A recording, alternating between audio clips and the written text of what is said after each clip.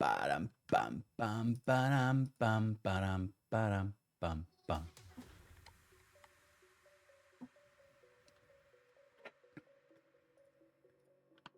So, das haben wir. Das haben wir auch. Einen wunderschönen. Hallihallo, hallöchen. So. Wir sind hier live. Ich habe keine Ahnung, ob wir die Kamera noch irgendwie anpassen müssen, ne? Kein Plan, müssen wir gleich mal gucken. Moin Momo, moin Chris. Hi, hi. Hallo Missy. Leute, die Patch Notes sind da. Kuchi, hi. Patch Notes sind am Dissel. Wie geil ist das denn bitte? Hallöchen Elo. Ein wunderschönen guten Tag. Hallo Gami.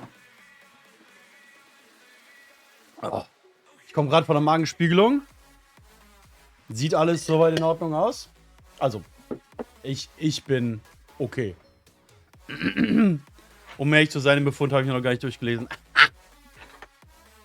Janice, hello.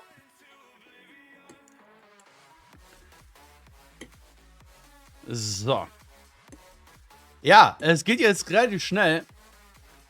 Wenn ich das richtig verstanden habe. Minimi und ich fahren jetzt heim. Macht das. Ich geht jetzt relativ schnell, wenn ich das verstanden habe. Wir werden uns jetzt die Patch Notes durchsehen. Und dann werden wir relativ zügig, denke ich, den Code kriegen, damit wir uns das angucken können.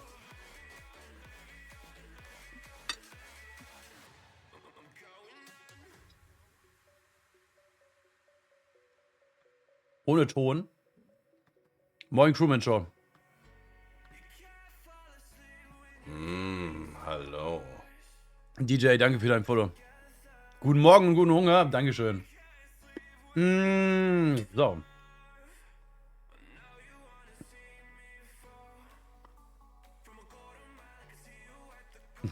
Grüßung aus dem laufenden Meme-Kassata X auf dem Herz. Aufs Herzlichste. Nice. Sherby, hi. So. Lass uns nicht lang schnacken. Ich will's sehen. Moin, Meister. Ich will's sehen. Meine Damen und Herren, ich präsentiere, guten Hunger, Dankeschön, die Patch Notes. Kriege ich die noch größer? Das ganze Ding heißt Phasmophobia Eventide. Cyberrichter grüße ich. Morgen. Misha, hi. Lara, hi. Welcome back. We have got an update for you. The update we have given in the version number, blah, blah, blah. Even so, the roadmap, bla, bla, bla. Update remains the same. Point Hope! Freunde, ist endlich da! Weil er keine Zeit hat? Ja, verstehe ich. Okay. Point of Hope was recently refurbished by a young family seeking something unique to call home. You will be welcomed by a modern extension complete with a hallway, closet and downstairs bathroom before entering into the lighthouse main living room. Decorated with nautical knickknacks. Was? Sarah, Dankeschön für 28 Monate. Dankeschön. 28 Monate Roland. Ich kann's kaum glauben. Ich kann's auch kaum glauben. Haskauwu. Ein Hoch auf dich. Haska Hype B. Ja, das ist alles eine Vorgeschichte. You were facing with several staircases and round rooms. Das ist eigentlich das Geile, dass die Räume halt so rund sind, ne? Ich bin super gespannt, wie die das umgesetzt haben. Lurk, danke Minty, danke für deinen Lurk. Schaut zwar zu, aber mir geht's nicht gut. Gute Besserung, meine Liebe, gute Besserung. This new location featured 10 floors, 12 rooms and a unique layout, which will challenge players in a new way. Das glaube ich gern. Mark, hi. You have had to use different techniques for some of those pesky ghost abilities while playing on lower evidence game modes. Das glaube ich tatsächlich auch. 10 Stockwerke, ja. Das hört sich ziemlich wild an, oder? Also, jetzt überlegt euch mal. Du musst dann dort auf den jeweiligen Ebenen die entsprechenden Beweise finden. Boah. Ich glaube, das wird richtig herausfordernd. Progression. Player playing rewards. The level is used by around 10%. Okay, du kannst schneller leveln. Also, du kannst schneller leveln. Making leveling faster. Okay. Krass. Das bedeutet, dass wir einfach die schneller auf Level 20 kommen. Okay. Can now level up to 9999. Nein. Und ich dachte, bei 999 ist es vorbei. Ja, das ist map-übergreifend. Das ist halt nichts mit Point Hope zu tun hier. Das ist map-übergreifend. The cried experience needed to level up between 999 und 9999 will increase every level. Ja gut, das ist klar. Also das wird halt, jedes Level wird halt die XP höher, bis du dann das nächste Level erreichst. Sunny Meadows restricted is now categorized as a medium location. Oh, okay. Vorher war das eine kleine Location. Damit haben wir jetzt 3 Medium Locations. Increase rewards for correctly identified the ghost in medium und large locations. Ah, okay. Large geht hoch auf $200. Und damit auch natürlich XP. Oh, spannend. Has been increased. Okay, T1 wurde increased, okay. Also die, einfach, dass es weitergeht. Mark, wird ja auch Zeit. Mark, wo ist deine Anmeldung, Mann?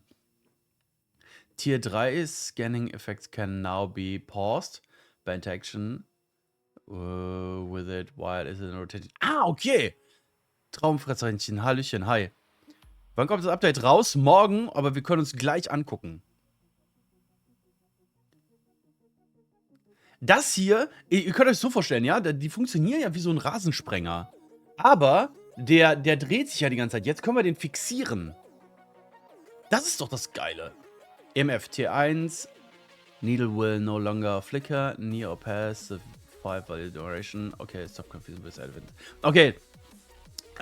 Dadurch, dass das T1 EMF die ganze Zeit immer so hin und her geschlackert hat, war es öfters schwierig, eindeutig zu identifizieren, dass es EMF 5 ist. Das soll sich jetzt geändert haben. Dann nervt das Geräusch nicht mehr ganz genau. Das heißt, T3-Dots wird wieder nutzbarer. Also für mich ist das sensationell. Okay, T3, EMF 5, Reading now. Plays a unique sound. Das ist auch geil.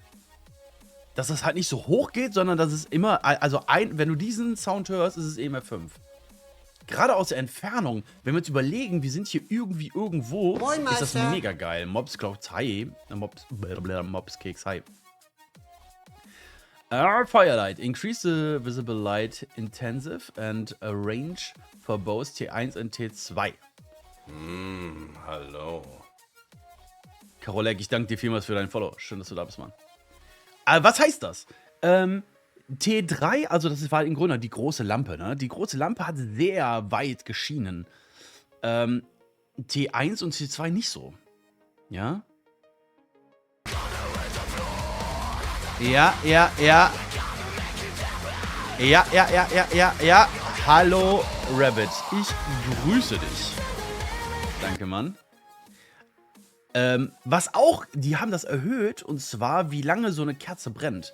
Das war super nervig, weil du T1 im Grunde genommen fast gar nicht benutzen konntest, weil sie nur 3 Minuten ging.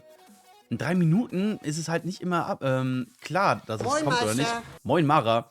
T2 Increase 5 Minuten zu 10, also von 5 Minuten auf 10 Minuten. Mega gut.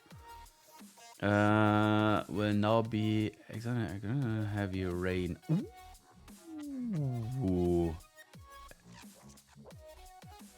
For example, they will no longer be on the house person. Hallöchen zusammen. D. Bobbel, ich danke dir vielmals für 23 Monate. Kann das jemand Moin, hier Meister. einwandfrei übersetzen? Es geht im Grunde genommen darum, dass es wenn starker Regen da ist, ja, und du hast die T1 oder T2 Lampe, sind die halt immer ausgegangen. Aber was genau heißt das hier? Weil ich bin mir nicht ganz sicher, ob weil du konntest die Kerzen in kleinen Zelten hinstellen oder überdacht und das war kein Problem, dann haben die Kerzen nämlich dann wieder gebrannt. Ja. Headgear. Key binding has been added. Ah, geil! Sehr gut! Das ist richtig, richtig gut. Was heißt das? Die Kopfkamera, die hast du immer eigentlich angemacht, wenn du lange F gedrückt hast. Das ist doch scheiße. Weil jedes Mal, wenn du das gemacht hast, kamst du durcheinander mit deiner Taschenlampe, die du normalerweise hattest. Dass die bei Regen ausgehen, aber nicht in Zelten oder bei Überdachten. Also im Grunde genommen so, wie es eigentlich sein sollte. Okay, perfekt. Turning headgear 1 on and off will now play different sounds to keep. Ah, okay. Die T1 Kopfkamera ist die Videokamera, die du dann im Van auch gucken kannst. Und das war immer der gleiche Ton. Jetzt haben die zwei unterschiedliche Töne reingemacht, damit man das besser auseinanderhalten kann. Voll gut. While within range of a ghost event and hunt ghost. T3 will now have. Also, ich sehe immer noch, okay. Visual Interface. Ah, okay. Wenn der Geist anfängt zu hunten oder wenn er ein Event macht, war das, wenn du die Nachtsicht hattest, hat das sich nicht geändert. Also war immer kein Flackern da oder so. Das haben die jetzt geändert, dass das auch beeinflusst wird. All tears will now play a new sound. Okay, Paramicrophone. T1 red light will now flicker when a sound is detected. Okay, wir reden über Paramol-Mikrofone. Das Moin, T1, Meister. moin, Saphira, hi, scheint jetzt einen bestimmten Sound abzuspielen. Wenn ein Sound im Grunde genommen registriert worden ist. T2 und 3 will now last slightly longer than the sound to improve. Short sound. Okay, das ist okay, werden wir sehen, ne? Wann genau kommt das Update? Morgen. Und ich habe bald Zugriff. They will still Kevin.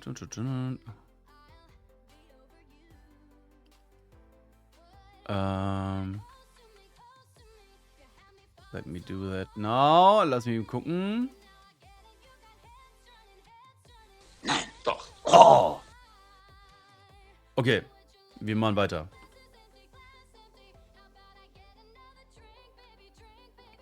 Wo waren wir stehen geblieben? T2 long and more proven short sounds. Okay. T3 can now receive sounds on the floor. Below the player use it with new AI to show which floor the sound is coming from. Geil. Wisst ihr, was das heißt? Wenn wir jetzt in zum Beispiel Sunny Meadow drin sind und wir kriegen einen Sound übers Parabolmikrofon, dann war in die Richtung klar oder in Highschool, aber nicht, ob er oben ist oder unten. Das ist sehr gut. Wann wirst du es denn spielen? Sobald du kannst, also in 30? Ja, genau. Sobald ich kann, werde ich spielen. Bin schon so gespannt. Ejo. Ich find's auch sehr cool. Thermometer! Holding down the use button while holding Thermometer 2 und 3 will now continuously update instead of having to restart. Oh. Yes, hi. Wisst ihr, was das heißt? Wir können einfach draufdrücken und der zeigt es uns an. Ich liebe alles daran. Das heißt, wir können auch mal wieder mit anderen Thermometern reingehen. Okay. The hold time has been reduced to 3 seconds. Not, okay. Okay, also das wird jetzt einfach nur angepasst, dass es halt früher angezeigt wird, ne? Genau, und endlich nicht mehr andauernd klicken. Oder du nutzt einfach nur das T1.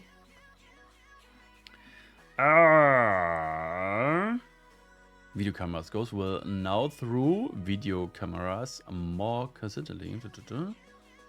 Okay. Ja, das war am Anfang irgendwie einfacher. Also ich hatte auch das Gefühl, dass die das... Oh, warte. Dass das irgendwie anders war. Diese Videokamera Hin- und Herschmeißerei, das war gar nicht so ein richtiges Ding. Den hast du, glaube ich, überlegen. T1-Nerf ist da. To make it... okay. Okay, das ist tatsächlich T1-Nerf. Okay, das scheint jetzt ein bisschen schwankender zu sein. Okay, alles klar.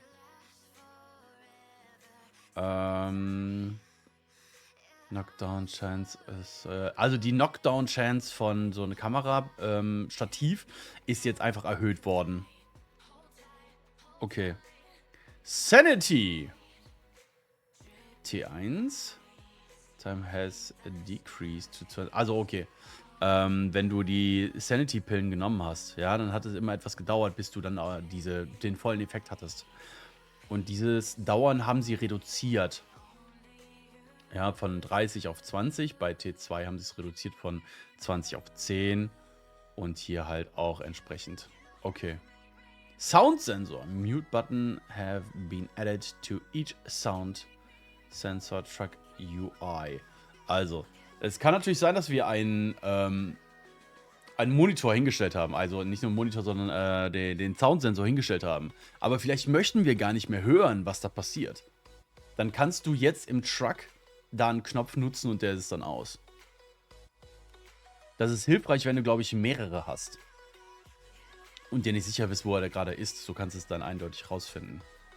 Spirit Box. Small evidence lights such as lamps must now also be turned off to revive a response. Also, wenn du mit der Geisterbox unterwegs bist, musst du das Licht, also normalerweise das Deckenlicht ausmachen. Jetzt ist es aber hier nochmal was anderes. Small Environment Lights. Das kann die Nachttischlampe sein. Mich würde jetzt interessieren, ob es auch die Taschenlampe beeinflusst. Das müssen wir jetzt testen. Mach das, Odin, mach das. You now must hold the Spirit Box to use it with text-based voice recognition. Okay. T1 und T2 UV-Licht have been swept for better progression during leveling. Okay. Wäre auch interessant, ob es die Lampen im Campbaum betrifft. Interesting question. Absolut, Hybrid. Absolut.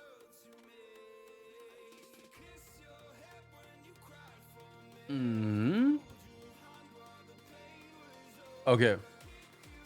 Optimizations.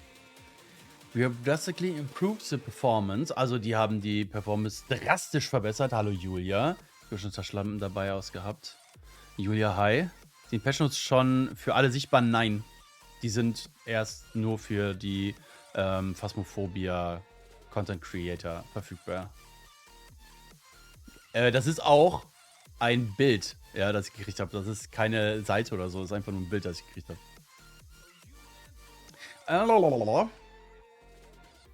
Wo war ich? Performance area of the game, which will result in... Also im Grunde genommen haben die Grafik einfach nochmal verbessert, ne? Dass er auch schwächeren Rechnern besser läuft. Weil das hat ja auch ein paar... Phasmophobia ist extrem ressourcenfressend, ob man das glaubt oder nicht. Foto- und Videokamera, Shadows, das Wetter und die Himmeleffekte, die Grafik, User Interface, Physics, Audio. Ja, also im Grunde genommen, das können wir abhaken unter, die haben an der Performance gearbeitet. Check. Training. Lower the temperature of training to make the freezing temperature section much faster to progress. Reduce the amount of equipment to 1 in each room. You know, have to get EMF 5 to get past to EMF room. Es geht jetzt hier im Grunde genommen um das Tutorial. Na, Hallöchen Niki, hi. Es geht hier um das Tutorial, was sie halt angepasst haben. Das interessiert uns jetzt gerade weniger. Neu! Neue ID-Card Badges can now be unlocked. Lighthouse Keeper, correct identifies Ghost on Point Hope. 50 Mal. Gibt es dann auch neue Steam Achievements? Oh. Ah ja, und Apokalypte gibt es jetzt auch nochmal, okay. Also du kriegst jetzt ein Badget für die Apokalypte Challenge. Ready completed, one of the Apocalyptic Challenge, you will need to complete a single game of any kind to receive the new ID card rewards. Oh nein, ich muss es doch mal machen, sehe ich das richtig? Ich muss das nochmal machen. Oh. Aber any, das heißt, ich muss nur Bronze machen, wenn ich das richtig verstanden habe. Aber nun gut. Scheiße. Players can now carry an Igniter addition to 3 other items. Okay. What? No! You will need to complete a single game of any kind to receive the... Ah, oh, wait. So, ja, hier, so sieht das übrigens aus, ne? Nee. Ich lese das falsch, glaube ich. Ich glaube, es geht darum, irgendein Spiel zu spielen. Finja, hey, ich wollte mich nochmal für den Raid gestern bedanken. Voll gerne, schön, dass du da bist. Hi. Ich glaube, du musst irgendein Spiel spielen. Das heißt, wenn ich mich jetzt anmelde, kriege ich das nicht, sondern erst, wenn es dann einmal geladen ist. Wir kontrollieren das gleich, okay? Unlock a new reward that is not tied to leveling up will now show a pop-up to the mission summary screen. Hallo. Finja, ich danke dir vielmals für deinen Follow. Schön, dass du da bist und Dankeschön. Ghostwriting Books now play new sounds when closed.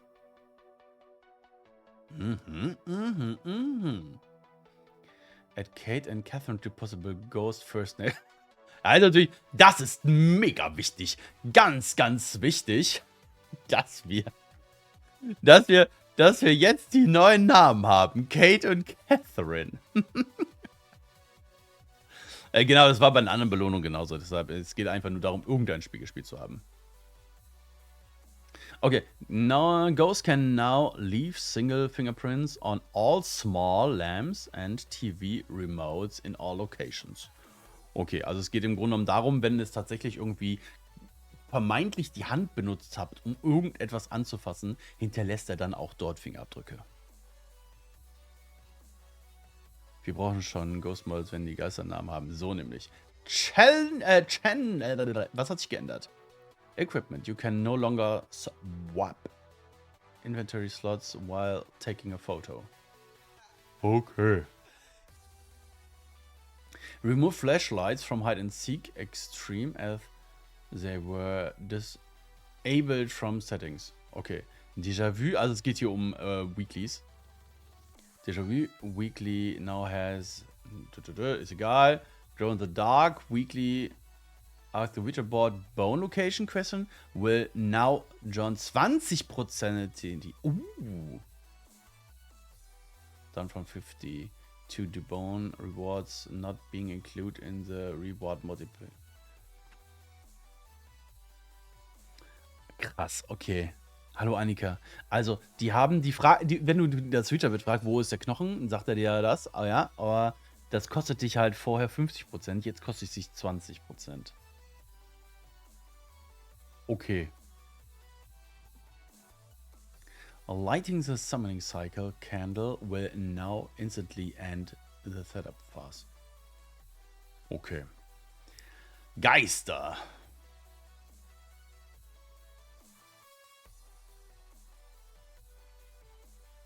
Non-ghost writing ghost now close the book after throwing it. Das ist im Grunde genommen für uns nochmal eine Erleichterung, weil wenn der Geist das Buch schmeißt, wird er nicht reinschreiben. Also, ne, wenn der Geist das Buch irgendwie kickt, wirft, wie auch immer, wird er nicht reinschreiben. Deshalb habe ich das immer sehr nah an den Dots dran getan, damit ich weiß, okay, wenn das nicht nah an den Dots liegt, hat er das Buch gekickt.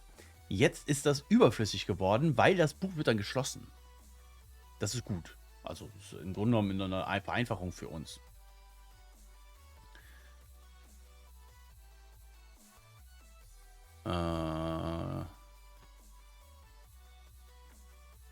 Okay.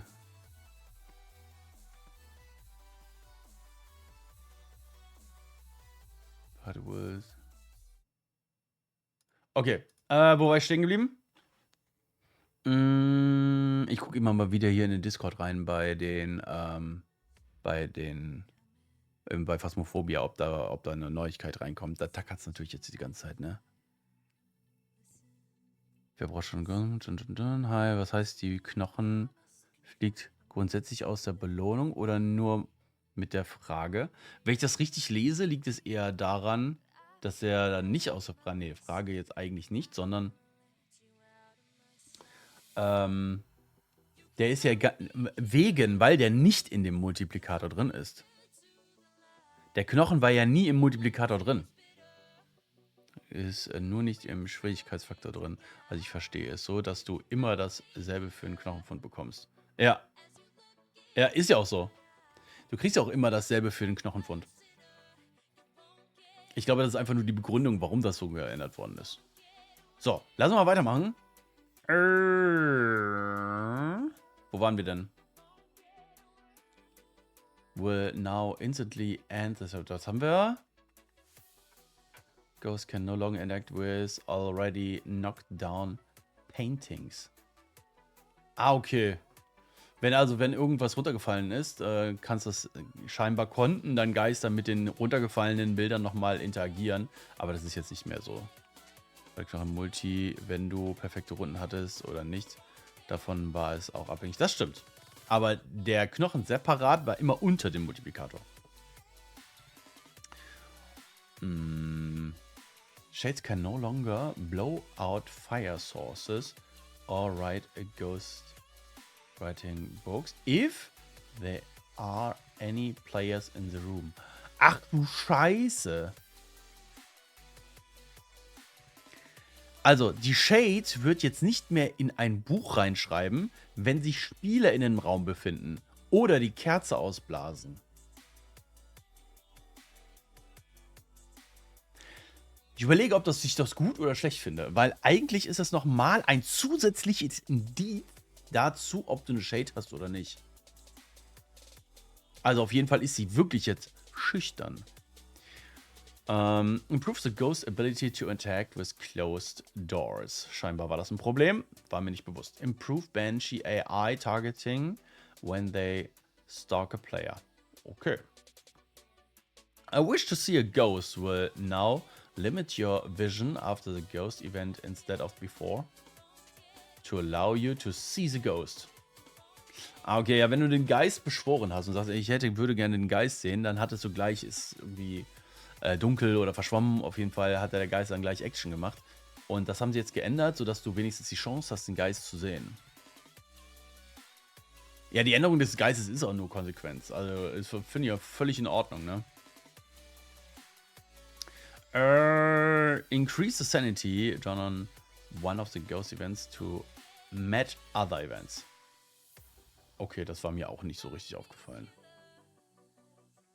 Heavy environments, paparazzi and hide and seek, weekly now take place in Point Hope. Ah, okay. Hallo, Rabenfrosch. Ich grüße dich. Also im Grunde genommen, Point Hope wird eingebunden in diese also im Grunde genommen in die Weeklies. Das sagt es nur aus. Drastically improves the sunrise visuals. Okay. Das bedeutet im Grunde genommen, ja, dass es halt nochmal hier nach vorne gegangen ist. Turning a several light switch in a room, but not all will now drain sanity. Instead of the full sanity, drain speed. Okay. Don't move when hit with another prop. will no longer play an additional impact sound. Ja, das ist nice to have, aber jetzt nicht wirklich ein Must-Ding, ne? Hi Marcel, grüß dich. Adjust all weathers in the fog color for better blending with the horizon. Ja, da wäre ich mal gespannt. Also wenn die jetzt wirklich das Wetter mit dem Nebel angepasst haben, das wäre richtig, richtig gut. Weil das fand ich mega nervig.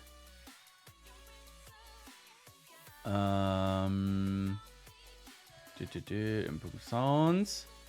Adjusted a weather distant for color between blending. Das haben wir. Remove Point Hope. Ah, okay. Ja, gut, dass sie das jetzt aus der Lobby rausgenommen haben, das Anteasern von Point Hope and the Map. Ich denke, das wird in Richtung Maple gehen. Da haben die das ja angeteasert und vielleicht auch den gezeigt in Maple dann einfach nochmal vom Steg aus. Und in der Lobby, wahrscheinlich haben sie das jetzt rausgenommen. Linda, ich danke dir vielmals zur Zwangsversappung von Marcel. Dankeschön. Und hallo Kaffee Sunny. Schön, dass du da bist. Optimize Assets across all maps. Okay. Light Cookies. Flashlight. Shaped etc. But increase resolution for Key Light Shadows. Ja, es geht hier um die Umwelt, ne? Im Grunde genommen, was da alles so passiert. Und die haben das jetzt ein bisschen verändert, ja. Ja, okay. Crewman Job, vielen lieben Dank für die Zwangsversappung von Rabenfrosch. Dank dir, Mann. Vielen lieben Dank. Mega cool. Wo war ich stehen geblieben? Move the green bowl in Edgefield Lighting Room to help with the lamp detection and new fingerprints. New fingerprints? Hohoho. Und Roland, neue Map? Ja, ich warte darauf, dass ich den Code kriege. Dann bin ich sofort drauf.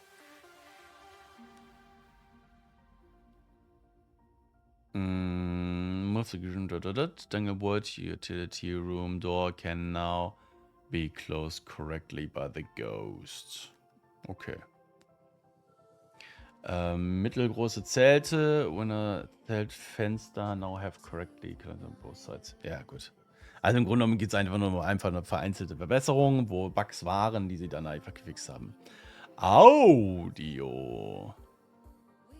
Sounds above and below. Sounds that are one floor above are bass boosted and muffled. Also okay, jetzt wird es noch einfacher zu erkennen, ob der Geist sich auf der Ebene befindet, wo du gerade bist, oder da drüber. Einfach weil der Bass angehoben worden ist, ne? Und weil es dann einfach nochmal ein anderer Sound ist. Geister nicht, ja. Items, Level, Verringerung auch dabei. Ja. Kannst du im VOD gucken, Marcel. The heartbeat sound will... Achso, warte. Sound that are one floor below will be more and quiet. Ah, okay. Also oben hören wir stärker, weil da das Stampfen ist, und unten hören wir das halt weniger und leiser. So that are two floors above you or below will have more extreme effects and volume reduction. Okay, das ist natürlich jetzt relevant für Point Hope, weil wir da ja natürlich mehrere Ebenen haben. Viel mehr. Viel mehr Ebenen. The heartbeat sound will no longer be altered by reverb, audio effects, audio levels on room tone and Ouija board have been remastered to bring them in line with other sounds. Okay. Reduce the volume of the writing sound of Ghost Book. Okay, also im Grunde genommen haben die verschiedene Sounds runtergemacht, dass man nicht mehr überall alles hört. So. User Interface. Difficulty, Money and Prestige Level Up Pop-Ups have received new images. Oh, oh, Finoli. Improved Color. Okay. Increase the running time for Airplayer. Marcel, vielen lieben Dank für die Zwangsversappung und für die verschenkten Subs. Vielen lieben Dank. Dank dir, Mann. Vielen, vielen lieben Dank. Mega cool. Ihr wollt Halbton fahren? Fahrt. J2.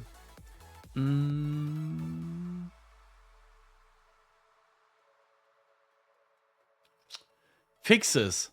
Jetzt bin ich nämlich gespannt, ob da das Foto mit dabei ist. Da gucken wir uns aber in Ruhe an. Linda, danke für die 100 Bits. Danke für die 100 Goldstücke. Player movement will no longer be affected by Zug. health equipment. Mhm. Marcel, vielen lieben Dank für deinen Sub. Dank dir. Vielen, vielen lieben Dank. Quickly now start. Even if you are still holding down the sprint button, but not moving. Danke für die 100 Goldstücke. Ich glaube, danke für die 100 Bits, Dankeschön. Ich glaube, es geht hier tatsächlich darum, wenn du gesprintet hast und dann bist du exhausted, also wenn du dann außer Atem bist. Kiri, grüß dich, hi. Wenn du außer Atem bist und dann auf einmal starten möchtest, musstest du dann nochmal loslassen und dann wieder neu drücken. Und wenn ich das richtig lese, kannst du hier komplett durchsprinten, wenn der Sprint wieder verfügbar ist. There's no longer a visual glitch when rapidly equipping and Mobs Gigs, danke für die 110. Dankeschön. As one of the player's models. Okay. You can now change your sprint mod while in a game in VR. Okay. Finoli! Danke für die 100 Goldstücke. Danke für die 100 Bits. Finally, wir haben ein Thema vielleicht. PLZ-Emote. Es kann sein, dass die das User-Interface geändert haben. Danke für die 100 Goldstücke. Kassata, Dankeschön. Gucken wir uns gleich an, sobald ich kann. ZTSCHU, ich möchte auch mit. Wo fahren wir hin?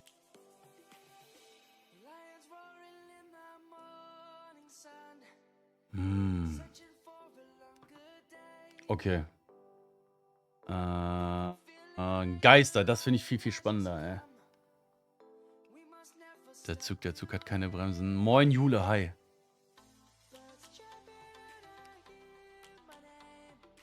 Da. Hanging paintings through the ghost will no longer fall through the floor. Ja, das hatte ich tatsächlich mal, sogar als ich mit Ben, also mit Lavender, einer der Entwicklern, zusammengespielt habe. Da ist ein Bild einfach durch den Ball durchgefallen. Aber war ein bisschen sus, war ein bisschen komisch. The ghost and bone can no longer get stuck in several locations. Okay, das hatten wir tatsächlich mal. The Yurai can now use their ability on doors that are open at the start of the game. Das wusste ich nicht. Scheinbar konnte der Yurai nur Türen mit seiner Fähigkeit schließen, die von Spielern aufgemacht worden sind. Und nicht von Anfang an offen waren. Okay, wusste ich jetzt nicht. Der Dämon und die Banshee attempted to use the ability, but failing will no longer add to the ability use stat. Okay, ja gut. Didi, hallo, grüß dich, hi. Ghost will no longer keep through the same object over and over and will instead choose more variety items within its interaction range. Okay, scheinbar hatte der sowas so ähnliches wie ein Lieblings-Item und hat es dann mehrere Male benutzt. Das hat man tatsächlich öfters mal gesehen. Was sind eigentlich mit der Personalisierung von unseren Charakteren? Sollte das nicht auch in diesem Update kommen? Vielleicht kommt das noch, aber ich glaube nicht.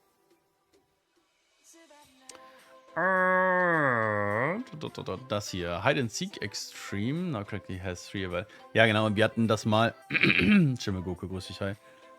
Die Weekly Hide and Seek Extreme war eigentlich geplant mit 3 Beweisen, aber es hat nur 2. Das war ein Fehler, der war bekannt und haben sie jetzt geändert. Guessing player detected will no longer include inclusive dead players if they didn't move after dying.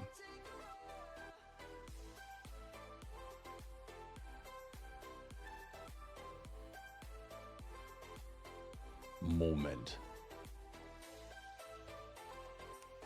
Danke für euren Hype-Chat, Leute. Vielen lieben Dank. Isada, hi. Sina, hi. Das muss ich mir kurz nochmal überlegen.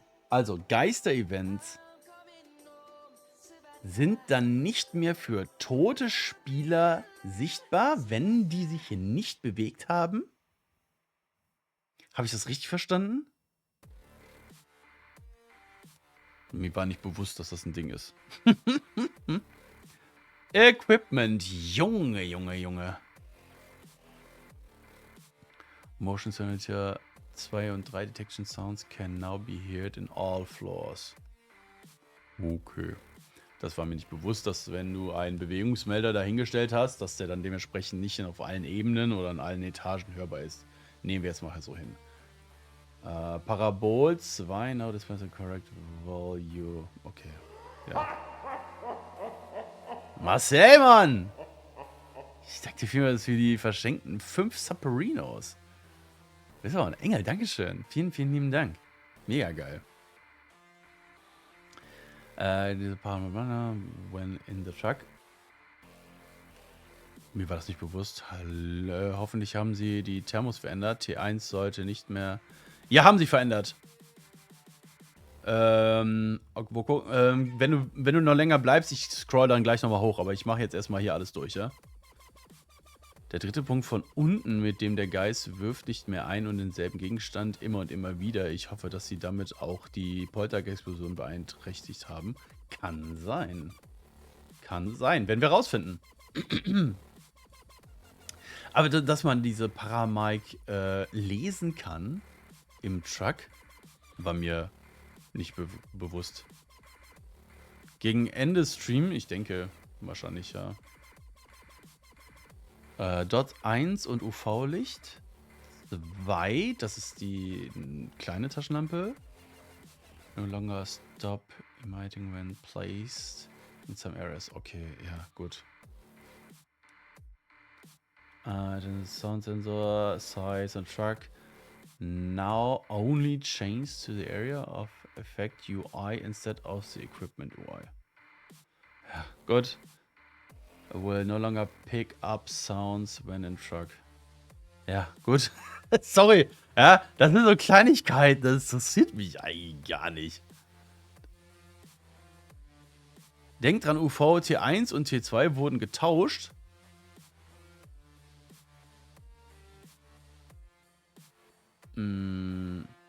Hier so, finde ich aber nicht sinnvoll. Aber wenn dem so ist, dann ist es so.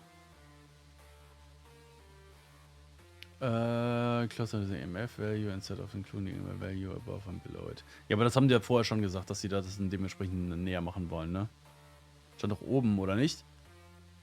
Habe ich nicht drauf geachtet, wenn ich ehrlich bin. Das sind so viele Sachen. Und viele Sachen, ich bin auch ein bisschen, wie soll ich sagen, emotional dabei.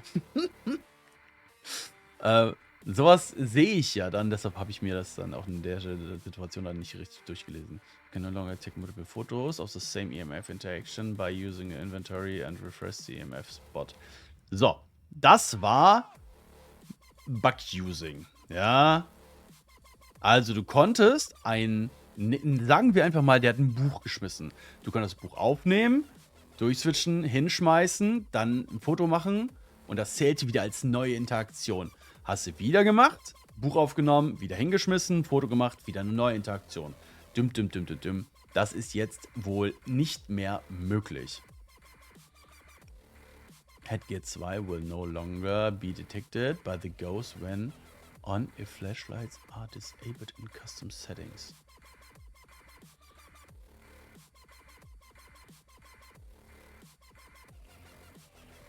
Das war mir nicht bewusst. Also es geht hier darum, dass die T2-Kopflampe ist ja das Licht, ja. Und du hattest kein Licht. Licht war ja ausgestellt, wenn du das ausgestellt hast, hierbei mit den Flashlights. Aber scheinbar konntest du es trotzdem nehmen, anmachen und es war elektronisch. Was ja keinen Sinn macht, weil wir haben ja gar nichts. Und deshalb haben die es wahrscheinlich rausgemacht. Power mic will no longer muffle your audio when picked up while holding another item. Okay, das ist tatsächlich ein Bug gewesen, ja. All sound sensor tiers and Firelight T2 are now more stable when playing in VR. Ja, das ist schön für die VR-Spieler. You can no longer light other people's in physical moving the fire source into it.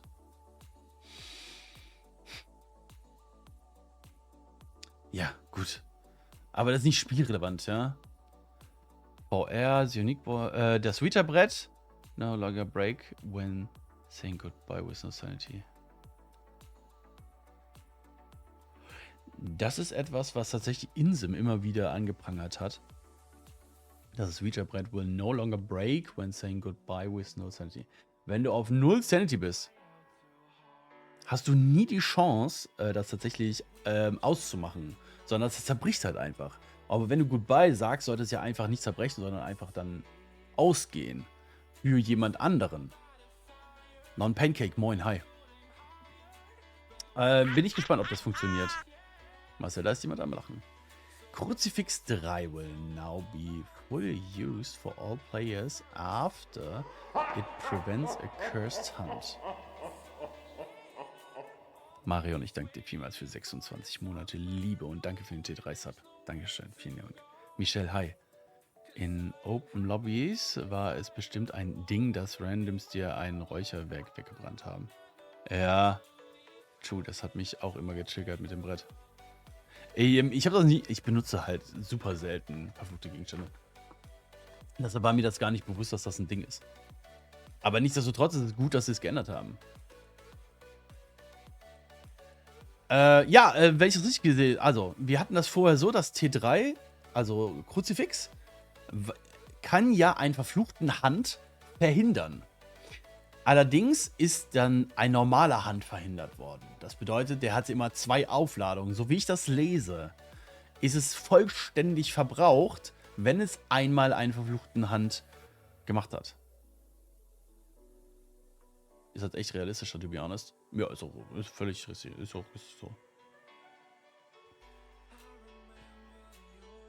You can longer need to swap hands between each toe card to draw in VR. Ich habe ja letztens in VR gespielt, ne, aber ich habe da noch nie irgendwie Tarot-Karten gezogen. Was nur noch Karten, weil mir einfach immer nur der Hangman fehlt. Sonst habe ich alles. Okay, das verstehe ich natürlich. Aber kann das Kruzi 3 einen normalen Hand aufhalten und danach noch einen verfluchten? Ganz ehrlich, das werden wir rausfinden. Ich glaube ja. Ich vermute ja. Weil sonst hätten die es anders hingeschrieben. Sowas wie, das T3 kann nur noch einen verfluchten Hand aufhalten, wenn es untouched ist oder noch nicht benutzt worden ist. So hätte ich es dann geschrieben.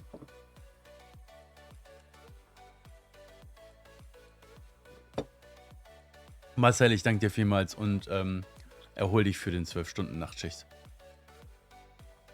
Zu sehen, wie die Magenspiegelung gut überstanden hast, war gar nicht so schlimm, oder? Nee, war nicht schlimm. Oh. Ich war danach auch super fit. So. You no longer need to swap hands between each cards. Das hatten wir. Capping, Swapping, Props, Equipment in VR. Interessiert mich nicht. Igniters can no longer be used if another player fully use up the fuel. Hallo Franziska, hi. Wenn ich das richtig sehe, geht es hier um das Feuerzeug, ja? Wo Benzin halt drin ist. Ja, gut, aber ganz ehrlich, ich habe das noch nie leer gekriegt. Noch nie.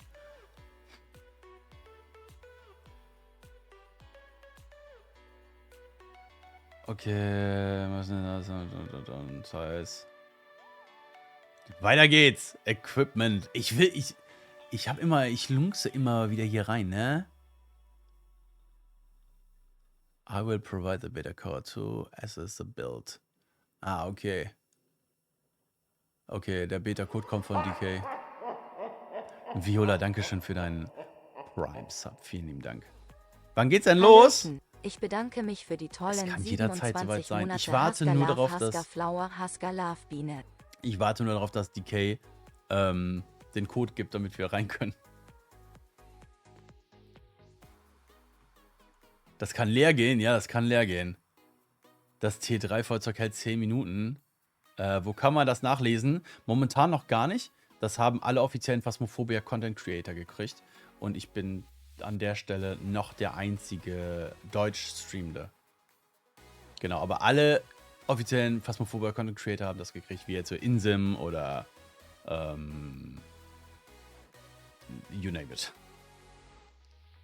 Wie war eigentlich die Magenspiegelung? Die war gar nicht so schlecht. Also für die Leute, ich hatte heute Morgen um 10 Uhr eine Magenspiegelung. Da war ich mir nicht ganz sicher, wie fit ich jetzt bin. Aber ich fühle mich eigentlich ganz okay. Danke der Nachfrage. Ja, und der Retz kriegt das halt morgen, ne? Ich glaube, eine Stunde vor Release. Hallöchen, Angel the Dragon. So, lass mal weitermachen hier. The player and ghost will now correctly be detected when moving between different rooms and floors. This will make evidence gathering much more consistent. Ja, gut. Also im Grunde haben sie das noch verbessert. Alessandra, hola. Schön, dass du da bist, hi. Weißt du denn, um wie viel Uhr das Update morgen kommen soll? 13 Uhr deutsche Zeit. Ja, 13 Uhr deutsche Zeit. Cinematic sounds effects will no longer turn off while moving around in certain rooms. Maple Lodge, carbon windows, fingerprints will be visible again. Okay, das haben sie scheinbar rausgenommen, weil das buggy war, dass man im Maple halt auch die Fingerabdrücke in verschiedenen Fenstern sieht. Bist beim Meeting heute dabei? Alessandra, ich sag's dir so, wie es ist. Das kommt drauf an. Ich habe eine Freigabe, dass ich heute den ganzen Tag streamen kann. Von meiner Familie. Deshalb weiß ich es nicht. Thüringsen, Moinsen, hi. Aber ich sage dir, Fabi ist mega lieb. Mach dir keine Sorgen. Gar nicht. Da, remove several locations where the ghost could get off of bounds in Sunny Meadow. Okay. Remove the spots where ghost could get stuck between the Gashon and Campwood. Ja, aber das sind so generelle Informationen. Die sagen jetzt nicht, das haben sie geändert, das haben sich geändert, sondern verschiedene Sachen haben sich geändert. The camping chair next to the lover's bench in a woodwind is no longer white. Okay. Fährt danach erstmal zum Pferdchen. Mach das. Schreib mir mal, wie es war, aber. All over hot chops and maple now have rain sounds. Okay. Ja, weil das sind so Kleinigkeiten. Die sind nicht so relevant. Die haben halt verschiedene Sachen einfach verbessert, ne? Nicht der weiße Stuhl, ganz genau. Reduce visibility of geometric seams where you can see the skybox in Sunny Meadow. Wen interessiert's? Keys collected will now have the correct name in the journal. Okay. Window reigns.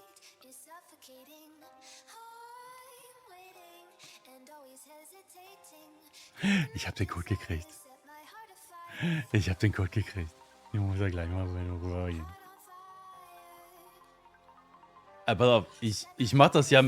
Ich mach das eben, ja. Dann kann das wenigstens schon mal laden. Okay. Wir gehen sofort wieder in die Patch Notes rüber. Aber das ist essentiell. Sorry, Leute. Dann können wir das nämlich.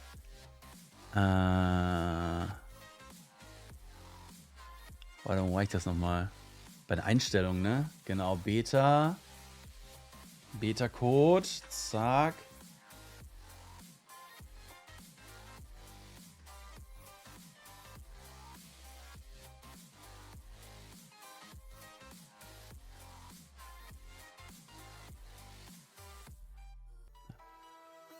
Hallo Franziska, hi.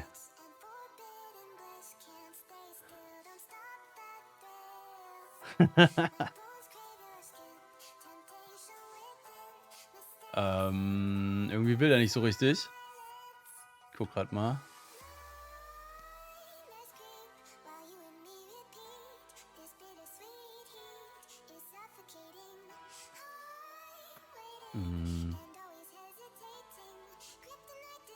Weil der will nicht so richtig.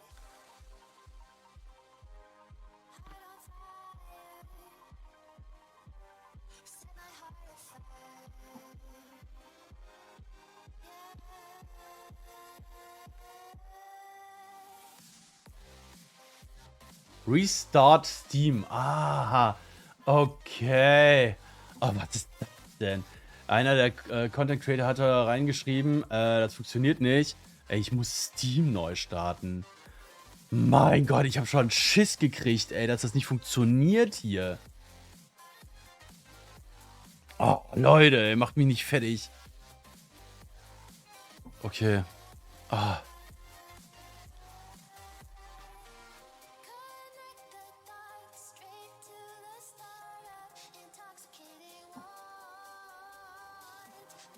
Okay.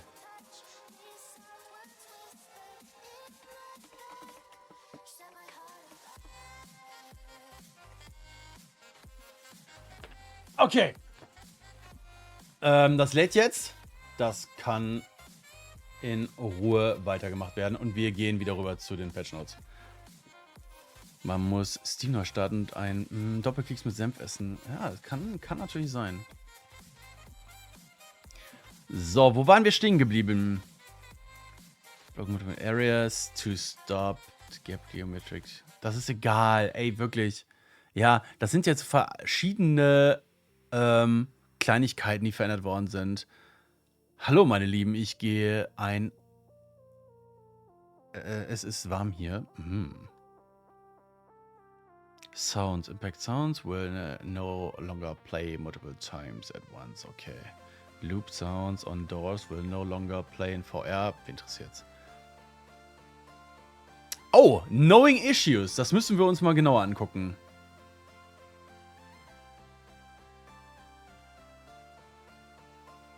Eine falsche Hitze, okay. Diogen pathing can be inconsistent during hunts on Point Hope. Small items can fall through walls and floors in Point Hope. Interactions can sometimes repeat multiple times. MSRA will the artifacts while dead. Okay.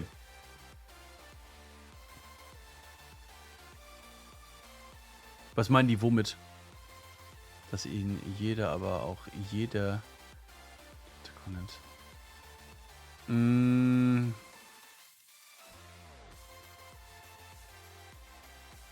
Also im Grunde genommen ist, was mir halt hier fehlt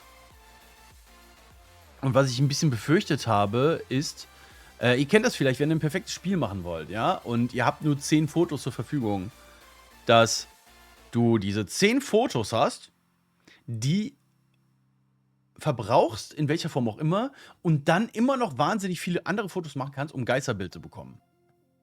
Das war, oder das ist immer so gewesen in letzter Zeit, ne? Aber das sollte eigentlich weg sein. Dass der Weg vom Diogen inkonsistent ist. Can be. Ich nehme an, also Point Hope hat wahnsinnig viele Floors. Wahnsinnig viele. Also 10 Etagen. Es kann halt sein, dass sie deshalb da ein Problem mit haben. So, es war eben noch eine Frage, ne?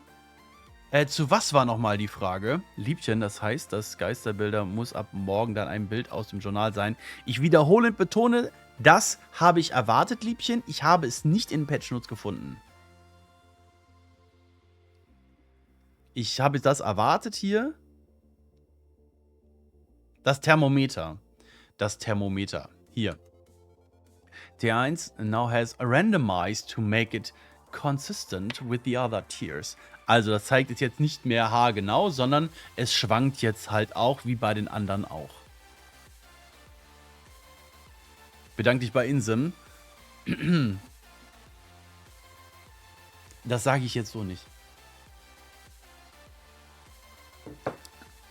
Ja, und bei T3 ist es halt einfach, wir müssen das nicht mehr festhalten. Also wir können den Knopf jetzt nur noch festhalten und müssen nicht jedes Mal wieder neu draufdrücken, sondern du kannst einmal festhalten und dann nach einer bestimmten Zeit zeigt er dann das, zeigt das im Grunde genommen die Temperatur an. Bin mal gespannt, ob sie damit auch das Entfernen von Fotos schon eingefügt haben. Hört sich aber so an, als wenn nicht. Nee, das habe ich nicht gelesen. So, Freunde, Seid ihr gespannt? Also seid ihr gespannt auf Point Hope? Ich warte schon so lange da drauf. Ich warte seit Ewigkeiten da drauf. Ja, das mit dem UV-Licht haben die getauscht. Das ist ein bisschen komisch, ne? Ich bin gespannt. Bist du gespannt? Ich bin mega gespannt. Hallöchen, Mira, ich grüße euch. Ihr kommt genau richtig. Wir gucken uns das neue Update an. Seid ihr gespannt? Ich bin gespannt. Nicht Pipo, hi. Buzz like hi. Gebasch wie ein Regenbogen zwischen zwei Hühnern. Geiler Vergleich.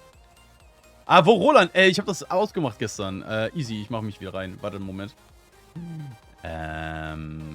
Gib mir a second. Ich habe mich doch ausgemacht. Ich mache mich wieder rein. Wo bin ich? Da, Videoaufnahmegerät. Hi. Und ich mache den Chat auch wieder rein. So, zack. Da seid ihr wieder. Willkommen, liebe Raiders. Mega cool. Leute, also, ja, ich bin offizieller Phasmophobia Content Creator, ja. Ich habe das Privileg und mehr oder weniger auch die Pflicht, ein neues Update zu führen. Bitte Starterspiel, Version, bla bla bla. Jetzt schon auf Point Hope zugreifen zu dürfen. Gibt es hier Multiplayer? Kurz gucken. Ja, stell einfach mal Lobby, gucken wir, ob jemand reinkommt.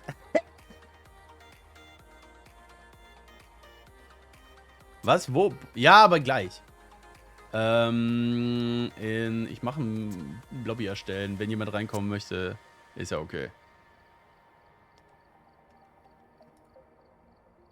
Meine Damen und Herren, Point Hope.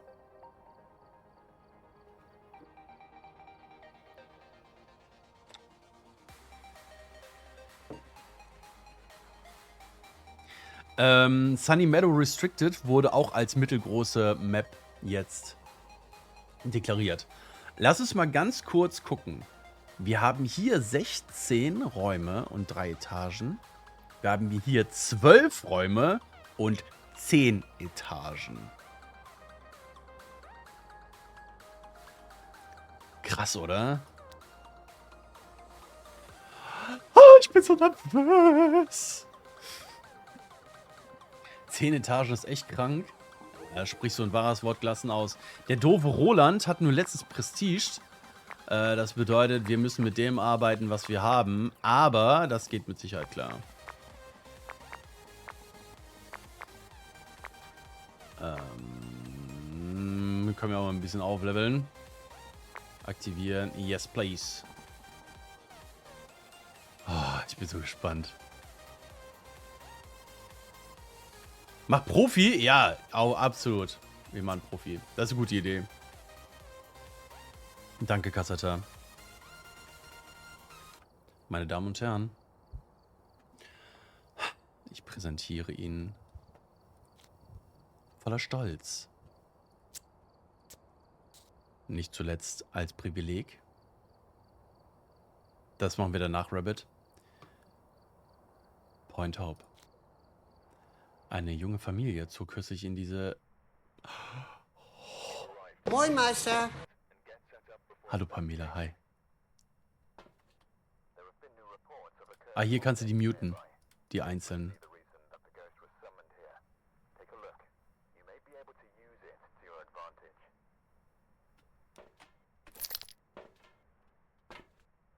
Lass mal gucken. Also das ist ganz unten, ne? Okay, das ist ganz unten.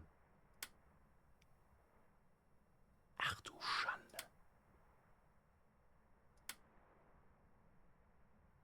Ein Billardtisch. Ich meine, das muss doch irgendwo ein Schachbrett. Da ist das Schachbrett. Ich will es gar nicht sehen. Ich will es gar nicht sehen. Wir gehen da jetzt rein. Wir gehen da jetzt rein. Ich will das gar nicht so sehen.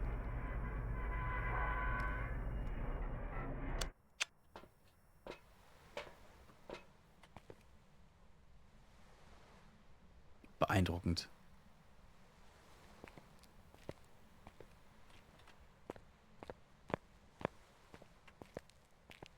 Mega cool.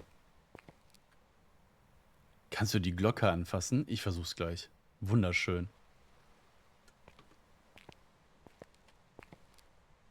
Sag mal, gibt's irgendeine andere Map, wo wir den Van auch mal umrunden können? Mir fällt ad hoc jetzt keiner ein. Viel wichtiger ist, gibt es dort ein Horn?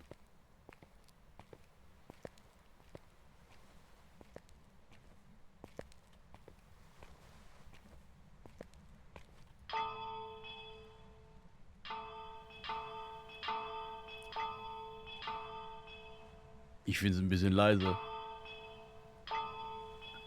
Da, da, da, da, da, da, da, da. Der Weg ist ziemlich weit, das stimmt.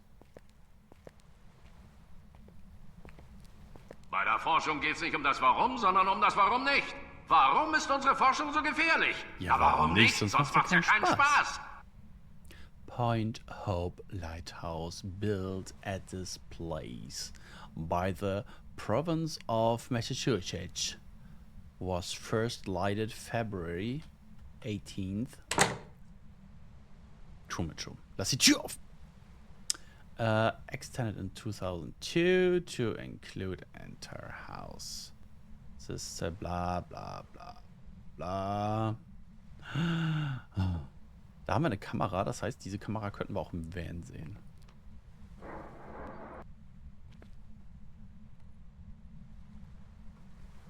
Hallo Frau Knackerarsch, hallo Alexa.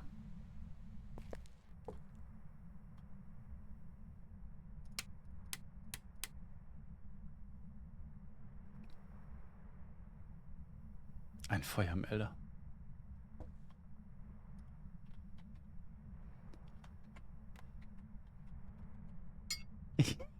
Ich kann den Anker nehmen und werfen. Ey, was? Ich lass den mal hier. Wen interessiert's? Ich möchte Dinge anmachen.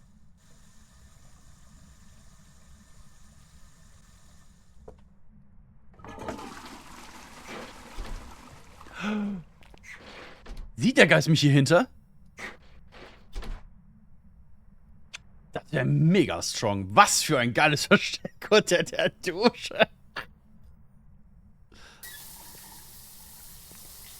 I'm singing. Nee, okay. Wie cool. Wie cool. Ja, sicherlich, wenn wir das werden, das auf jeden Fall ausprobieren. Unter der Dusche gesnackt. Komm, Hildegard, wir gehen duschen.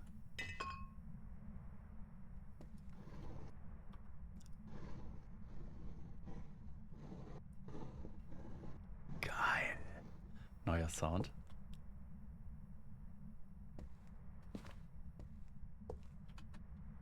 Die kleinen... Hallo?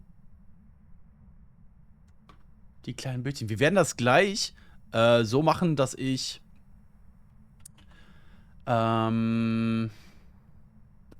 direkt Strom anhabe, damit wir alles angucken, ja? Ich wechsle auf den Laptop. Ich bin ein bisschen überfordert. So viele Eindrücke. Hallöchen, Sandy, hi. Hauptsache frisch und gut riechend gestorben. Das war kein Knochen, das waren hier die Schiffe. So kleine Bötchen.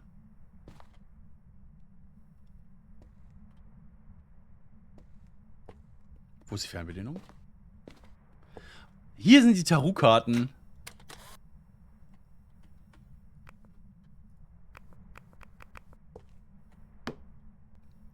Witzig. Das bringt mich auf die Idee für Sims 4 Gruselhaus. Das glaube ich dir. Und Hallöchen, hi. Kannst du das Zelt aufmachen, Versteck?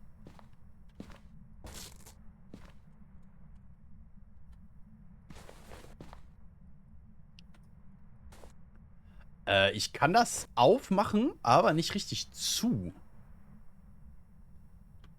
Muddy, moin.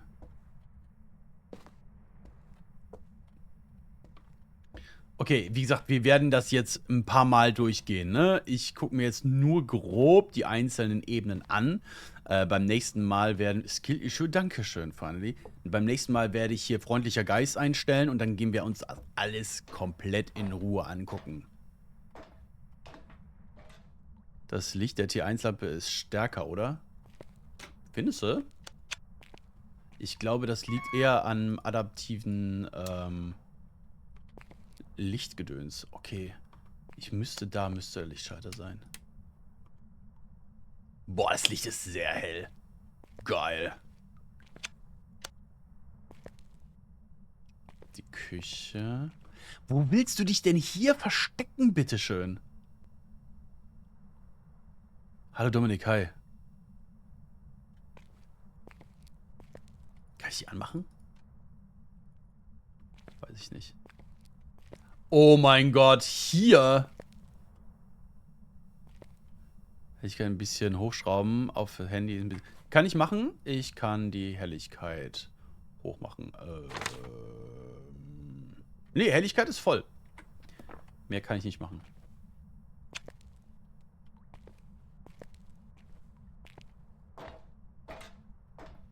Aber warte, wir machen hier, bevor die... Wir haben 10 Etagen. Bevor wir hier Probleme kriegen mit dem Breaker, machen wir die Lichter hier aus. Okay, das ist, wenn ich die Treppen normal laufe.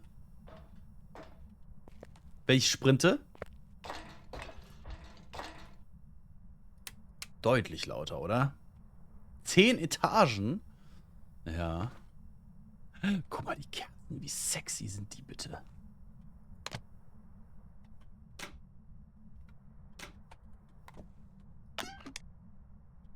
Ja, nee, ist klar.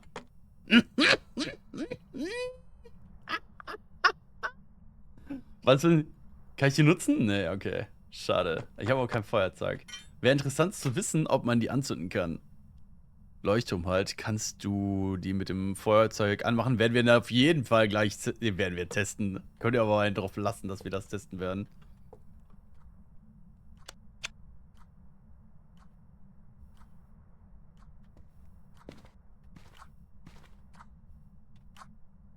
Ey, du bist ja gar nicht laut, ne? Ja gut, ich sag mal so, ne? Wenn du hier als Leuchtturmwärter lebst, brauchst du auch so einen...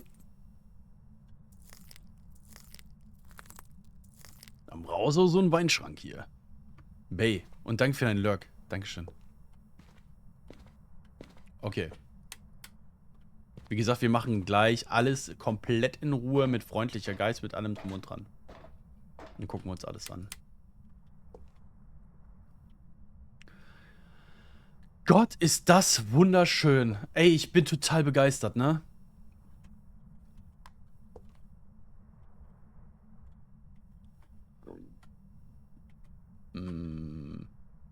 Okay. Kannst du den mal wieder richtig hinstellen. So. Und dann kannst du hier Schach spielen. Als hatten die angekündigt, dass man hier Schach spielen kann. Chim chim, chim chim. Chim chim, chim chim, chim chim, chim chim. Und so weiter und so fort. Schach mit dem Geist spielen, das wäre Next Level Shit. Hier kannst du loopen. Hier kannst du den Geist loopen. Mich wird... Ah, ist es nur ein Feuer? Ah, shit. Warte mal.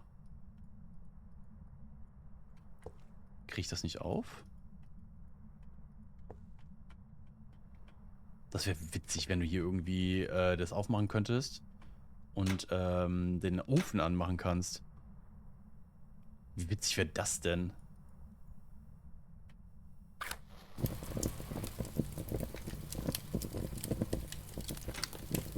Ich liebe es! Oh!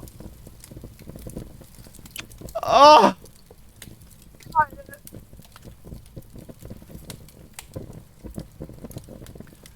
So.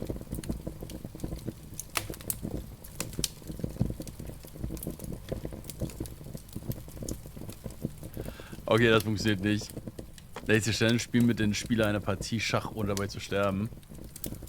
Und gewinne es. Okay, lass das einfach mal brennen. Vielleicht wäre nochmal interessant zu wissen, oder wie lange das jetzt brennt. Jo. Boah, super geil. Können wir den anmachen?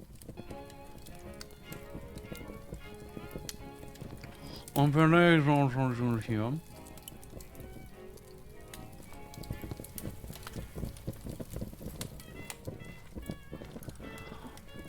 Darlin, bei der derzeitigen geopolitischen Lage gehören alle Nationen an einen Tisch. Ja, ja, ja. Ganz genau.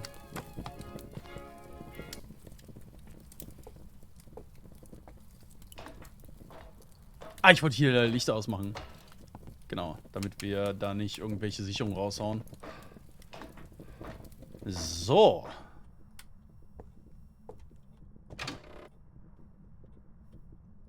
Badezimmer.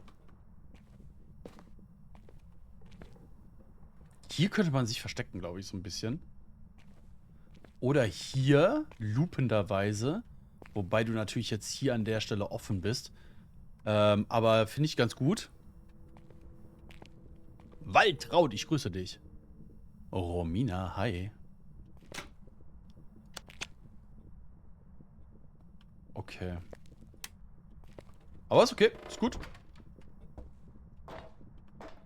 Der Geist will in Ruhe spuken und dann kommt ein Typ rein, setzt sich ans Feuer und labert was von Geopolitik. Natürlich.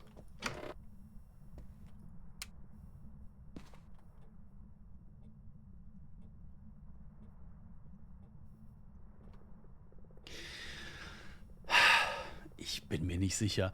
Also, das sieht schon alles ziemlich schick aus, ne? Aber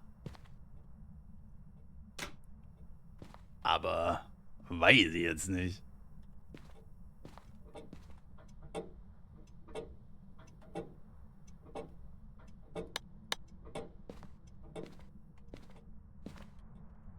Hier kraxelt das übrigens doch. Ah, doch. Der Geist hat Licht ausgemacht. Sack. Ich bin ganz gespannt, wie es oben aussieht. Die Map ist geil, aber ich glaube, so einfach wird die nicht. Nee, die wird. Ich glaube auch nicht, dass sie einfach wird. Aber umso cooler, oder? Was ist eigentlich hier mit den Fenstern? Da kann ich nichts machen, schade. Das Kinderzimmer.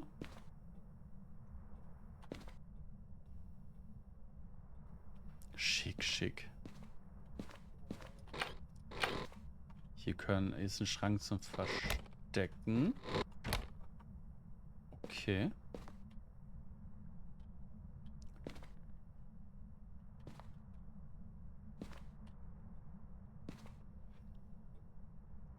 Das ist mega süß, oder? Finde ich auch.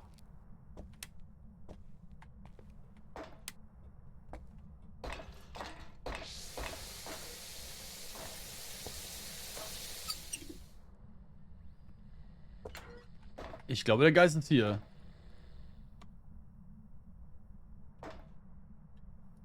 Was ist das denn? Der Geist sieht mich nicht. Ich bin sicher. Hier sind auch nochmal Schränke.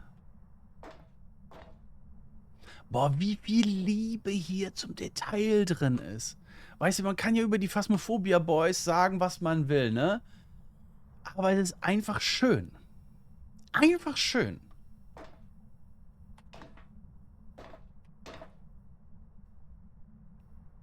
Das hier ist auf jeden Fall der Geistraum, ne? Ich habe hier Atem. Wir gehen mal weiter nach oben.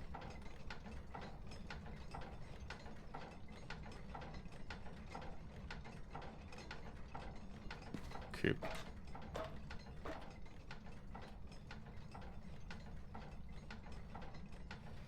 Wie viele Items du hier hast. Wo versteckt man sich? Hab einen Raum was gefunden, was ein Versteck aussieht. Ja, es gibt immer mal wieder welche, aber die werden wir jetzt alle auch so im Laufe der Zeit rausfinden, die Verstecke.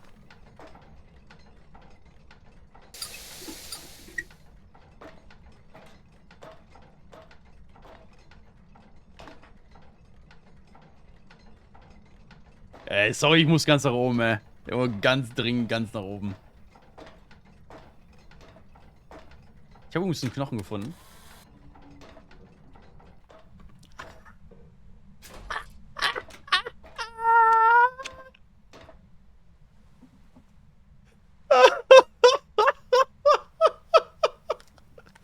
Okay, Leute. Okay. Ich lege mich jetzt schon fest. Ja? Wir haben ja The Haunting Games. Richtig? Kannst du uns runterschmeißen? Wenn du, deine Hand wäre auch fies. Wir werden ja The Haunted Games machen. No. Schon den Anfang verpasst. Ja. Und hallo, grüß dich, Daniel. Wenn du von dort aus eine andere Map sehen kannst, wäre mega. Gucken wir gleich. Ich werde mir überlegen und denkt euch mal drüber nach. Wir haben ja 5 unterschiedliche Maps. Und jetzt imagine, wir machen eine Map, Point Hope, und eine Person muss immer hier oben stehen mit der Taschenlampe an. Eine Person muss immer oben draußen stehen mit Taschenlampe an. Die ganze Zeit.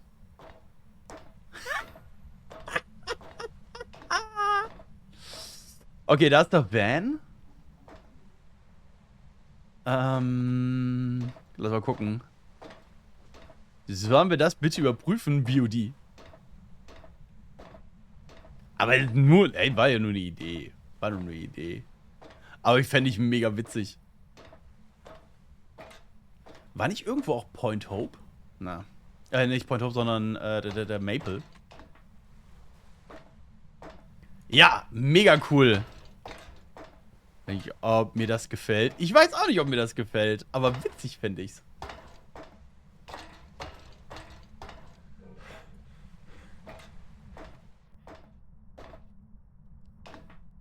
Wieso bewegt er sich jetzt nicht mehr? Das Strom aus? Wo gibt's Changelog? Die habe ich gerade eben vorgestellt. Die gibt es noch nicht. Und es können sich immer noch Änderungen ergeben, ne? Ja, lustige Idee, aber zum Buch. Ja. Lass mich doch mal träumen.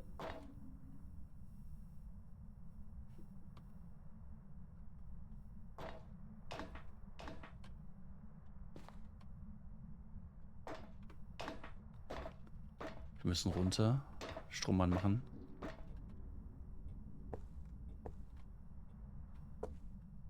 Boah, die Töne, ne?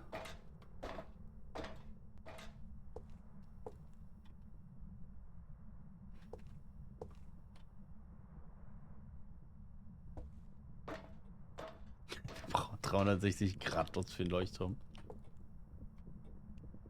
Ich glaube, der handelt. Ah, ne, das ist unten das Feuer.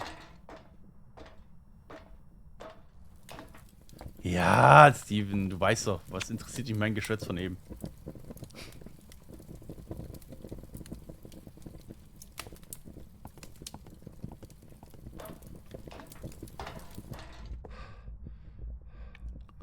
Boah, wie basslastig. Aber das steht auch in den Patch Notes, ne? Wenn du eine Etage drunter bist, ist alles, was oben ist, in der Etage drüber, deutlich basslastiger. Das höre ich jetzt sehr deutlich, tatsächlich. So, wir machen Strom wieder an.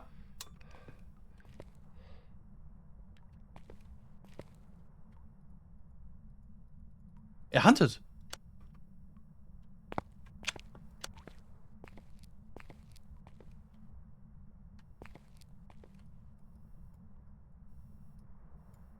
Mach auf!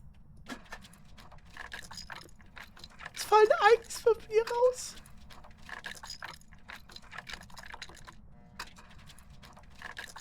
Wie witzig. Hör auf damit. Ist jetzt gut. Nee, jetzt hör auf! Hör auf! Ich werde zum Ninja. Piu. Mann, scheiße, jetzt Moin, läuft das Meister. durchgängig. Moin! So, hat aufgehört zu handeln. Hope, ich grüße dich. Wie geht's dir, meine Liebe? So. Einmal hier raus. Ich habe gar nicht geguckt, ob es irgendwo ein Nebelhorn gibt. Das müssen wir gleich noch machen.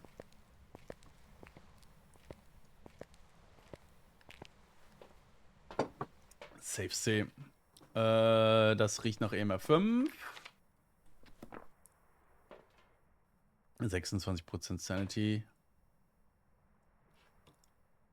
Was mache ich denn jetzt? Gehe ich da jetzt wirklich nochmal rein oder mache ich nochmal Friendly Geist? Ich glaube daran, dass wir eine Shade haben.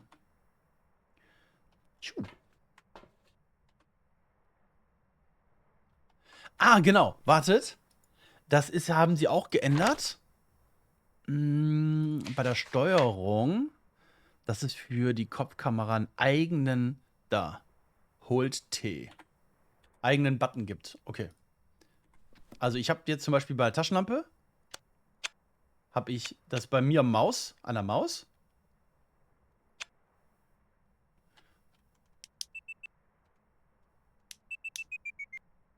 Und dann habt ihr die Unterschiede gehört. Wann kommt das Update raus? Am Morgen um 13 Uhr. Kopfkamera an. Kopfkamera aus. Das ist ganz gut. Also, und vor allen Dingen auf einer eigenen Taste. Das war tatsächlich ein großer Wunsch.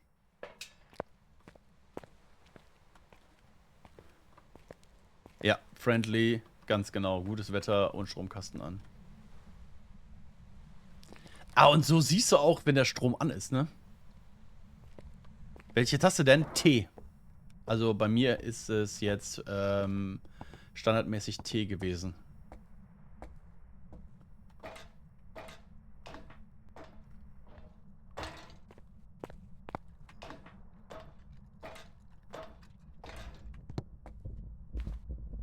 Ist das die neue Map? Ja, Erik.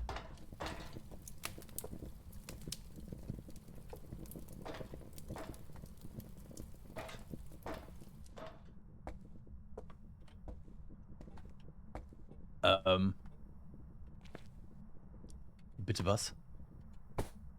Okay, schade. Ich dachte schon, dann könnte ich es auch machen.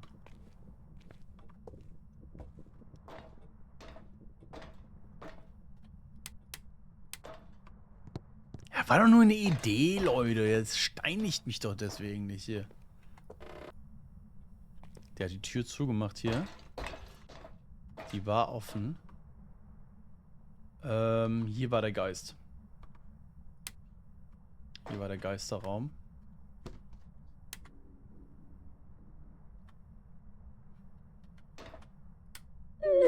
Ah!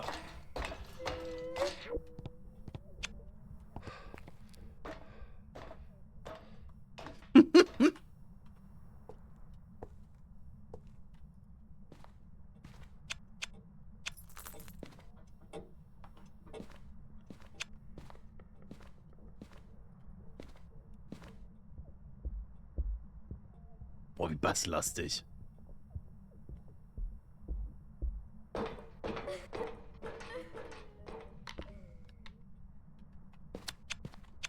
Geil.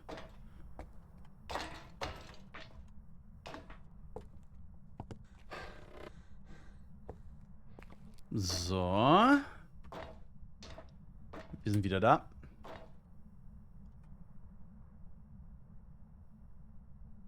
Es geht weiter runter. Wir haben derzeit 26 Teams. Wir haben ganz andere Sachen zu tun, als jeden Finger zu schauen. Ja, es werden vielleicht noch welche kommen. 10 Etagen.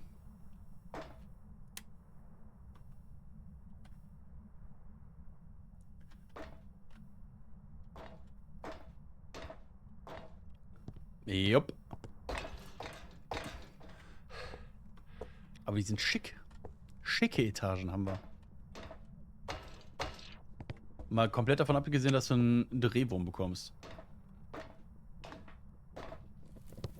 Aber guck mal, wenn der Geist da oben ist, bist du eigentlich sehr viel in Sicherheit.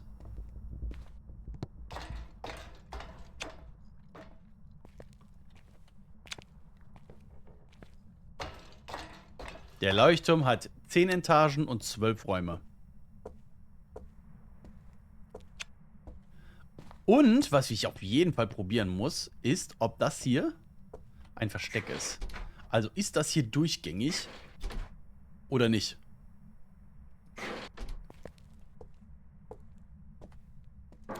Kann sein, finally. Kann tatsächlich sein, dass sie dann ein Point Hope Light machen.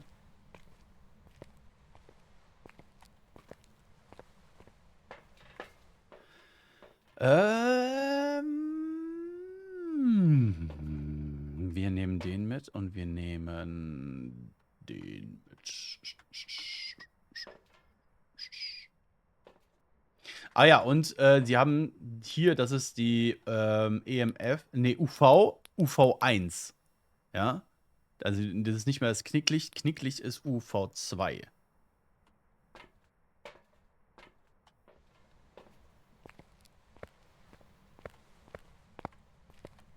Ah ja, wir können Genuis ausschießen.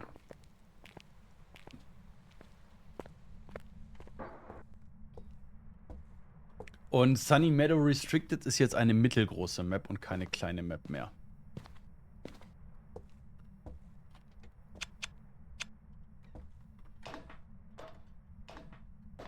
Hallo Tanni, ich grüße dich.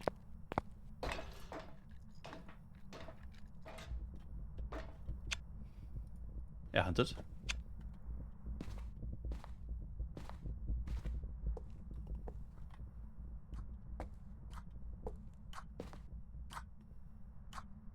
Tick, tack, tick, tack. Boah, da kriegst du einen Drehwurm in VR. Hui.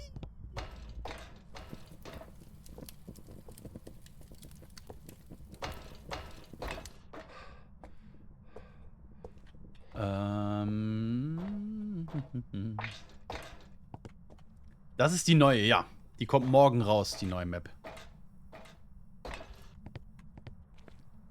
Und wir sind privilegiert und dürfen... Mach das nicht. Das jetzt schon streamen. Endlich kann jeder eine Leuchte sein.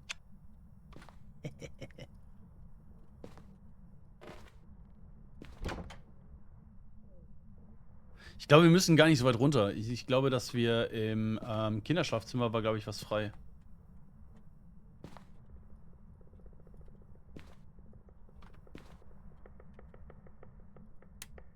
Boah, das Knarren. Mega cool. Hallo Tani, ich grüß dich. Ja, Schrank ist Kinderzimmer, da hinten ist ein Schrank.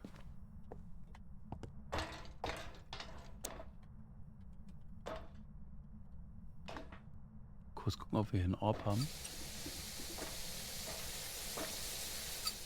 Mach das nicht.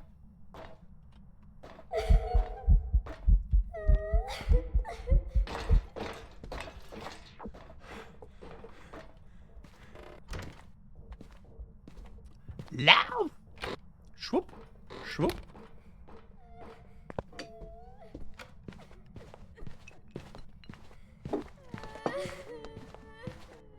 Geh raus!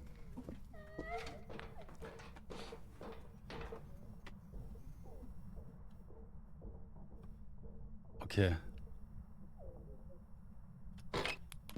Mega spannend. Ich habe ja gesagt, ich denke an eine Shade, ne?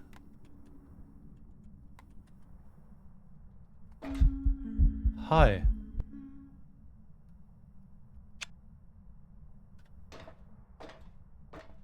Ich sehe jetzt keinen Orb hier drin.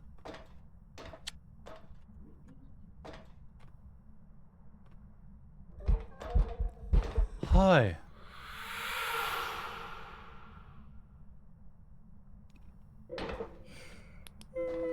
Ja, Fingerabdrücke ist hier tatsächlich schwierig, glaube ich.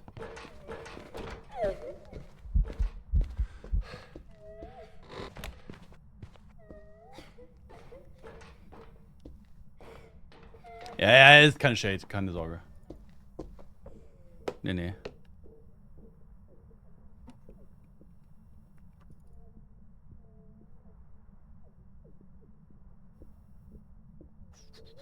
Reitschuh ist auch nicht. So. Da.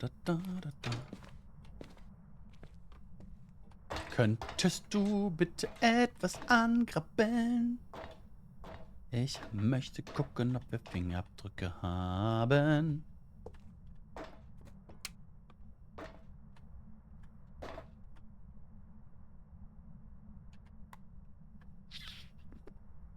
Im Zweifel sind wir der Goyo. Nehmen wir an, wir haben die nicht. Dann blieben die übrig. Und dann würde ich tatsächlich eher Goyo sagen. Gib mir ein Zeichen. Das war ein Zeichen. Keine Fingerabdrücke.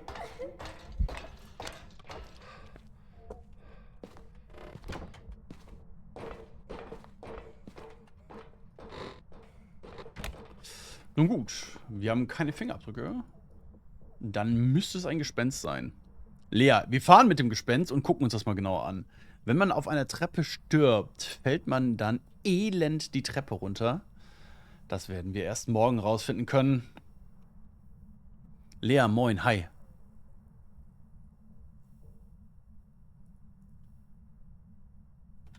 Das war die Versicherung. Okay, ich fahre jetzt, ohne zu wissen, was es ist. Ja, ich habe nur eine Vermutung, aber das wird uns jetzt erstmal reichen. Ayu, moin, hi.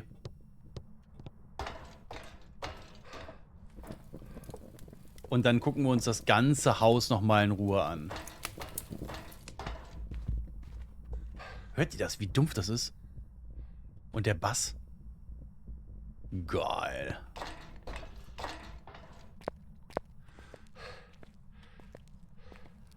Ich bin super zufrieden, ne? Hallo.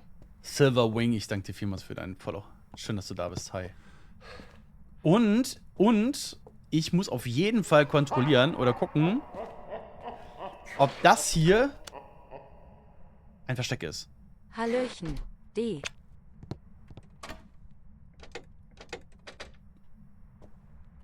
Ja. Lucia, ich danke dir vielmals für 32 Monate Liebe. Dankeschön. Merci. Danke für auch T3. Das hilft mir sehr. Ach, Roland, meine Aufregung gestern über die Zeiten von den Streams war auch dumm. Ich habe doch Urlaub. Aha. Schön für dich. Ja, bitte. So, wie gesagt, wir hätten jetzt auch hier verschiedene Sachen machen können. Kontrollieren machen wir nicht. Interessiert uns jetzt erstmal nicht. Wir fahren. Wir haben auf jeden Fall immer 5. Da bin ich mir ziemlich sicher. Er hätte ins Buch schreiben können, hat er nicht gemacht. Der hätte Fingerabdrücke gehabt, er nicht hinterlassen. Gefrier haben wir jetzt auch nicht gesehen. Wir haben keinen Orb gesehen.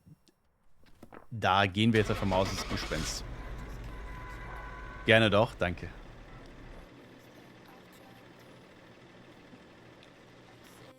Ich bin super zufrieden mit der Map. Bis hierhin. Ja, war ein Gespenst. Okay. Und hier haben wir die angekündigten ID-Cards.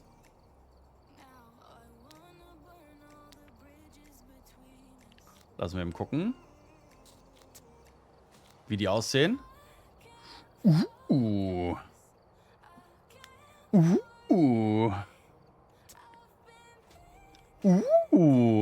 Die finde ich aber nice, immer. Oder? Bin ich schon sexy?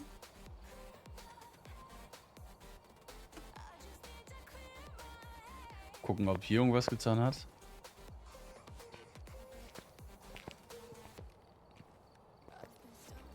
Schick, oder? Ja. Legende der Apokalypse.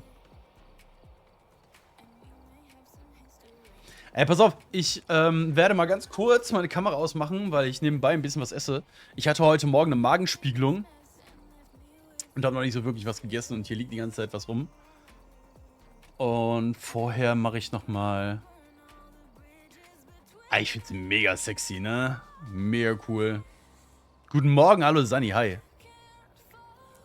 Meine Kamera wieder richtig. Ich bin völlig überbelichtet. Das muss ja jetzt auch nicht sein. I don't wanna da da da. Dit.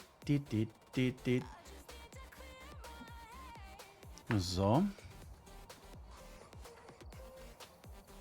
Oh! Ich bin nicht hässlich, ich bin nur überbelichtet. So sollte es gehen, oder? Ja, so ist okay. Benutzer definiert. Machen wir den hier. Voreinstellung. Profi. Geist. Freundlich. Okay. Es geht uns ja jetzt erstmal nicht darum, irgendwie XP zu farmen oder so. Mit oder ohne Sedierung? Sedierung heißt, die haben mich schlafen gelegt. Gutes Wetter.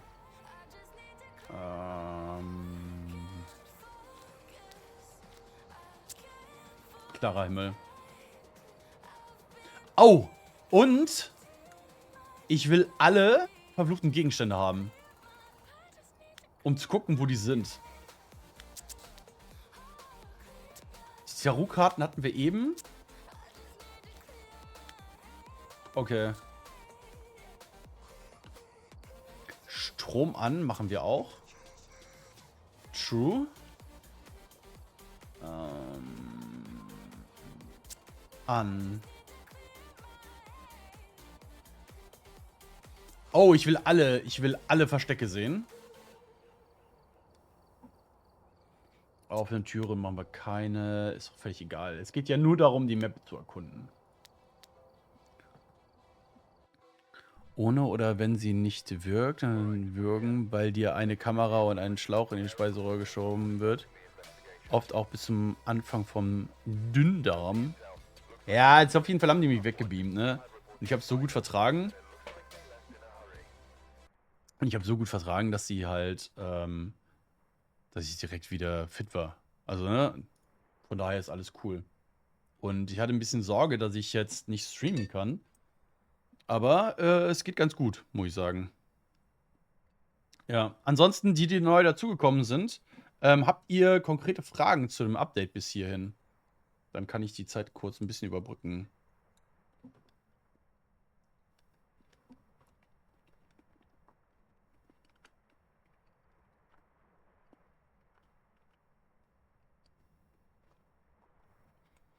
Propofol.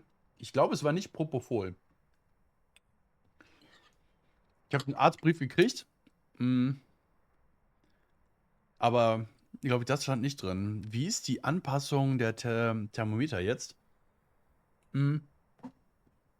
Thermometer also T1-Thermometer, zeigt jetzt nicht mehr direkt die tatsächliche Temperatur, sondern die soll ein bisschen schwanken.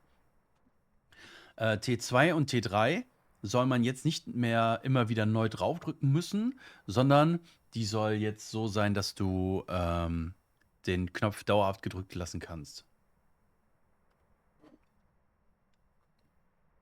Ja.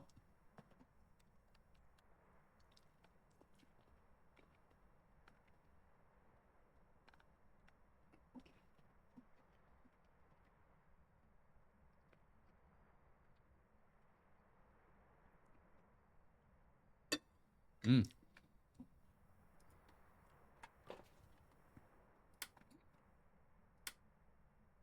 Ja, der Breaker war auf jeden Fall auch eben hier.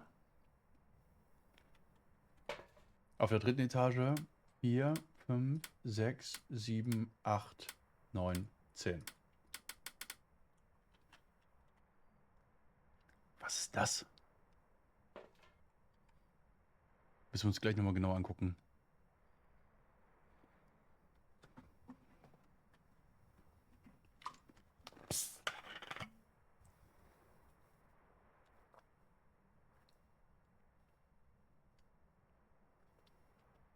Aber ich kann auch essen, während ich da rumlaufe. Ne? Dann stelle ich mich wenigstens in irgendeinen Raum und könne den euch zumindest mal angucken. Das finde ich schon cool. Aber das haben sie auch verändert. Ganz unten rechts, ich glaube, das wird dann ein bisschen rot leuchten. Wenn wir was hören. Was auch neu dazugekommen ist, wenn ihr hier so ein Ding irgendwo hinstellt, dass ihr das dann an- und ausmachen könnt. Vielleicht wollt ihr ja gar nicht die ganze Zeit Audio hören. Ja. Ich geh mal rein. ADHS und Sedierung ohne oder Schmerzmittel funktioniert anders zusammen. Ja, wie gesagt, ich habe kein Problem gehabt. Wait a minute. Okay, da ist nix.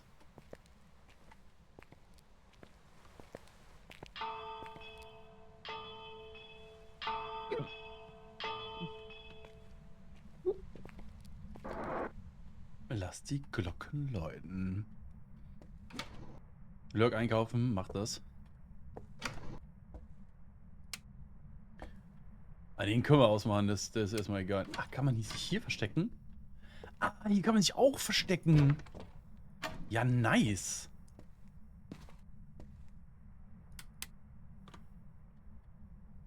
Das hier ist das Untergeschoss. Will ich ja auch anmachen? Nein, mir ist kein Feuer. Aber hier könnten wir anmachen. Geil.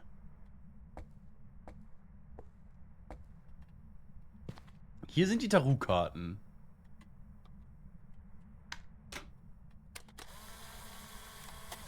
Haltet mal Ausschau nach noch mehr verfluchten Gegenständen.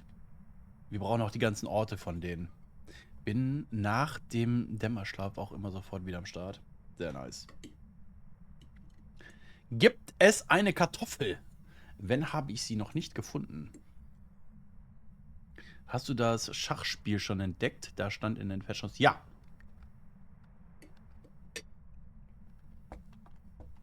Ist oben. Hm.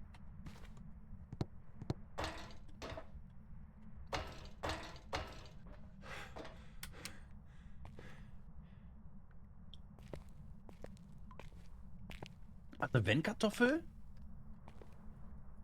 Dann vielleicht in der Küche. Aber die Sachen können wir nicht aufmachen. Nee.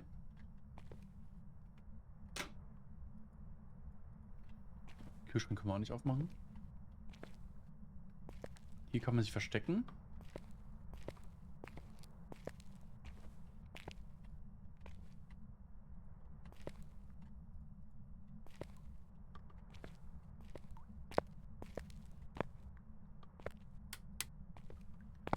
Gehen wir eine Etage höher.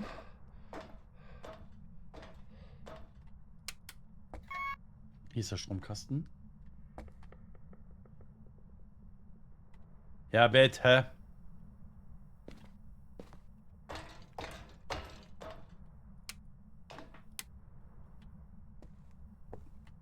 Und hier ist das Schachbrett. Oh, ich mache ein bisschen Musik. Oh.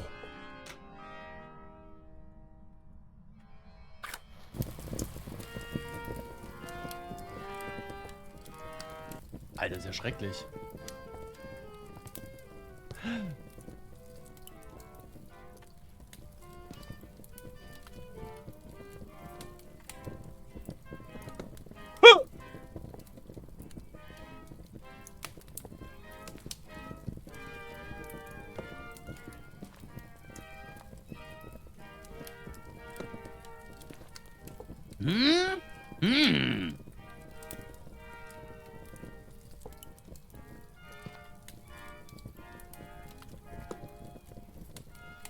Das Gefühl komplett random. Auf das Doppel. Dart geht. Ja, Schach geht auch. Mach ich jetzt sofort, wartet. Dran, Dodo, huhu.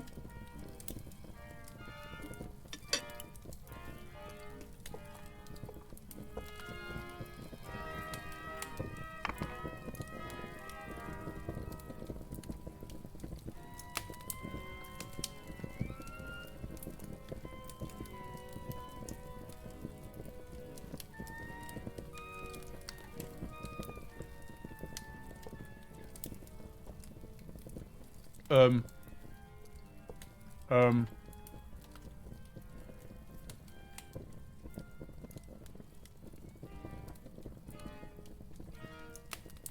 Ähm.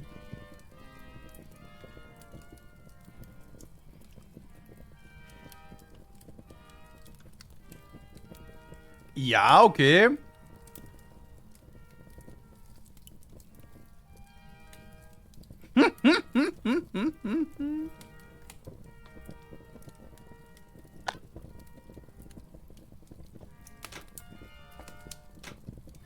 Davon mein Foto.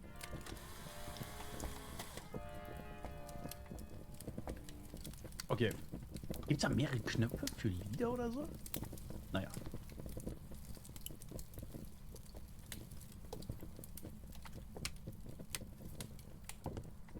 So. Willkommen in der oberen Etage.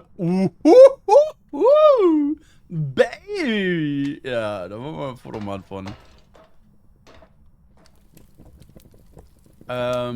Wo war denn? Ach, weil ich dumm bin. Ich hab den noch in der Hand.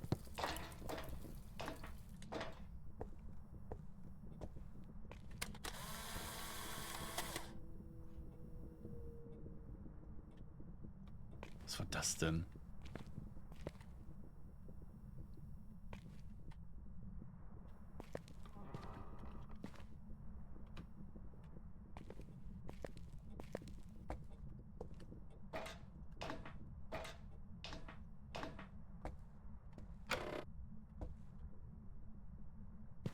Was ist der Knochen?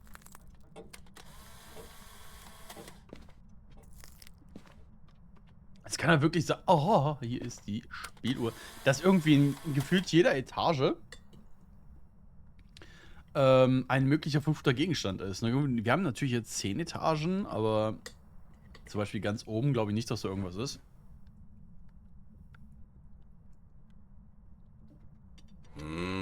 Hallo.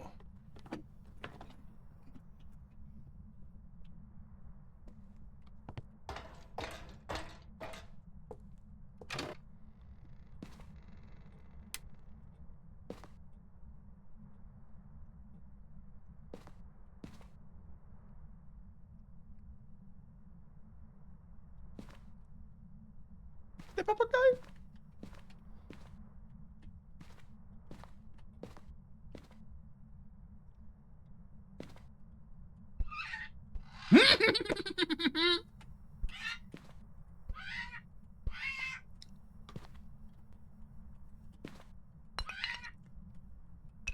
Scheiß auf die Kartoffel!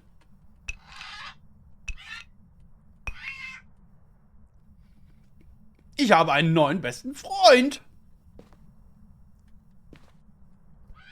Und Sam, vielen Dank für dein Follow. Vielen Dank. Oh. Was macht der Hai? Nichts. Einfach nur Kuscheltier.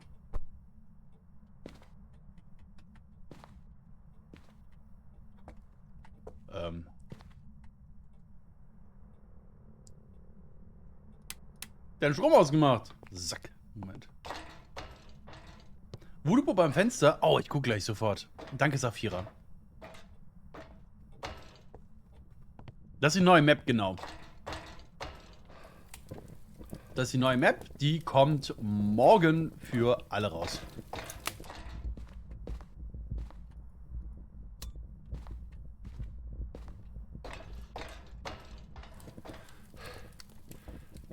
Ja, die Treppe hört sich sehr vertrauenswürdig an, ist so. Mit der rechten Maustaste, guck mal.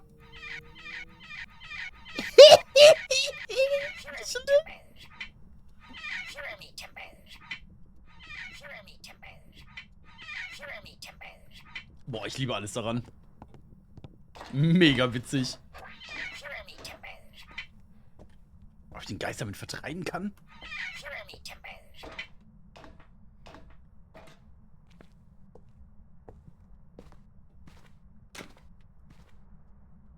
Das ist die Voodoo-Puppe. Also hier hatten wir Voodoo-Puppe, unten hatten wir Musicbox. Ist okay.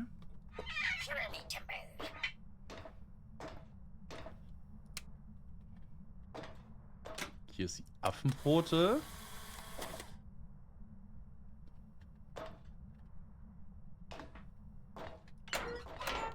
Hier könnte man sich natürlich noch verstecken. Was fehlt uns denn noch? Spiegel. Spiegel hatte ich noch nicht.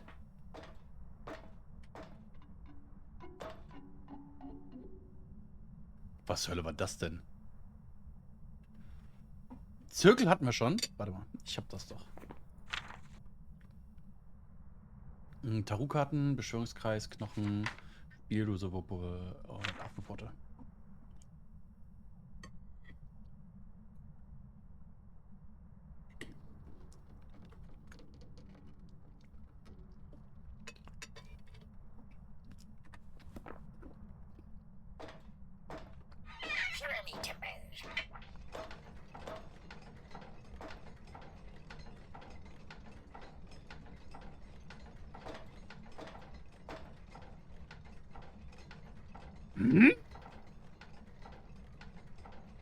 Wieso ist die abgeschlossen?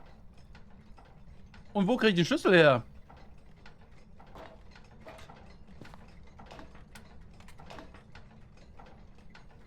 Ja, schon wieder einen Strom ausgemacht.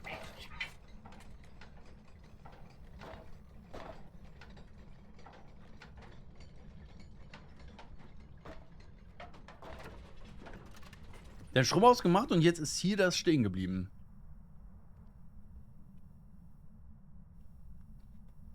Handtuch? Ah, kann gut sein tatsächlich. Weil er jetzt das zweite Mal schon den Strom ausgemacht hat, ne?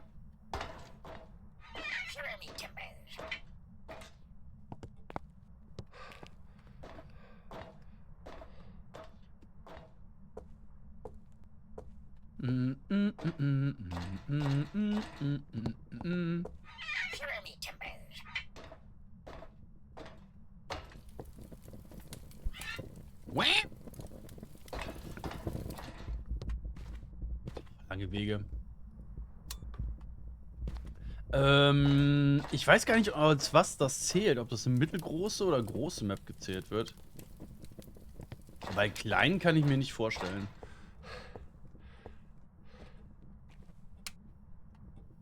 Ist hier vielleicht der Spiegel?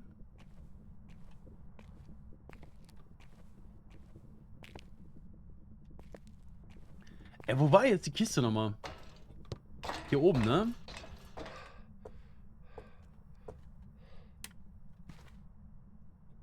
Da ist die Music Box.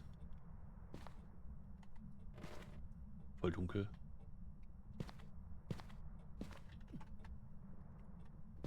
Wo ist der Schlüssel?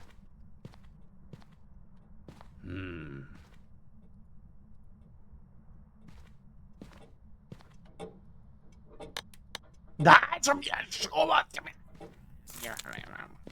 Belastet.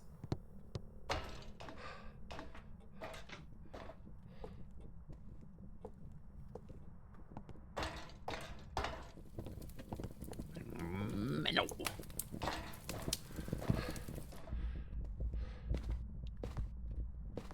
So, ab nach oben wieder. Und nicht mal alles anmachen, Roland.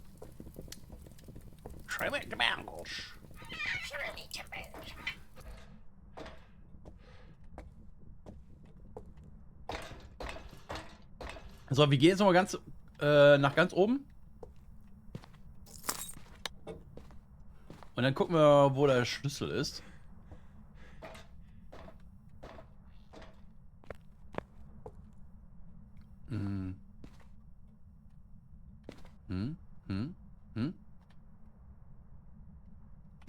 Eine Schatzkarte.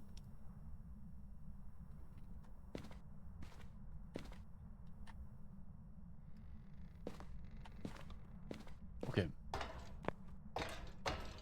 Sagt der Pokai was anderes im Geisterraum? Ja, den kannst du vor allen Dingen schmeißen, ne?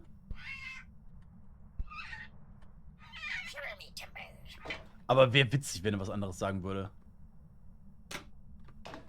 Genau, wir wollen hier oben, wollen gucken, wo der Spiegel ist.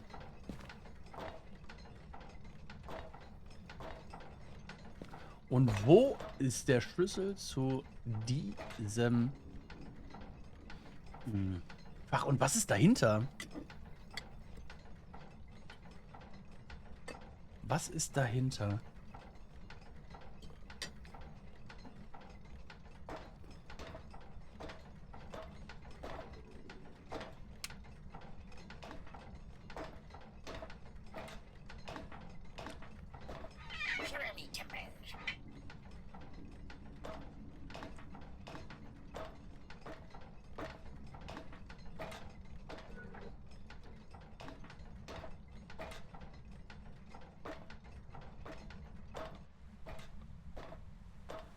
Wahrscheinlich bin ich da am Anfang komplett dran vorbeigelaufen.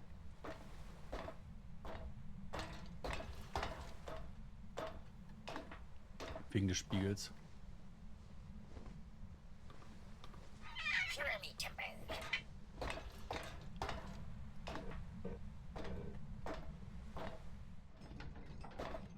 Ey, Captain, Captain, oh mein Captain. Kannst du ihn rüberwerfen?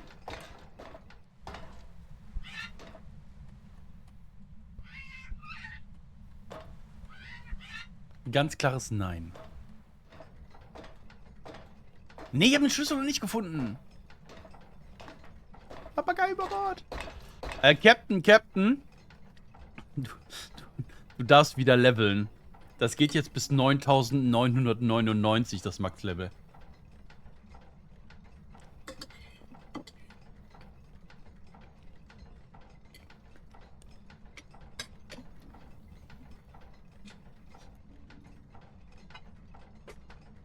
Mit anderen Worten, das Leben hat wieder einen Sinn. Ja, der Grind ist eröffnet, ist so. Was wollte ich machen? Ich wollte meine Kamera wieder anmachen. Hat der schon wieder das Licht ausgemacht? Was ist denn los mit dir?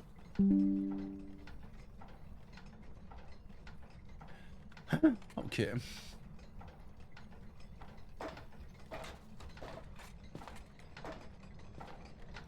Hat schon sexy, ne?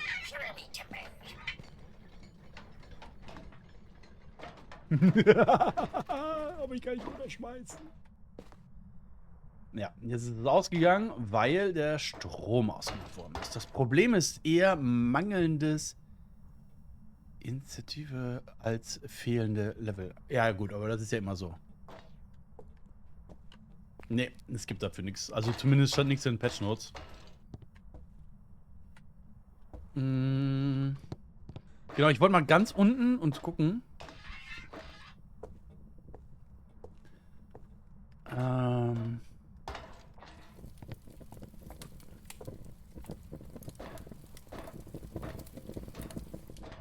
Also Strom machen wir wieder an, aber ich wollte nach unten gucken, ob ich da einen Spiegel irgendwo finde. Da habe ich nämlich einfach zu wenig drauf geachtet. Moment. Wenn ich den hier platziere oder hier.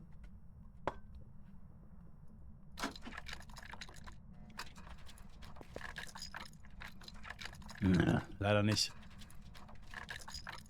Sollte er nicht längst Events machen, ist ja nur ein freundlicher, also kein Hand. Sollte er.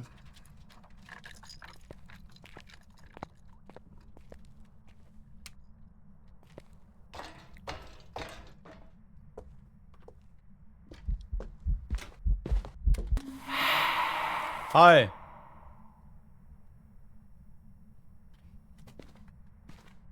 Er ist hier unten.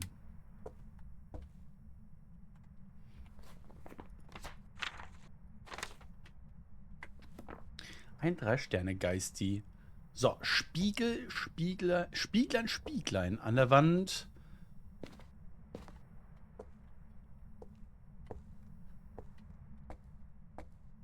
Nicht wirklich. Die Tarotkarten sind da.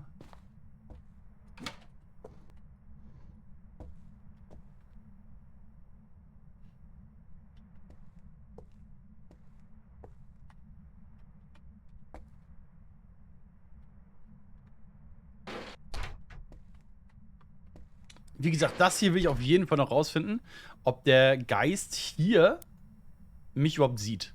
Ja.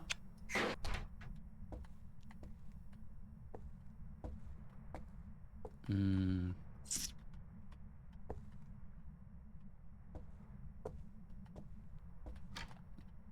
Aber den Spiegel habe ich noch nicht entdeckt.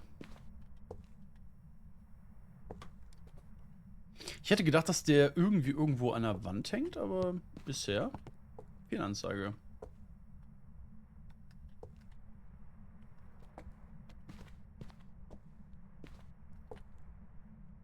Na, Phasmologin dürfte ich doch nicht sehen.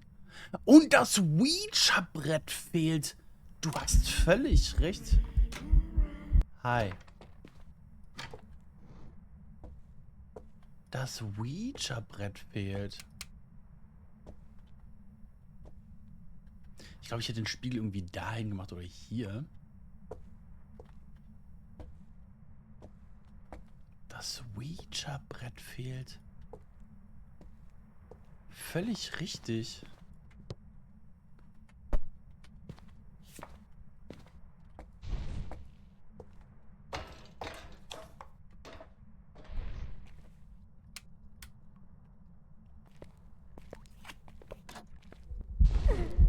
Hi. Das Ouija-Brett fehlt.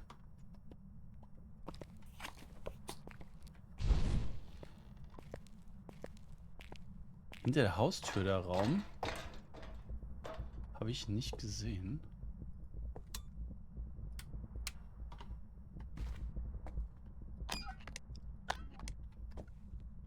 Da sind Zigarren drin.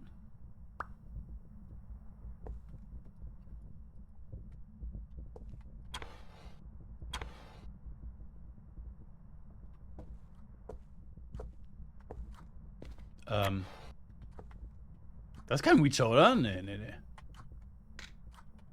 Nee, okay. Ah, dachte schon.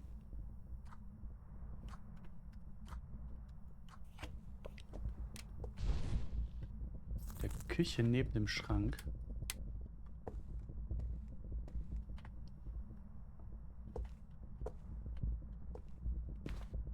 Verschlossener Schrank. Der Buffetschrank.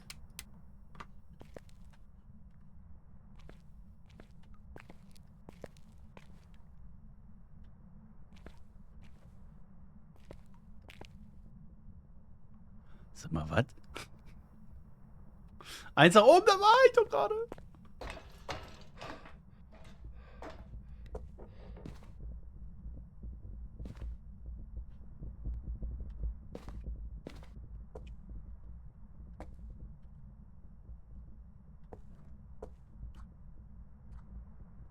Ah! Hier ist der Spiegel. Nice. Sehr gut. Jetzt fehlt uns nur noch das Ouija-Brett.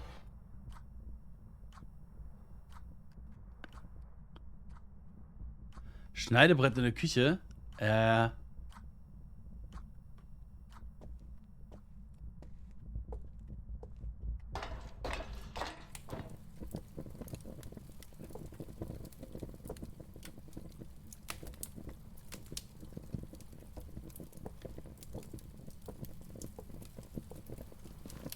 Da ist es. Ich habe es mir schon gedacht. Ich hätte es auch irgendwo bei den Spielen hingetan, weißt du? Als Brett, bla bla bla. Ja, hier ist das Brett.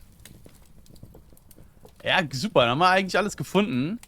Wenn ich ein Brett wäre, dann beim Schach oder so. Ja, genau. Genau, das habe ich mir auch gedacht. Und es war so.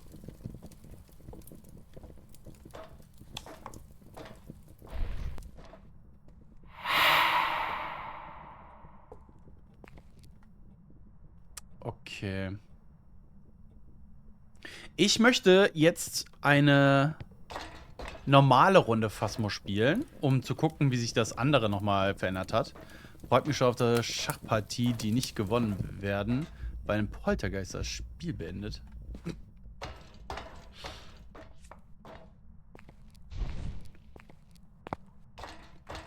Was passiert da mit den Karten? Ich ziehe sie.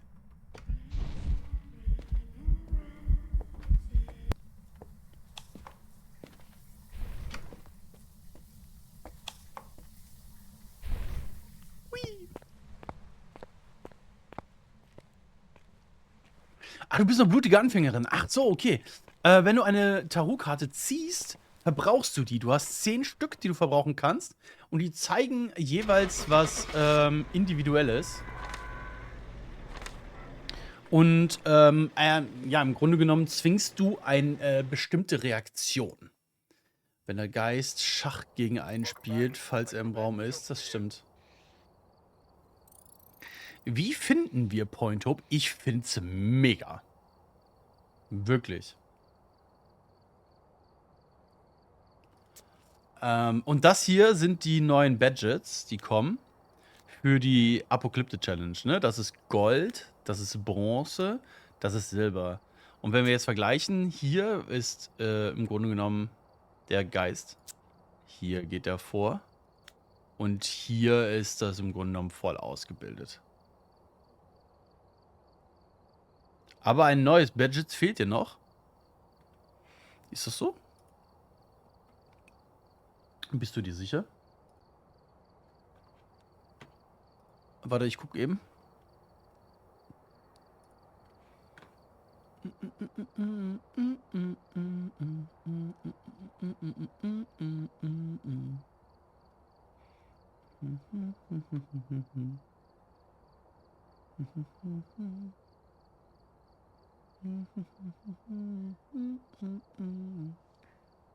This is today until the update is released tomorrow. Okay. Ja. Es wird ja natürlich jetzt gerade wahnsinnig viel geschrieben in dem Discord. Deshalb muss ich da immer wieder reingucken. So, hier. Was wollten wir gucken? Genau, die Badges. Dots Point Hope. Fire Optimization Training New. Lighthouse Keeper. Ja, ich muss 50 Mal in Point Hope einen Geist identifizieren. Jo, das mache ich jetzt aber jetzt nicht auf Teufel komm raus. Das kommt dann peu à peu. Kein Outfit oder so? Nope, noch nicht. Kein Outfit oder so. So, ich wollte eine normal... Lass mal Willow spielen. Und hier ist auch der Hinweis weg, ne? Wir haben hier keine UV-Lampe mehr. Und hier ist dann auch nichts mehr eingezeichnet. Peu à peu, wie das Dämon Achievement. Oh, finally, am liebsten würde ich dich timeouten, ne? Streuen auch Salz in die Wunde, Mann. Sind die Farmhäuser denn mit dem Update dann auch überarbeitet worden? Nee. Die werden dann, denke ich, als nächstes kommen. Aber das kann man in dem auf der Roadmap und im Trello ganz gut sehen. Nach einer Stunde Zugang zur Map hast du noch nicht den Geist 50 Mal identifiziert. Ja, tut mir leid. Dämon Achievement fehlt dir noch. Ich habe lange darauf gewartet und bin freudestrahlend reingerannt, als ich mir gedacht habe, oh, das könnte ein Dämon sein. Rainer! So, lass mal Albtraum reingehen. Willow und gucken, was dann passiert.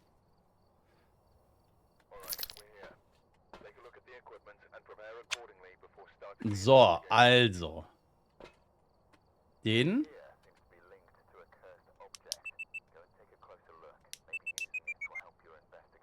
Das ist auf jeden Fall ein neuer Sound. Das gibt es jetzt auf einer separaten Taste. Ja, beim einen geht es schneller, beim anderen langsamer. Ich möchte zum Beispiel sehen, EMF 5 haben die jetzt auch überarbeitet. Das soll einen Unique Sound machen. Und, obwohl zugegeben, das müsste... kannst du mal bitte aufhören? Danke. Es müsste bei dem T3 EMF gibt es einen Unique Sound. Und hier müsste trotzdem EMF 5 leichter zu identifizieren sein. Ja, ich bin jetzt gerade in Willow, aber wir gehen gleich auch wieder in Point Hope rein, keine Sorge.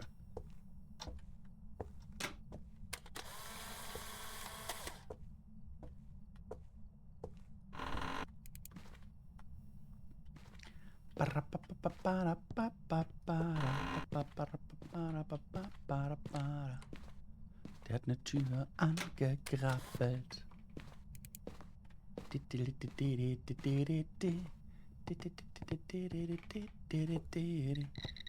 Das ist zum Beispiel ein EMF 5.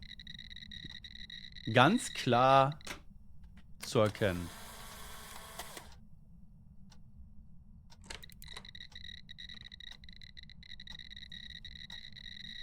Okay. Welche Sprache ist das denn? Frag nicht. Muss aber tot durch Ability sein. Da bringt Sanity runter nix. Das stimmt, finally. Non-Pancake, ich danke dir vielmals für dein Follow. Willkommen. Irgendwelche Verbesserungen gegen die Zelt- und Treppenhocker? Wird sich zeigen. Die nehmen wir mit. Die lassen wir hier. Und den und den nehmen wir mit. Ah, das ist jetzt T1, ne? Also die normale Stufe 1 UV-Lampe ist jetzt Stufe 1. Und die Knicklichter sind Stufe 2. Bei sie sieht es so ungruselig aus. Ich renne raus nach 2 Minuten. Ja, so war es bei mir auch. Aber ich habe jetzt mittlerweile auch ein paar Stunden in dem Game. Und dann passiert das mir nicht mehr so stark. Aber am Anfang hatte ich das genauso.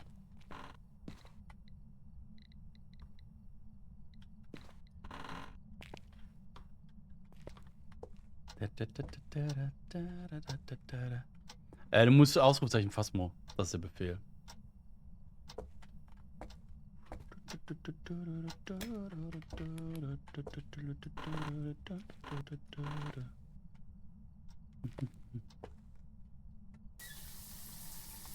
Ich wollte gerade fragen, bin ich mir sicher, dass es hier ist? Ja, bin ich.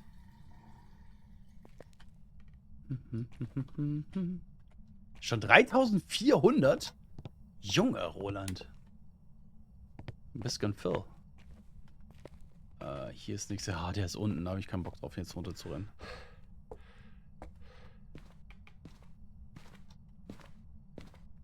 Tani, was meinst du mit UV?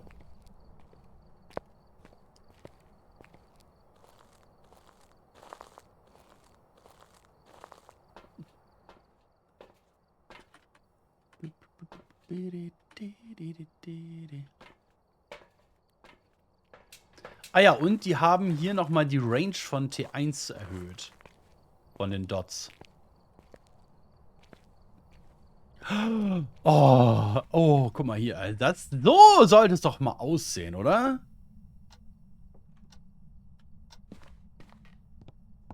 Ah, okay. Nein. Nein. Das ist wieder immer 5. Okay, der hat auf jeden Fall hier Bock.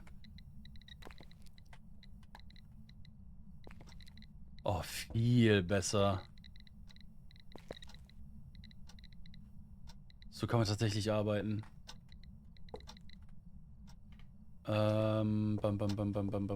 Wie mache ich das jetzt? Das ist eine Folge von mir. Hier drauf geht das nicht, ne? Ah doch. Schön.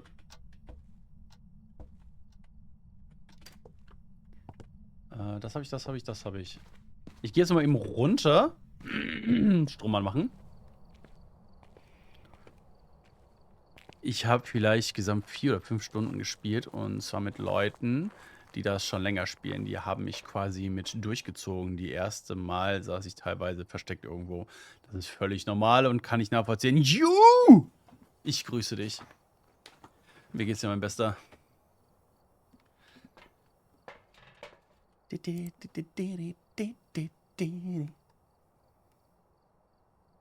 Aber guck doch mal, also die haben bei den T1 haben sie das deutlich verbessert, dass, bei den Dots, dass man mehr sieht. Und die T3-Dots kannst du jetzt anhalten. Und nicht wie so ein Rasensprenger, der die ganze Zeit links, rechts, sondern du kannst sie fixieren. Hallo? Schmeißt er mir die Sachen durch die Gegend? Das kann ich jetzt leider noch nicht zeigen. Weil ich gerade T3-Dots habe. Traurig aber wahr. Taschenlampe wollte ich mitnehmen, genau. Ja, alles easy. Bin kurz vorm Urlaub. Wo geht's hin, Mann? Anhalten, na endlich. Nicht nur na endlich anhalten, sondern endlich diesen Sound ausmachen. Das ist eigentlich das, was mich am meisten gestört hat an T3. Dots. Bist du hier? Bist du jung? Bist du alt? Bist du sexy? Bist du hier? Bist du hier? Ich gehe gleich mal gucken, was die Weekly ist. Festival. Geil. Aber kommst ja jetzt 10% schneller hin. Ja, stimmt. Wir kriegen 10% mehr XP. Yay! Gehen wir eben runter.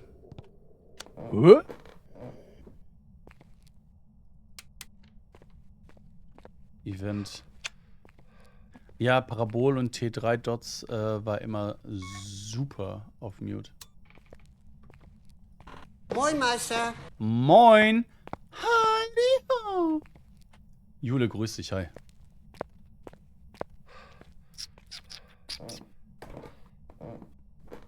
Ja, ist auch wirklich ein nerviger Sound. Da gebe ich dir völlig recht. So, was haben wir denn? Wir haben EMF 5, aber dann hört das auch schon auf.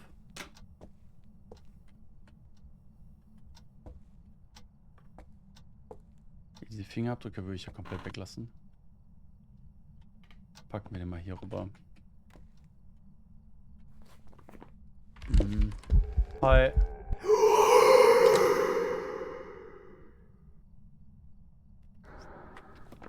Oh. Nein! Weil ich dumm bin.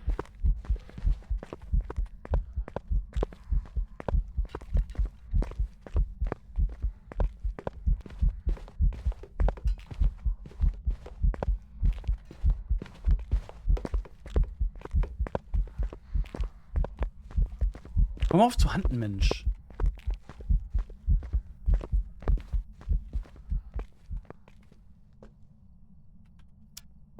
Schönen Montag wünsche ich. Hallo Dani, hallöle.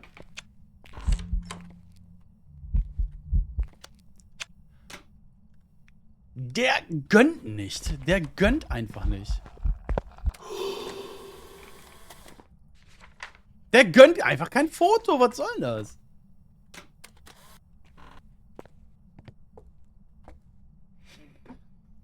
War jetzt 3 Events hintereinander. Schön immer das Auto ankuscheln. Bin nichts anderes von dir gewohnt.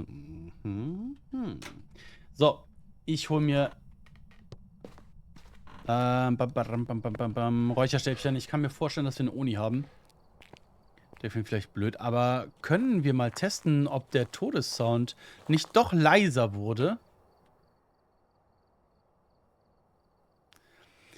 Willst du mich eigentlich verarschen? T1 dort ist richtig gut, finde ich. Ja, finde ich auch. Absolut.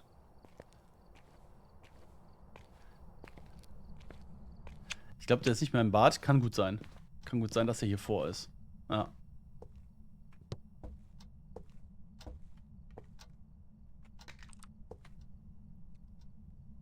Wait a minute. Was macht der denn jetzt da drüben?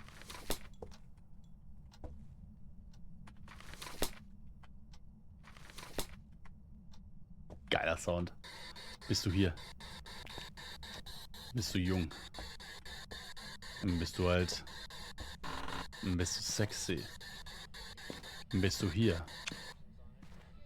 Bist du hier? Was willst du? Bist du jung? Bist du alt? Bist du hier? Die haben die Box auch nochmal überarbeitet. Das heißt, ich weiß ehrlich gesagt noch nicht genau, was das heißt, aber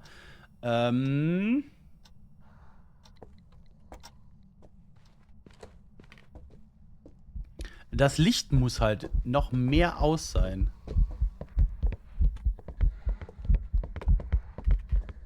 Ja, ich bin mir ziemlich sicher, dass das Noni ist.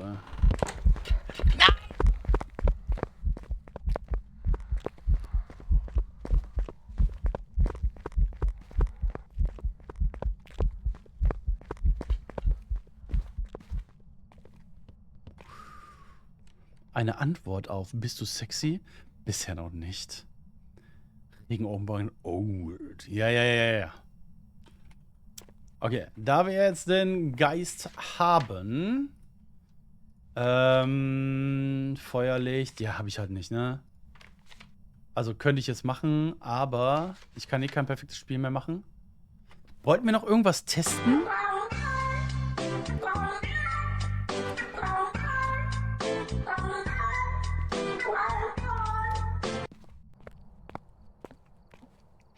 Loxy, danke für die 100. Pat, mein Lieber, wie geht's dir? Schön, dass du vorbeischaust. I came. Was wollte ich noch testen?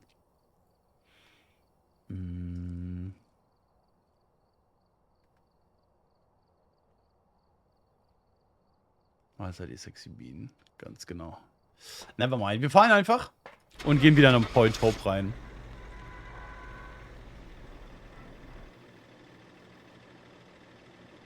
Das ist eine gute Idee. Na, aber Noni.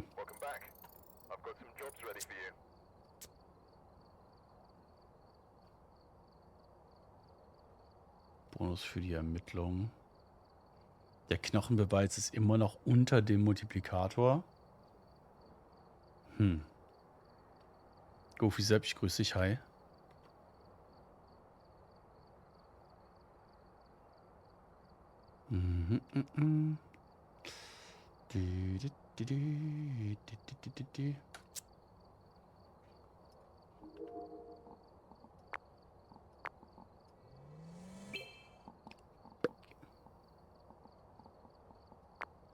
Er kommt bald, ne? Ist immer noch nicht freigeschaltet.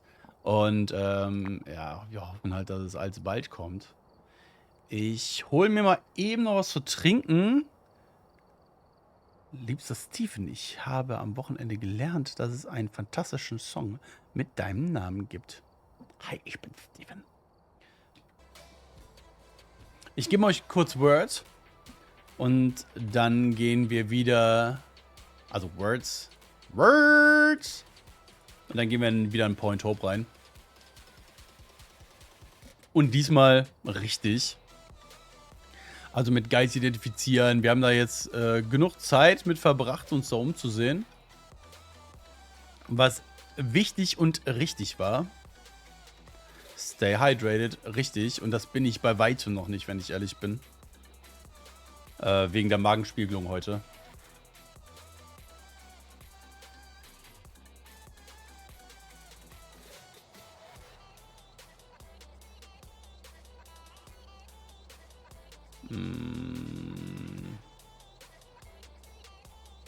So, das machen wir jetzt und ich wünsche euch viel Erfolg. Wie gesagt, geht euch was zu trinken holen, geht mal kurz Pipi machen oder so. Mr. Robot, ich grüße dich. Bin gleich wieder da. Das Update ist geil. Aber ganz ehrlich, ich bin völlig hyped. Komplett. Bis gleich. Ja, Steven, diesmal dürft ihr Words sehen. Jetzt sei doch nie so. Lady Nachteule, ich grüße dich. Hi. Immer dieser Form.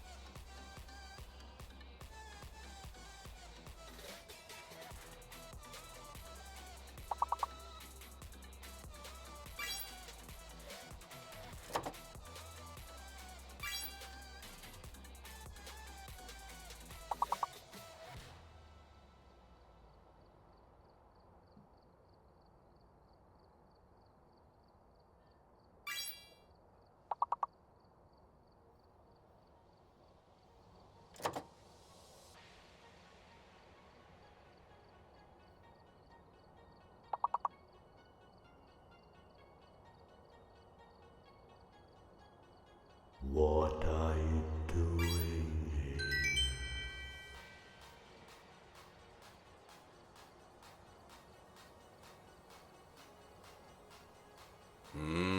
Hallo.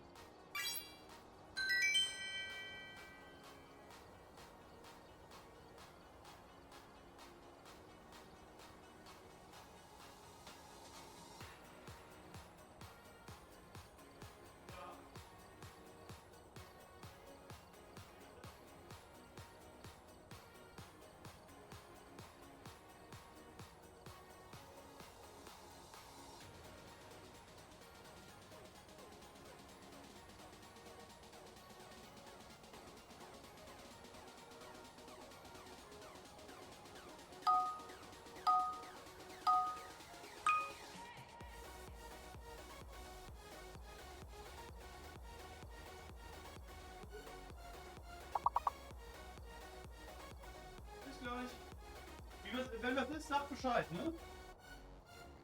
Wenn was ist, sag Bescheid.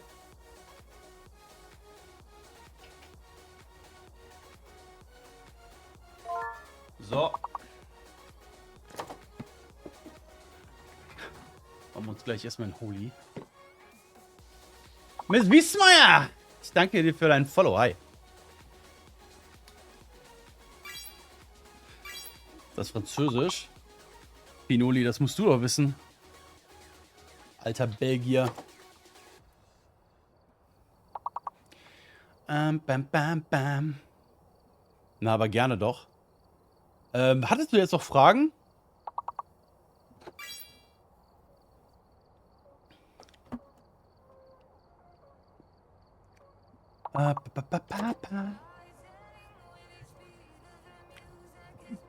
Nein, ich schaue es mir einfach an. Okay, cool.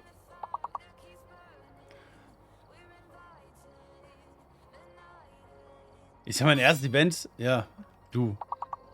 Für viele auch. Für mich ist auch nur das zweite. Wir sind alle noch am Lernen. Wir müssen einfach die Erwartungshaltung. Es war gerade ein Raid? Ach, shit. Danke für den Hinweis, Sandy. Danke für deinen Raid. Entschuldigung, ich war gerade... Meine Tochter ist krank. War ich kurz bei meiner Tochter, gucken, wie es ihr geht. Hab mir einen Kaffee gemacht. Ich hatte heute Morgen eine Magenspiegelung.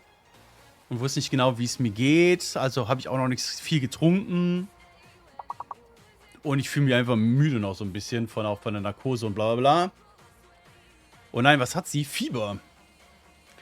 Fieber und akute Langweileritis. Zumindest jetzt gerade.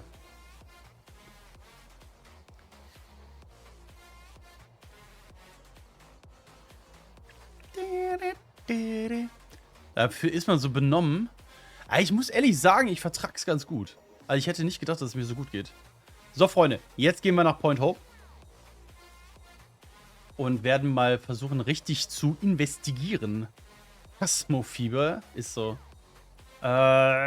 Ich mache auf Profi. Einfach, weil ich mehr sehen will. Wie alt ist die Kleine? 10.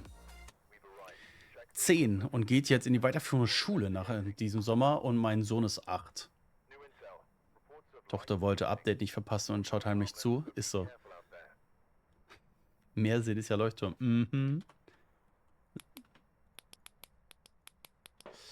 Ja, was ist Neues zu kommen? Du kannst die Schallsensoren jetzt muten. Das ist eigentlich ganz cool, wenn du nur einzelne anhaben möchtest. EMF5 ist deutlich besser zu sehen in T1. Die UV haben sich geändert. Das ist jetzt UV1 und die Knicklichter sind UV2. Es gibt einen separaten Knopf, um die Kopfkameras an- und auszumachen. Ich habe das jetzt auf T. Und wie ihr gerade gehört habt, einen separaten Sound, damit man genau weiß, wann die an und aus ist. Ich habe die Taschenlampe auf irgendeiner Maustaste.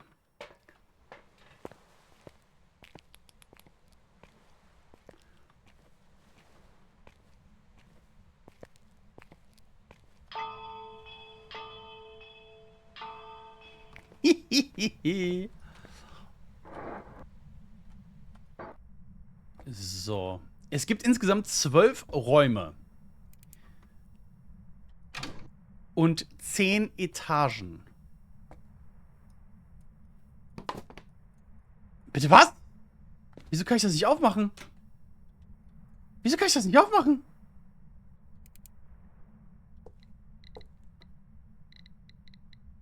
Hä?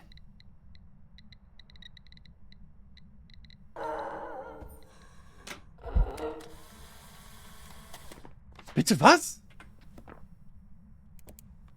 Wieso kann ich das nicht aufmachen? Die ganze Zeit konnte ich das hier aufmachen. Das ist wirklich, das Versteck ist gesperrt gerade. Das kann sein. Das kann sein. Und die können das ja sonst nicht anders, die können es ja sonst anders nicht machen. Schlüssel fehlt. Ja, da, zum Thema Schlüssel fehlt, müssen wir nachher auch nochmal ran. Okay, halten wir fest, hier ist der Geist. Hier ist frei.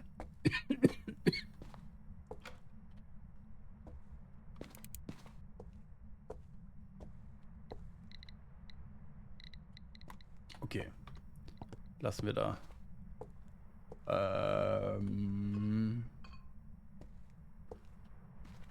Verfluchter Gegenstand. Ich glaube, hier war keiner. Tarotkarten sind hier. Sind nicht. Wir gehen eine Etage höher. Das ist die Küche. In der Küche hatten wir, glaube ich, nichts. Und wir suchen auch erstmal den Knochen. In der 3. Floor haben wir den Strom. Das hilft uns schon mal. Ich wollte gucken, ob wir die anzünden können. War noch nicht gemacht. Hier wäre der Spiegel. Ist er aber nicht. Hat der Sack. Ich kann auch nicht was machen hier.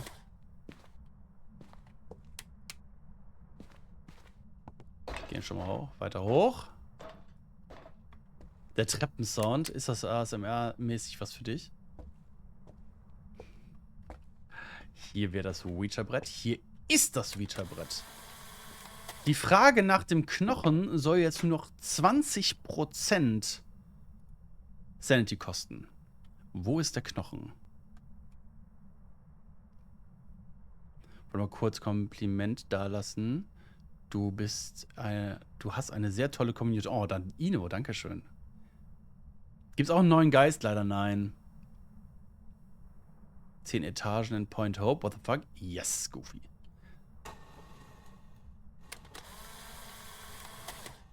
Living Room. Goodbye. Okay.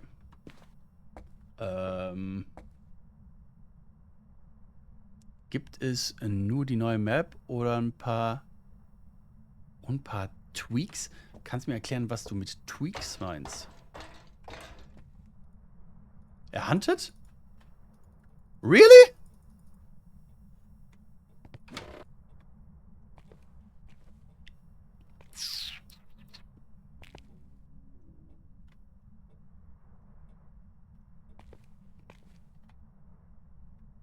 Hier ist halt, könntest du schön loopen, ne? Hallöchen, Laura, grüß dich. Laura, ich habe dir eine Nachricht geschrieben. Hast du mir schon geantwortet? Dämon, bist du's? Vielleicht. Schon wieder den Strom ausgemacht. Nee, so will ich das nicht. Wenn der Sound so ist wie bei Bleasdale, hört man ihn gerade so, wenn er 2 Etagen entfernt ist. Auch das steht in den Patch Notes, dass sie das angepasst haben. Also die Sounds über mehrere Etagen hinweg.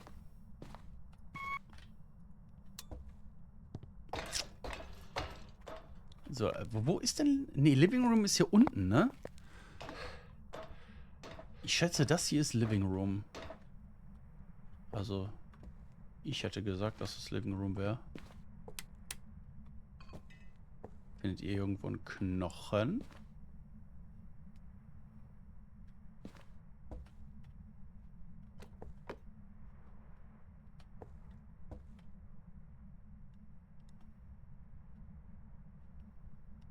Sind die Patch Notes schon public? Nein, leider noch nicht. Die sind auch noch in dem Sinne under construction, ne? Warte. Oh, jetzt erst gesehen. Ich schaue gleich mal nach. Nicht am PC. Ja, ich hoffe, das passt noch. Würde mich freuen.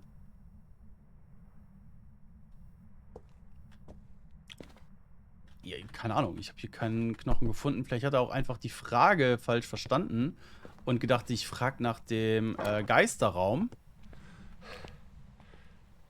Und die war im Boot, ja. Und er dachte, ich frage nach dem Geisterraum und der Geist war gerade im Living Room.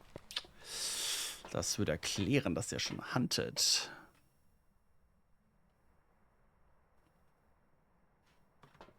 So, das haben sie auch geändert. Die Sanity-Pillen wirken jetzt schneller. Also anstatt 30 Sekunden sollte es 20 Sekunden dauern, bis die Sanity jetzt wieder hochgeht. Hast du nicht gerade gefragt, wo der Geist ist? Ich meine, ich hätte gefragt, wo der Knochen ist.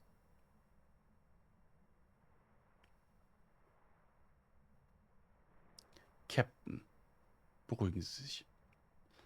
Ich versuche hier Dinge zu erklären. Und für viele ist es durchaus relevant. Den lassen wir hier.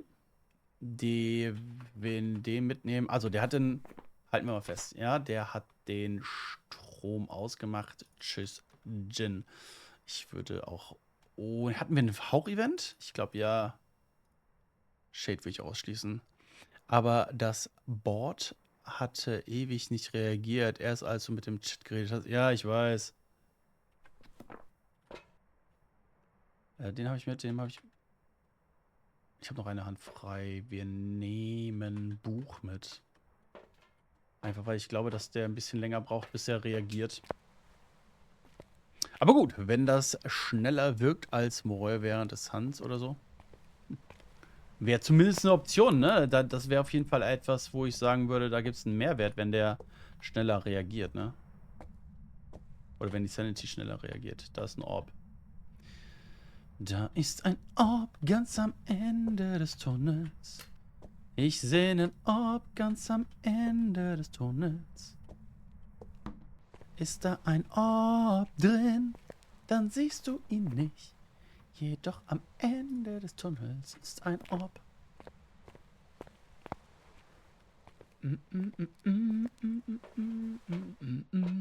Ich glaube, den Hantu, der hat, glaube ich, zweimal das Licht ausgemacht. Den Strom ausgemacht.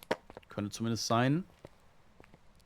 Der nächste Papa bei Starlight Express. Oh ja. Keiner schneller als die Dampflok.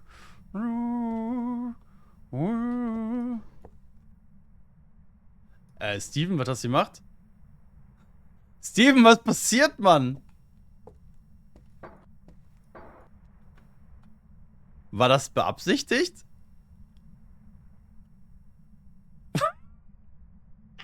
Was passiert, Mann? Bist du am falschen Knopf gekommen? Missklick. Also, tut mir leid. Ey, Captain, oh mein Captain, bitte sehen Sie es nach. Schon wieder den Strom ausgemacht.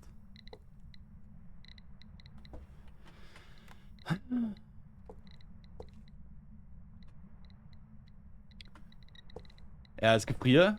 Wir haben auf jeden Fall Gefrier. Ja, ich gehe davon aus, dass wir ein Handtuch haben.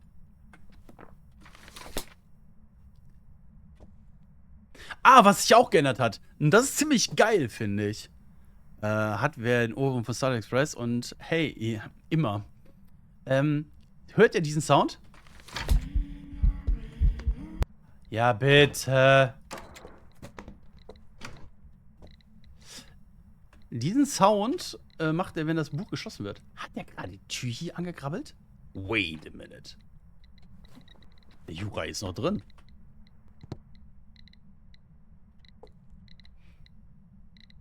Ja, hat er. Mach das nicht. Ich bin tot.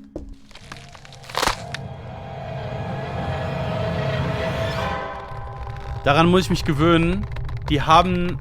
Also, erzähl ich gleich.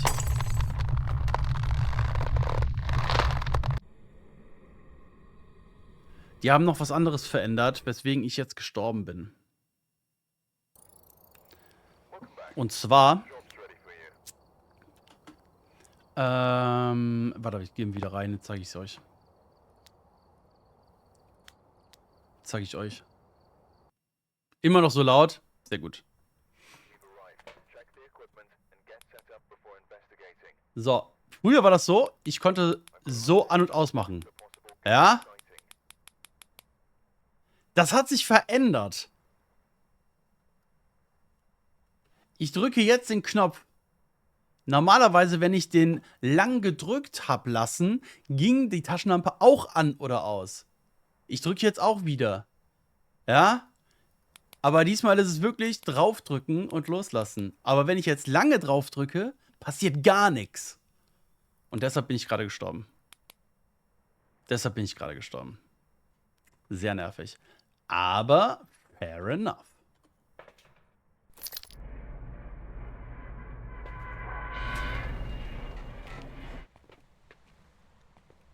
Da ist jemand gegessen worden. Ja, ich bin gegessen worden, das stimmt, ja.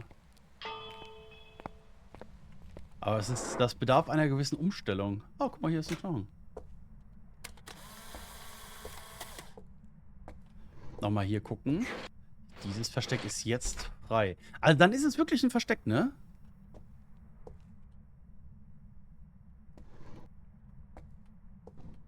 Ja, loslassen ist der Trigger. Das ist für mich auf jeden Fall sehr gewöhnungsbedürftig, weil das war all die Jahre nicht so. Sina, der Mensch ist halt ein Gewohnheitstier. Boah, überlegt mal, für die, die das vorher noch kannten, Räucherstäbchen mit F. Ja? Moin, Meister. Moin, Razzi, hi. Vielleicht die einen oder anderen erinnern sich noch, ja, Räucherstäbchen wurden damals getriggert mit der Taste F. Ja, wie oft ich da gestorben bin am Anfang. Holy. Wo ist der Strom? Der ist diesmal nicht auf der Etage. Okay, der war sonst eher hier, ne? Okay.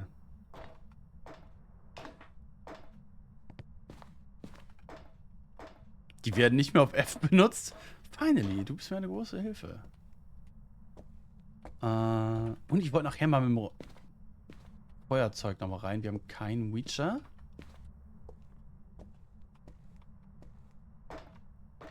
Das war am Anfang und mein Todesurteil mit dem Räuchern. I feel your pain. Aber wo ist denn sonst bitte der Strom?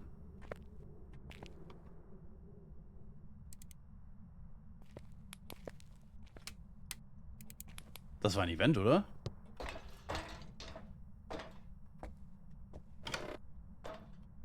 Was macht denn jetzt schon für Faxen?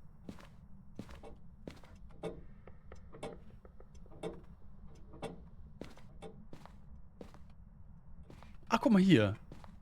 Cool. Ah, hier haben wir die Music Box. Sehr gut. Wo sind denn eigentlich die Items auf der Map? Habe ich eben alle gesehen und gefunden. Gehen wir aber gleich durch. Hallo. Wir brauchen einen Namen für den Papagei. Wir brauchen einen Namen für ihn. Der Papagei macht Geräusche. Bob.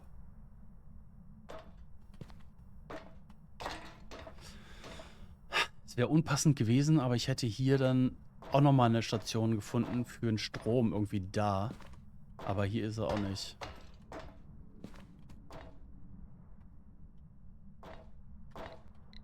Hier ist der Geist. Pipo, bester Vorschlag.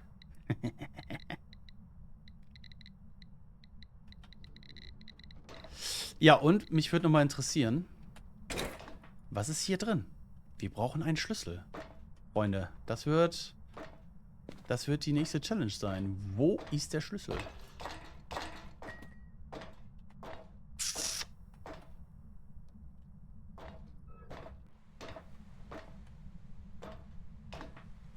Boah, bei Dark Pictures war der Strom mal hier oben bei einem Leuchtturm. Ich hoffe nicht, dass sie sich daran ein Beispiel genommen haben. Das fand ich nämlich ziemlich ärgerlich. Unnötig auch. Ne. Dann werde ich wahrscheinlich irgendwo unten dran vorbeigelaufen sein. Ich denke, mehrfach am Tag einen Pipo. Okay.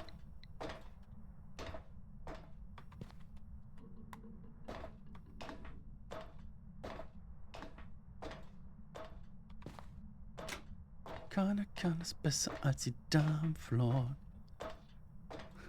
Deines Erstgeborenes. Das wäre mega witzig. Hi, ich bin Tanni und das ist mein Sohn Pipo. Oder, das ist meine Tochter Pipo. Oh, Rolly Roland, was sehen meine verzückten Augen? Ist das die neue Map? Ich möchte jegliches schmutzige Detail. Schmutziger als hier wird es auf jeden Fall nochmal.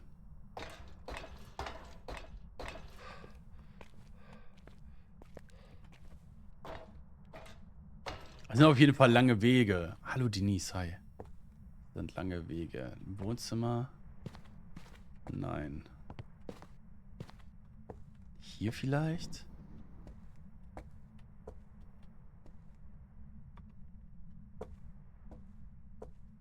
Was auch interessant wäre, Stromkasten außerhalb des Leuchtturms.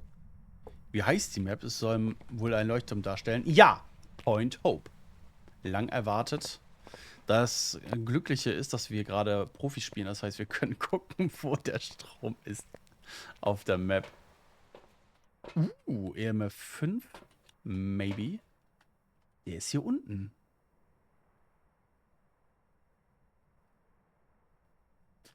Wenn wir reinkommen auf der rechten Seite. Okay. Jutti. Dich nehmen wir mit. Dich nehmen wir mit. Und dich nehmen wir mit. Leute, ganz, ganz wichtig. Guckt euch bitte diese Dots an. Das sieht man leider nicht so richtig. Ah, doch. Guckt ihr mal, was für eine Fläche wir jetzt auf einmal damit abbilden können. Richtig strong. Und auch recht weit.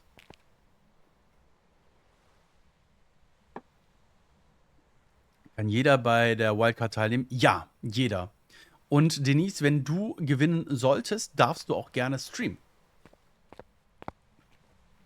Anderes Beispiel, C-Pox, der spielt ja auch woanders mit, darf gerne streamen. Herzlich gerne. Je mehr Leute das streamen, umso geiler. Sind das jetzt die T2-Dots? Nee, das ist T1. Ich habe letztens erst Prestige, weil ich dumm bin.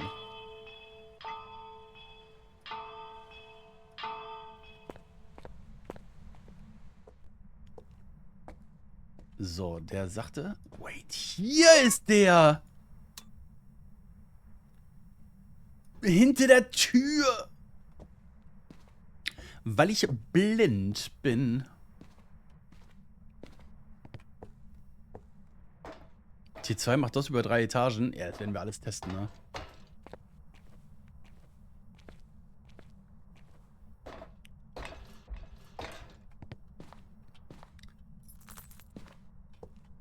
Nochmal wegen den verfluchten Gegenständen, ne? Gehen wir gleich alle nochmal durch. Wir werden heute noch öfters dieses Spiel spielen, diese Karte spielen. Gut versteckt in der Tür. Yep.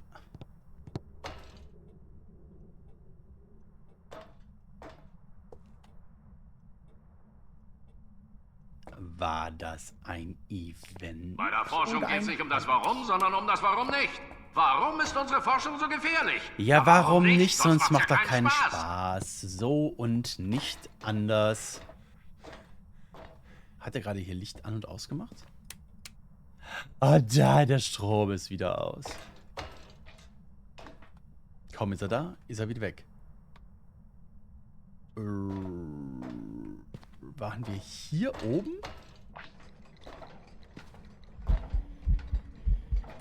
Hi. Ja, ist gut, geh weg. Seht ihr einen Orb? Ich sehe keinen.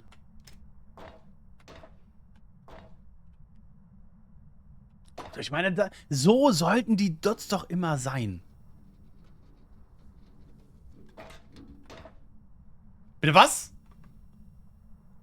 Was ist das für ein Geräusch?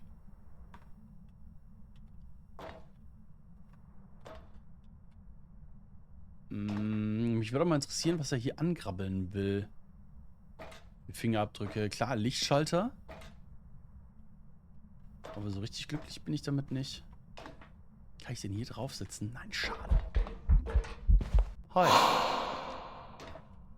Nicht schlimm, wenn du mich jetzt nicht wegsnackst.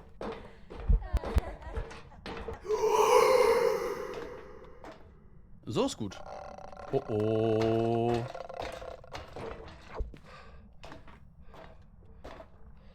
Lauf schnell, Roland. Eventfreudig, die Gute. Auf jeden Fall. Hier. Schrank. Plupp.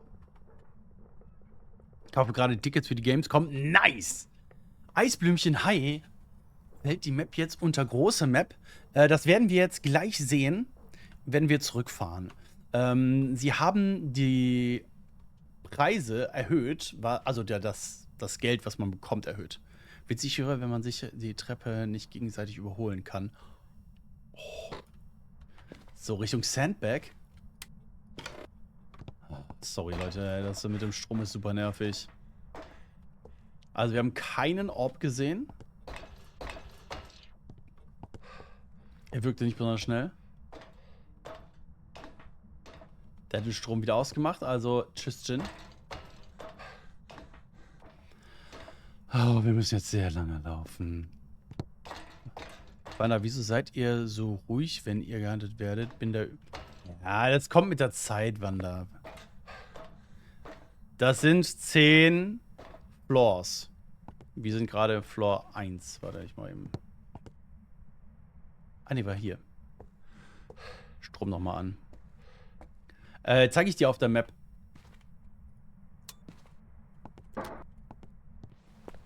Zeige ich dir hier. Das kann man im Van ganz gut sehen.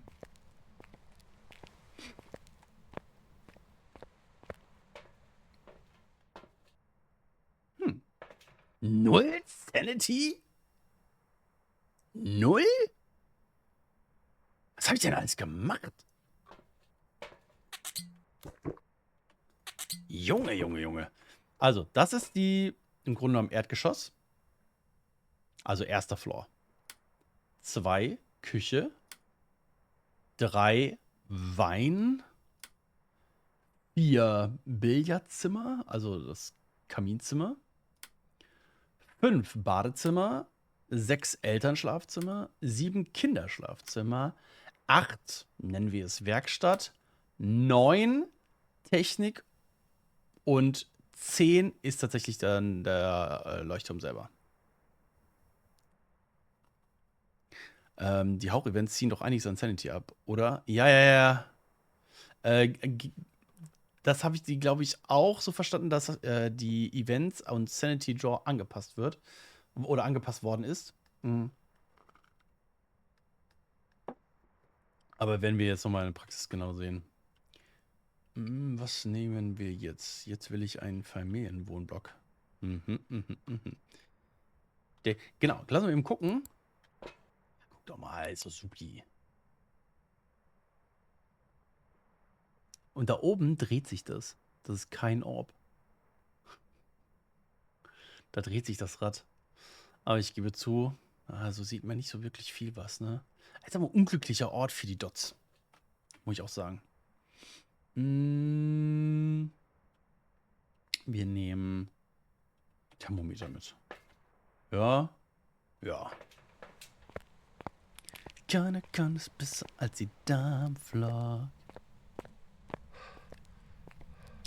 Ich zeige euch, wo die jeweiligen verfluchten Gegenstände sind, okay?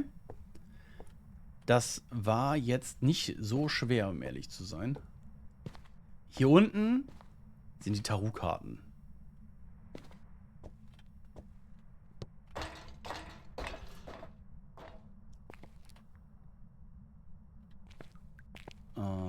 Hier war, glaube ich, nichts. Fun Fact: In Amerika ist das erstes Geschoss, Erdgeschoss, und England ist es wie bei uns. Ernsthaft? Als wusste ich nicht mit dem Englisch. Also, dass es dort auch so ist. Hier ist der Spiegel in der 3. Etage. Die sind bestellt. Nice. Dann kann ich endlich dich sehen. Hier bei den Spielen ist das Ouija-Brett hier unten.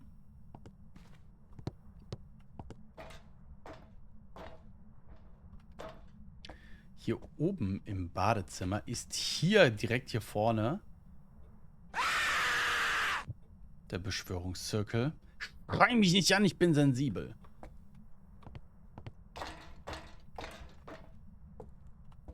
Hier ist die Musicbox.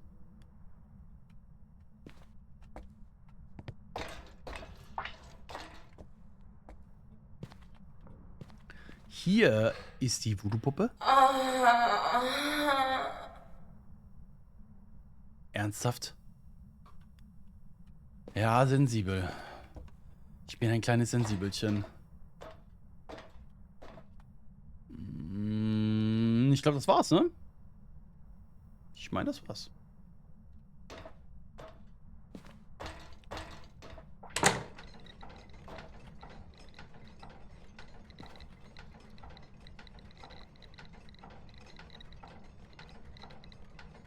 So, und das ist der Leuchtturm, ne? Der muss halt Strom haben, damit er sich dreht.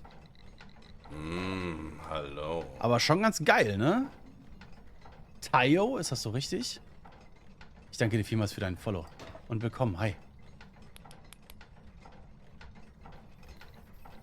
Er schreibt ins Buch. Ich liebe alles daran.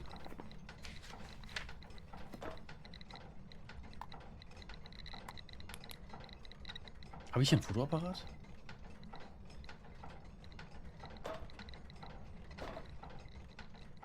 Ich glaube nicht. Also, Freunde. Ja, ist richtig ausgesprochen. Nice. Ich wiederhole und betone, ich will wissen, wo der Schlüssel hier ist. Du darfst nicht fummeln? Warum nicht?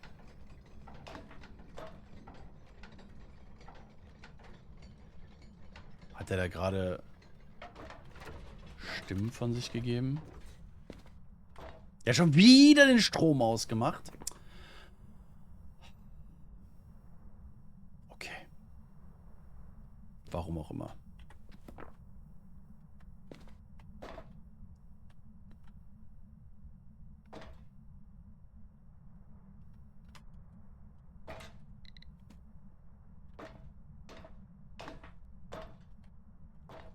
Auch wieder nur ein Dreierwurf.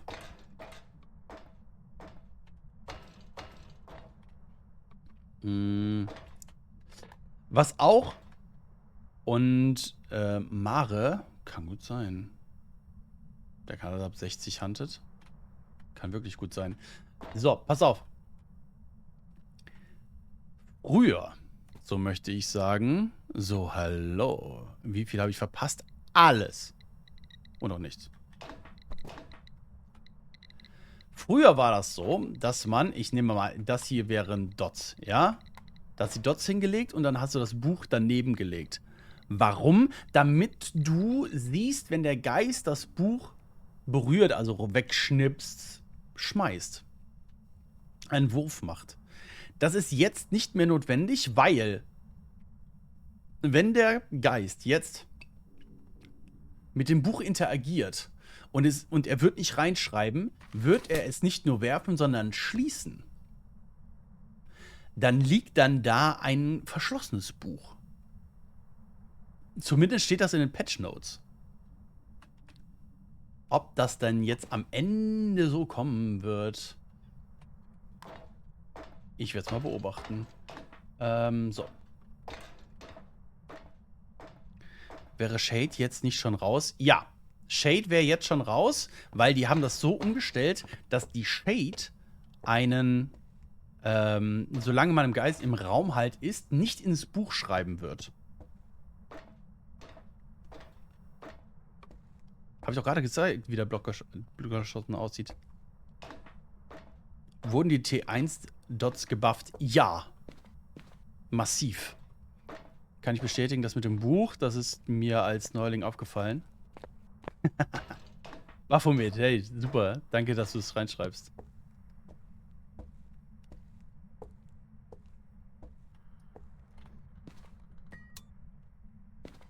Komische Geräusche gibt es hier. Talkaru! Grüß dich, hi. Schön, dass du vorbeischaust, Mann. Richtig, Shade macht dann auch keine Kerzen mehr aus, wenn man im Raum ist, nehme ich an. Korrekt. Zeige ich dir. Wir sind das schon mal durchgegangen. Deshalb mache ich das jetzt nur noch auf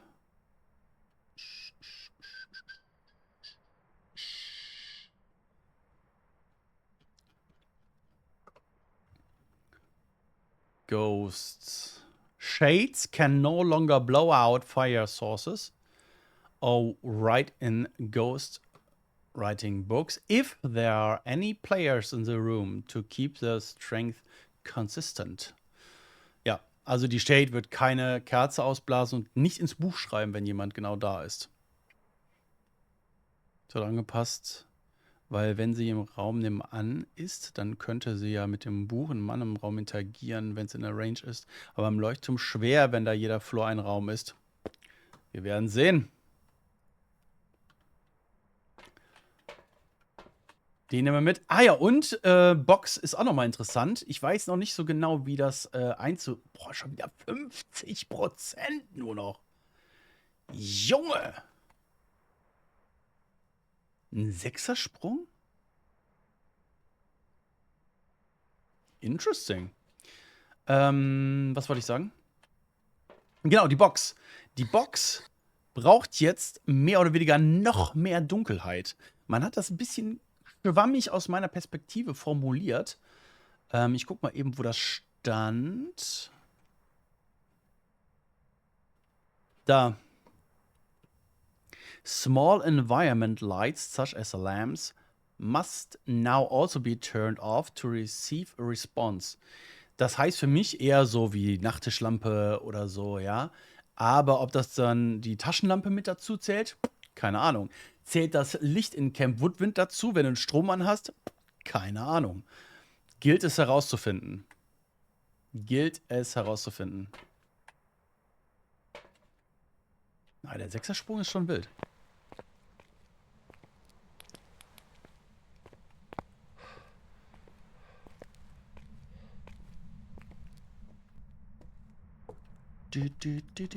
Strom ist noch an.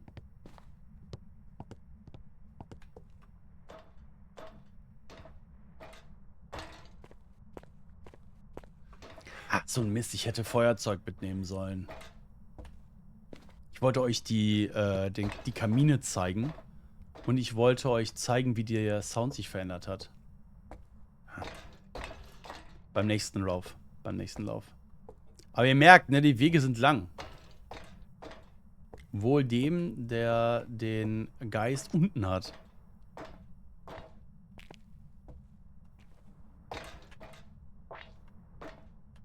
Wir drehen uns im Kreis. Reicht das schon aus, dass ich hier oben nicht mehr mit Dots arbeiten kann? Bist du hier? Close to busting. Nein, reicht nicht. Mhm. Wo kann ich den denn hier festmachen? Hier ist super. Ja, hier ist cool. Sehr gut. Wo ist mein EMF? Da. Okay.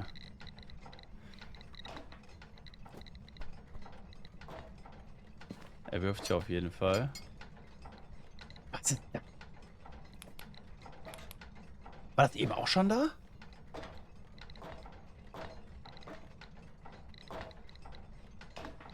Er schmeißt auf jeden Fall fleißig. Wir haben kein Gefrier.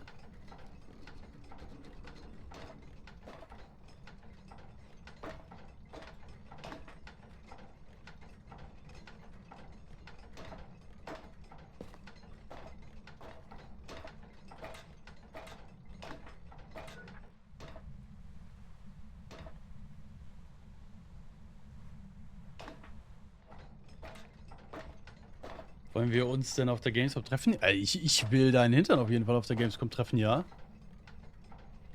Aber ja, warum nicht? Klar.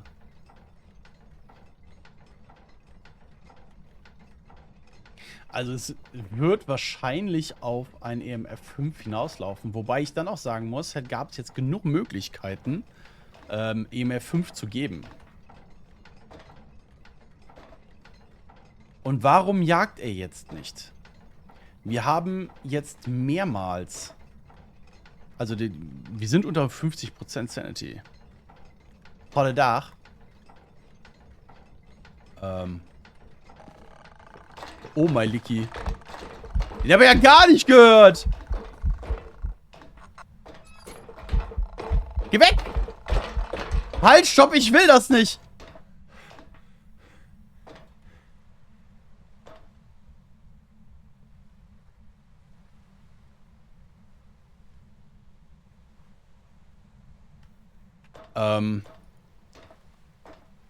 Licht und so.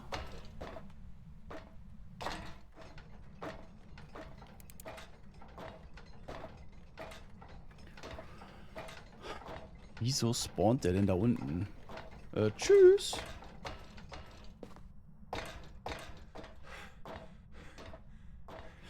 Ja, warum meinte der nicht? Ja, genau. Hoppala. Ich hole mir mal eben Räucherstäbchen.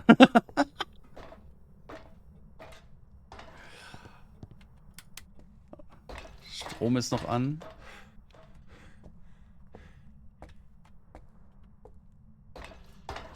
Das war typisch Vorführeffekt. Ja, warum startet der denn da unten? Der muss ja mindestens 2 Etagen unter mir angefangen haben. Wir haben Box und Buch. Wir haben auch keinen Mühling oder so ein Bums. Es ist auch kein Mimic, der einen Mühling nachmacht.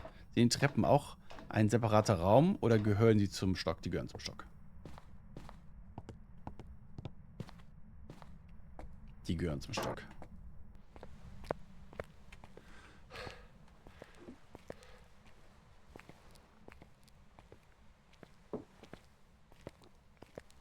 Ja klar, Fanny, lese ich das hier eher. Was ist los mit dir? Wie viele Etagen gibt es? 10. 1, 2, 3, 4, 5, 6, 7, 8, 9 und ganz oben 10. Ja, boah, die Flurgeister in Asylum waren die Hölle. Oh, es gab ein Update, aber bei mir sehe ich nichts. Cassia, das kommt erst morgen. Ich darf exklusiv Also die Content Creator für Phasmophobia dürfen exklusiv einen Tag vorher zeigen. Dass das Herzschlag lauter ist als bei den anderen Geistern. Okay, das ist mir bisher noch nicht aufgefallen.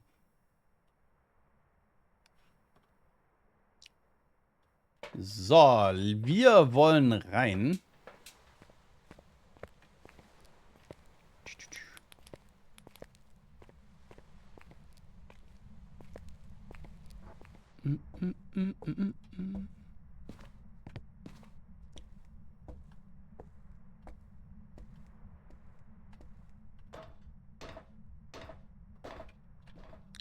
Genau, also haben sie jetzt auch noch mal genauer gemacht. Das wirst du jetzt gleich hoffentlich besser sehen und hören.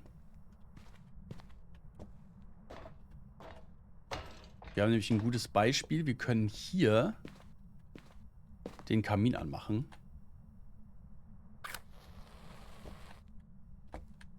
Wir können hier den Kamin anmachen. Habe ich 4 Slots?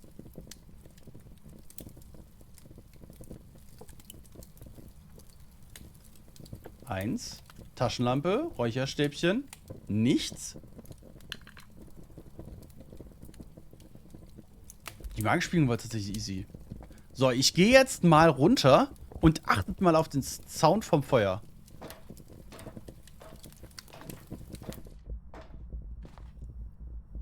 Hört ihr, wie basslastig das ist? Ah, Feuerzeug und Räucherstäbchen sind ein Extra-Slot. Geil.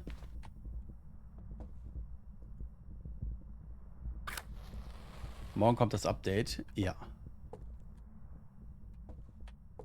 Haben wir noch mehr? Nicht wirklich. So, das Feuer ist immer noch an. Wir sind jetzt 2 Etagen drunter. Fast nicht mehr zu hören. Fast nicht mehr zu hören, ne? Wir gehen nochmal einen runter. Ich habe den Schrank. Nein, ich habe noch keinen Schlüssel für den Schrank. Ich warte doch. So, den habe ich noch nicht anmachen können.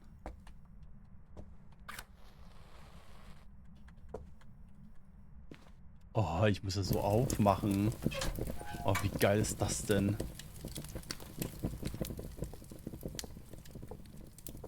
Schön bei Hand nichts hören und nach oben in den Geist reinlaufen. Ja, vor allem reinsprinten halt, ne? Ist der Shop auch endlich offen wegen der Kleidung? Nein. Aber es gibt neue Badges für Apokalypte und wenn du 50 Mal hier einen Geist rausgefunden hast. So, wie sieht's aus, Spirit? Lässt du dich handen von mir? So, ich habe jetzt ganz nicht aufgepasst. Ist das jetzt eine große Map? Weiß ich noch nicht. Das werden wir gleich sehen, wenn wir zurückfahren.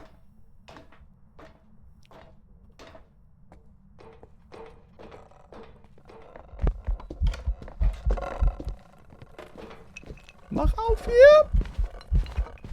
Mach doch zu! Oh! Ich wollte schon wieder, das mit der Taschenlampe bringt mich noch um. Ohne Scheiß, es bringt mich um.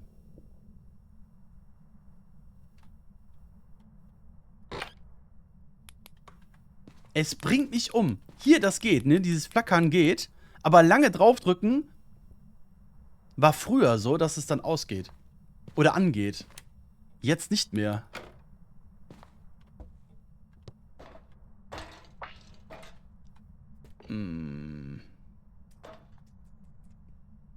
Noch ein höher, ne? Ja. Buchbox. Wir haben noch spekuliert, dass der Geisterraum sich geändert hat, ne? Ja, scheint hier zu sein.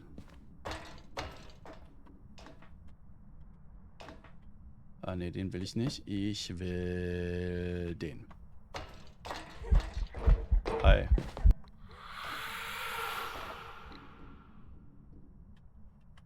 Dim, dim, dim, dim, dim.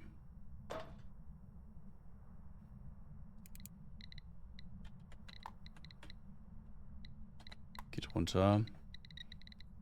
Also bei Headcam zum Beispiel, dann muss man das T bei der Taschenlampe benutzen. Ich habe das, warte, ich zeig's gleich, okay? Erinnere mich dran, wenn ich es nicht tue, dass ich das zeige mit der Headcam.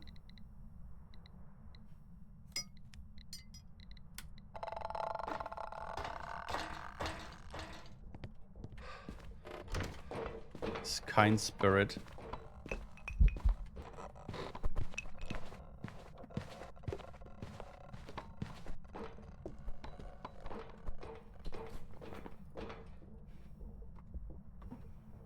Ist ein Poldi? Wenn es gefallen, wenn es viel Raum und runter ginge. Das ist er nicht. Mara wäre halt Orb, ne? Aber ich habe nichts gesehen. Aber der hat auch nicht wirklich was gehabt, was er ankrabbeln könnte, ne? Also ich habe das...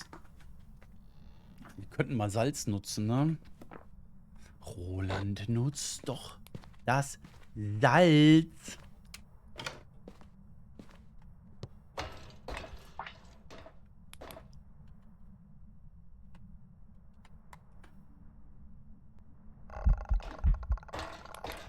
Hör auf Zanden.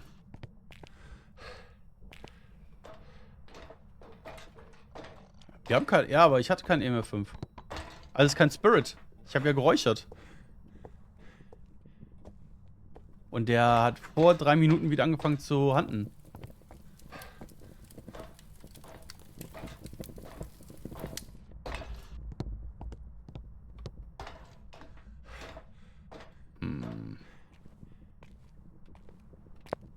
Ich freue mich sehr auf den Theo im Multiplayer.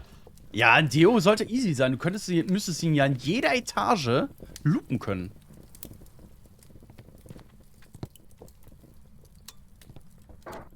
Müsste eigentlich gut sehen. Gut gehen.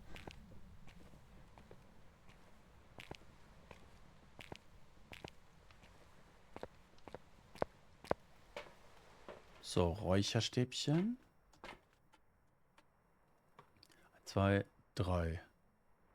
Den lasse ich hier. Den nehme ich mit. Essen ist im Discord. Sack. Ja, wir versuchen das nochmal. Wir versuchen das nochmal mit dem Räuchern. Und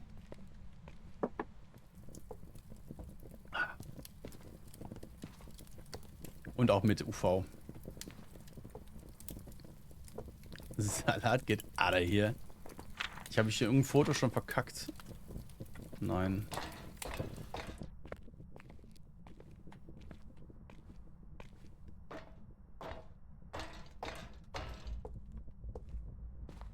Bam, bam, bam, bam. Dann, dann, dann. So, jetzt achtet mal, jetzt ist es hier. Jetzt gehen wir eine Etage höher. Wie sich das verändert, der Sound von dem Feuer. Ganz gedämmt.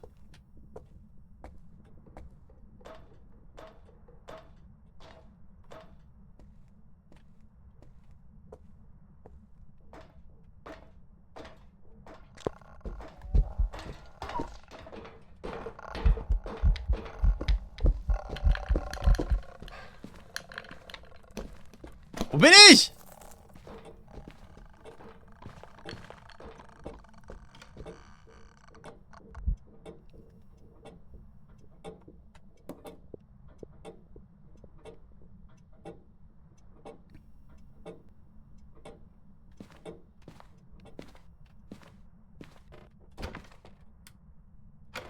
Okay. Meine V-Lampe! Verdammte Scheiße, wo ist der jetzt? Wo hab ich die jetzt hingeschmissen? Mann! Da, okay.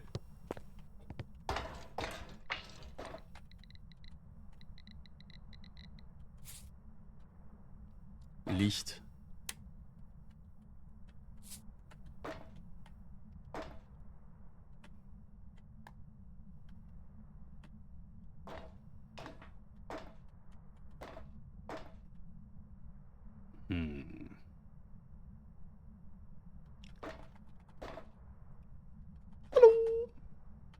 Lauft bitte durch das Salz. Nicht schlimm, wenn es schnell geht.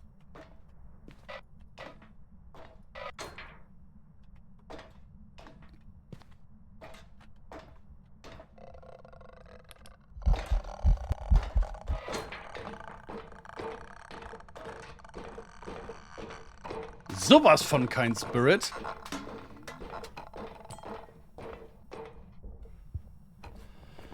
Hey, Geek, hi.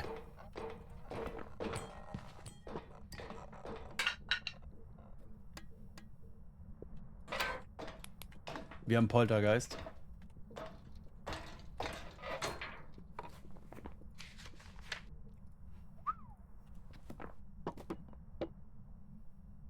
Eine Reaktionszeit auf der Map müssen wir noch arbeiten. Ja. Ganz, ganz sicher. Okay, wir fahren. Ja. Tschüss.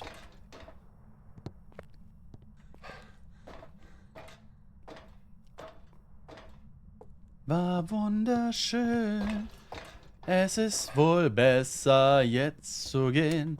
Wir wollen keine Tränen sehen. Schönen Gruß und auf Wiedersehen. Hi Roland, hallo Geek.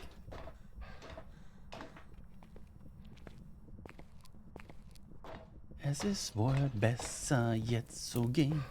Wir wollen keine Tränen sehen. Schönen Gruß. Hosen, ja, ich bin ja Düsseldorfer Jung. Also ich bin Neuss geboren. Und meine Familie kommt aus Düsseldorf. Düsseldorf und Köln. Was die Sache nicht irgendwie einfacher macht. So. Das war ein Poldi.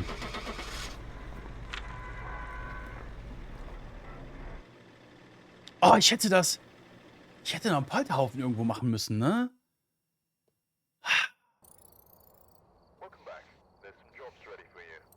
Headlight. Genau. Ich wollte dir zeigen. Also übrigens, ne? Für die Apokalypse-Challenge schon haben, es gibt dafür neue Badges. Bronze, Silber und Gold. Ne? Das geht immer weiter nach vorne. Zack, zack. Ah, shit! Oh! Ich muss ins VOD rein. Scheiße, das wollte ich gucken. Du hast völlig recht. Da sehen wir ja am Reward. Mist. Ah, gar kein Problem. Ich gehe einfach ins VOD rein. Da.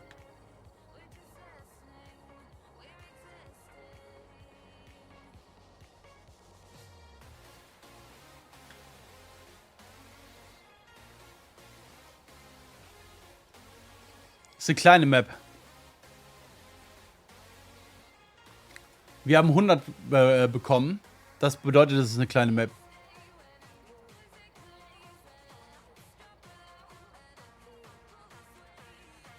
Hab bisher echt nur Bronze. Ja, es zählt als kleine Map. Genau, das wollte ich zeigen. Und zwar kannst du jetzt hier einstellen, Kopfausrüstung umschalten. Hold T. Ne? Das kannst du machen. Und ich habe die Taschenlampe. Oh, die Taschenlampe.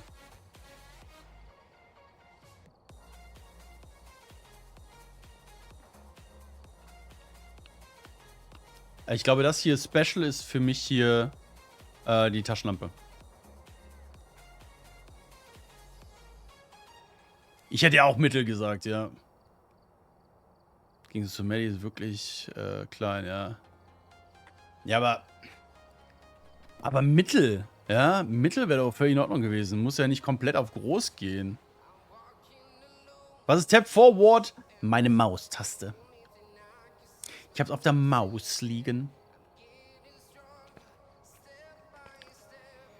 Was wollte ich denn jetzt machen?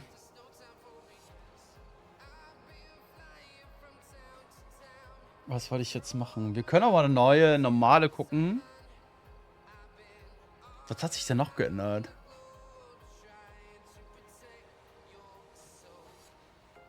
Ach komm, was soll man sagen? Wir gehen nochmal in Point Hope rein. Above the skies, where are here? Hier, kommt bald, ne? Ist immer noch nicht drin. EMF. Wir können EMF upgraden. Nice.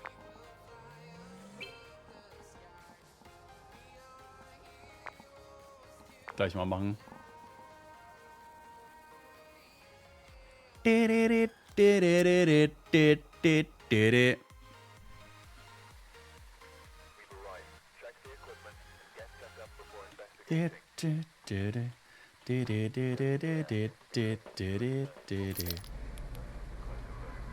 Ah ja, und die Brennzeit der Kerzen hat sich verändert. Vorher war das 3 Minuten für die T1-Kerzen, jetzt sind es 5. Für die T2-Kerzen war es vorher 5 Minuten, jetzt sind es 10. Also das wurde auch nochmal deutlich erhöht.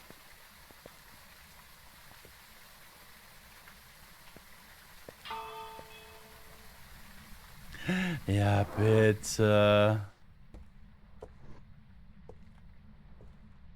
Hier ist zu, okay.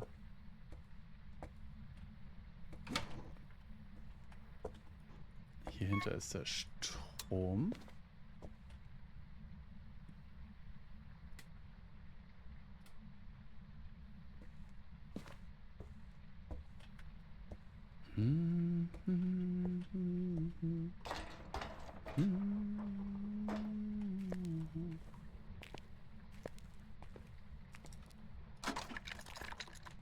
Die Eiswürfel sind so geil, ey.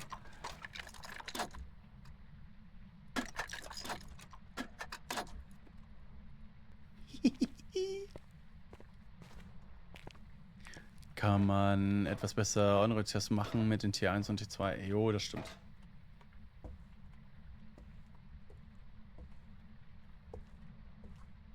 Kein Spiegel.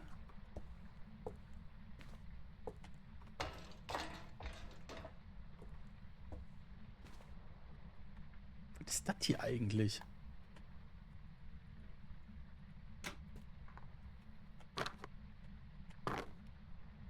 Einfaches Spiel, okay. Der hat was geworfen. War das hier? Ja.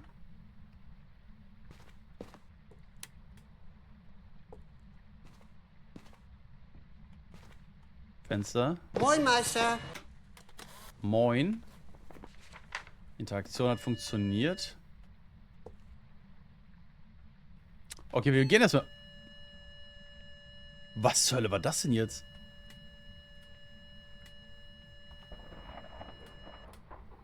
Okay, never mind. Kann man die mit einer Tasse auffangen? Ich habe versucht, nein. Ich habe mit der Schüssel es versucht.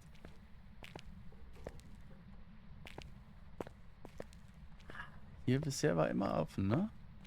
Darts, grüß dich, hi.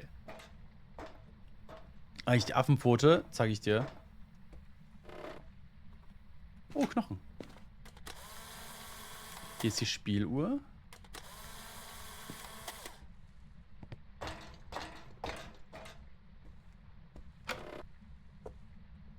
Da ist die Voodoo-Puppe im Schlafzimmer, Kinderschlafzimmer. Und hier liegt die Affenpfote beim Schaukelpferd. So, das Gute ist, wir brauchen hier gar nichts mehr machen. Und können uns komplett auf die unteren Sachen beschränken. Warte mal. Aber ich nehme... Aber es war unten. Ich nehme die Musicbox mit. Falls wir ein Foto brauchen oder Foto machen wollen.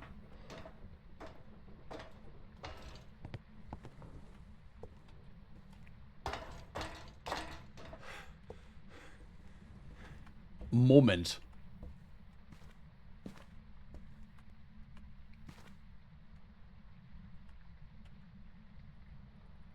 Schade.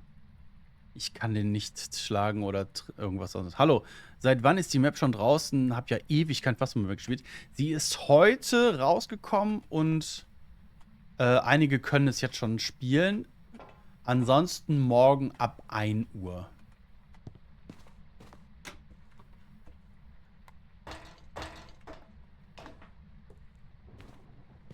Genau, die kommt morgen für alle dann frei zugänglich raus. 1 Uhr, also 13 Uhr. 12 Uhr UK-Time. Gerne. Ständig muss ich die Spielsachen der Kinder aufräumen. Hört das denn nie auf? Strom ist weiterhin an, okay. Ich kann auch nicht, ich habe extra geschaut.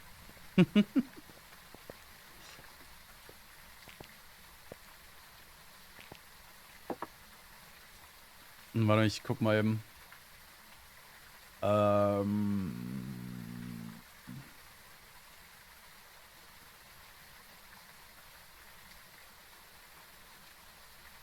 Kann ich zeigen, okay, hier.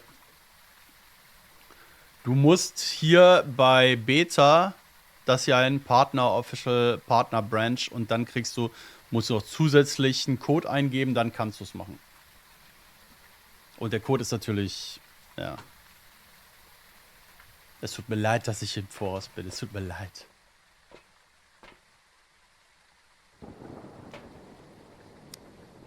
Wir sind bei 74. Okay. Wir müssen nicht weit. Ich kann die Taschenlampe hier lassen. Ja, und die Dots sind echt besser geworden. Alexandra, huhu. Ja, neue Map. Geil.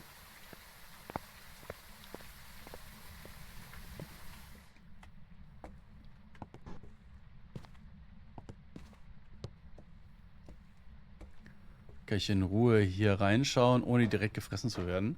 Ja, ist doch schön, oder? Ich lasse mich für euch fressen. Früher mein meistgespieltes Spiel. Boah, jetzt ist es schon mal länger her, oder?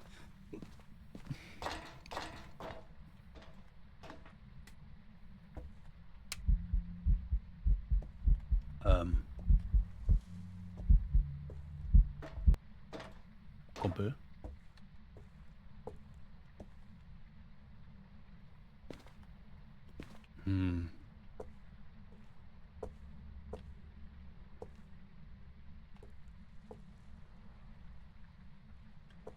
Pass auf, wir machen das so. Die Dots sind nämlich richtig, richtig stark geworden hier. Guck mal, wie weit die reichen. Die können wir jetzt hier ganz entspannt auf die Fensterbank. Und, oh, nice. Seht.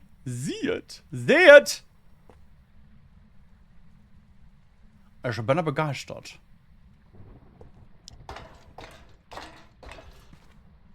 Wie viele Stockwerke? 10. Da.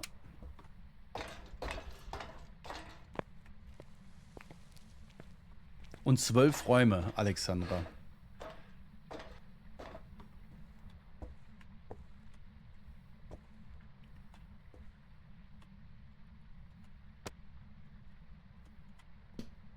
Boah, ich würde es feiern, wenn hier irgendwo der Schlüssel versteckt wäre. Naja. Kommt das heute Morgen geplant 1 Uhr deutsche Zeit. Was für ein Schlüssel? Wofür? Zeig ich dir gleich. Das riecht nach EMF 5. Das riecht nach EMF 5. Guck mal, wie tief das jetzt geht, ne? Nein, 13 Uhr deutsche Zeit.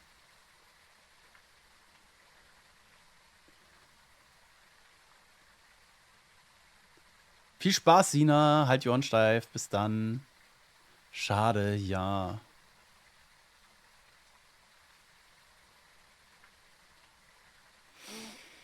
Kann natürlich überall sein, ne? Schon wieder gleich 50%, dass er wieder anfängt zu handeln. Das will ich eigentlich noch nicht.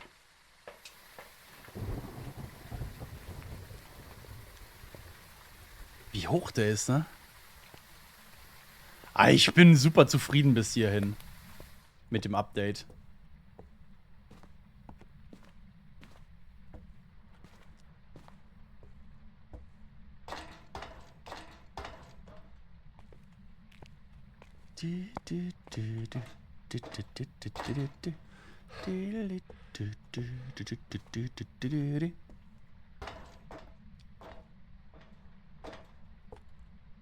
Den schmeißen wir hier hin. Habe ich noch kein Buch? Ah, doch da. Okay. Bist du hier? Bist du jung? Bist du alt? Bist du sexy? Bist du hier? Bist du hier? Das, meine Damen und Herren, ist ein EMF 5. Die haben die Wahrscheinlichkeit erhöht, dass der umkippt. Was ist das denn gerade gewesen? Dieses Klack, Klack, Klack, Klack. Was war das dann? Und jetzt ist das passiert, was ich eben angedeutet habe. Der hat das Buch nicht geschmissen, er hat es zugemacht. Das bedeutet, Buch wird es nicht. Schloss auf. Ah, was für ein Schloss?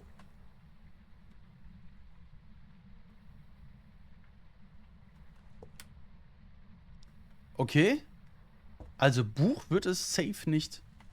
Bist du hier? Bist du jung? Bist du alt? Oh, wir haben ganz tief Gefrier.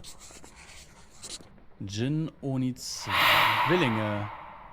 Die zum Thema Oni. UV oder Box. Jetzt sei doch nicht so!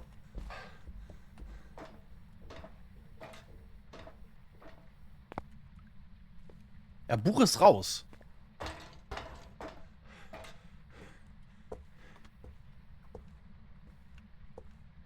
Ne, der hat das Buch zugemacht.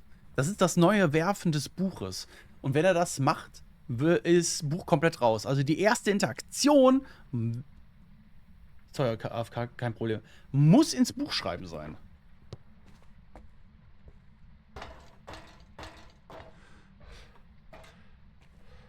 Er hat gekritzelt, denke ich. Können wir gleich mal gucken.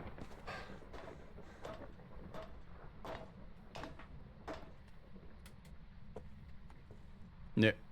Wenn der Stift da noch liegt, ist nicht gekritzelt worden.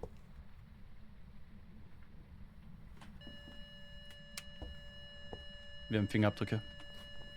Damit ist es ein Djinn. Ja, nice.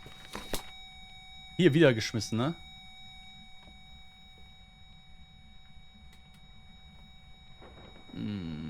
Habe ich noch einen Fotoapparat hier irgendwo? Ja.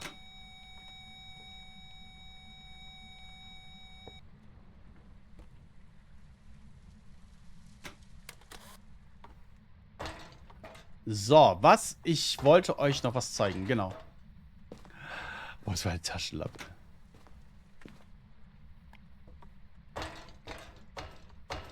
Das war ein Twitch-Sound, was genau?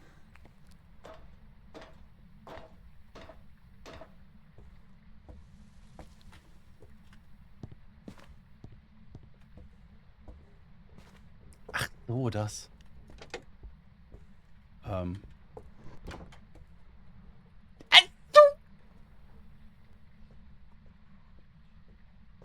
Geh weg.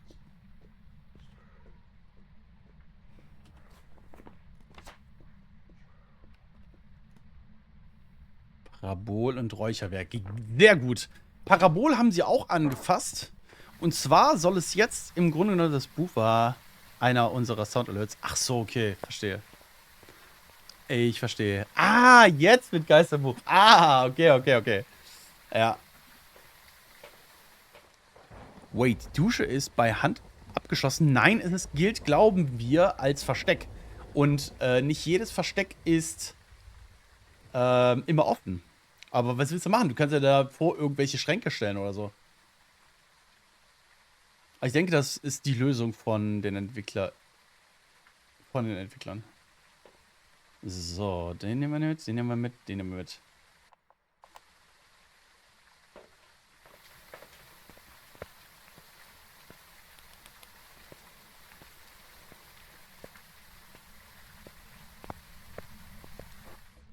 Wenn man nur einen Küchenpodcast hat.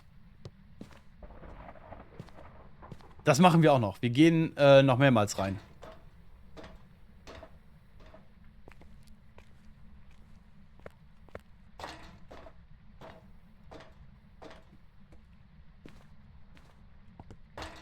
So, einmal hier den Bewegungssensor.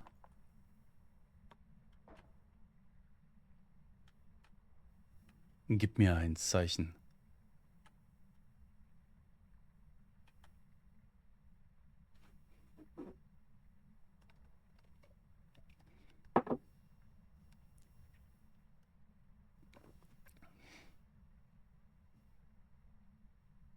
Gib mir bitte ein Zeichen. Sehr bewegungssensorfreundliche Map. Ja, auf jeden Fall.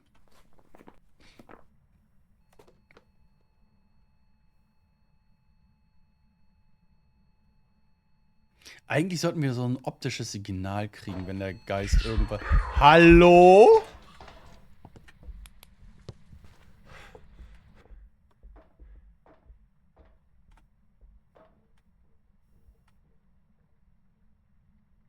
Ist er nach oben gerannt?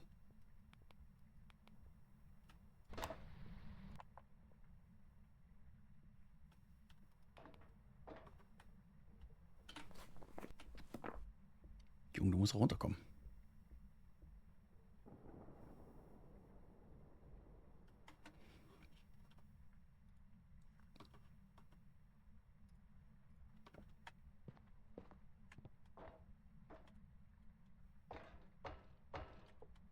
Bewegungssensorfreundliche Map und dann läuft er nicht da durch.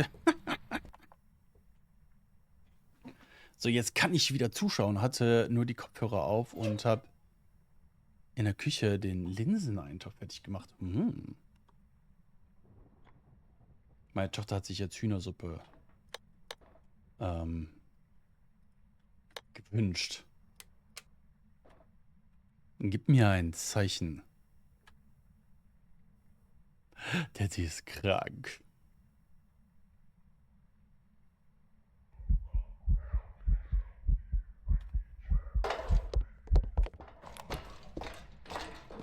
Scheiße, ich hab vergessen, dass der speedet.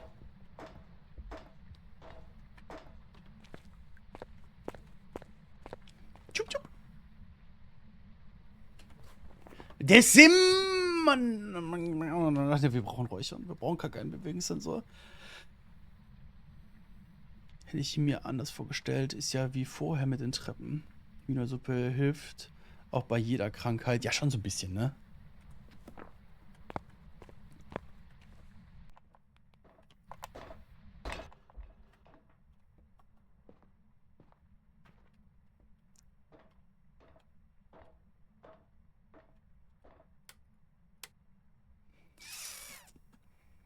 Vielleicht liegt es aber auch einfach an dem Parabol 1.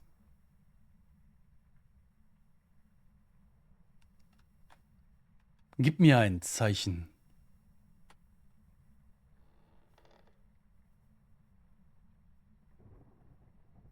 Du musst nicht handeln. Ich würde da jetzt nicht zwingend drauf insistieren, aber ich würde mich dennoch freuen, fänden Sie die Zeit, in mein Parabol zu quatschen, werter Geist. Und ich möchte wissen, ob der irgendwie nochmal, also ein akustisches Signal gibt. Achso, natürlich. Weil ich einfach nichts gehört habe.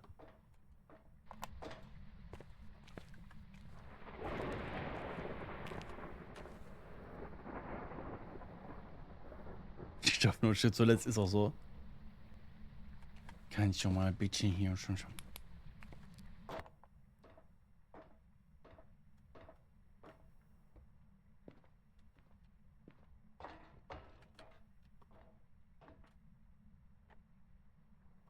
Gib mir bitte ein Zeichen.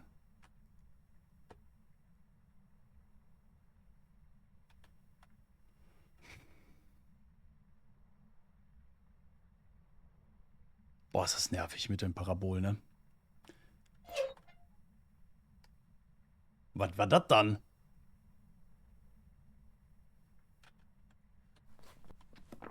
Gib mir ein Zeichen. So eins nicht!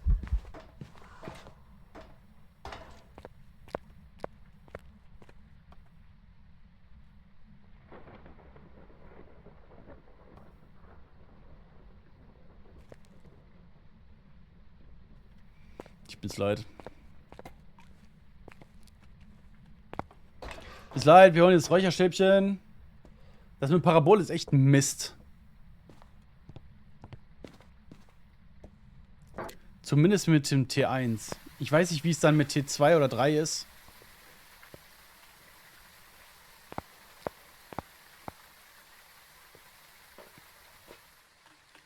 Das werden wir dann nochmal sehen können, was dann damit ist. Vielleicht ändert sich das auch, dass es völlig in Ordnung ist. Also mit einem anderen Parabolstufe. Nö, lass uns an.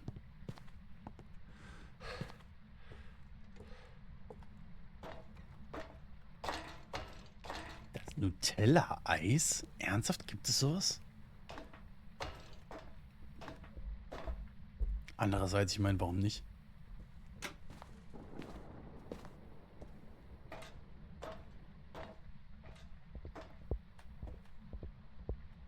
Hallo? Hallo? Schlicht von drunter oder drüber. Kann sein. Ich möchte das gar nicht in Abrede stellen. Oh, wir müssen auch was testen. Machen wir aber nächste Runde. Und zwar, es soll wieder so sein, dass wenn Kruzifix abgebrannt wird, dass das Licht nicht ausgeht. So viel zur Theorie. Das werden wir nachher testen. Warum sind da zwei Lichtschalter? Wegen zwei Lichtquellen. Einmal hinten. Und einmal hier vorne. Das sind quasi zwei Lichter.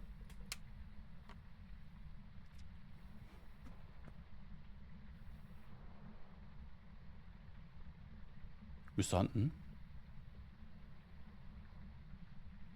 Oder nicht? Oder doch? Nein. Warum nicht? Weißt du was? Ach so, ja, jetzt, ne? Lass dich mal. Drecksgeist.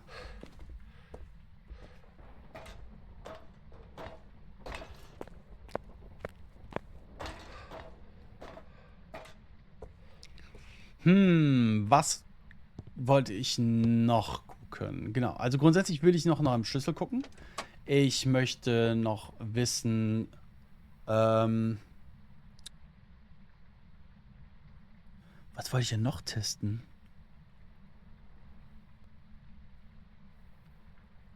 Was wollte ich denn noch testen? Verdammt. Eben wusste ich es noch.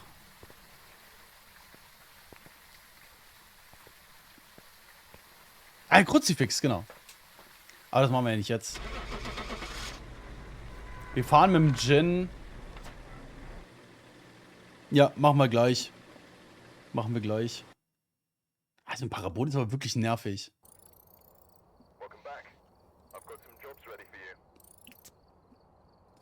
UV-Licht. Ich weiß gar nicht, ob ich das besser finde.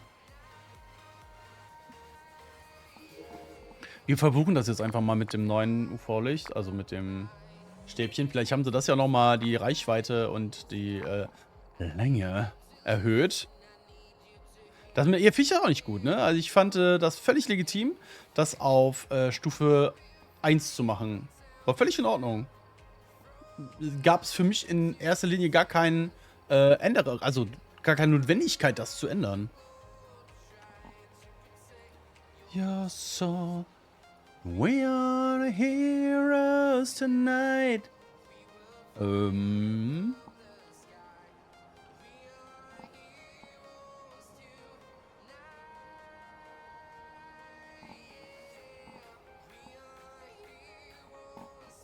Okay. Ich guck mal eben noch mal kurz, was hier noch so alles ist. Ob da irgendwas... Bug Report...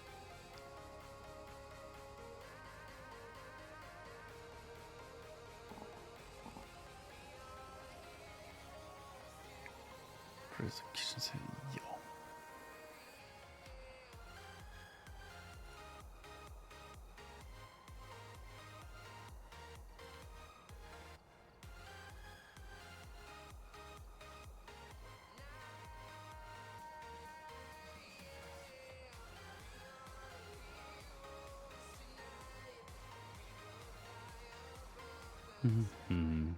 We are the heroes tonight. Yeah. Okay. Nichts Gravierendes Neues dazugekommen. Dann machen wir weiter.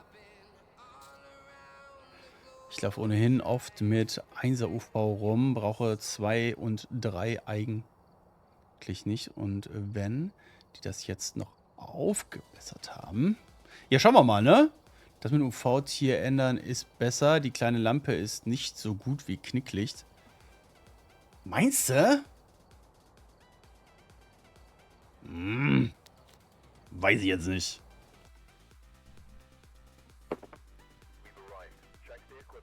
Ja, safe. Also grundsätzlich ist das Knicklicht natürlich besser, weil es keinen Strom hat. Also es zieht keinen Strom an. But be careful out there. Der Strom ist jetzt auf einer anderen Position. Das ist die 3. Position, die ich jetzt bisher gefunden habe. Also einmal direkt hier hinter der Tür, dann hier. Und hier, ich glaube beim Wein war das. Hier beim Wein, also 3. Etage. Gut. Und strahlt in alle Richtungen, wenn man nicht genau weiß, wo die Prints sind. Ah, okay, okay. Ja, sind gute Argumente.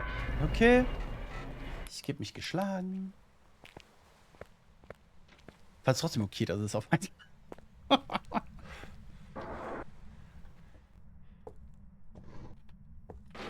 Hier sind sie auf jeden Fall frei, okay.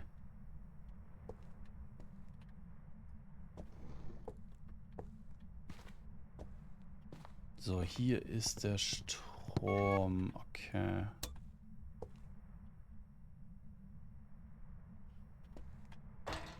Und die Zigarre wollte ich auch noch testen. Das machen wir jetzt auch.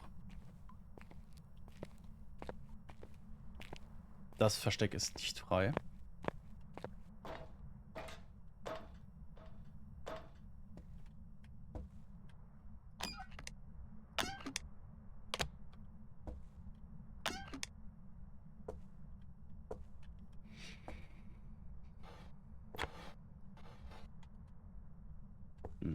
Okay. Ich habe ein bisschen gehofft, dass da was ist. Meint ihr, wir können uns hier verstecken? Was zu beweisen wäre... Knicklichter in verschiedenen Farben.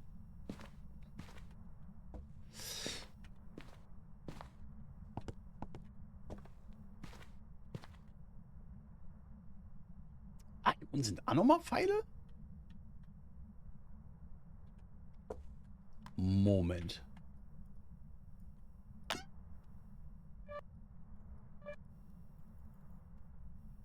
Schade. Ich hätte gedacht, dass man malen könnte.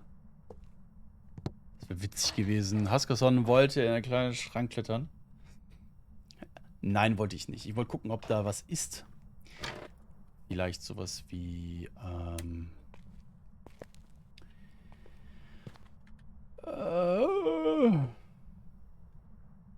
Schlüssel. Ja, wir suchen ja immer noch den Schlüssel. Hallo. Miami. Ich danke dir vielmals für deinen Follow. Und willkommen, hi. Okay. Hier ist nichts. Geh mal hoch.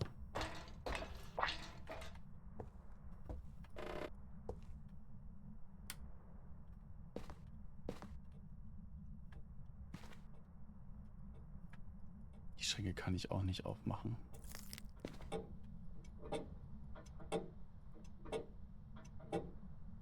Wenn ich ein Schlüssel wäre, wenn ich ein Entwickler wäre und müsste einen Schlüssel verstecken, wo wäre das?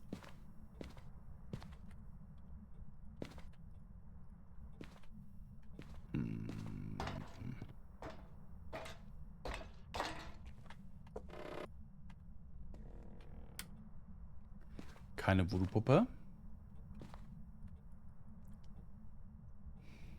Handgelenkgeist.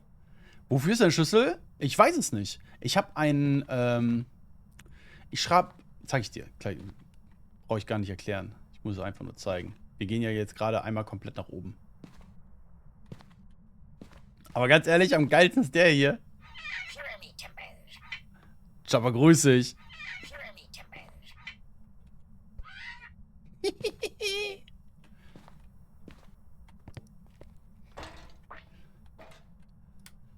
Der ist witzig. Hier ist die Affenpfote normalerweise. Bin ich irgendwo dran vorbeigerannt?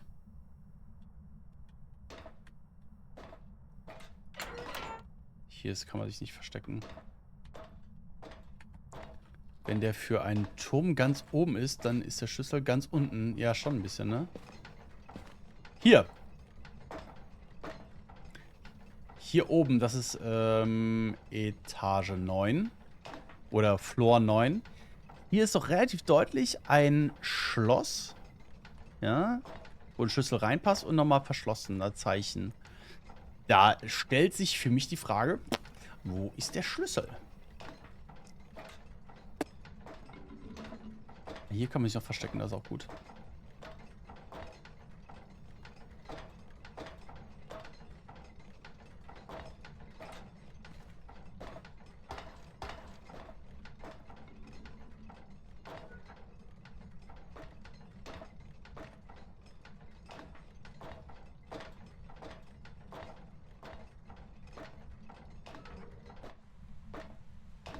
Ich bin einmal komplett rum und habe den Knochen noch nicht gesehen.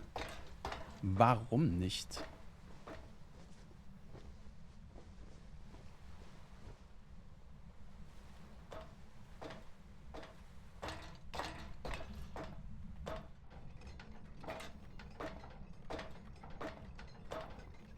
Das wäre witzig. Ja, was ist da drin? Das ist halt auch die Frage. Ah, okay, und das hatten wir eben auch schon.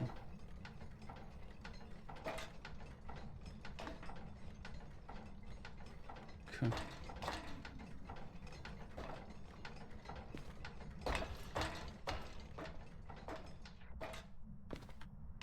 Keine Affenpfote. Keine Voodoo-Puppe.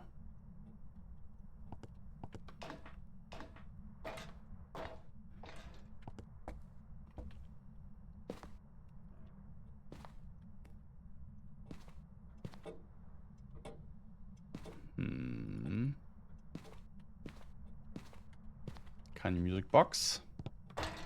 Wie sieht es mit Verstecken auf der Map aus? Relativ viele. Ganz ehrlich, es gibt viele Verstecke hier. Hier zum Beispiel kannst du dich hier hinter chillen. Ja.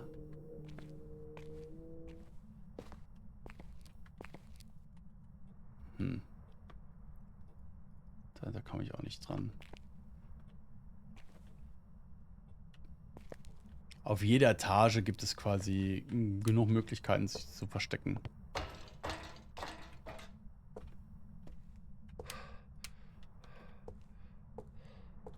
Hier hinter weiß ich jetzt nicht. Da ist der Knochen. Hätte man auch übersehen können. Was mir auch aufgefallen ist, wenn ich ein Foto mache, kann ich nicht mehr scrollen.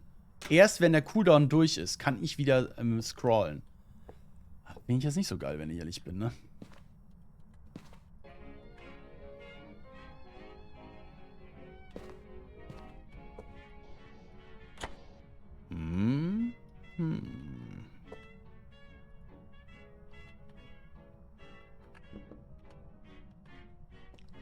Das ist ein Schlüssel. Das ist ein Schlüssel. Oder? Keine Ahnung, ich versuch's.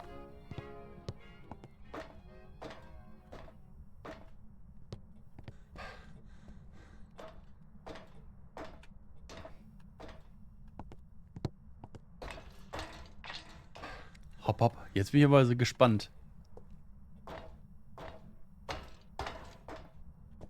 Noch eine höher.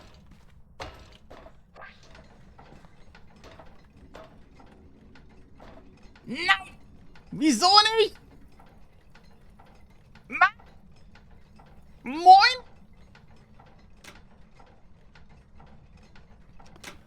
Oh, sad. Und vielleicht, wenn ich E drücke? Auch nicht. F? Auch nicht. Linke, rechte Maus, das passiert auch nichts. Was ist mit Bilder löschen? Nein, ist nicht drin.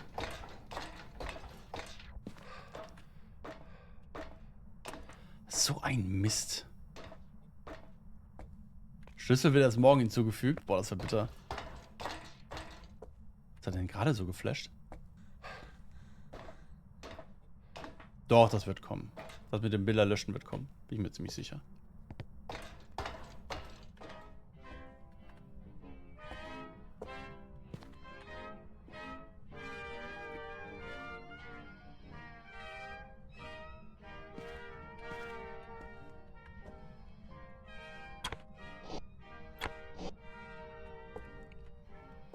Du warst drin.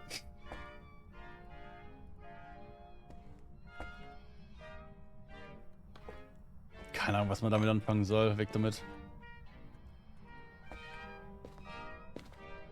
Sag mal, hat jemand mal einen Geist gesehen?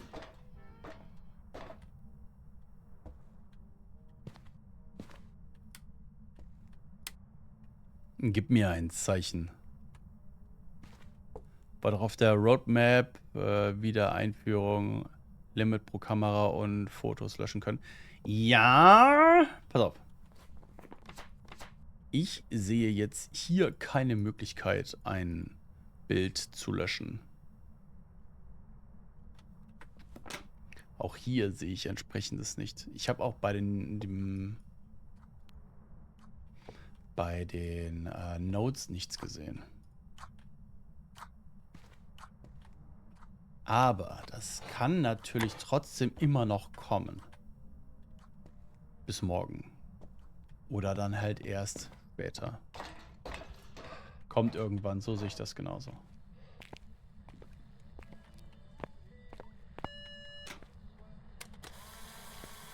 Hier, ich kann nichts machen. Ich drehe und drehe und drehe jetzt erst.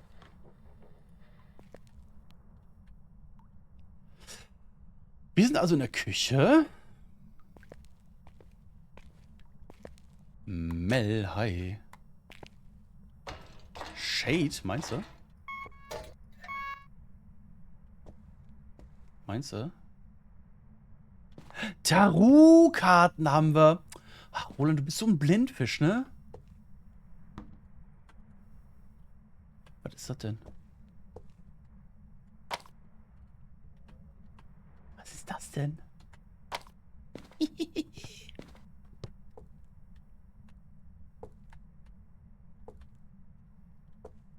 Nun gut.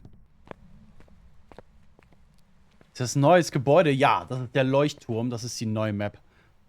Hast du Q gedrückt oder gescrollt? Ich habe gescrollt. Ich werde es aber auch gleich nochmal mit Q versuchen. Vanni, hi, grüß dich. Den werden wir reinbringen. Den werden wir hier lassen. Den nehmen wir mit und den nehmen wir auch mit.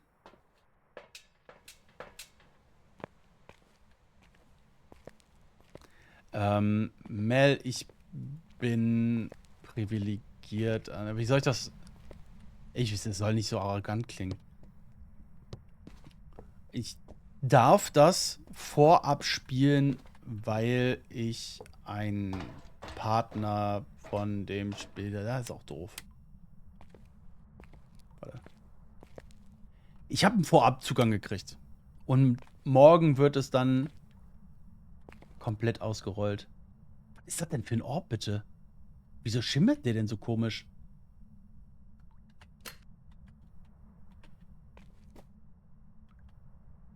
Seht ihr das auch? Der schimmert so ganz komisch. Und der geht immer nur von links nach rechts.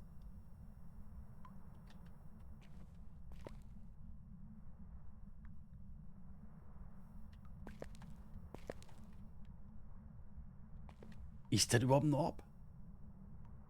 Na okay, also, es ist ein Orb. Er schimmert komisch, aber wir nehmen den Orb gerne mit. Hausaufgaben mit den kurzen. Oh, I feel your pain. Viel Erfolg. Was ist das? Kann ich das überhaupt mitnehmen? Schade, nein. Der ist schnell.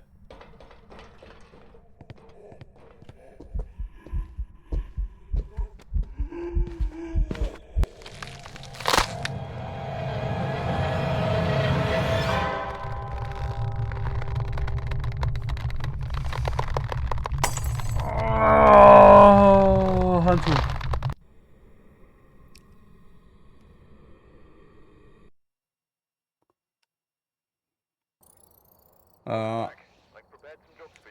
Scheibengleister. Nee, war kein Deo. War ein Handspruch. Ich habe gedacht, es wäre ein Deo. Ich habe gedacht, es wäre ein Deo gehen und deshalb bin ich reingegangen. Weil ich den dann gehofft habe, besser looten zu können. Ah, war dumm. Shadow Clan, ich danke dir. Ey, schön, dass du da bist und schön, dass ich dich sprachlos machen konnte. Freut mich sehr. Zumindest in Geist richtig, ja. Hallo. Zumindest in Geist richtig. Hallo. Shadow und Olga, ich danke euch vielmals für eure Follows. Freut mich wirklich sehr. Dankeschön, schön, dass ihr da seid. Weil ich dumm bin. Sag doch nicht sowas, Akku. Also, lass uns mal drüber philosophieren, ja? Wir haben jetzt hier 12 Räume auf 10 Etagen. Tanglewood hat 11 Räume. 12, 16, 13, 10. Die nächste gelegene große, eine mittelgroße Map hat, das ist auch noch eine kleine. Seine Restricted hat je nachdem was für ein Teil. Prison hat 26, Maple hat 28. Camp ist auch wieder klein. Da macht das schon Sinn, dass es eine kleine Map ist, ne?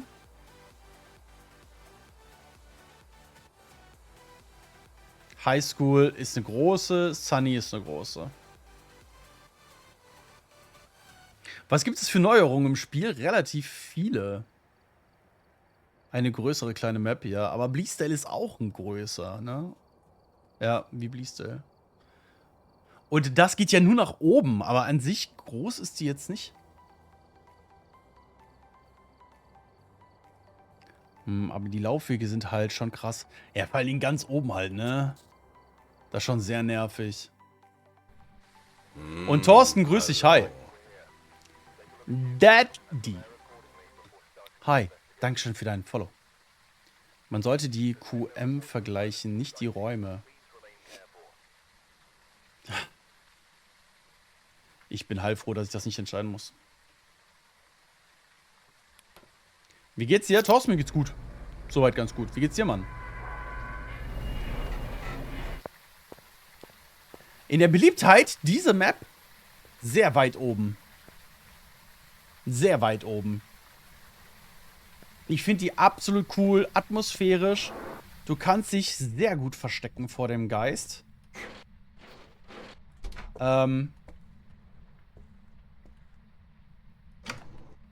Neu ist immer besser. Kurz die Test. Ja, sobald ich da drin bin und er huntet. Also ich finde die schon gut. Ich muss sagen, du läufst halt viel, um in den letzten Raum zu kommen. Ja, das stimmt. Da hast du völlig recht. Du musst viel laufen, ja. Strom ist an. Piep, piep, piep, piep, piep, piep. Kein Spiegel. Und ist mal was ganz anderes als ein ja, Standardhaus? Ja, absolut. Da ist der Knochen. QE passiert nichts. QE passiert nichts. Jetzt passiert was. Auf Q. Also tatsächlich, du bist halt mehr oder weniger, wenn du das nutzt, komplett darauf angewiesen, dass das funktioniert. Schon wild. Und jetzt noch ein Friedhof für Geisterschiff als Map bringen, bin ich happy. Ja, auf jeden Fall interessant. Hier ist der Beschwörungskreis.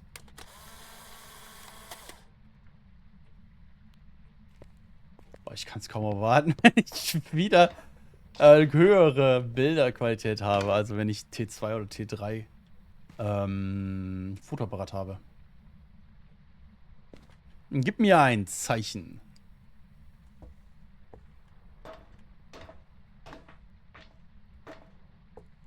Ja, es stand in den Patch Notes, ja.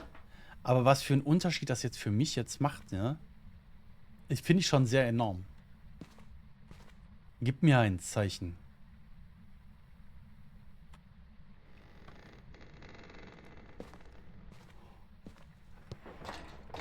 Hier hat jemand das Licht angemacht. Tschüss, Mare.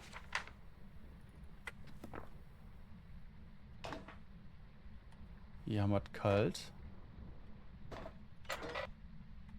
Hier ist zu.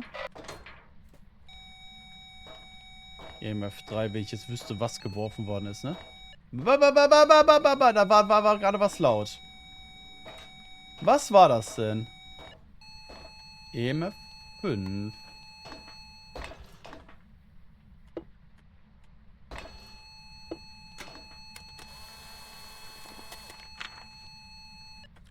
Okay.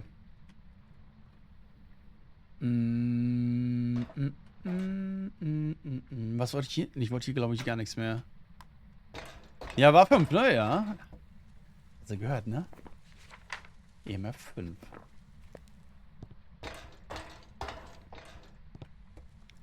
Ja, das T3 EMF soll jetzt einen einzigartigen Sound haben. Für EMF 5. Ich muss also so schnell wie möglich da wieder Stufe 3 erreichen.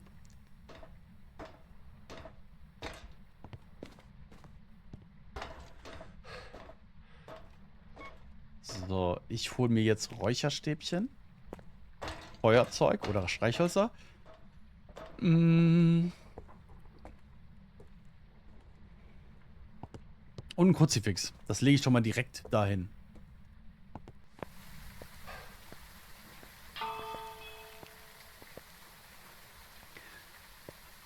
Kruzi, ja, ja.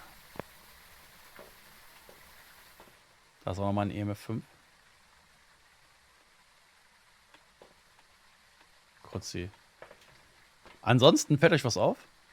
1, 2, 3, 4. 1, 2, 3, 4. Ja, Miami, kannst du. Kannst du. Streichhölzer und Räucherstäbchen zählen als ein Item. Vielleicht zählt auch einfach das Streichholz nicht mehr als Item. Das kann auch sein. Müssen wir gleich mal testen. Testen. Könntest du mal bitte anmachen? Hallo! Mach den scheiß Ofen an!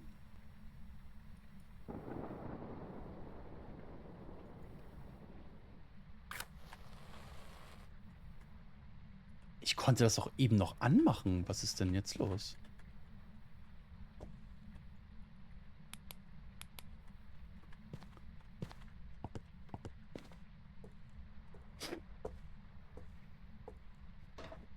Regen? Meinst du, das liegt am Regen? Interessante These. Wir haben hier gleich nochmal einen. Lass uns das dann mal probieren.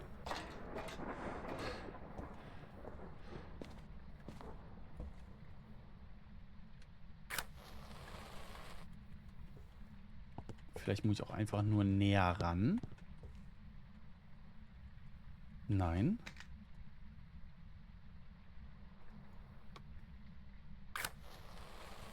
Ja, ich habe den schon versucht aufzumachen. Ich glaube, es liegt tatsächlich daran, dass es regnet. Ich glaube auch.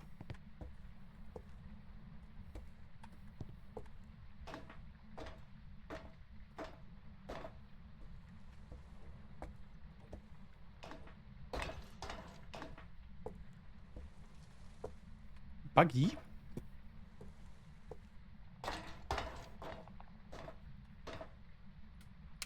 kann sagen, du handelst doch jetzt nicht. Machen wir nicht fertig. So, Kruzzi ist drin. Da hat er was geworfen. Wieder EMF 5. Mhm.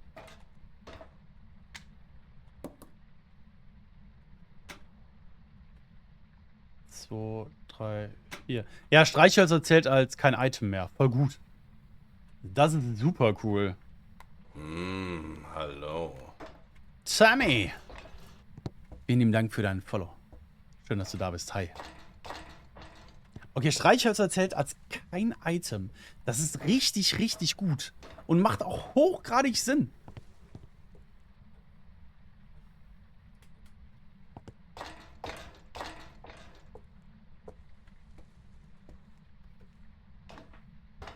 Akku, das stimmt. Das kann sehr gut sein.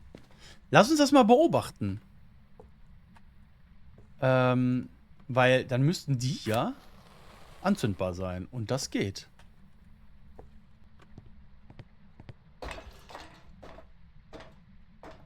Das macht Sinn. Haben wir einen starken Ring oder einen normalen Ring? Also.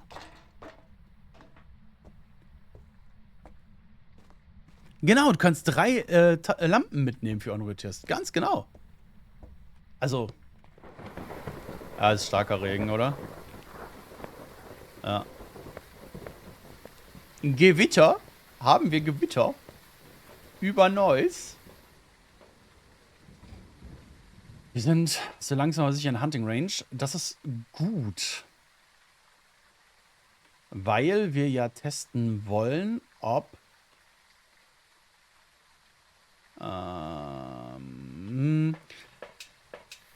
er das Licht ausmacht, wenn das Kruzifix angeknabbert worden ist. Endlich weniger laufen bei der Gold-Challenge. Ja, generell, ne? Warte, ich muss ein Licht anmachen hier. Okay.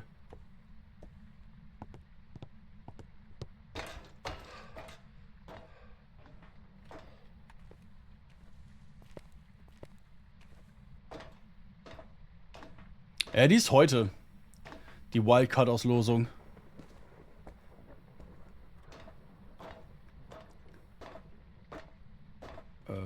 Nee, hier auch noch nicht.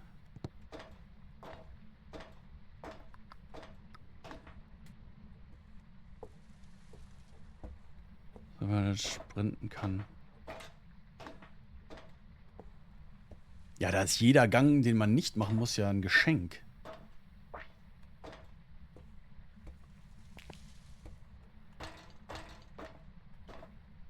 Oh, Kruzifix ist schon angeknabbert worden.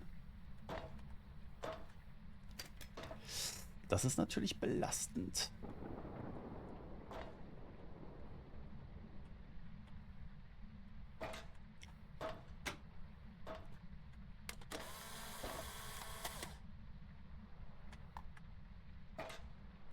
Vor allem muss man das Feuerzeug jetzt nie mehr irgendwo hinlegen, sondern hat es immer...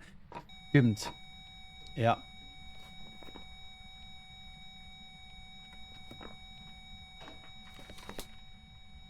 Was war das? Ah, das Buch zugemacht.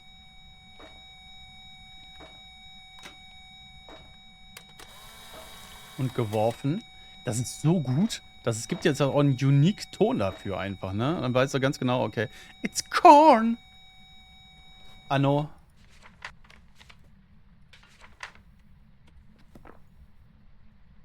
Warum will er jetzt nicht mehr handen?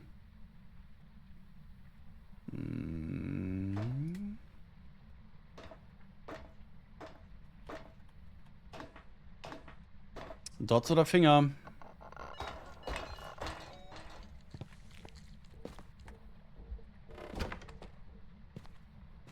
Es scheint so, als hätten wir eine Obarke.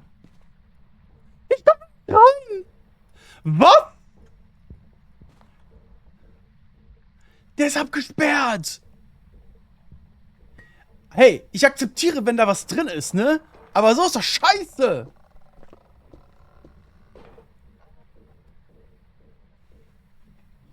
Junge! Ne, hier ist... Das ist kein Schlüssel, aber das ist einfach nur wegen der Map. Das ist ein Versteck, das zugemacht worden ist.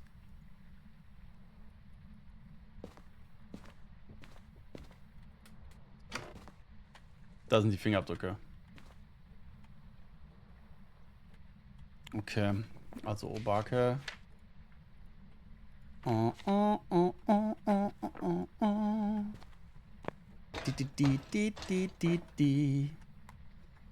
Ich möchte aber noch einzelne Dinge herausfinden.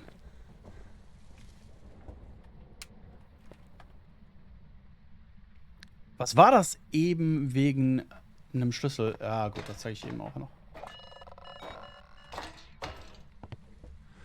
Geh nach ganz unten.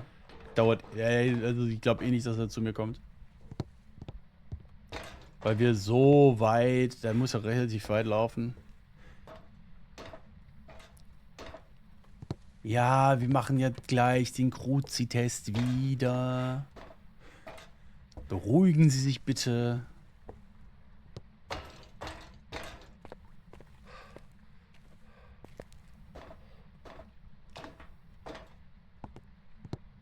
Wer mit Klamotten schafft, das wird witzig, ne? Was ist der Cruci-Test? In den Patch Notes. Gib mir eine Sekunde.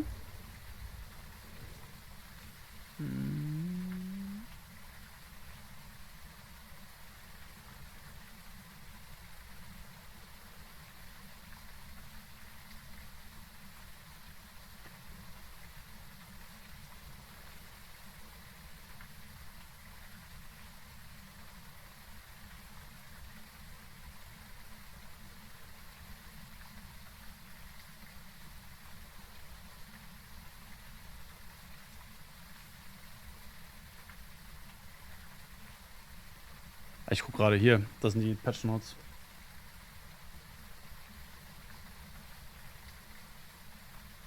Wo war das? Ich meine, das hier gelesen zu haben. Der Kruzifix 3 ist übrigens dann broken, wenn gefluchte Hand war. Das müssen wir aber noch testen.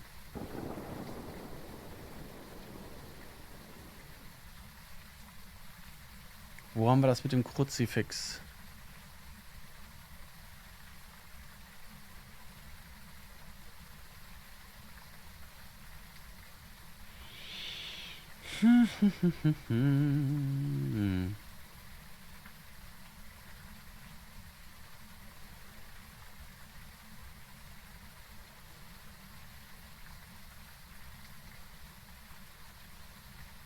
Das Audio Environment.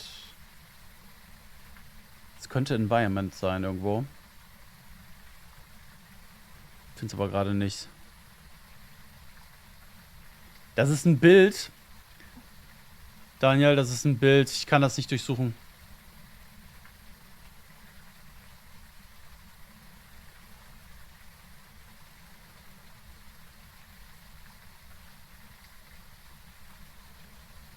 Ja, hier steht's auch, ne? You can no longer swap inventory slots while taking a photo.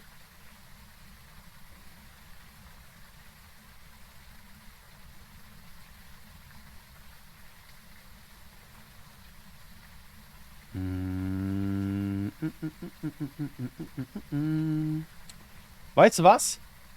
Wen interessiert's? Wir machen das einfach und gucken. Wir einfach ausprobieren. Aber ich bin mir relativ sicher, dass ich das hier irgendwie irgendwo gelesen habe.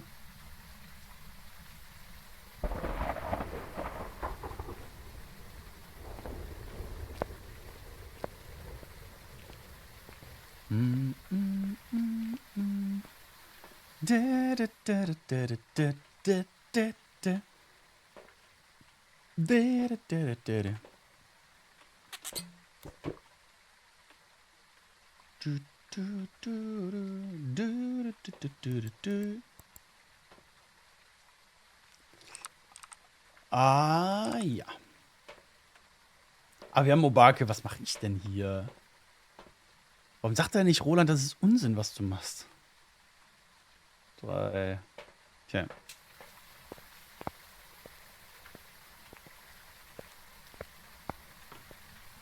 Oh, das ist Unsinn, was du machst. Danke, Letizia. Du bist mir eine große Hilfe. Dankeschön.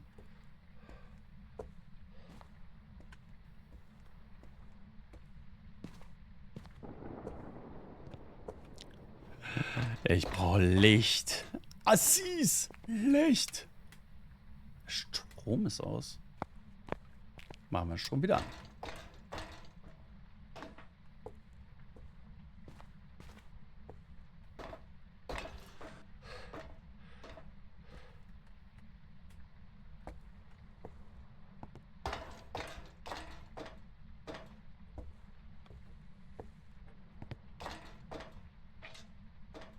So, hier machen wir nochmal Licht. Immer wieder gern. So, hier oben ist Licht. Ja? Ja gut. Es ist wohl doch wieder ausgegangen. Girle-Kiste.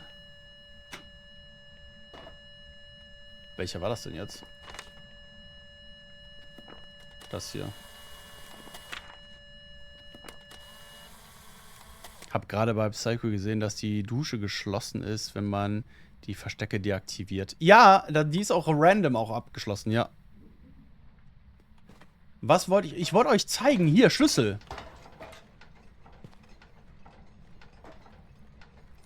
Warte, ich hol mal eben.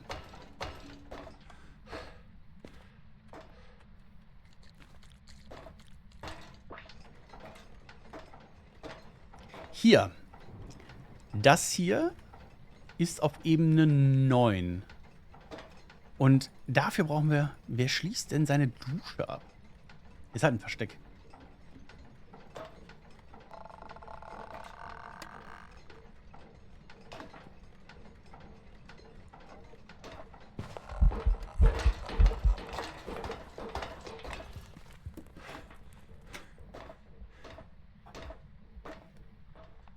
Mit Kindern. Hier, das ist ja auch abgeschlossen. Guck mal. Ist auch ein random Versteck. Bei der Map könnte ein Deo schwer werden. Ganz im Ernst, ich glaube nicht. Ich glaube, ein Deo ist easy cheesy.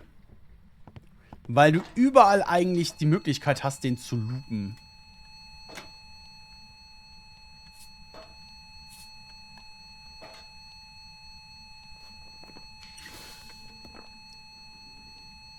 Alter, was war das denn?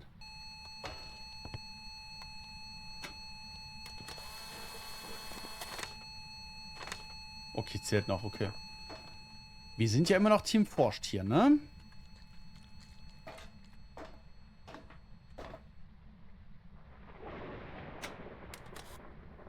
Aber wo Schlüssel? Ja, das ist eine gute Frage.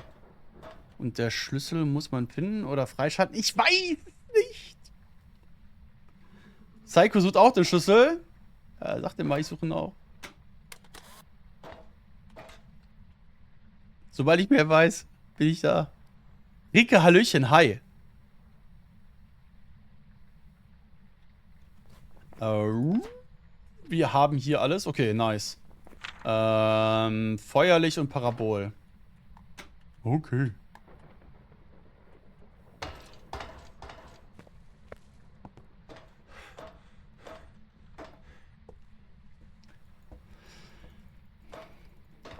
Feuerlicht und Parabol. Ah, okay, also Kruzzi, wenn das angeknabbert wird, geht immer noch überall komplett das Licht aus. Ja. Schade, hätte ich das anders in Erinnerung gehabt, dass das geändert werden sollte. Aber nun gut, it is what it is. Ich glaube, gefährlich könnte dir noch die schnellen Guys auf der Map werden. Jo, das glaube ich tatsächlich auch. Wobei du auch hier relativ gut Line of Sight unterbrechen kannst, ne? Selbst hier kannst du ihn hier rüber loopen. Also. Aber das wird sich, die Praxis wird am Ende zeigen. Ja, das ist einfach nonchalant.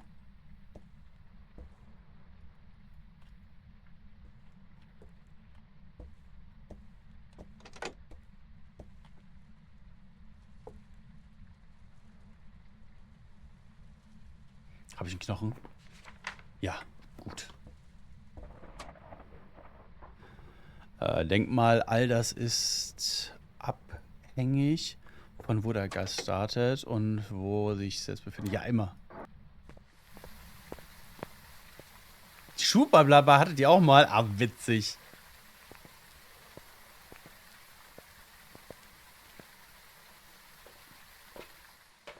So, Freunde, wir brauchen Feuerlicht und Parabol. Björn, moin! Was geht ab, Mann?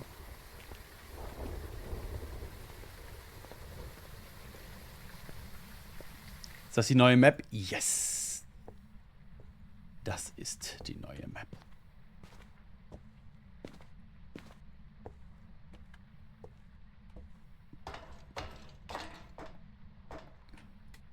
Kann man eigentlich in Richtung Maple sehen, von oben oder so? Habe ich geguckt, ich habe nichts gesehen. Aber ich wollte nachher mal nach Maple gehen und gucken, ob man dann den Leuchtturm noch sehen kann. Weil in Patch Notes steht drin, dass alle Hinweise für Point Hope also wieder weg sind. Das hatten wir ja lange Zeit in den anderen Maps auch. Aber sieht man den Leuchtturm jetzt noch? Oder nicht? Er handelt.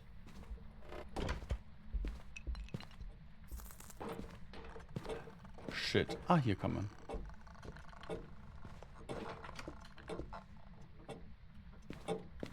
Aber die Karte ist auch noch immer im Maple, das kann ich dir nicht sagen. Das habe ich noch nicht kontrolliert. Ja, ich denke auch, dass die Runen-Dinger weg sind. Ja, ja, genau. Heißt mir überlesen. Ist abhängig von den Geist. Nö, hab ich nicht.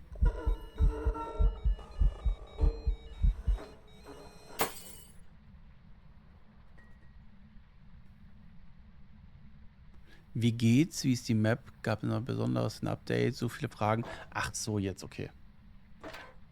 Absolut. Ich find's großartig. Tatsächlich. Super gelungen. Hi, Alex.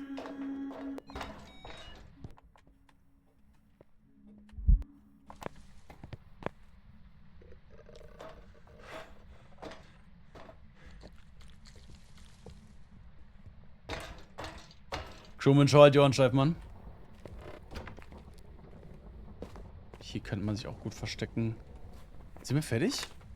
Was? Viele Treppen, 10 Stockwerke. Ja. Also 10 Floors. Oder 10 Ebenen, nenn es wie. Levi Norris. Levi Norris. Wieso hat er die Kerze denn nicht ausgeblasen? Es sind super viele Treppen.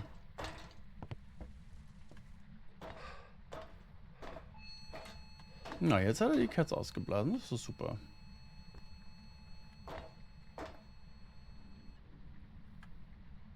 Wo ist mein Parabol?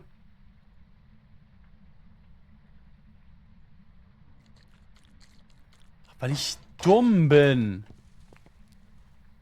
Warum schmeiß ich denn mein Parabol weg?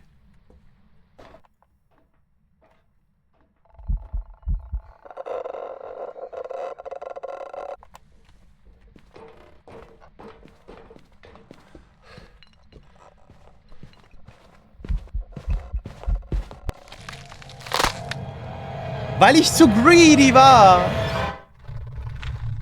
Ich wollte unbedingt das perfekte Game. Nein. Dieses Gitter vor dem Kamin ist kein Versteck. Glaube ich.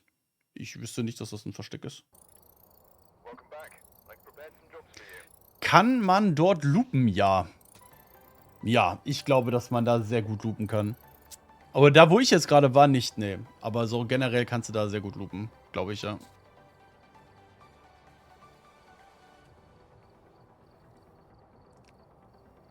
Was hat CJ gerade bestätigt, Viola? Ach so, das geht's ja im Kamin. Ah, okay.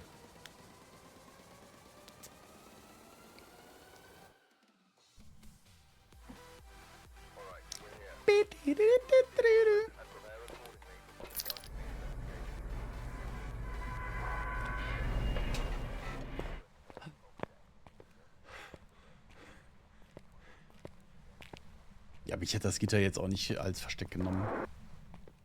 Weil es auch sehr niedrig ist. Ist wieder zu. Hier ist kein Strom.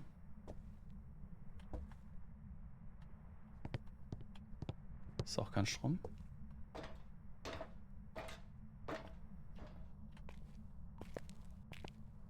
Hier ist auch kein Strom. Hier ist Strom.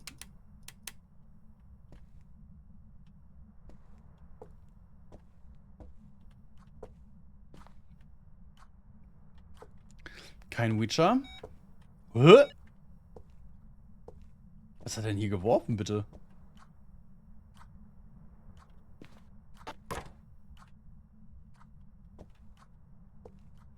Wir sind scheinbar hier. Deine Blutlache? Nee, das ist Rotwein.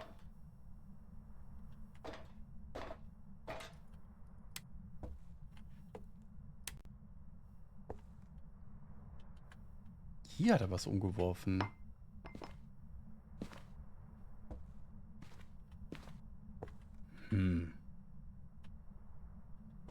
Weiter. Piu. Nein, schade.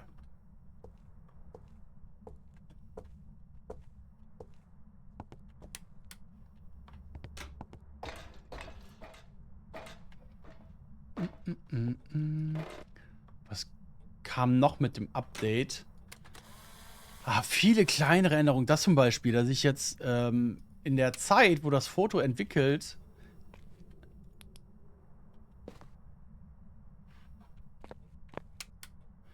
in der Zeit kann ich nicht die Items wechseln.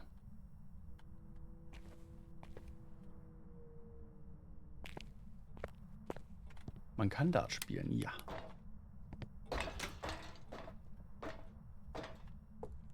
(13 Uhr) morgen deutsche Zeit. Habe ich jetzt einen Knochen? Nee, ne? Nee, Beschwörungskreis habe ich.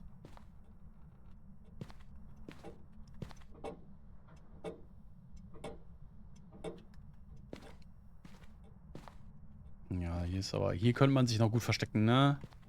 Das sollte man sich merken. Man kann auch Schach spielen, das stimmt. Aber das ist tatsächlich... Es klingt geiler, als es ist. Da ist Knochen.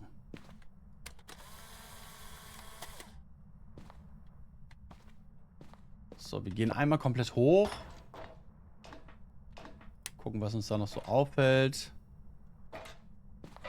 Der ist offen, sehr schön.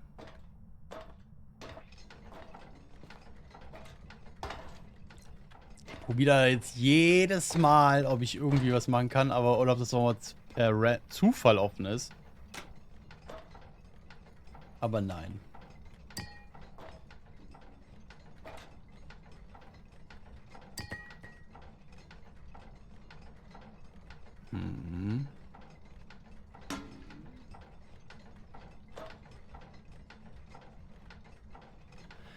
Ob der Schlüssel irgendwie irgendwo so random rumliegt, wo man gar nicht damit rechnet?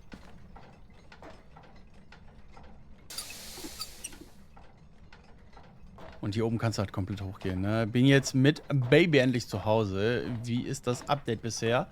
Ich bin super zufrieden. Ich find's voll schön.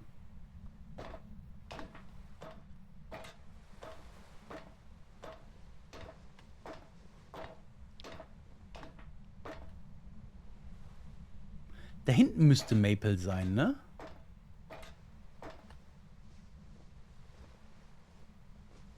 Ich glaube, da hinten müsste Maple sein. Hast du mit alle Verstecke offen gespielt? Vielleicht ist das einfach ein Versteck, was bislang nie offen war.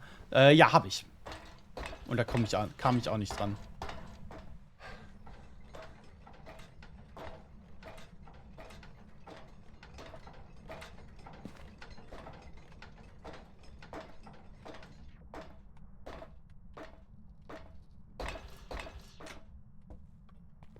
So, dann wollen wir mal.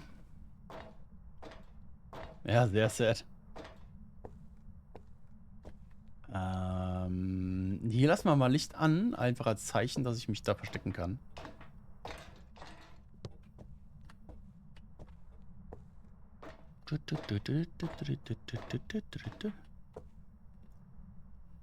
In irgendeinem Schrank kann halt sein, ne? Weiß ich jetzt halt nicht. War jetzt hier oder hier unten?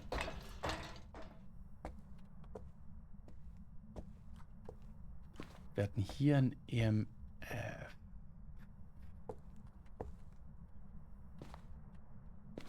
Aber hier scheint er nicht wirklich was gemacht zu haben. Bringen wir den mal hier hoch. Ja genau, und du kannst halt hier Schach spielen, ne? Du nimmst dir aber jetzt nicht so, als ob das vorgegeben ist, sondern du musst mit F den dann hinstellen. Vielleicht ein Secret Event in Kombi mit anderen Maps, dass du dann erst das versteckte Schlüssels freischaltest. Kann sein, klar. Ne, also ich könnte jetzt hier die ganzen positionieren, wie ich wollte, unabhängig von irgendwelchen Regeln. Ich könnte ihn auch dahin stellen.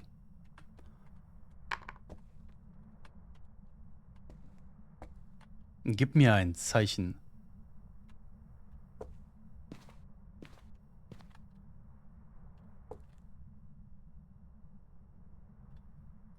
Boah, das wäre mega witzig, wenn man das Versteck rausgenommen hätte, ne? Ja, wir hatten ja hier was gefunden, aber dieser Schlüssel bringt uns nichts. Aber ich habe auch nichts gefunden, wo ich sagen könnte, dieser Schlüssel ist ein Schloss für was anderes und wir können das öffnen und dann wieder was anderes aufzumachen. Das war bisher nicht der Fall.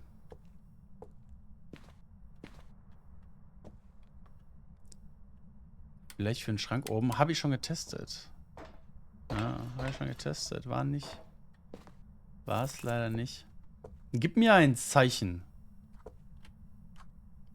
Boah, das ist super laut. Kann man auch Billard spielen? Leider nein. Ich habe es probiert.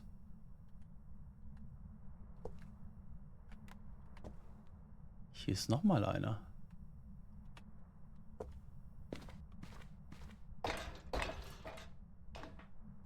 Ja, das ist eine Zigarrenschachtel. Vielleicht ist es der.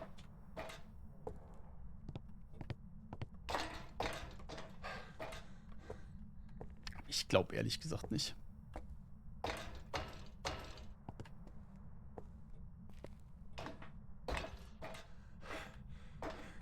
Wie er hier hochläuft, ne?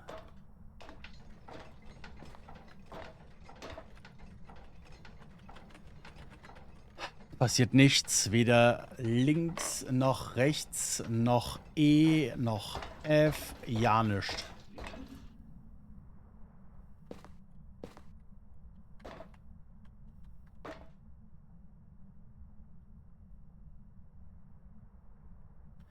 Warte. Was ist, wenn es ein Automatismus... Ein Strom ausgemacht. Oh nein. Ein Automatismus ist und wir müssen mit den Rädern irgendwie das dreichseln, dass irgendwas verbunden und getriggert wird.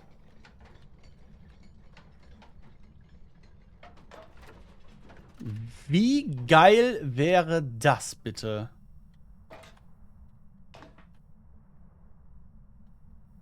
Hey Reddy, grüß dich. Wie geil wäre das bitteschön? Aber wie würdest du die dann festmachen? Also wir haben hier solche, ja, das kann ich nutzen. Bitte was? Die kleinen kann ich nutzen, aber die großen halt nicht. Oder muss ich das vorher ölen? Nein.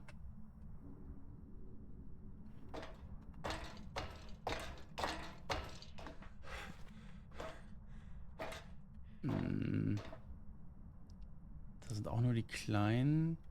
Die großen kann ich nicht nutzen.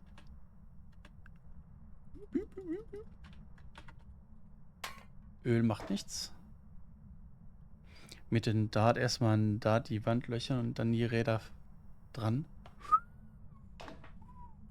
Interesting. Wäre nice, ne? Aber ich befürchte, das ist es nicht.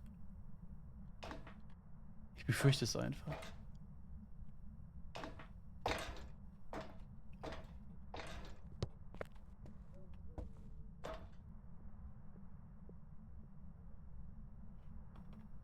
Er handelt wieder.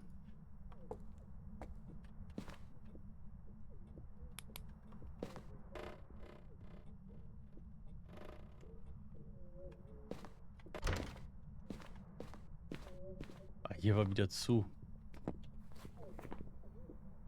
Den darfst nicht zu viel zu trauen.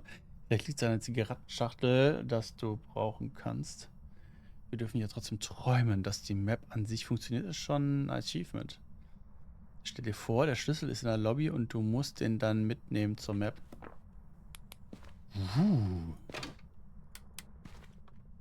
Ich liebe eure kreative Energie.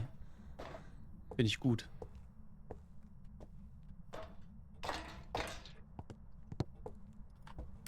Ja, erstmal Strom wieder anmachen.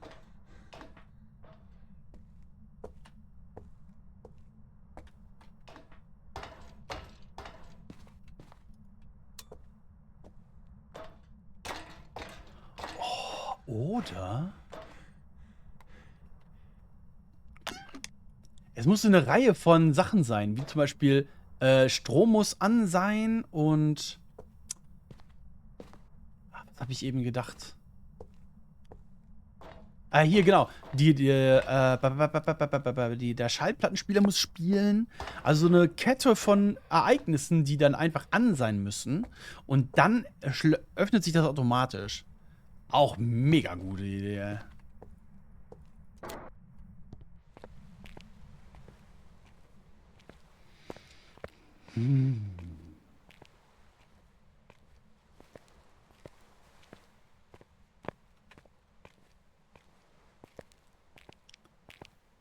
Okay, hier kommen wir aber nicht rein, ne? Schade. Nicht, dass es hier irgendwie irgendwo ist. Am Van, aber ist nix.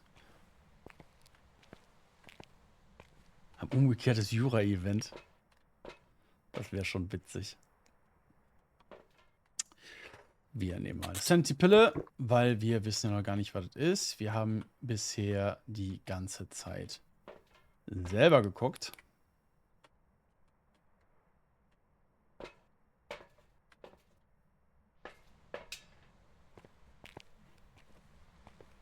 Gegenstand Dietrich einführen, damit er verschlossene Versteck. Das wäre auch witzig.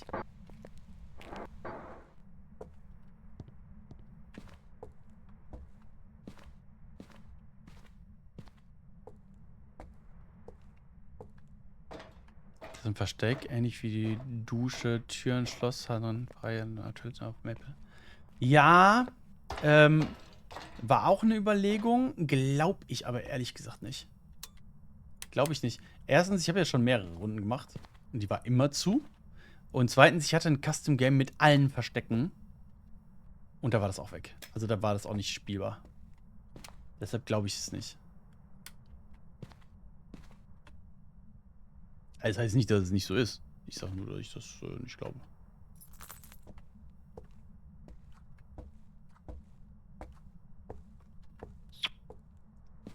Na toll.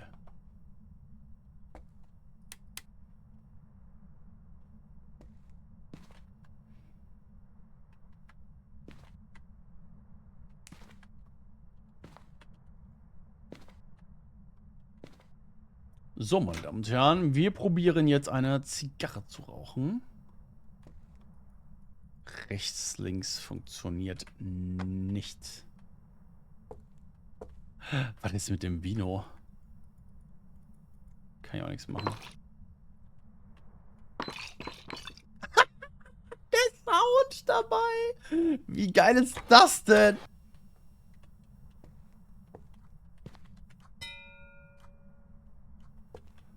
Witzig.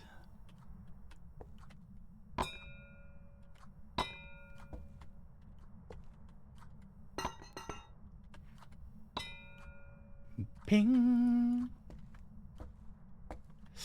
Ja, war eine gute Idee. Hier ist der Geist definitiv nicht. Die darauf folgende Frage ist: Wo ist er?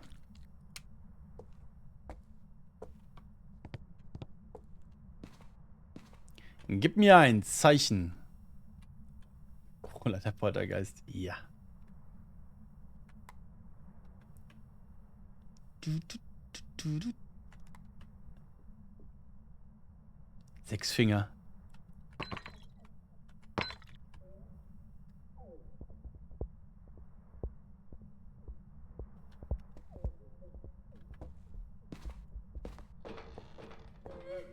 Der läuft irgendwie komisch.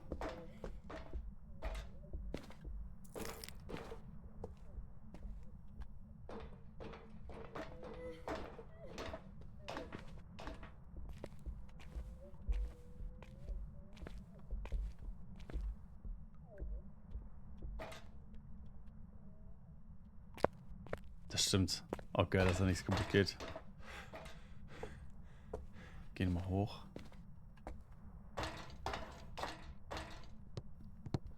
Und noch eine höher. Und ja! Oh. Junge! Ist wohl Licht an? Bist du eine Mare oder was?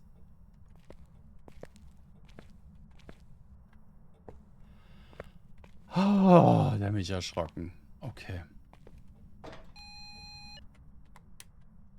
Lass das verdammte Licht an. Keine Finger. EMF 2. Okay.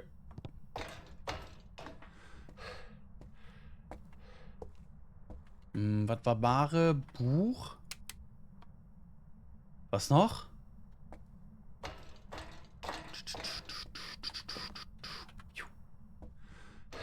Oh Gott, mein armes Trinken flog gerade weg. Verstehe ich.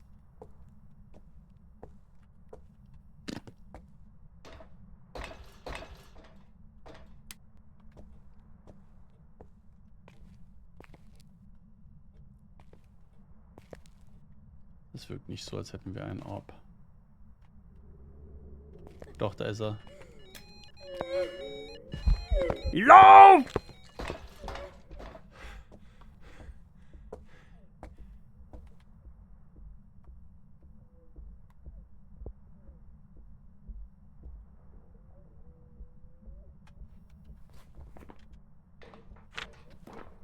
Da Kütze.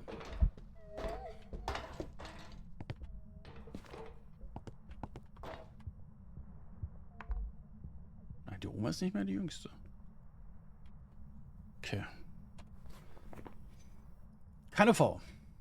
Und wir haben einen Orb. Kein Rev. Mare, ne? Ah. Das mit dem Licht ausmachen war schon sehr typisch. Ja. Bringen wir mal das Buch hoch.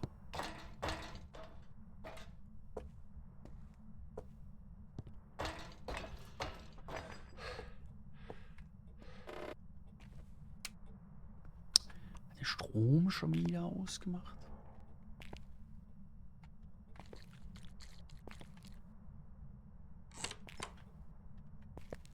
Wo war denn jetzt hier eine Tür? Da! Tschüss, Sophie. Wir sehen uns auf der anderen Seite.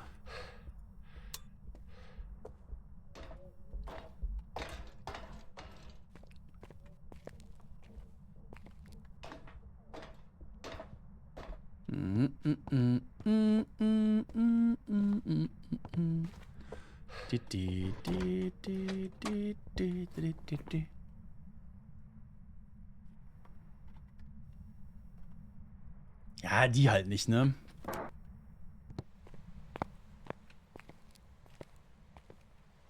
Also ich denke, dass man mit den Zahnrädern arbeitet, aber soweit ich das gesehen habe, kann man mit der Videokamera und den Schrank schauen, so wie bei den Haustüren. Hihihi.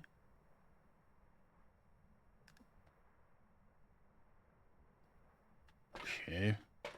Da stellt sich mir die Frage, will ich das, ne?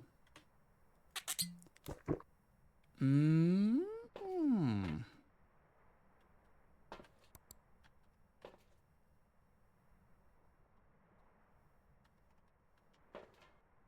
Ja, willst du? Hey, ich lasse mich dann halt spoilern, ne? Also ich habe ja gesagt, ich glaube, dass es eine Mare ist. Dann müsste das ein EMF5, nee, Dots.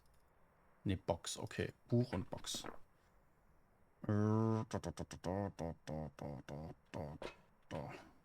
Hm? Wieso habe ich keine Box?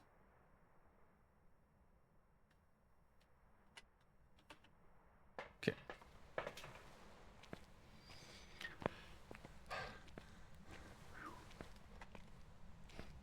Dots, die neue Taschenlampe. Aber im Ernst, so schlecht ist das jetzt gerade nicht, ne?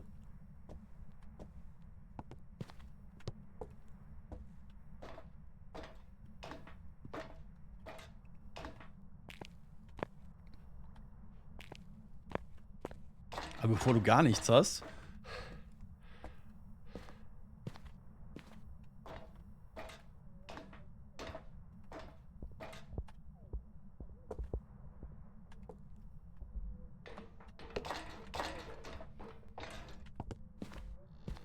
Wo kann man sich denn hier gut verstecken, hör mal?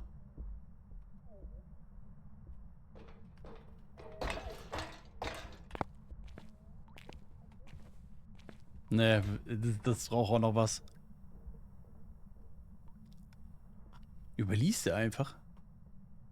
Spielzeugturm ist nichts drin, oder?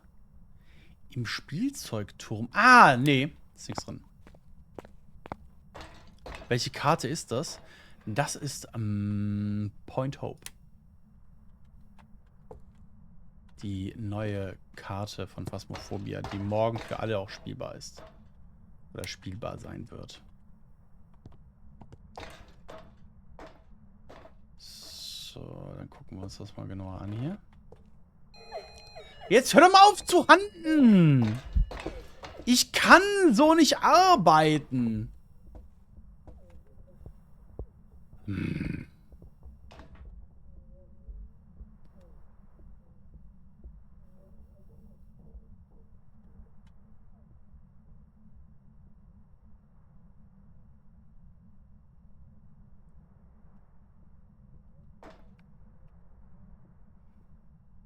ist der Leuchtturm.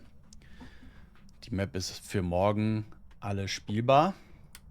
Und wir dürfen uns das heute schon angucken. Und heute schon spielen. Was ich sehe, ist, dass er das noch gar nicht gemacht hat hier. Hier. Bist du hier? Bist du jung? Bist du alt? Bist du hier? Mhm. Yokai. Niemand mag den Yokai.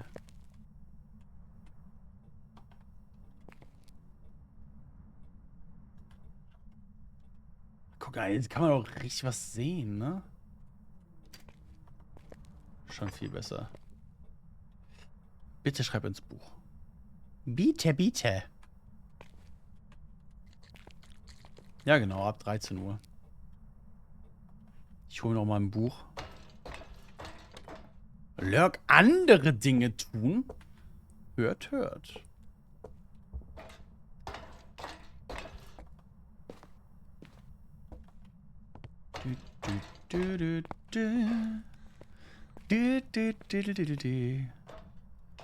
Ich guck mal eben, ob bei dem...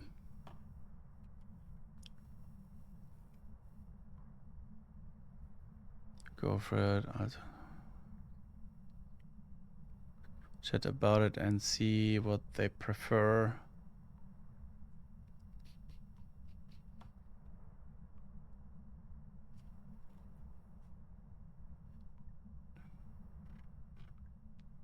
Okay, da ist nichts gut.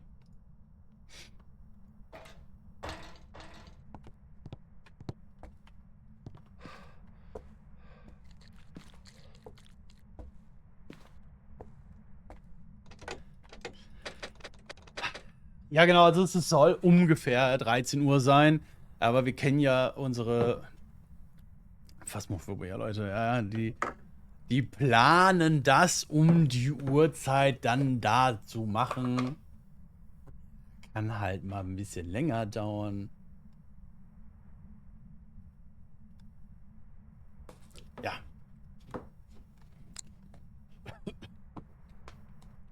Ich sag mal, es ist geplant und es ist da, wenn es da ist.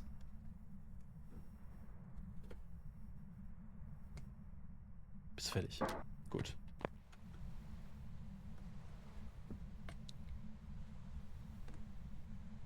Genau. Circa ist immer gut.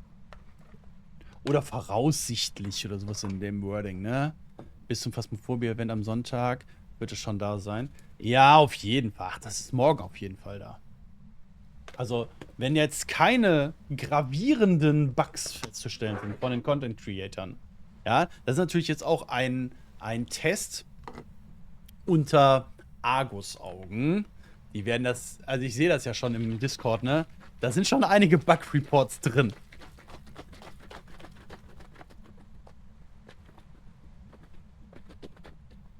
Aber bis zum Phasmo-Event am Sonntag ist alles fertig. Ist alles gut. Wir können uns ja mal überlegen, was wir hier in dem Leuchtturm machen als Challenge.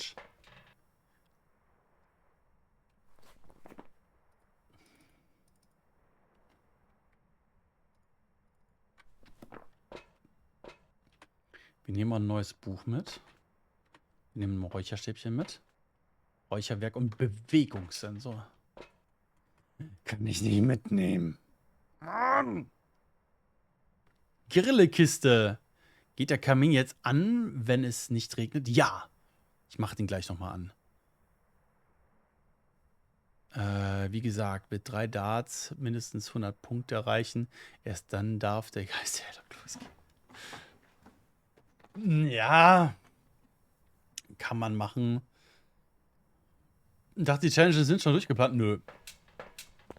Ich muss ja warten, was hier jetzt kommt. Ne?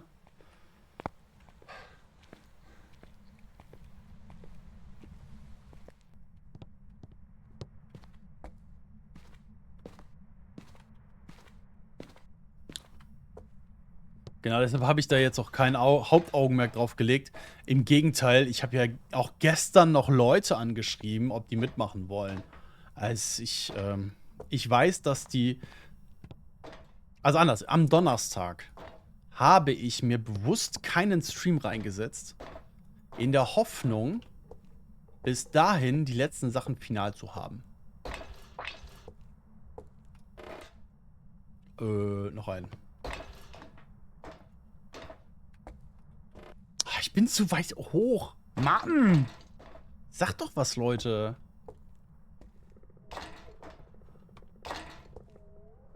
Ich muss ganz dringend wieder Phasmo üben.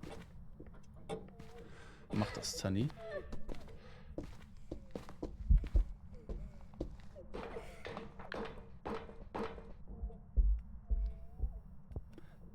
Rüdiger, du bist zu tief!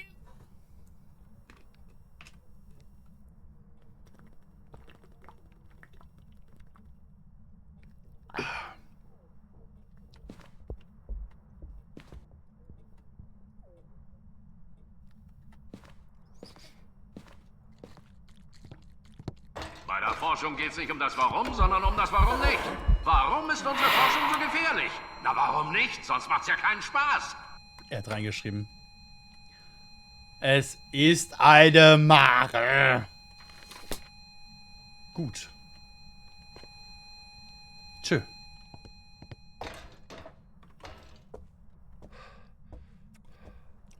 Nun gut, nun gut, nun gut. Lässt du wohl das an? Macht einfach hier Licht aus. Frigo, die Freiheit nehme ich mir.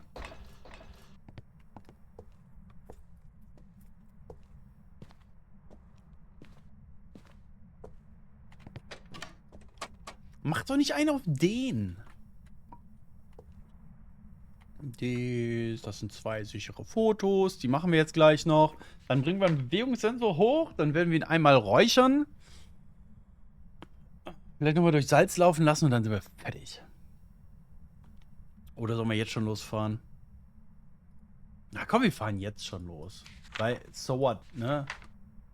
Wir haben eine Mare. Wir wollen ja nur einen Geist rausfinden. Und einfach so gut es geht, die Map erkunden, auch unter Stressbedingungen, wenn der Geist halt anfängt zu handeln. Schlüssel suchen. Ich bin mir nicht sicher, ob es der Schlüssel ist, weißt du?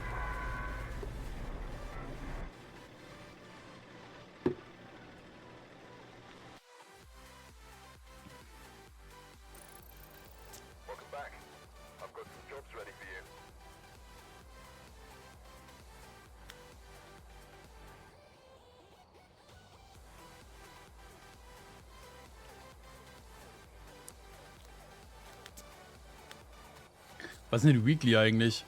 Tanglewood. Gerade uninteressant.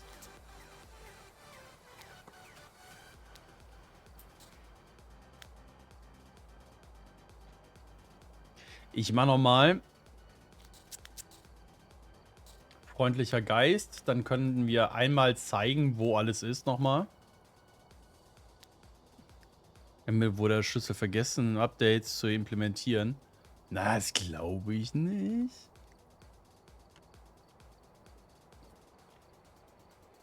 Hm.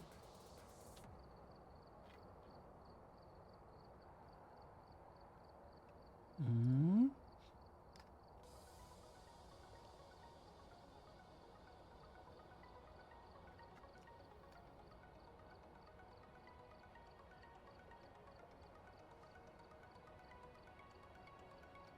Vielleicht kommt es erst morgen. Na, vielleicht, aber... Feierabend für heute. Nice. Sicherheitskasten ist an. Sanity, der Geist ist friendly.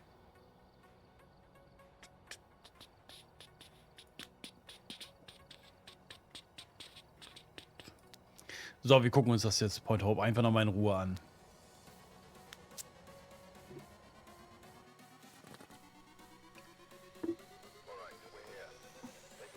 Rabbit, das tut mir leid, dass du heute einen schlechten Tag hattest.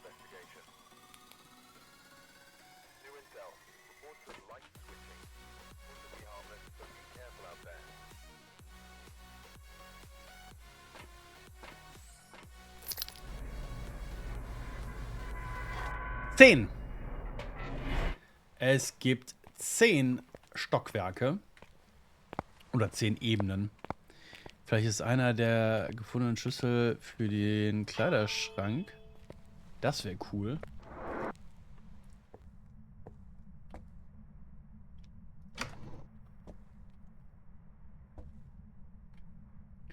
So, ich habe jetzt auf freundlicher Geist gestellt. Wir haben genug quasi Zeit, jetzt hier uns ein bisschen umzuschauen. Was auffällt, ist, dass die ganzen Schränke hier teilweise zu sind. Warum? Weiß man nicht. Ernsthaft? Hat er gerade hier irgendwas gemacht?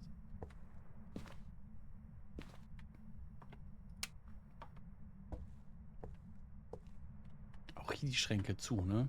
Auch zu. Ich wollte zeigen, wie das angeht. Hallo Babsi.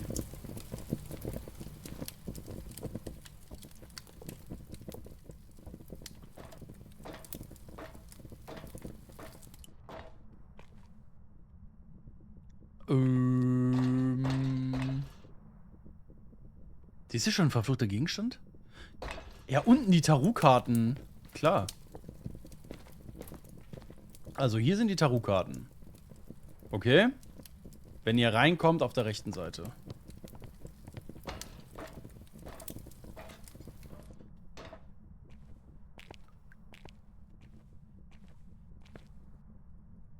Guck gerade nochmal hier, ob irgendwas ist.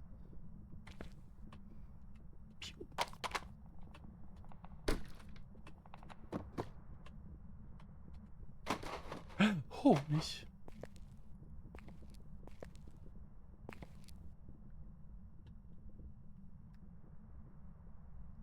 Sausages.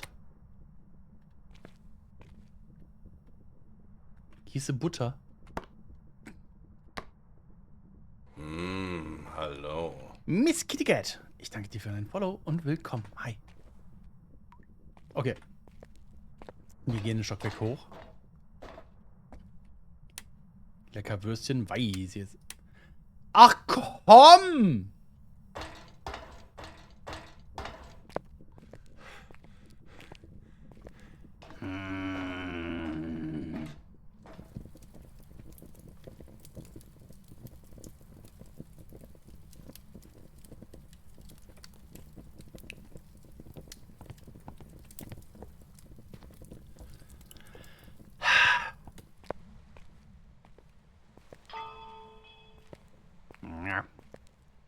Wir fahren wieder zurück und ich mache mich schneller.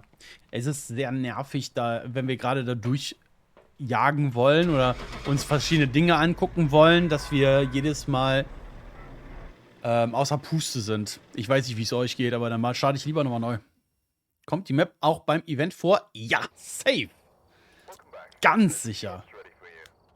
Ganz, ganz sicher. Wir machen uns... Ach, das ist Sanity. Sprinten unendlich und schnell.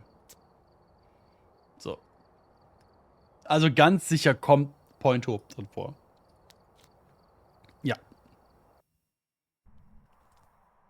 Macht auch hochgradig Sinn.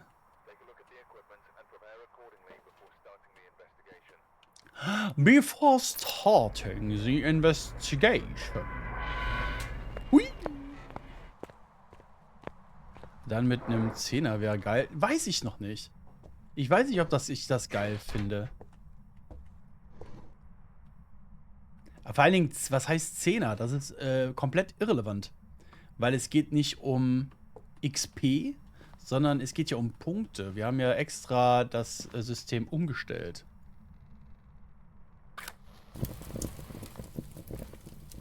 Dann muss man die Map in 6 Tagen lernen. Ja, aber jeder hat dann die gleichen... Also jeder kann das ja gleich dann machen. Also sind ja die gleichen Rechte für alle.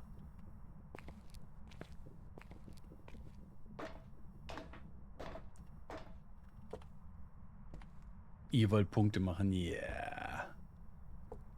So. Hier ist der Spiegel. Beim Wein. Hier hinter im Billardzimmer ist das Ouija-Brett. Da.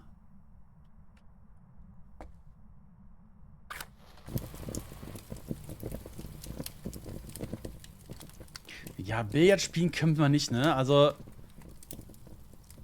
hier E, F. Ich kann das halt nehmen, ich kann das werfen. Aber ich kann jetzt hiermit nichts machen. Anders als beim Dart. Dart kann ich tatsächlich spielen. Schwupp. Schwupp. Ah, ich dachte, der wäre drin. Ich habe gedacht, der wäre drin gewesen.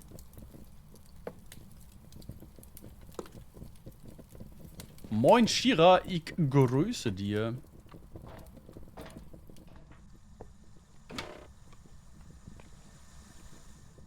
Das scheint der Geisterraum zu sein. Hier haben wir den Zirkel. Warum sollte hier ein Schlüssel sein? Vielleicht deshalb, weil hier kein Schlüssel sein sollte. Rätsel über Rätsel. Eine Etage drüber haben wir das Elternschlafzimmer. Hier befindet sich die Music Box. Bei Bullseye geht die Tür auch mit dem Schlüssel. Oh! Könnte man machen, könnte man machen.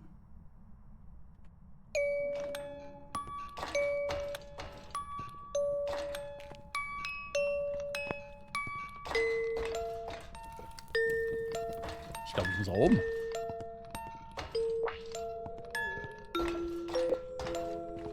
Hey!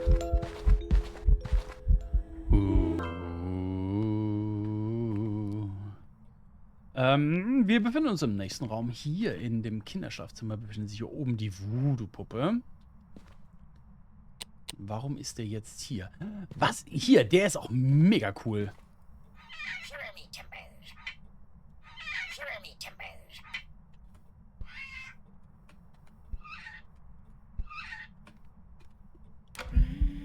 Nee. Nee.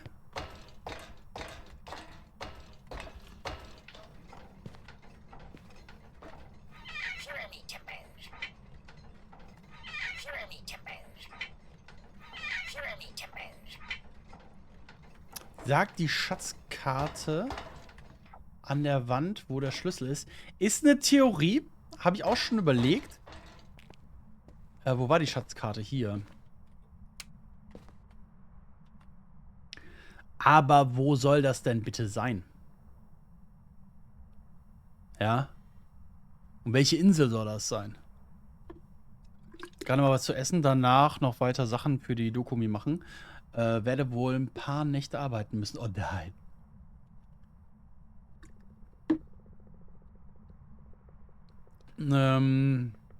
Ja, neue Map ist mega. Ganz ehrlich, mega cool.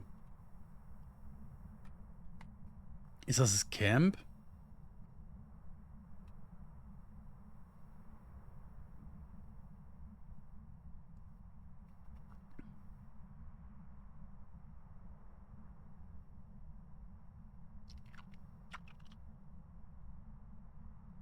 Ich mache mal einen Screenshot. Ich mache mal einen Screenshot.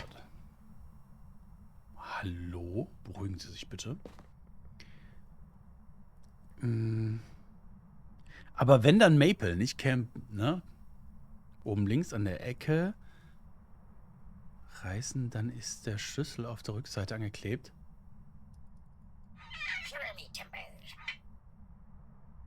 Leider nein.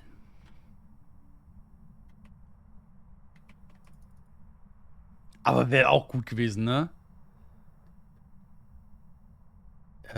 Die mit dem Haus hinten drin. Ja, das ist Camp. Genau, das ist Campsite.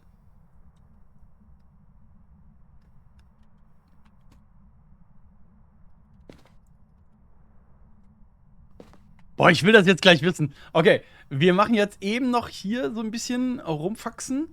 Dann gehe ich auf Toilette, gebe euch noch mal Words.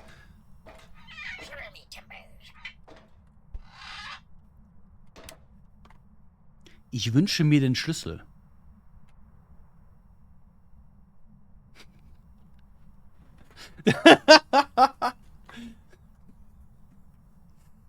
Warte mal. Ich wünsche mir, dass es offen ist.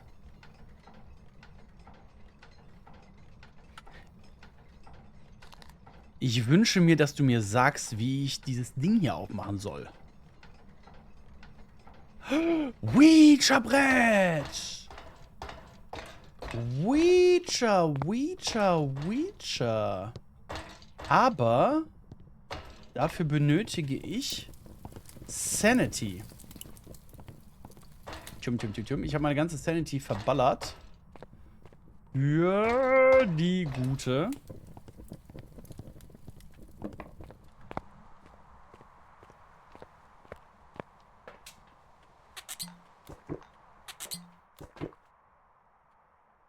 So, wir warten. Das wäre witzig. Das wäre wirklich witzig. So, wir sind über 50, das reicht mir.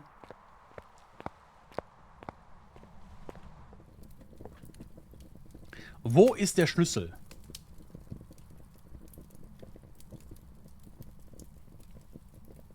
Es sind 10 Stockwerke. Ja, da leuchten meine Augen. Ja, voll, oder? Wie öffne ich den Schrank?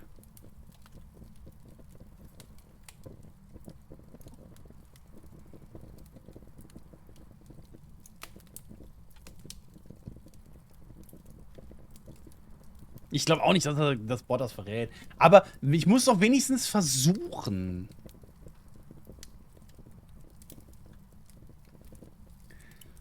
Was muss ich tun, um den Schrank zu öffnen?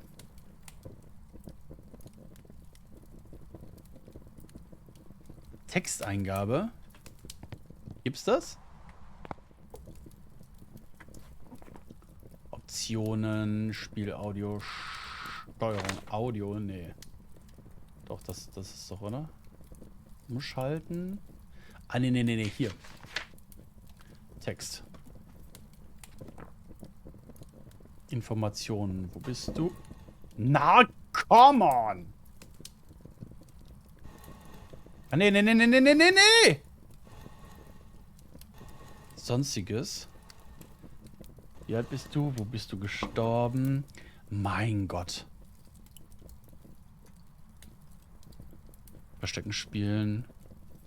Mach's gut. Informationen. Knochen antwortest du jedem. Sanity. Bin ich verrückt? Nein. So, alt. Verstecken spielen. Wie bist du gestorben? Nicht dabei. Es ist nicht mit dabei. Knochen. Ah.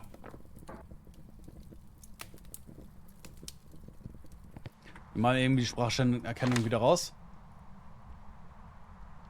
Ich weiß nicht, wie es euch geht, aber ich fühle mich gerade wie so ein Kind. Willst du mir den Schrank öffnen?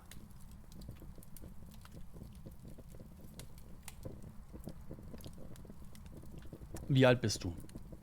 Und wir gucken, ob es überhaupt funktioniert. Das dauert wieder ewig. Vielleicht ist ein Hinweis draußen.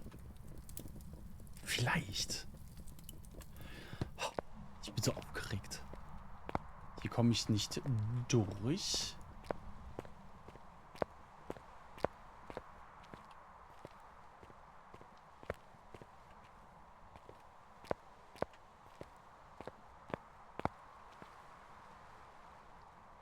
Wo ist Norden?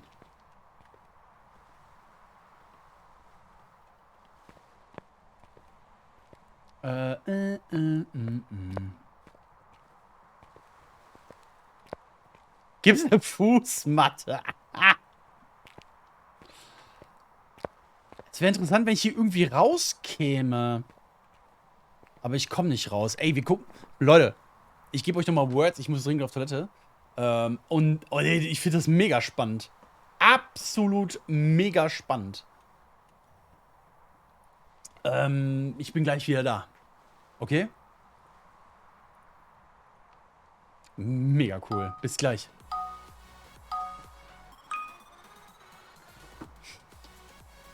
Ich hoffe, ihr habt auch so viel Spaß daran.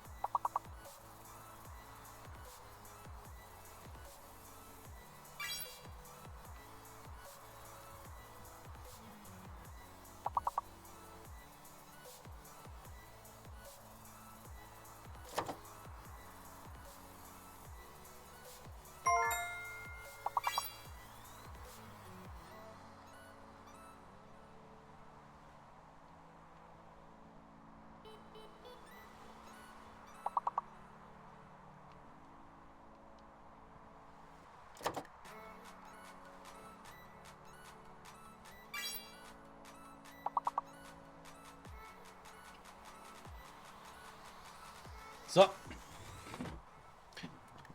So, Dolle. Lass uns weiter rätseln.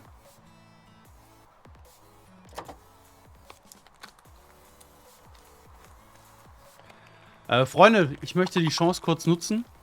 Wir haben eine Wildcard zu vergeben für unser Event am nächste Woche Sonntag. Diesen Sonntag. Ich verlose einen Platz bei uns im Team. Und zwar ist mir herzlich egal, ob das eine Anfängerperson ist oder fortgeschritten oder Profi. Wer mitspielen möchte, ist herzlich eingeladen. Oben ist angepinnt die Nachricht. Wildcard. Einfach eintragen. Und wir ziehen nachher den Gewinner oder die Gewinnerin. Aber jetzt gehen wir wieder rein.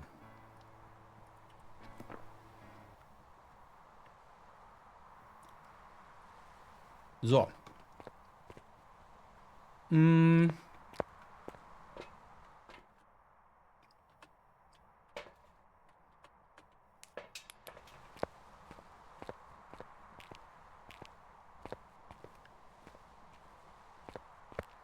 Ich habe mir gerade noch mal überlegt, als wir nach dem Point Hope Hinweisen gesucht haben, da gab es ja einfach noch ein paar Sachen, die man finden konnte. Ja, so Tipps, Hinweise, entweder via UV oder Kerzenlicht. Tani halt die Ohren steif und ja, bis gleich.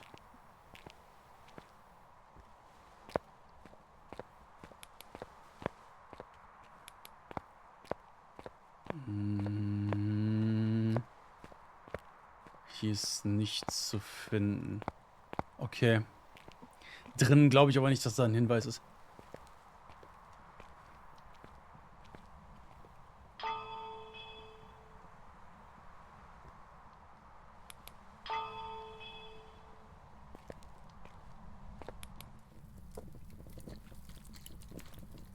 Moin, Meister. Moin. Miau. Ich grüße dich.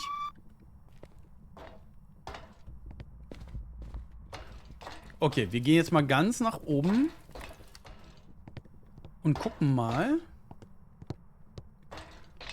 ob wir da noch irgendetwas Sinnvolles finden.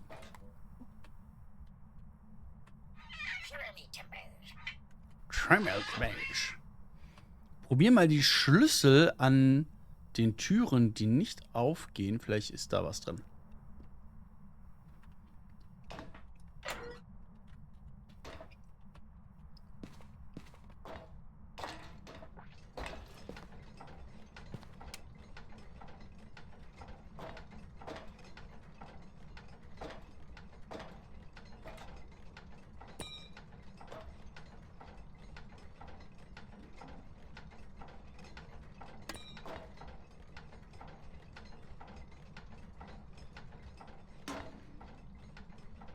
Wir haben ja die kleinen Zahnräder. Hallo Melissa, ich grüße dich. Hi.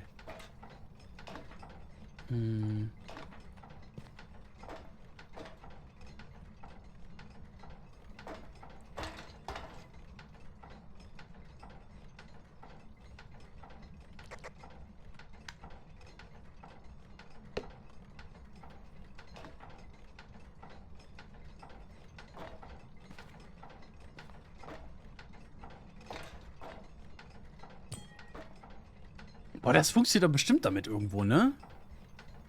Von Tür zu Tür ist eine Aussage vom Vogel vielleicht ein bisschen auf den Ort des Schlüssels. Aber was sagt er denn?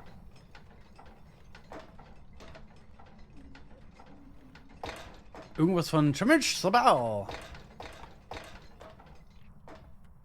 Was sagt er denn? Keine Ahnung, was das sein soll. Belch? Trimmage Belch?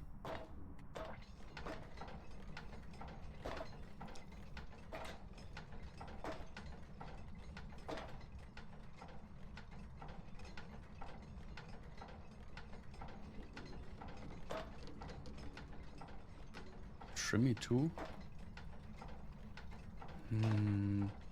Was mich halt irritiert, hier sind auf jeden Fall 1, 2, 3, 4, 5 Rohre. Die könnte man ja irgendwie nutzen mit dem hier zusammen.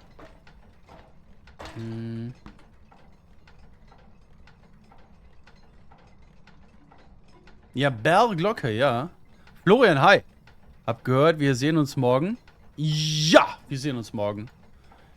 Klingt wie Gaul, Schmilch. Ich bin morgen in Köln, ja, morgen Abend. Aber cool, dass du auch da bist. Ein Hammer vielleicht? Ein Hammer? Irgendwas? Dass man es vielleicht aufbrechen kann? Oder wir haben den und nutzen den damit? Dass man irgendwas craftet? Bring me to Bell! Das kann sein. Bring me to Bell?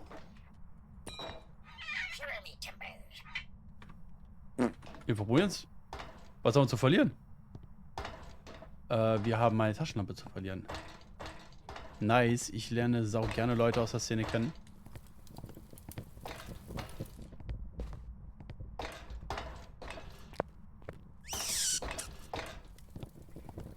Wie kommt ihr denn überhaupt daran, dass Phasmo plötzlich derart tiefgründige Puzzle mit Items? Weiß ich doch nicht. Habt ihr das gesehen im Hintergrund?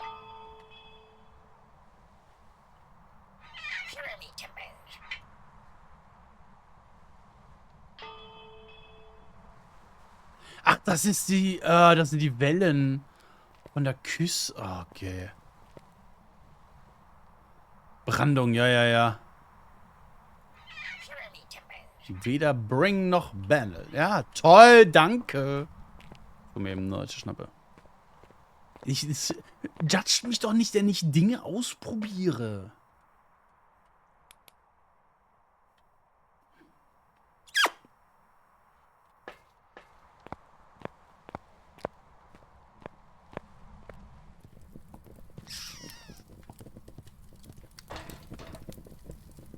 Okay, jetzt das letzte Mal nach oben, in der Hoffnung, dass irgendwas zu finden. Dann gehen wir zu Maple und gucken, ob wir da irgendwas mit der Schatzkarte machen können. Ne, also es gibt hier, ne, beim Jungen gab es die, ne?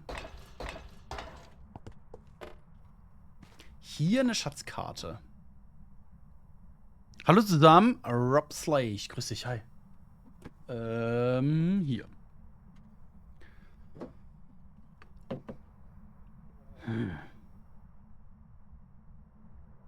Ich bringe das aber auch nicht. Hallo. Dankeschön für deinen Follow. Ich bringe das aber auch nicht in irgendeinen Sinn.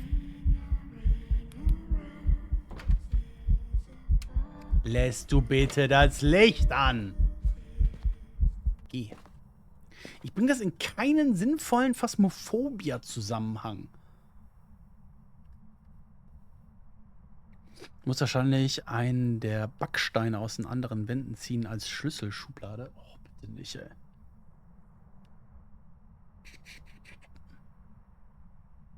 Der Teppich auf dem Boden, was ist da los? Was ist da? Neue Map, unauffallend, ja, ganz genau. Hallöchen, hi. Ist ein Goryo immer gleicher Raum? Ja.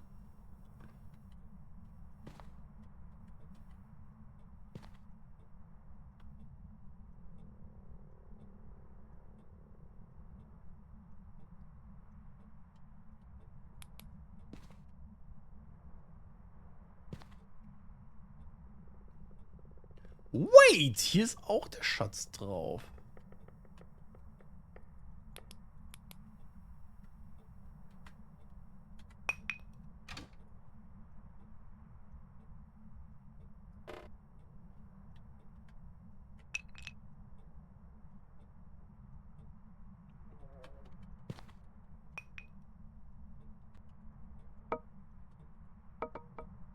Ja, irgendwas muss mit dem Papagei sein, ne? Mom, Dad, me, Friend.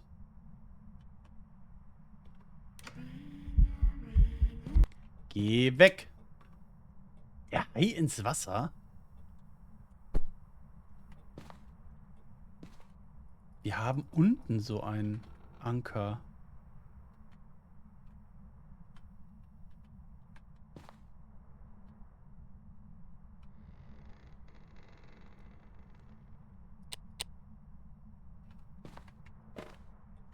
Warum haben wir den Papageien jetzt hingeknallt? Den haben wir unten gelassen, ne? Ich meine ja. Eisli, grüß dich, hi. Ja, ich glaube auch, dass die uns hart trollen hier. Aber was okay ist, was okay ist. Ja, ich habe ihn draußen liegen lassen, ja, stimmt. Sag mal, haben wir einen Djinn? Der macht ja nie den Strom aus hier. Rup, rup, rup. Ich habe keine Ahnung, was der sagt, ey. Können wir irgendeinen Native mal fragen, was der so sagt?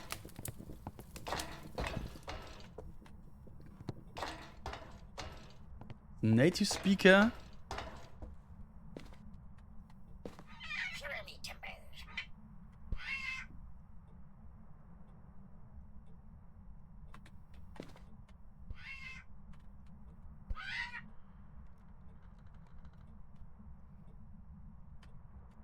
Warte mal.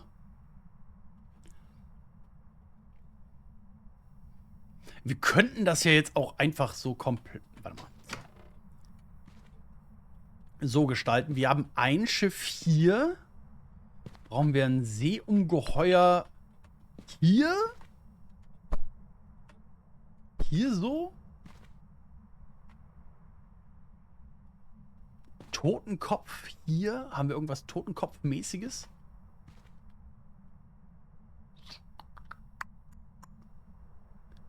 Schönen guten Tag, mein Lieber. Moin. Alles richtig positionieren, dann geht die Tür auf. Ja, weiß ich nicht.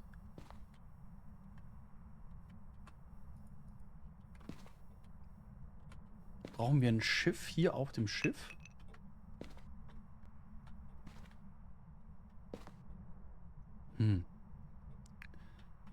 Ja, habe ich auch schon überlegt. Hier. Wo war der? Da oben drauf.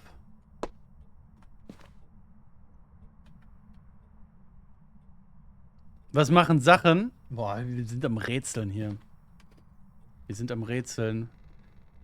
Die Haie sind aber unter am Bett.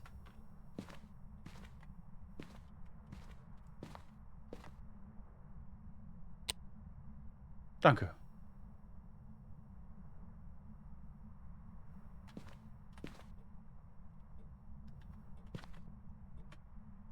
Nah am Bett. Ah ja, da.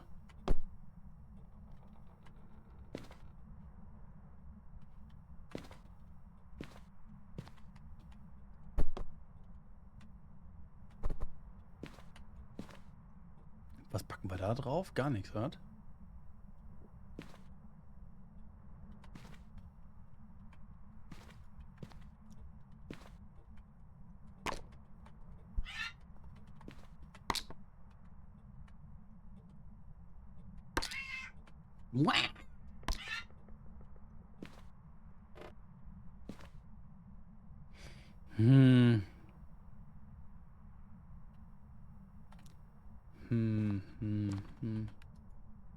Das ist ausgebaut als ein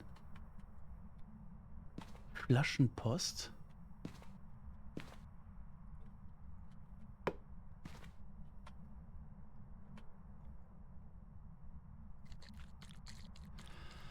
Oh Gott. Schade. Ich dachte, das wäre auch was Sinnvolles.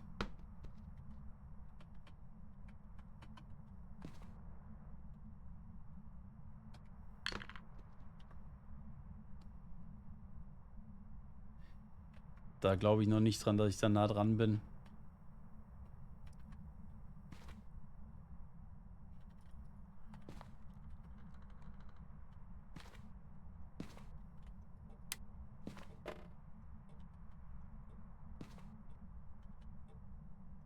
Was mit dem Friend Cloud Kühlschrank ist der sauer?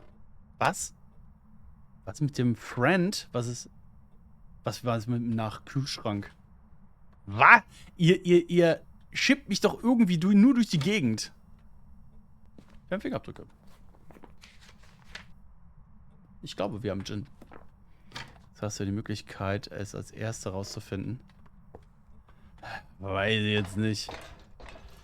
Aber es stimmt, am Kühlschrank waren einige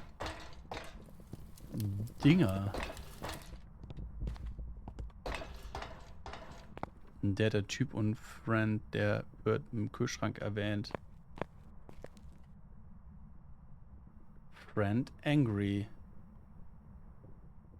Du hast recht. Du hast den Job! Nice! Glückwunsch. Sehr cool.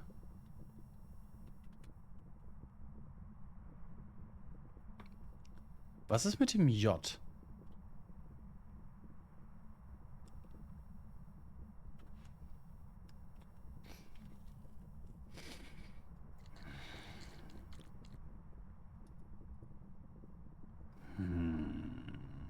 Können wir ein J irgendwo einbauen?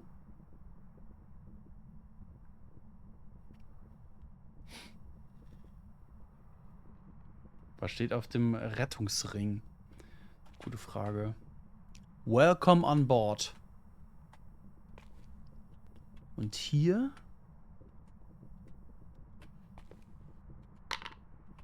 Irgendwas mit Ocean. Ach, wirft ihn doch richtig hin, Mensch. Oh, warte, kann ich hier den platzieren?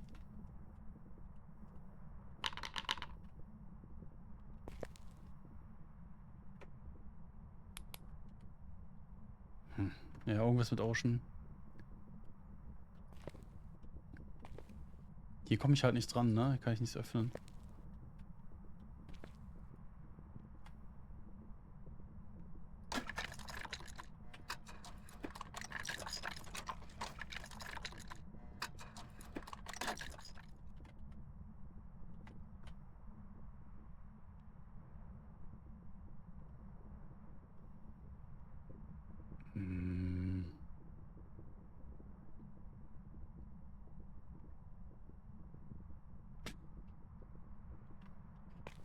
Oh Mann, macht euch nicht über mich lustig.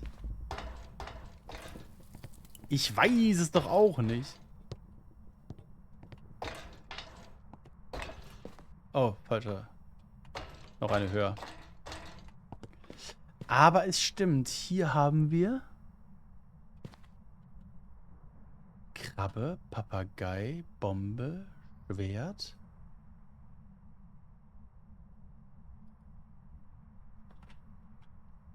Hier haben wir den Hai. Ich sehe mich schon 24 Stunden alle Items A nach B bringen.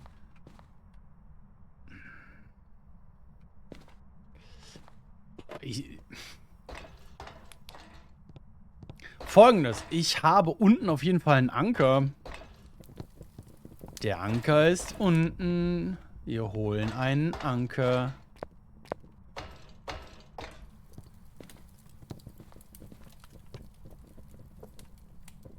Da ist der Anker. Brauchen wir den? Keine Ahnung. Was mit diesem Leuchtturm? Was ist... Wo ist denn... Hä? Ich komme da nicht rein. Brauchen wir auch das Schwert? Hier das Holzschwert? Oh Gott, ist die so groß oder wirkt das nur so? Es sind 10 Etagen.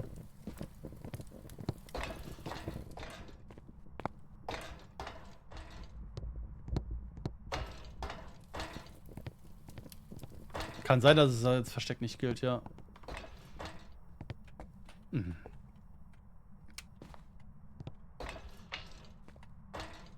So, müssen wir den Anker hintun? Oder hier oben den Anker rein?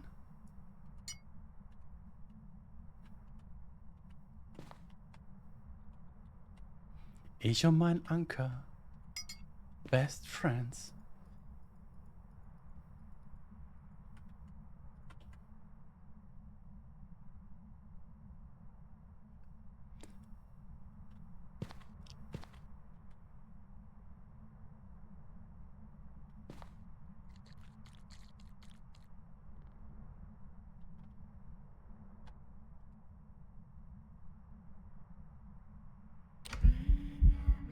Ich bin gerade dabei zu rätseln.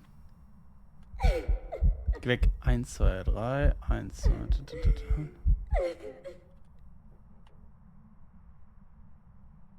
Jetzt die anderen Teile korrekt legen. Welche anderen Teile? Die Flaschenpost habe ich zum Beispiel noch gar nicht gesehen.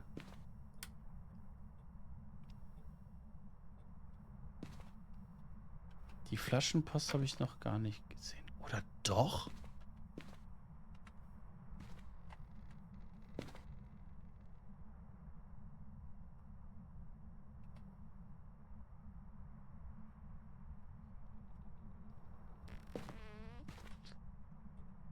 Der Papagei müsste zur Krabbe. Aber wo ist die Krabbe?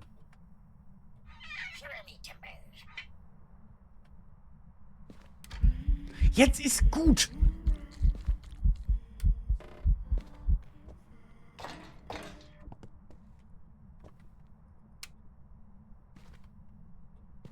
Haben wir irgendwo eine Krabbe? Haben wir irgendwo eine Flaschenpost?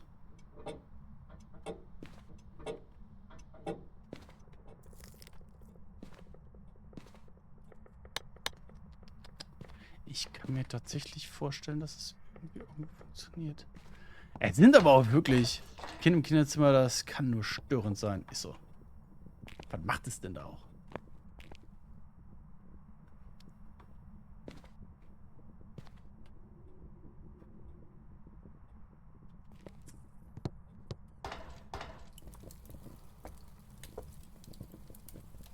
Hier ist ein Rettungsring.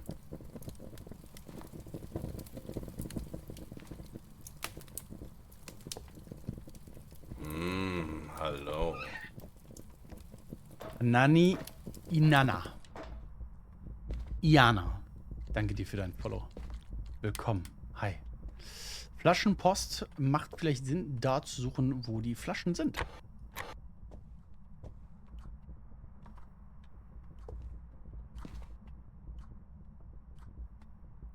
Vielleicht ist irgendeine dieser Flaschen gar keine Weinflasche, sondern es ist eine Nachricht drin.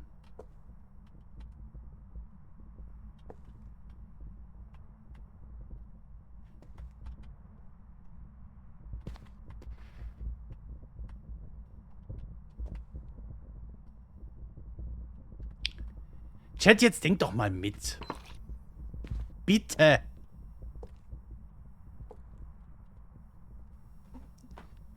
Wer ruft mich denn an? Ich muss auch kurz rangehen. Bin gleich wieder.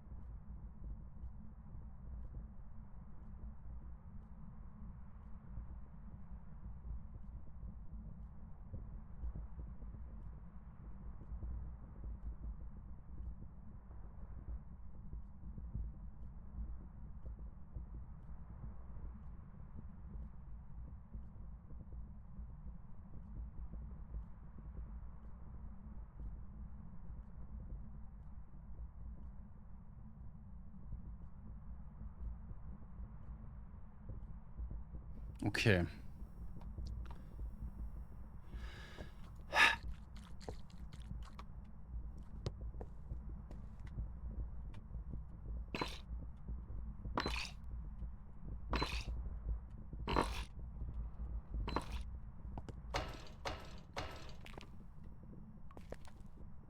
Schön wär's. Ja, warte mal. Ich gehe nochmal hier gucken.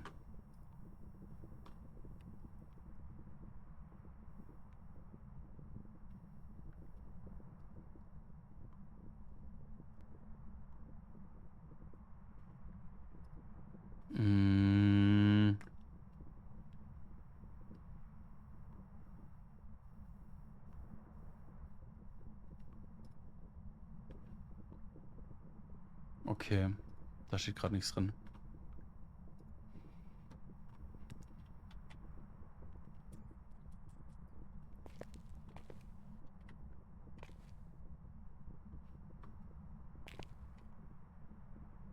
Red?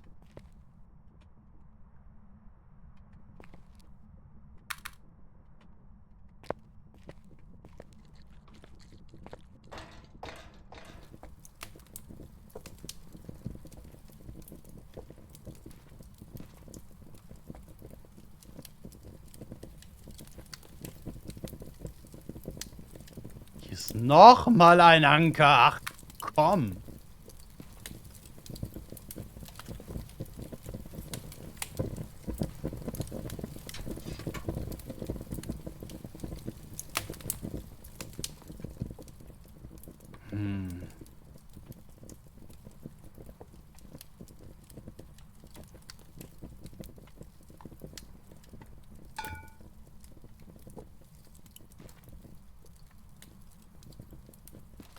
Ach, Freunde. Ach, Freunde.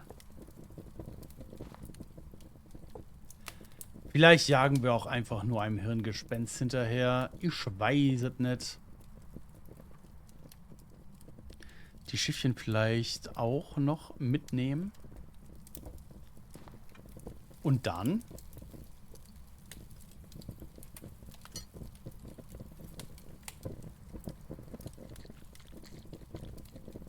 Wäre zum Rätselspiel geworden oder was habe ich verpasst? Ja, gefühlt ja, Kairi.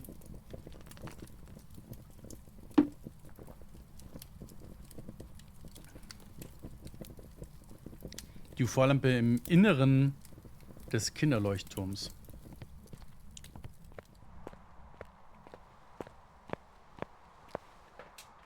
Der Geist wird auch vollkommen ignoriert.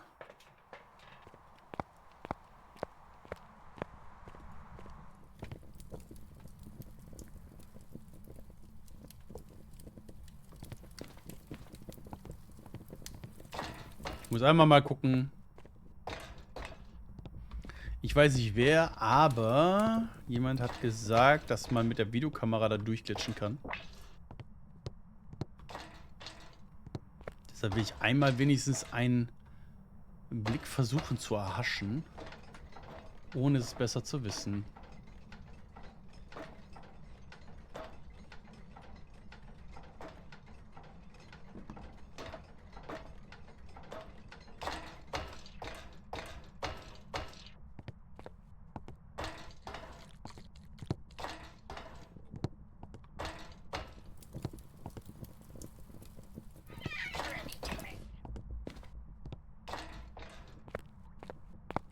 Steht das Passion aus?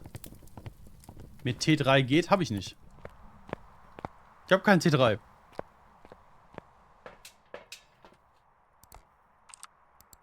Was? Wo ist meine Kamera? Was ist das denn? Ich werde gescammt. Was soll das?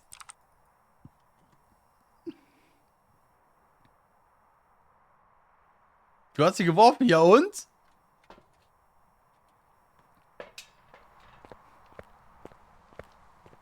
Ja, die Kamera ist im Void, ich glaube auch. Muss man mit F legen. Ja!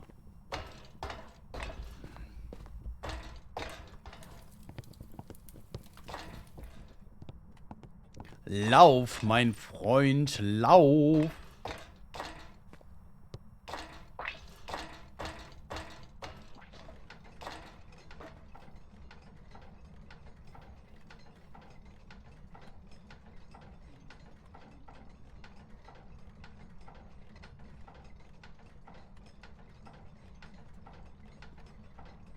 Tu das ganze Equipment loswerden.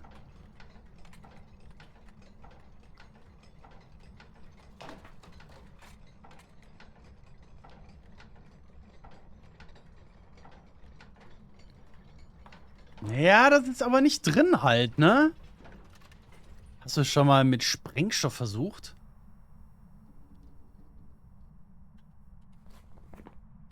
Kein Gin. Strom ist aus. Das gute alte C4. Ja, genau. Löst alle Probleme.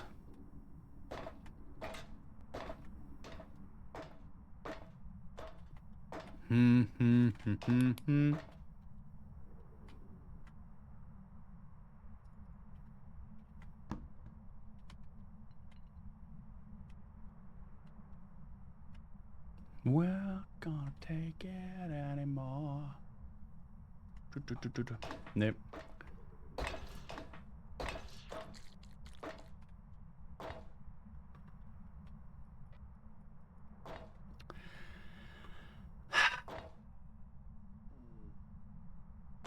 Ich kann jetzt aber auch nicht aufhören.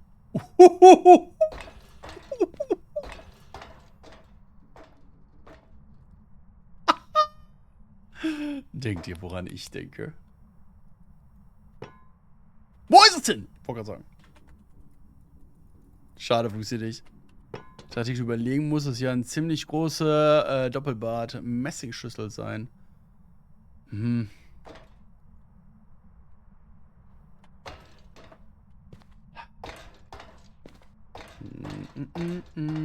Ich werde jetzt diesen Raum hier verlassen und wir gehen zu Maple und gucken, ob es dort irgendetwas gibt, was wir sehen können.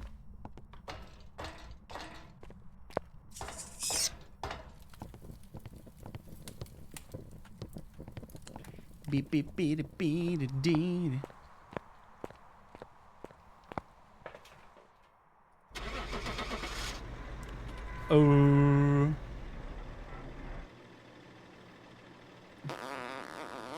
Goyo.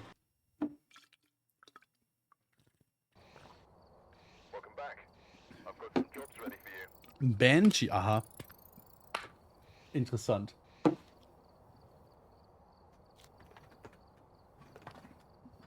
Also in Point Hope werden wir noch lange unseren Spaß haben. Ja. Wer ist denn auch gerade dran?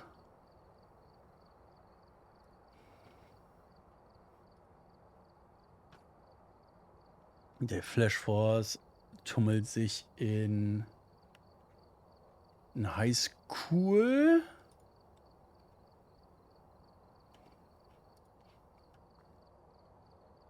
Gerne. Er geht auch gerade erst wieder da rein. Okay, na, meint Torla spielt das gerade gar nicht. Nun gut. Alexa, und ich freue mich auf die Gamescom und ich freue mich auch auf die Gamescom. Das wird mega cool. Tschüsseli, bis demnächst. So, Maple. Rein da, gucken, was passiert.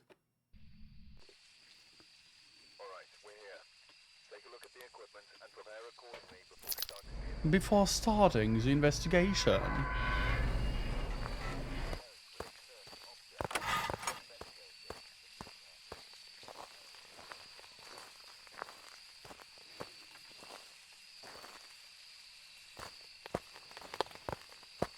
Einmal hier durchjieten.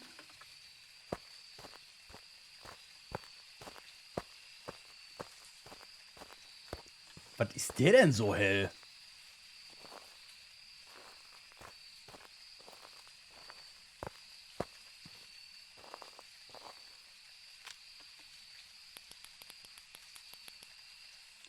Alessandra, wie war's?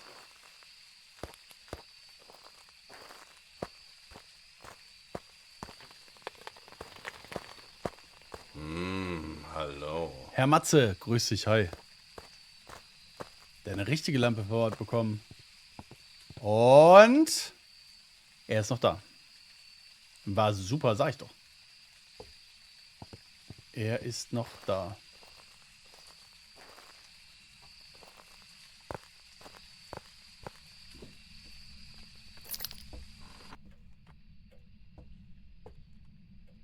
Er ist noch da. Der magische Maple-Bau.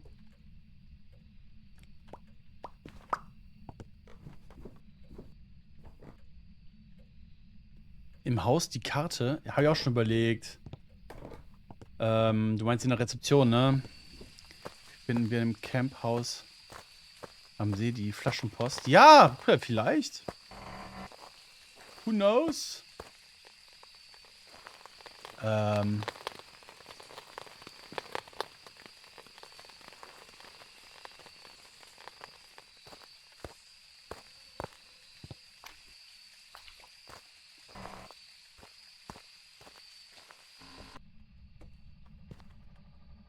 Point Hope, Maple Lodge. Soll so sein, einfach weitergehen.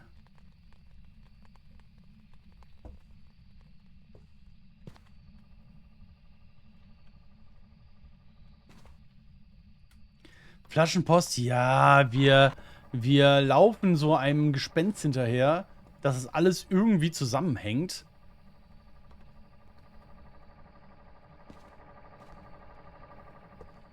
Als Geheimnis, aber ganz ehrlich, keine Ahnung, ey.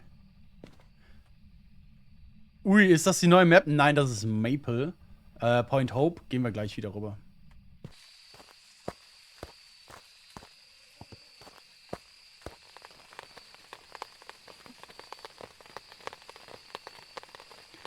Auf Seekarten steht am Berg auch, das wird bestimmt eine Mine oder so. Das kann sein. Aha, spannend. Ja. Wait.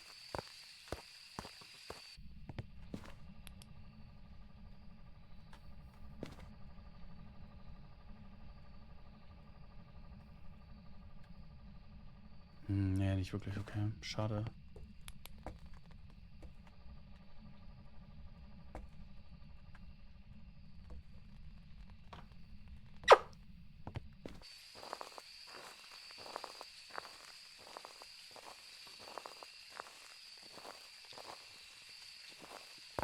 So, ich gehe jetzt noch einmal ins Haus da drüben und gucke, ob es irgendwie was Ähnliches wie eine Flaschenpost gibt. Wenn ja, cool. Wenn nicht, gehen wir halt wieder Maple, dann Point Hope rein. Ich glaube, da liegt momentan ein Hauptaugenmerk drauf.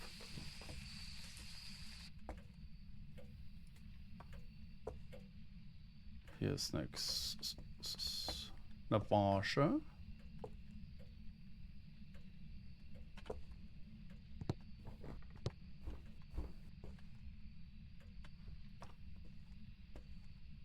Das ist ja auch cool, könnte man da durchsehen und dadurch irgendwelche Informationen bekommen, ne? Durch dieses Fernglas. Oder was ist das? Ich würde nochmal schauen nach vielleicht einem Schlüssel. In der Lobby? Kann man machen. Wer weiß.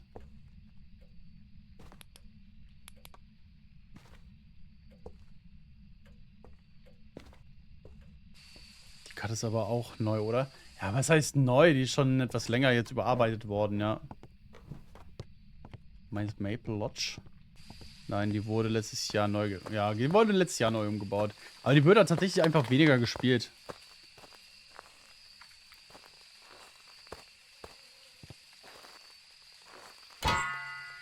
Piu.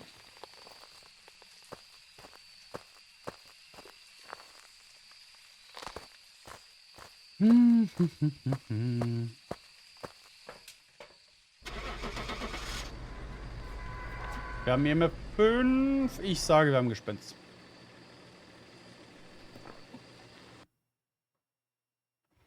Tomorrow Performance. Ich wusste es. Okay, wir gehen wieder nach Point Hope. Ich meinte die Karte an der Wand. Ja, ja, ja.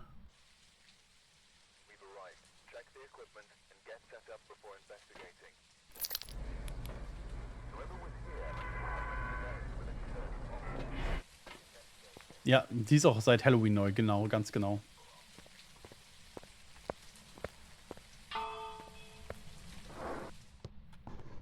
Lass uns mal direkt hochgehen. Ich möchte einmal kontrollieren, wie das Ganze denn aussieht, wenn es unaufgeräumt ist.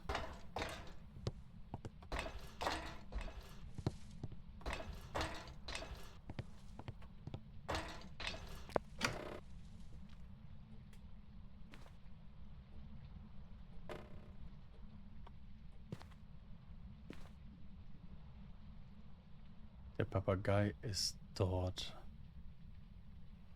Mm, mm, mm, mm, mhm, mhm, mhm, mhm.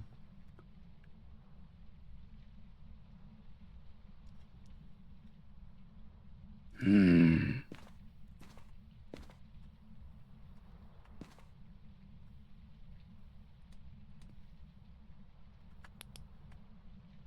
Mom, Dad, Me, Fremd. Genau, das Event mit, oder das war Halloween, ja, Halloween 23. Das war schon ziemlich cool. Also, das Event war lame, aber das Ende war geil. Friend Angry. Hier ist Friend Angry. Die brauchen halt die Flaschenpost. Ich glaube, die ist hier irgendwo. Also ich glaube fest daran, dass die in diesem Haus eigentlich sein müsste. Frage ist nur, wo?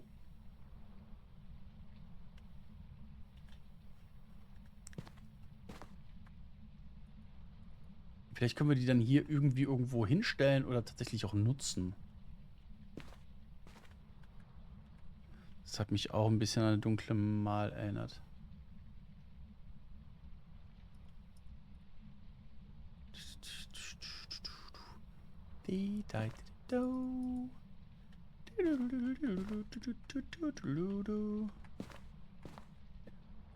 Ist der kleine Boos mit den 3 Fragezeichen?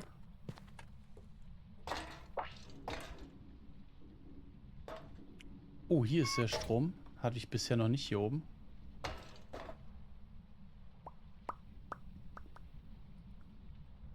Was ist das denn?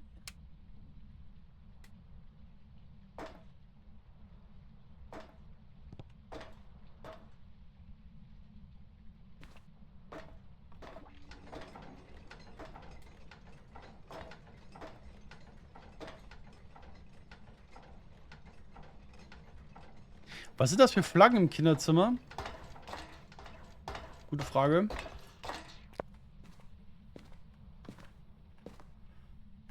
Nautische.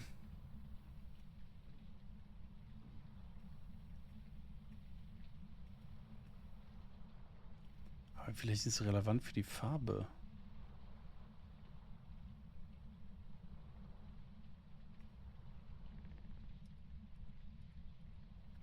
Kann mit dem auch nichts anfangen.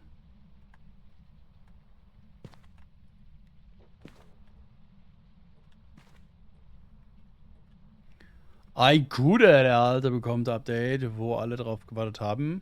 Jo. Weiß jetzt nicht, ob ich der Alte bin. Aber zumindest habe ich schon mal Zugriff auf das neue Update, ja.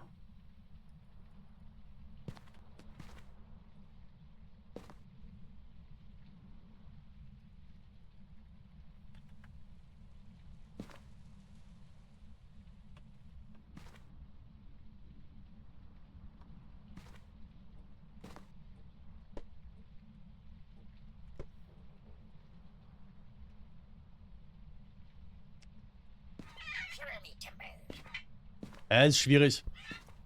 Es ist ganz, ganz schwierig, das jetzt irgendwie umzusetzen. Ich glaube, ich lasse das auch erstmal. Vielleicht kriegen wir das irgendwann gemeinsam raus. Oder es ist halt schlicht und ergreifend nichts. Da steht in nautischer Sprache Get Out. Ernsthaft?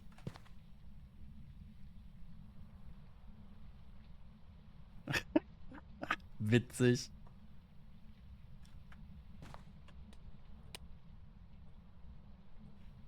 Ja, das sind Buchstaben. Get out.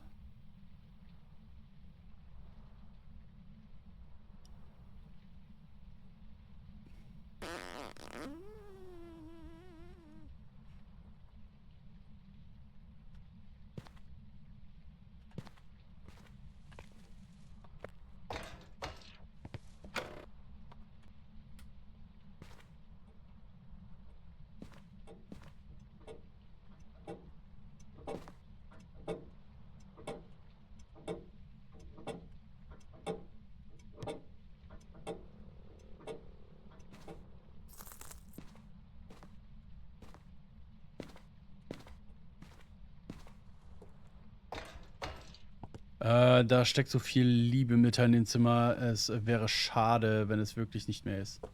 Ist so.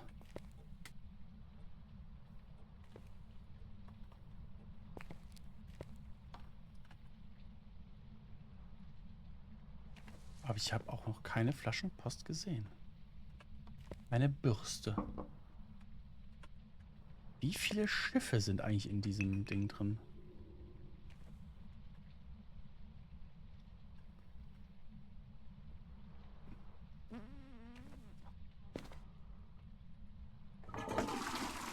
Oh!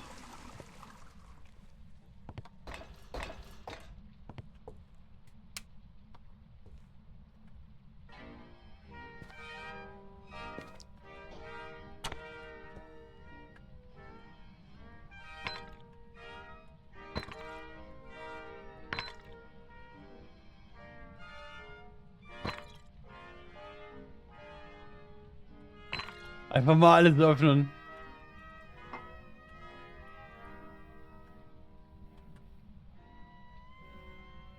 Piu.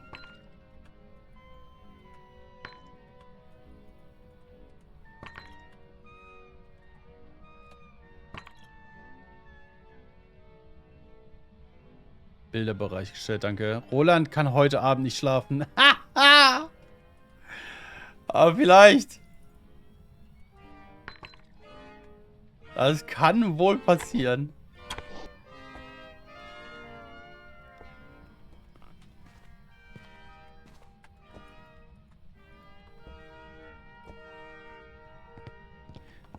Streamt Insem gar nicht das Update gerade?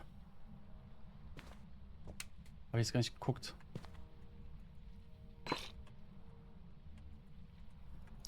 Jede Flasche wird kontrolliert. Damit ihr das nicht machen müsst.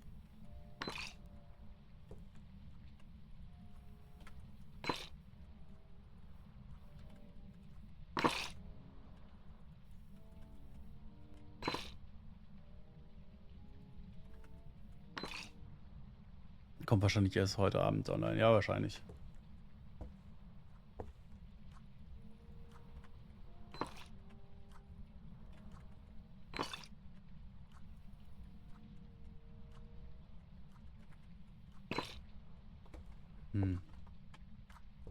Hier vielleicht drin? Nein, hier vielleicht irgendwo?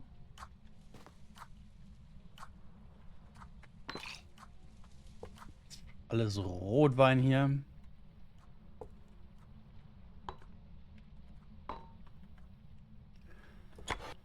Der ist doch auch in Europa. Wer?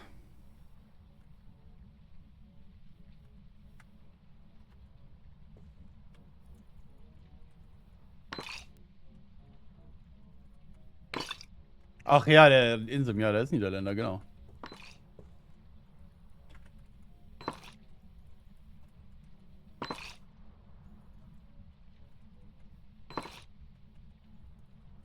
Es ist bestimmt so ein Scam.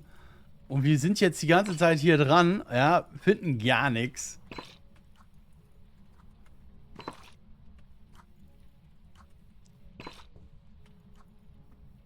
Ich sag, oh.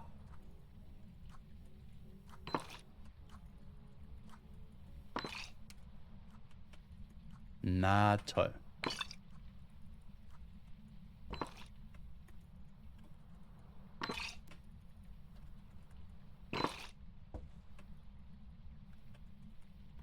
Da war ein Rabbit. Ja, nur, du bist ein bisschen einsam auf dem Leuchtturm, ne?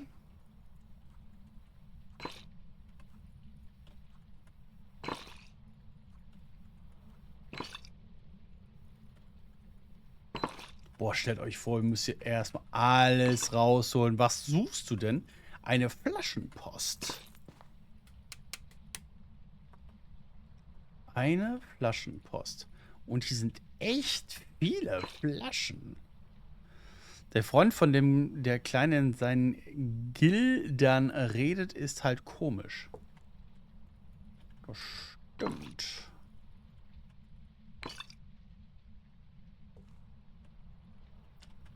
Aber ich werde die ganze Sache jetzt gleich auch aufhören.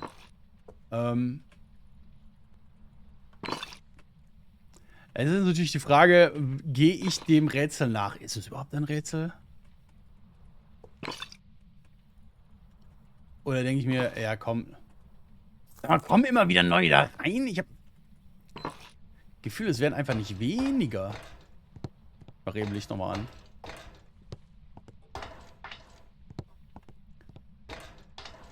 Turn the lights on.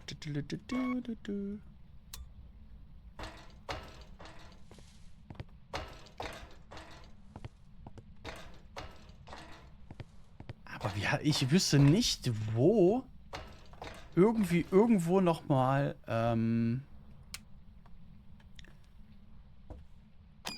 ja, Flaschen halt wären, ne? Also klar, hier jetzt, aber in anderen Häusern ist mir jetzt auch keine Flaschenpost irgendwie schon mal aufgefallen in der Vergangenheit. Kommt eigentlich noch zum Leuchtturm hoch?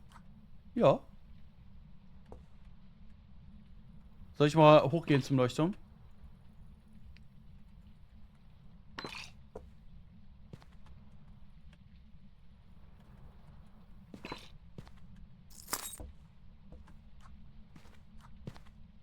Wie viele Flaschen das sind?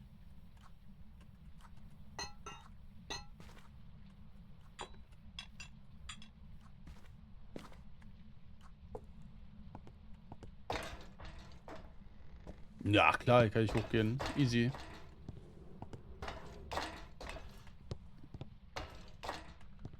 Also, ich erkläre mal ganz kurz, worum es geht, ja?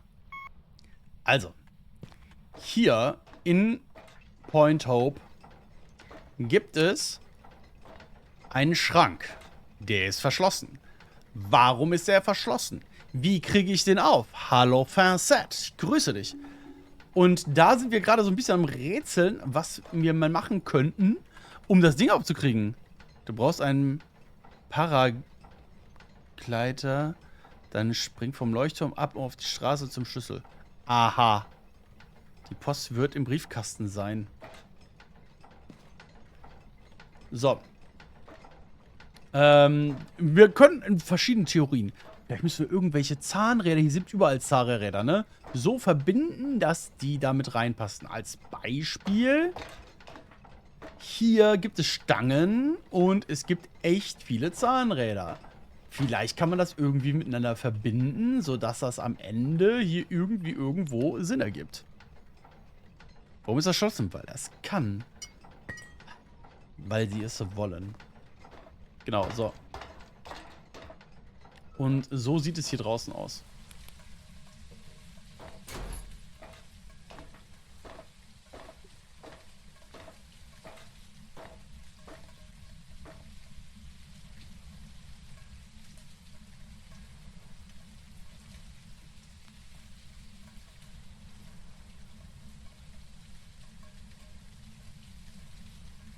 Kommt man in Point Hope an das Wasser? Vielleicht kommt die Flasche wie die Maske im Camp hoch. Ne, kommst du nicht. Sieht man hier ganz gut. Du kommst nicht da raus. Da bist du und da ist abgesperrt tatsächlich. Ich habe auch schon überlegt, vielleicht liegt es einfach daran, dass wir hier eigentlich noch lang müssten und da hinten kommt eine neue Map oder so.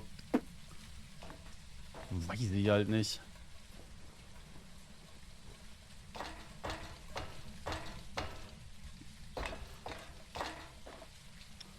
Ja gut, ich gehe mal wieder rein.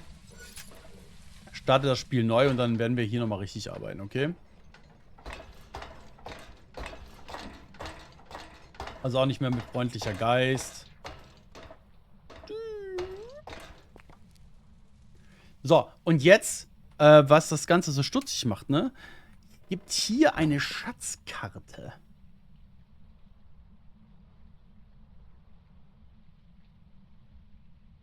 Ich hab's.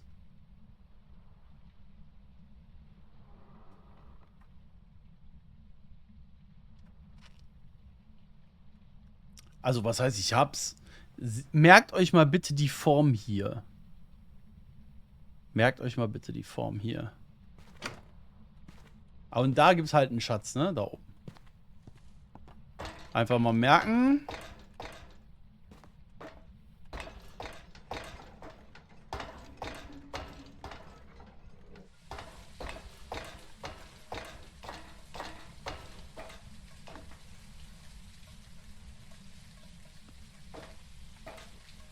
Oder auch nicht. Hallo. Ginny Mini, ich grüße dich und danke dir vielmals für dein Follow. Leider doch nicht so geil, wie ich mir das vorgestellt habe. Sieht aus wie Mond, ja. Warte mal, ich habe einen Screenshot gemacht. Ich halte den mal daneben.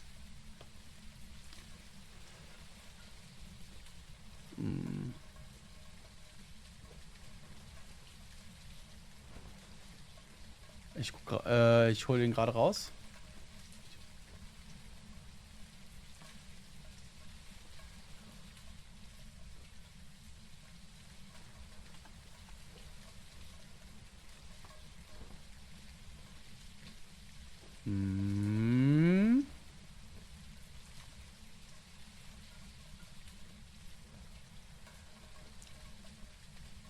Okay. Hier dieses Zipfelchen sieht ähnlich aus wie das daneben. Also, ne? Hier dieses Zipfelchen. Aber ich glaube, das ist einfach nur Wunschgedanke. Ich glaube, das ist einfach nur Wunschgedanke. So, wenn ich den so mache. Aber dann hätte es Sinn gemacht, so nach Motto, ey, dann ist es nämlich da oben. Servus Roland. Marc, grüß dich. Der Papagei ist sensationell. Ach, wisst ihr was? Lasst uns das gemeinsam rausfinden. Ich muss das jetzt nicht die ganze Zeit streamen. Wir gehen jetzt hier nochmal in das Haus rein. Aber mit Geist. Okay?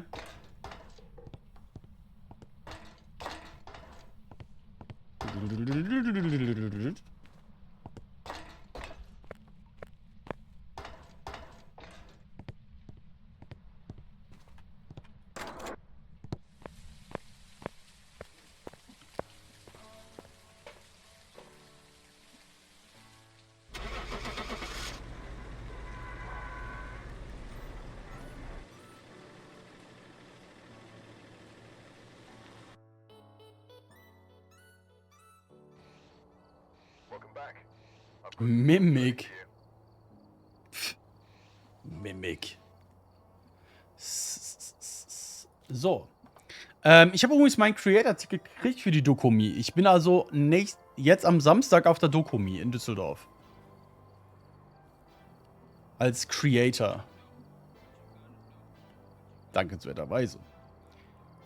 So, wir gehen in Point Hope, aber wir machen das Ganze. Wollen wir das Albtraum machen? Aus dem Krankenhaus zurück. Frau kommt am Wochenende nach Hause. Nice. Schön, das freut mich für dich. Bestimmte Halle? Ich weiß noch nicht mal, welche Hallen es da gibt. Shira, ich habe mich da noch gar nicht mit beschäftigt. Aber wir können mit Sicherheit irgendwie schreiben, wenn du da bist. Und dann treffen wir uns doch nochmal. Und dann gucke ich mir mal dein Cosplay an. Ist das Kind auch da?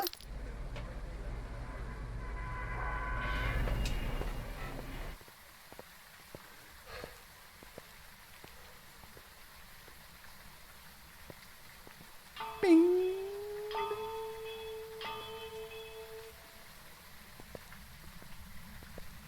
Wenn der Roland dreimal klingelt.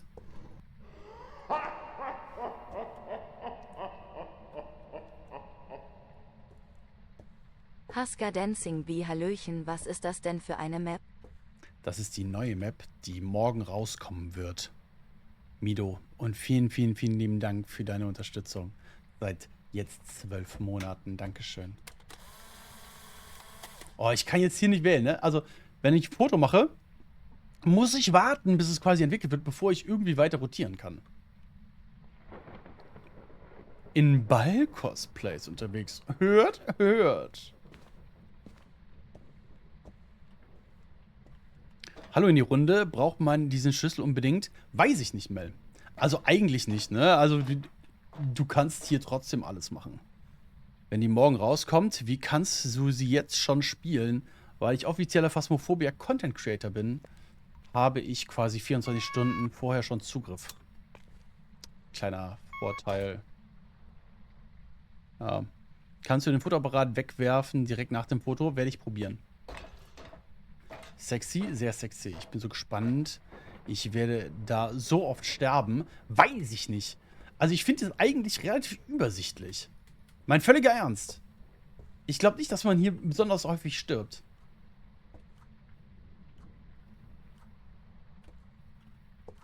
Finde ich schon okay. Also, habe ich nicht geguckt, ob unten ob wir Tarotkarten haben.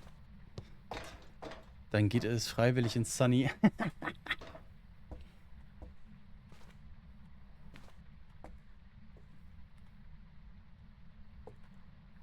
Ja, wir haben hier halt diese Schlüssel, ne?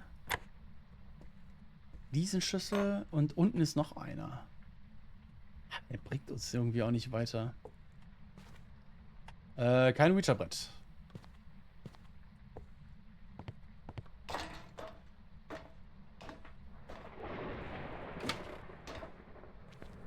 Kein Beschwörungskreis.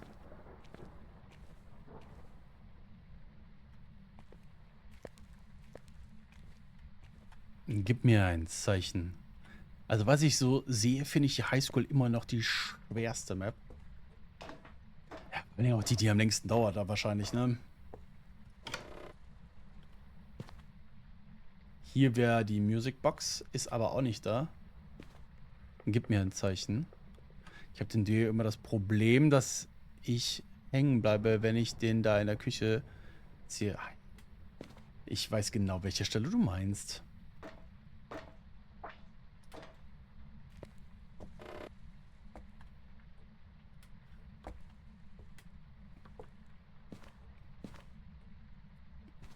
Voodoo-Puppe ist nicht da. Vielleicht ist die Affenfurze, die ist noch oben.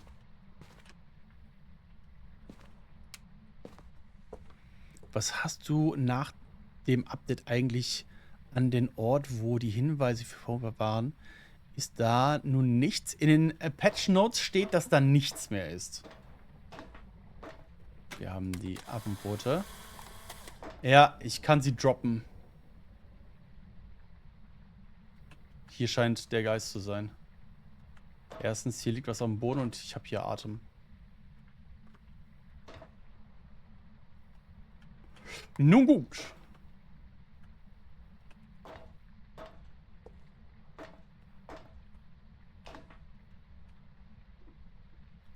Was ist das?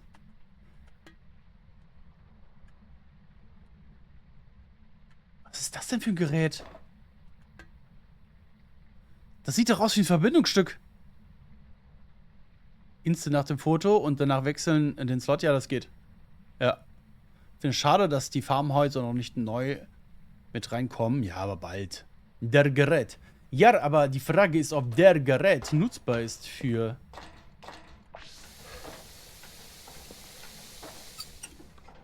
Okay, hier scheint der Geist zu sein. Ob der Gerät nutzbar ist für... Der Drehmoment.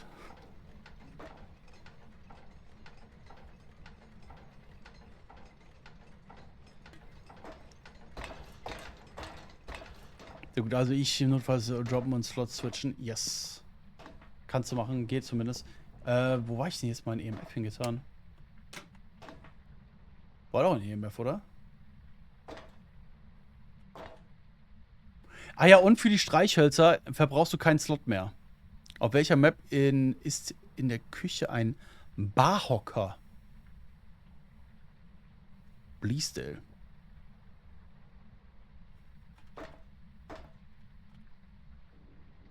Wo ist jetzt mein EMF? Freunde! Wo hab ich's hingeschmissen? Mann!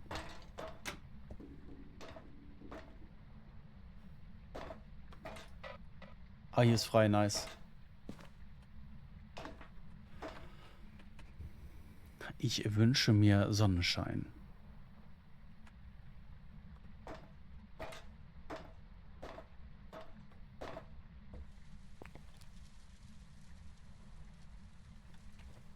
Ich wünsche mir Sonnenaufgang.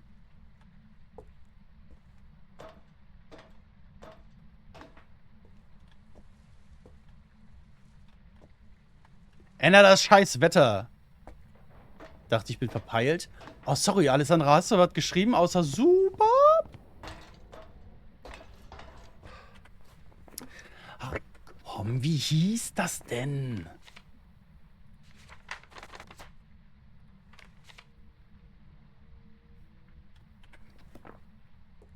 Hast du einen Text drin? Ja, das ist eine gute Idee. Ich ändere das. Text. Andere Wetter. Wetterseite 1. Ich wünsche mir Sonnenschein.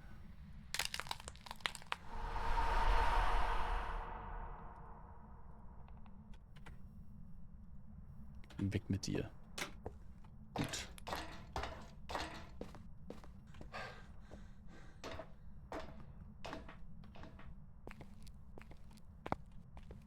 Ah, dieser Hocker hier. Du kannst rüberlaufen. So rum ja. So rum auch. Aber jetzt eben wegen der MF-Frage. Okay.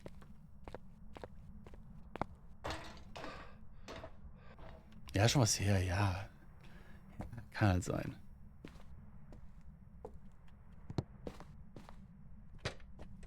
Er handelt. Ich nütze die Chance, ich gehe nochmal kurz auf Toilette. Tut mir wahnsinnig leid, ey. Bin gleich wieder da. Ich gebe euch mal kurz Words.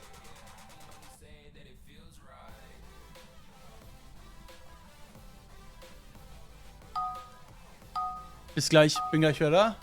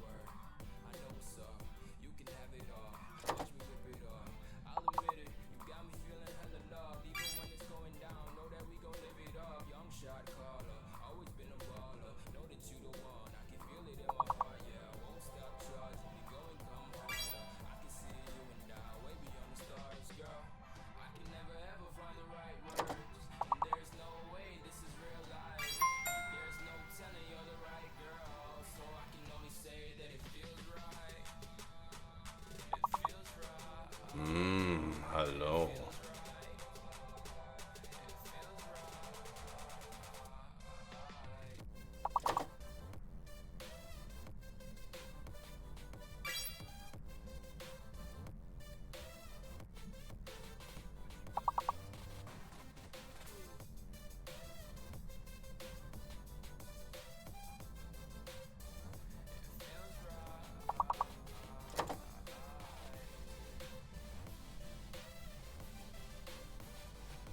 Oh.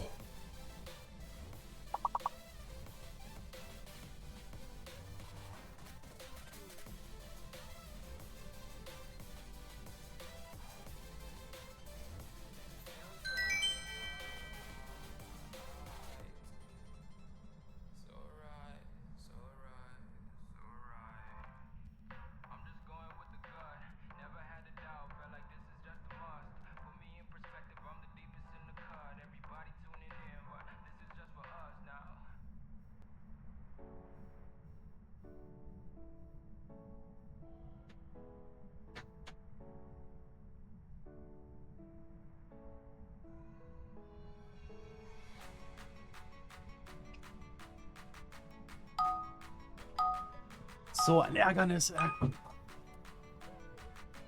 Oder der Schlingel hat einfach eine Kirsche gegessen.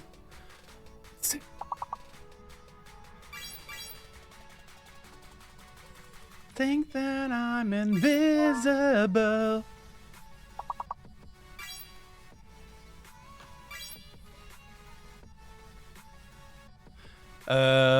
Lumiel, ich danke dir vielmals für deinen Follow. Willkommen, hi. Schön, dass du da bist.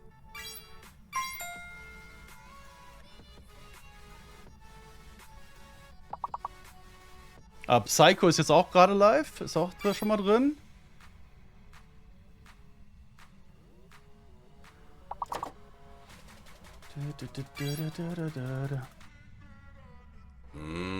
Hallo.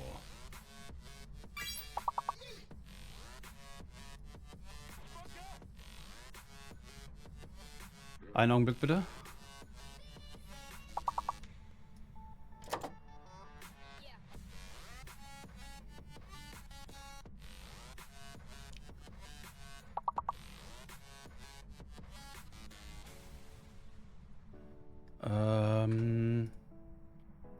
Ich klaue mir das einfach.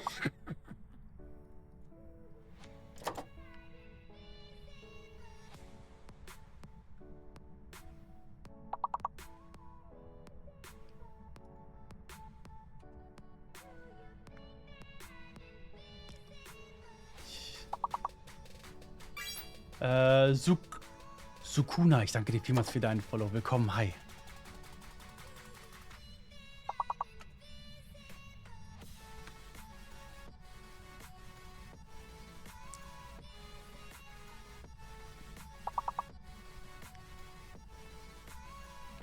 So, das packen wir mit dran. Das ist okay. Nice, Freunde. Gut gemacht. Und ich werde jetzt hier weiter investigieren. Ich habe natürlich überhaupt keine Sanity mehr. Aber das ist auch nicht schlimm. Ist das nicht wunderschön? So mit Licht und so?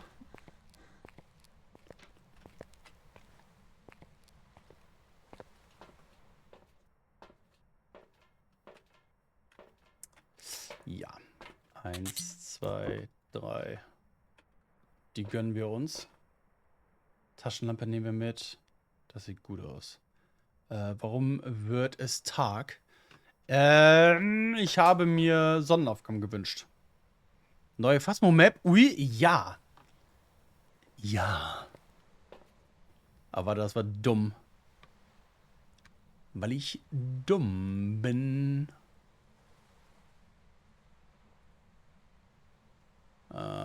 Diese Nachricht lösen.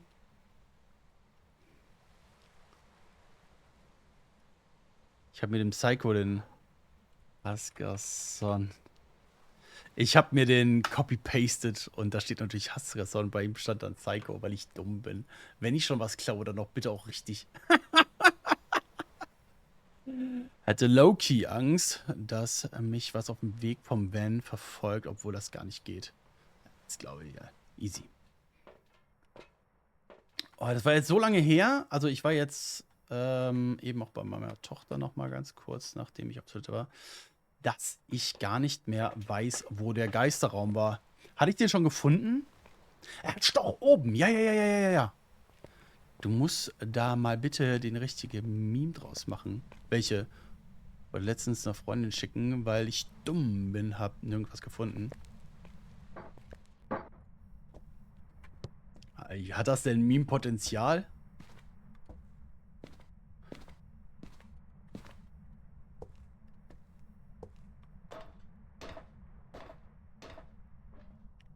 So, wir huschen jetzt einmal hier nach oben durch. Ich kann es nicht mehr anders sagen. Okay.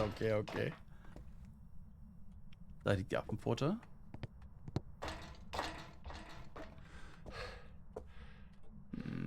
Nee, hier war es nicht.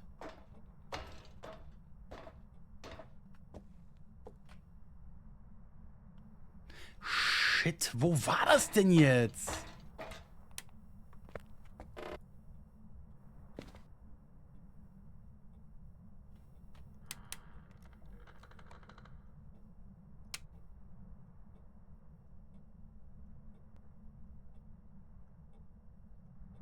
Ja. Genau, bei den Werkbänken. Danke. Licht. Licht!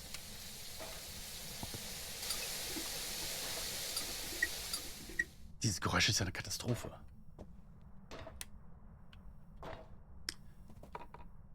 Okay, hier ist auf jeden Fall der Geist. Wir haben einen Orb. Der glänzt so komisch. Guckt ihn euch mal an. Der sieht ganz komisch aus. Ist das ein Leuchtturm? Ja.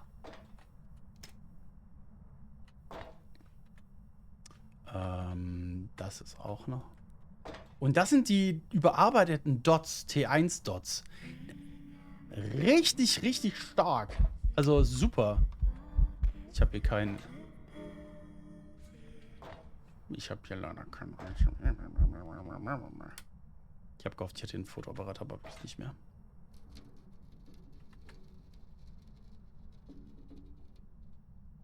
Wir haben Ratten.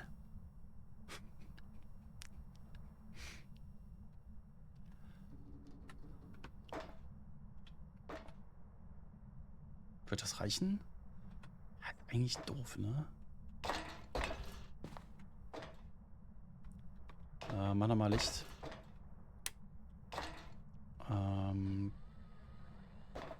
Auf gar keinen Fall.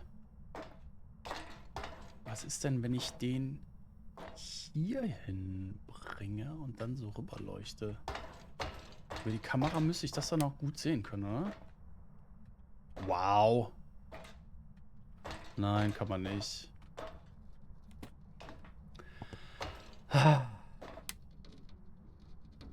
Ich meine, ist ja alles gut und schön, ne? Sieht toll aus, aber die Dots 1 sind immer noch scheiße anzubringen. Ich finde es auch gut, dass sie die Reichweite erhöht haben. Auch mega gut.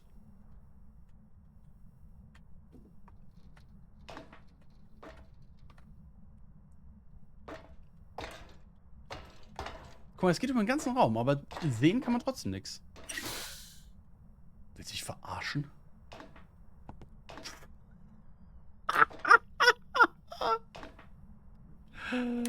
Oh Mann, ey. Okay. Ich gehe mal runter und hole auch ein paar Sachen. Wie witzig war der denn? Sieht wohl an richtig heißen Tagen. Hätet anders. Wunderschön. Klasse.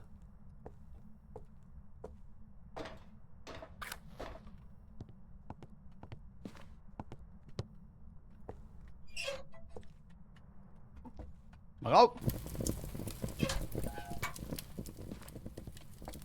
Wir haben 2 Kamine. Kannst du die Videocam mit Stativ aus der Treppe so hin platzieren, dass man die Kiste schauen kann? Müsste ich gleich mal gucken. Bist du gespannt, wenn ich die selbst spielen kann? Ja, morgen. Morgen. Morgen kann jeder spielen. Ich bin eigentlich ganz froh, weil ich morgen echt wenig Zeit habe. Ich meine, ich habe einen Stream angesetzt, ja, weil ich morgen Abend in Köln bin, auf so einer Netzwerkveranstaltung von Twitch. Da wird auch der Geschäftsführer von Twitch mit dabei sein, zumindest ist der als Special Guest angekündigt. Aber ich müsste eigentlich noch Bienenbums eigentlich noch machen, ne? Das ist eigentlich ärgerlich. Ah, okay, den nehmen wir mit. Den nehmen wir mit und den nehmen wir mit. Wir haben gesagt, Orb haben wir gesehen.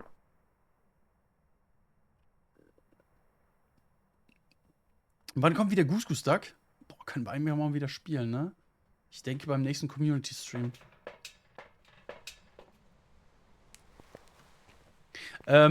Dieses UV-Licht ist jetzt T2. Das T2 UV-Licht.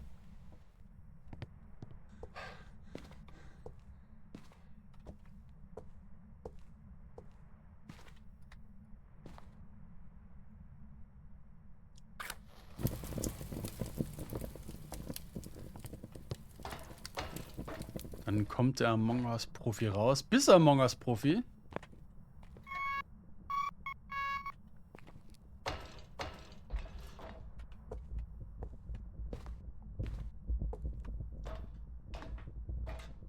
Warum wurde das getauscht? Wahrscheinlich, weil es einfach stärker ist. Du verbrauchst keinen Strom. Es hat eine relativ starke Leuchtkraft. Es leuchtet in mehrere Richtungen und nicht nur in eine. Ich denke, deshalb ist es jetzt Stufe 2 anstatt Stufe 1.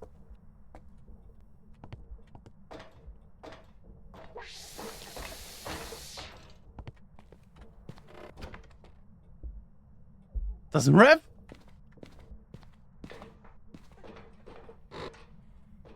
Wir haben einen Ref? Hohoho. Hallöchen, Revenant. Darling. Er hat den Strom schon wieder ausgemacht.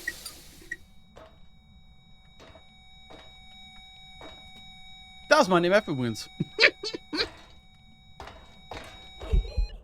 Nein!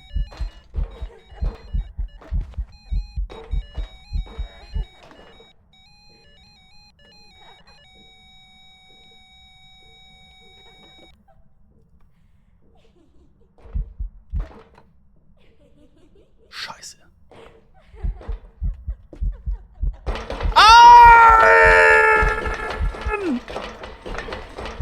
Nein! Nein! Scheiße! Oh, so ein Mist, ey, du kommst ja gar nicht mehr weg. Keine Chance. Scheibenkleister. Oh. Scheiße. Ah.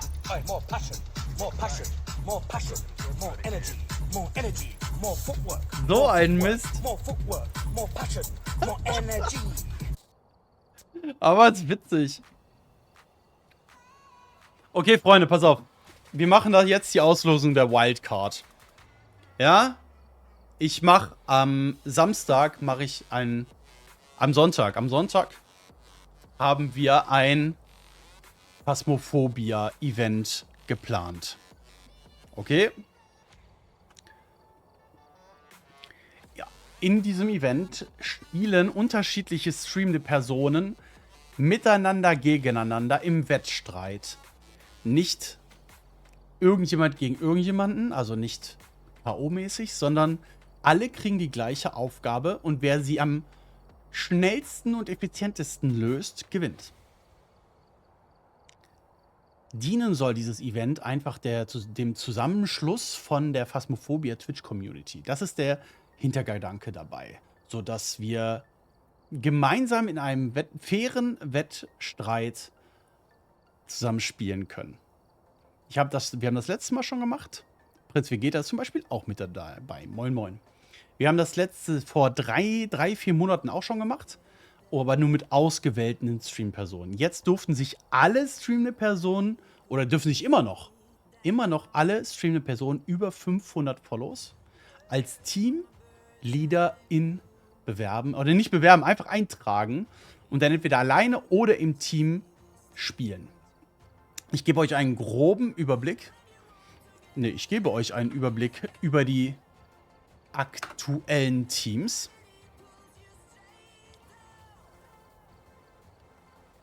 Warte. War richtig gut, danke dafür. Das hier sind die aktuellen Teams. Aber ich bin ja ein Pro, ist auch völlig egal. Das sind die aktuellen Teams, die sich bisher eingetragen haben. Könnt ihr hier auch, die Liste ist öffentlich. Also, bitte. Ja, da könnt ihr sehen, wer da so alles mitmacht. Oh, Frego hat zurückgezogen und spielt jetzt hier bei Janice mit. Die hat sich umbenannt. Lady Lilith. Okay.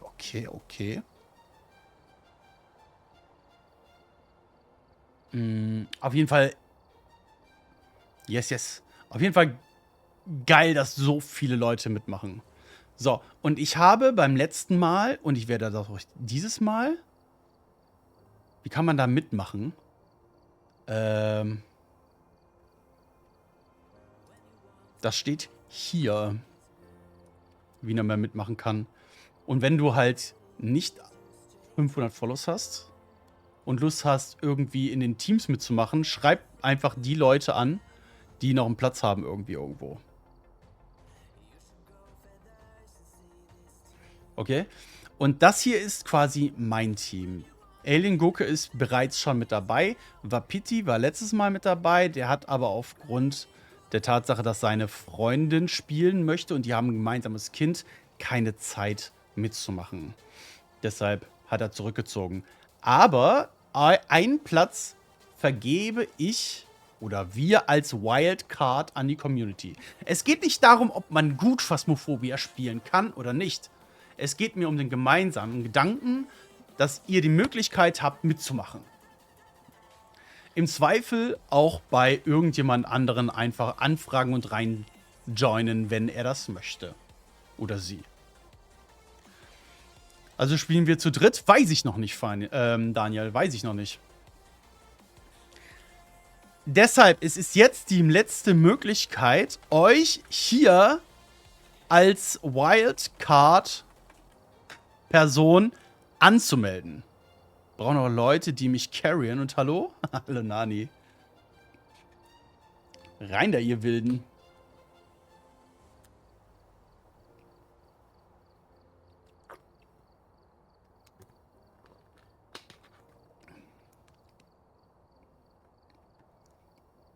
Schon angemeldet.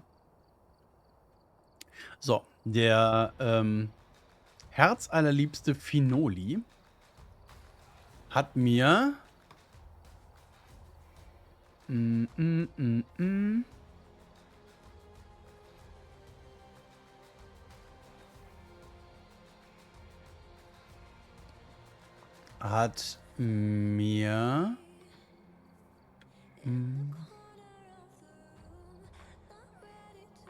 gesagt, dass dieses Wheel, wir machen das nämlich über ein Wheel, hat er mir angepinnt, sagt er. Wildcard-Gewinner, Wildcard-Spreadsheet.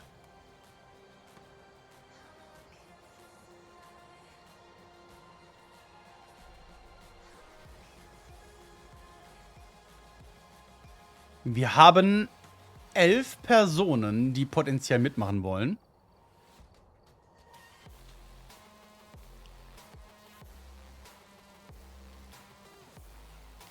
Ja, konnte ich mir nicht aussuchen, aber ich finde es super, nehme ich so. 13 aber gut. 13, weil ich blind bin. Ich habe gedacht, das wäre der Reihe nach. Okay, 14. 14 da tatsächlich. Ich drücke nochmal. So. Dann machen wir jetzt die Auslosung.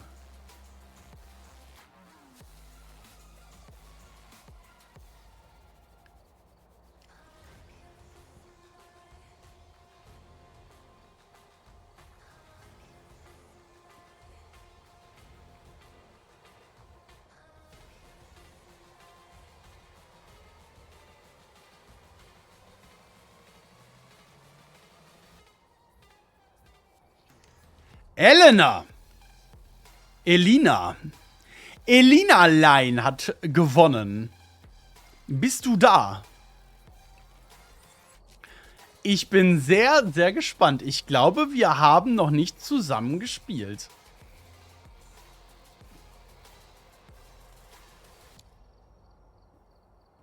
Das ist ja fantastisch. Okay, wenn sie nicht da ist, müssen wir halt irgendwie sie kontaktieren und Kontakt aufnehmen. Und ja. Schauen wir mal, ob sie möchte. Uiuiui, ja. Ist auf jeden Fall keiner der üblichen Verdächtigen.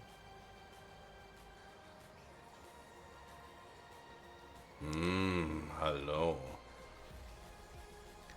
Amitamtara, ich danke dir vielmals für deinen Follow. Sehr cool.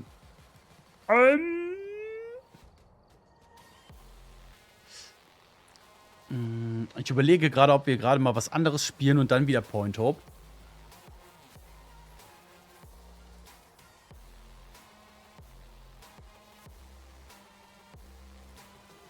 Das war wieder nicht nachgedacht.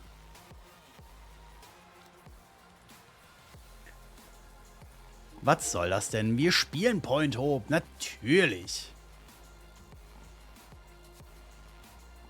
Oh. Oh.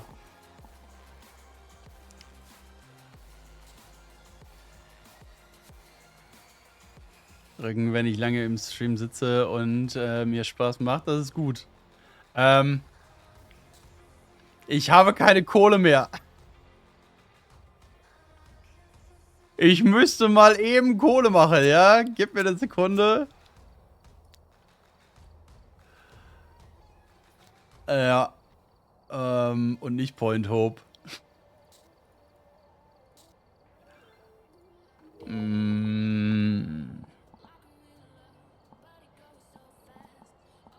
Speedrun.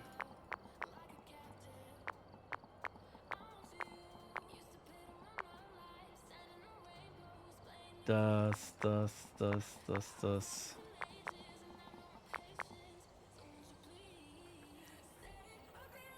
Also natürlich belastend.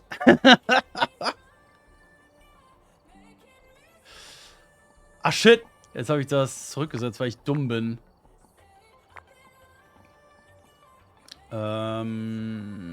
EMF machen wir 2. Thermometer brauchen wir nicht. Davon machen wir 2. Videokamera. 2 Kruzi voll. Feuerlicht voll. Zünder voll. Räucherwerk voll. Bewegungssensor 2 muss reichen. Parabol voll. Fotoapparat voll. Salz voll. Scheiß drauf, scheiß drauf. Moin, Aktivieren. Meister. Moin! So. Der Roland muss ein bisschen Geld machen. Sir Toby! Sir Toby, seien Sie gegrüßt. Bin schon mal vom Stall. Schön streamen euch noch. Alles klar, macht das. Alessandra.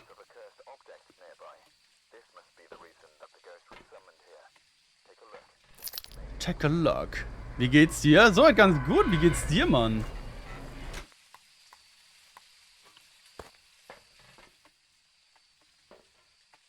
Kruzi, was brauchen wir hier noch? Räuchern, Feuerlicht, entkommen dem Geist. Oh nein, Feuerlicht.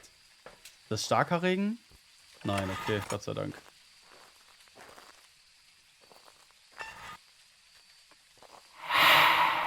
Kein Uni.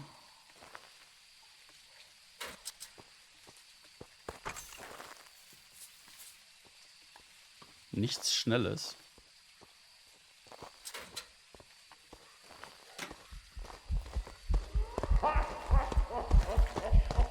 Uiuiuiui. Mein Lieber. It's called Arbeit und zu Hause ganz viel an meinem Server basteln und natürlich zocken. Nice! Ich danke dir vielmals für deinen Prime Mann. Herzlichen Dank.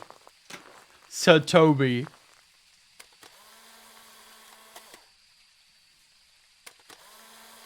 Danke für die 10 Monate.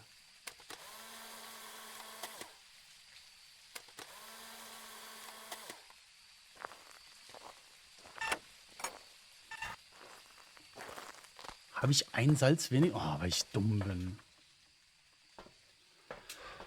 Räucherwerk. Ah, ich muss noch einmal räuchern. Und dann suchen wir jetzt noch eben einen Knochen und dann können wir schon wieder fahren. Dann haben wir eben ein bisschen Kohle. Ich glaube, dass wir ein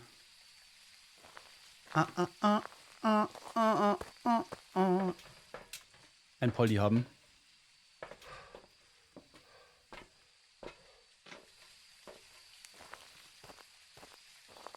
Muss ich wieder reinschauen? Oh Gott.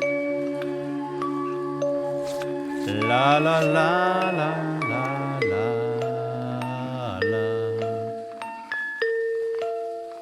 Ich höre nichts.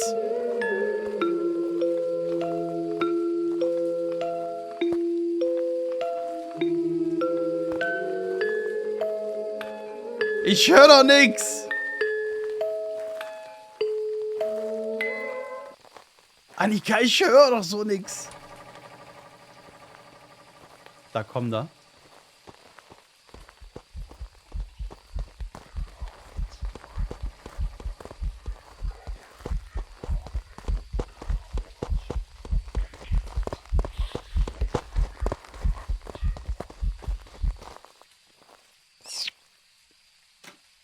Na Juti.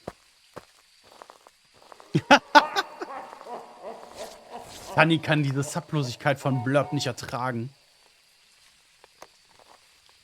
Danke für den verschenkten Sub, Tani.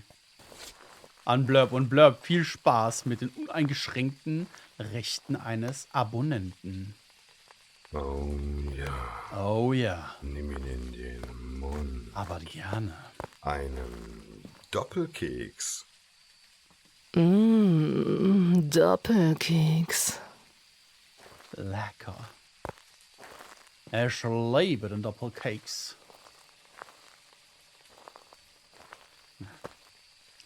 Knochen, Knochen, Knochen, Knochen, Knochen, Knochen. Wo ist der Knochen?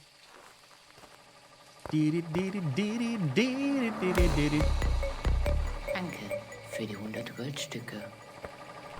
Dankeschön! Zug fahren. Luke Borg, danke dir, Mann. Danke für den 100 Bitzerinos. Danke für die 100 Goldstücke. Finally, Will Emotes. Kleiner als please insert a meaningful message, größer als Kappa. Das ist so wichtig gewesen, finally.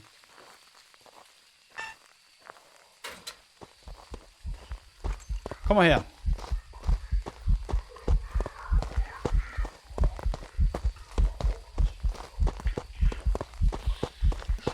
Das ist doch kein Poldi.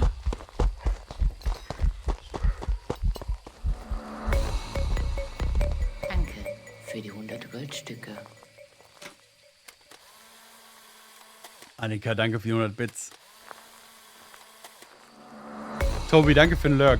Danke für die 100 Goldstücke. Es ist Montag. Heute hinten im Zug für Sie. Gar nix. Es ist Montag. Morgen gibt es wieder Dixpa und Desperados. Desperado, Desperado. Long Dong Jens. Jens, danke für die 50 Bits. Danke dir, Mann.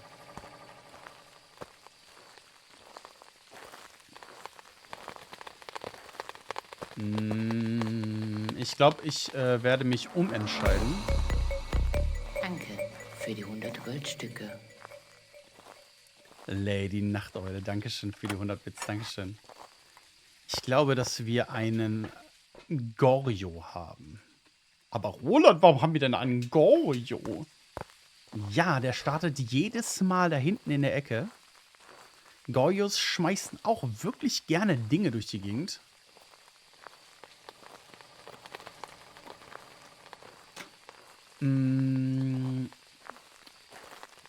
Und deshalb würde ich das jetzt tippen.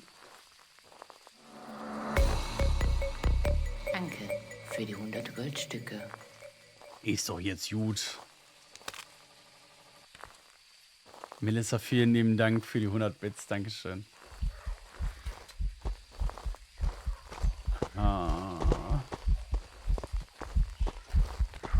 Ich weiß es nicht. Oh nein! Nein! Oh nein! Ich hab vergessen!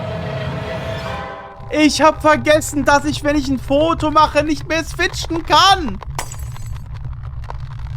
Nein! Ach du Scheiße! Weil ich dumm bin. Oh, da hab ich voll vergessen. Droppen.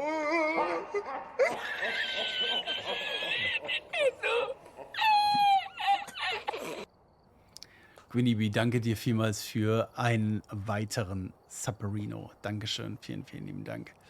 Scheibenkleister. Natürlich darfst du eine Frage zu Mimic stellen. Jederzeit. Was ist los? Wieder was mit Geld verdienen? Jetzt sei doch nicht so.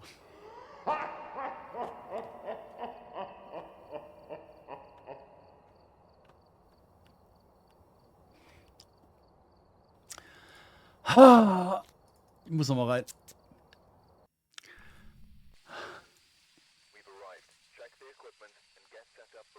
Ganz viel Liebe, ja. Hat von mir gemacht. Kann der dann auch so ein Phantom-Ding machen und nicht drauf sein? Ja.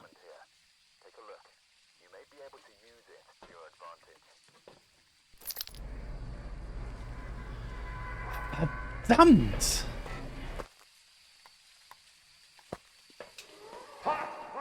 Jens! Danke für deinen Sub, Mann!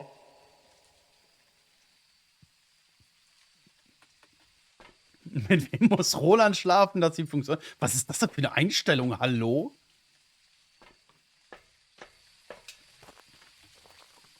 Tch. Ich bin nicht so eine.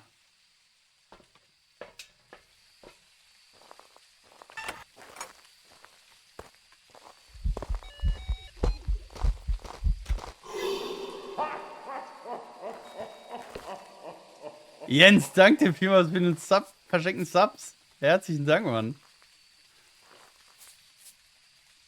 Was ist denn los bei euch? Ihr habt richtig Bock. Habe ich das Gefühl. Sass haben Ellie-Line getaggt auf Discord. Da war sie away, nun offline. Ich werde geghostet. Das liegt vielleicht einfach an dir, finally. Was hast du ihr angetan?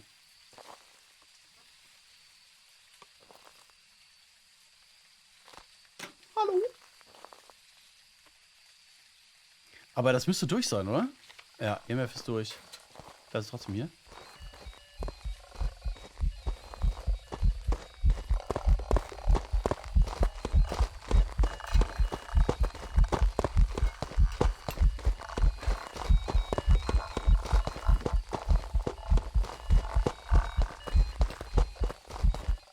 Okay.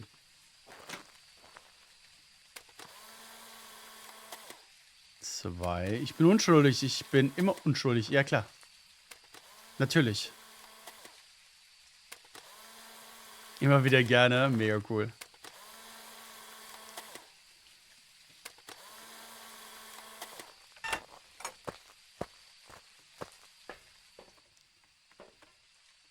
Wo ist mein Kruzzi hin? Foto vom Geist. Kruzifix. Das war nicht der Geist. Oder? Susan.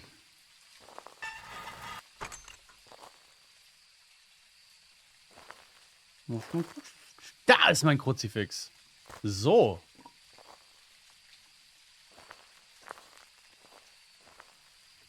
Lass uns mal kurz nochmal überlegen. Also, wir haben kein Gespenst, kein Phantom, kein Dio, kein Konvoi, kein Faye, kein Raichu, kein Hantu, kein Revenant. Für die 100 Goldstücke. Woo! Wie genießt man Käse? Am besten mit Freunden und am besten bei Zimmertemperatur. Wir haben Käse Dämon! sollte man circa bei 20 Grad essen. Nicht zu warm, denn sonst schwitzt der Käse. Ist er zu kalt, hat er weniger Aroma. Hartkäse sollte man fingerdick schneiden. Man kann Konfit, Marmelade Junge! und Birnen dazu reichen. Auch Trauben oder Feigen passen immer. Als Getränk passt schwarzer Tee oder Kräutertee dazu. Und natürlich Wein. Bei kräftigem Natürlich. Hartkäse bieten sich eher rote, nicht zu kräftige Weine an. Nicht so kräftige Weine. Ich liebe Rotwein. Rotwein und Met. Danke für die 100 Bits Akku und danke für die wertvolle Information hinsichtlich Käse.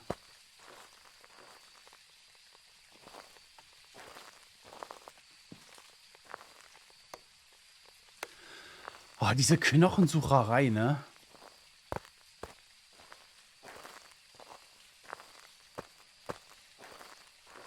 Gefragt, was Ausrufezeichen Käse wünsche. Scheiße. So, Leute, Dankeschön vielmals für euren Hype-Train. Ciao, ciao. Lauf! Gib Schub!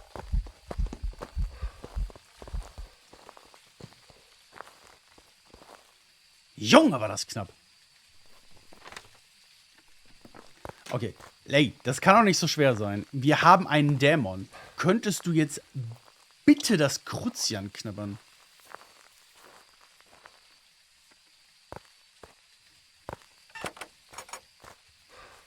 Aber wir müssen ganz sicher einen Dämon. Der hat ja zweimal gehuntet. Wo er eigentlich nicht hunten dürfte. Danke für die 100 Goldstücke. Geil. Greenie Bee. It's all I've got to say. Oh, Granny Bee. Did it did.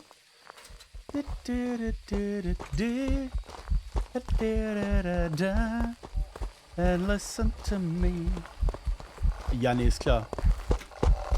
Nein! Ich hab schon wieder ein Foto gemacht, weil ich dumm bin! Nein! Ich hab's schon wieder getan!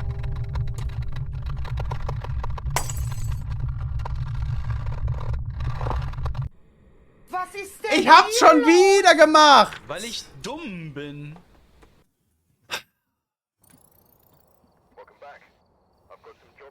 Roland, was ist da los? Macht mal ein Weil ich Post. dumm bin. Postet. Ich brauch mehr Wein. Ich brauch mehr Wein. Scheibenkleister. Ich habe keine Kohle mehr. Ich habe keine Items mehr. Emotional damage. Das ist wirklich emotional damage. Ah! Dann mach was auf leicht oder normal. Roland, mach die Weekly kurz. Ey, wie kurz ist sie denn? Alle Lichter sind aus. Finde einen korrekten Geistertyp raus und ah ja, dann lass es machen. Tangle, let's go. Scheiße. Lass mich rein. Ich warte im Van. Ja, leider hast du den Code nicht. Also leider kannst du nicht rein.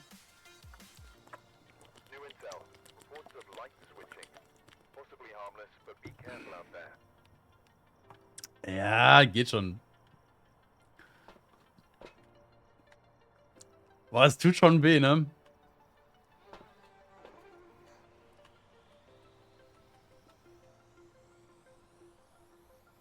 Eins, zwei, drei, vier.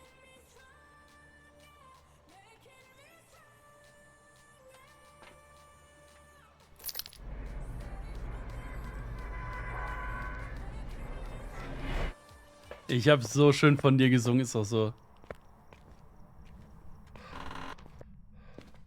Greenie Bee, all I got to see. Just open your eyes and listen to me.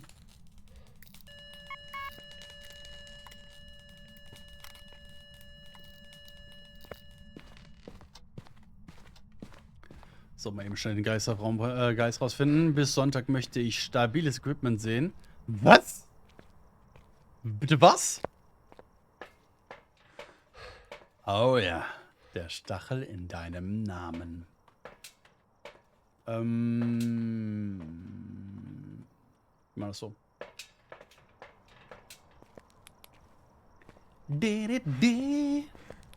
Ah, was soll denn die Scheiße? Taschenlampen gehen nicht. Entschuldigt, ich wollte nicht fluchen. Es tut mir leid. Balama Mama.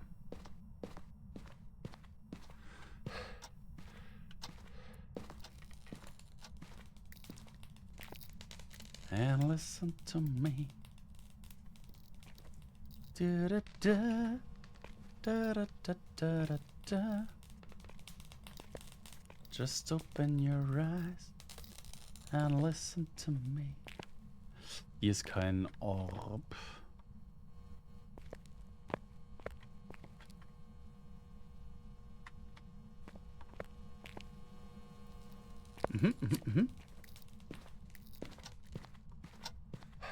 Das ist die Weekly. Ich frage mich, ob die das vergessen haben anzupassen. Warum?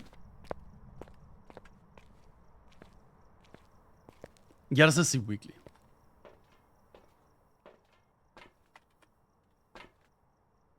Das werden wir gleich sehen, ob die das angepasst haben oder nicht. Weil wenn ich...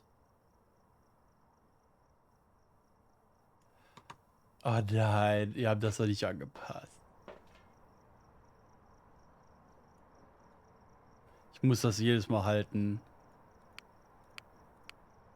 Scheibenkleister, das ist noch nicht angepasst. Belastend. Obwohl müsste aber eigentlich. Ja, ich habe auf jeden Fall 4 Slots. Ich habe die Weekly gerade gemacht und hatte Glowstick. Ja, daran liegt es wahrscheinlich. Ah, ja. Nicht schlimm. Wir kriegen's auch so raus. Halt, stopp, ich möchte das nicht.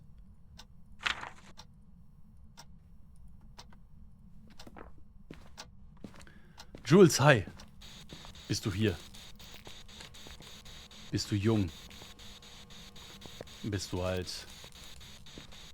Bist du sexy?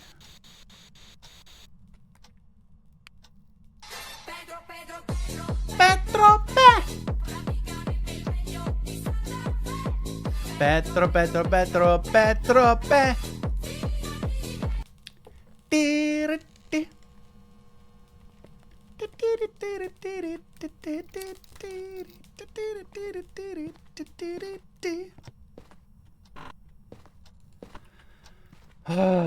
Schwierig.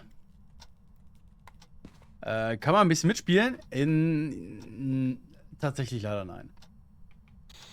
Also ich habe schon Zugang zum neuen Update. Ich mache jetzt gerade nur die Weekly, weil ich echt zu wenig Geld habe. Ich habe halt Prestige, weil ich dumm bin. Bist du hier? Bist du jung? Bist du hier?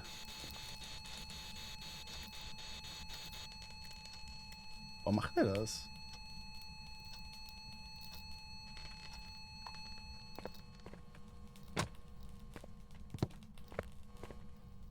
Ich habe auf jeden Fall auch schon die neuen Töne. Auch bei der Weekly. Bist du hier? Nee, ist richtig. Bist du hier? Was willst du? Bist du hier? Was willst du? Boah, die braucht ewig, bis die antwortet. Moin, Meister. Es gibt eine ganze Menge tatsächlich Neues. Ich muss auf Text gehen, das ist Mist.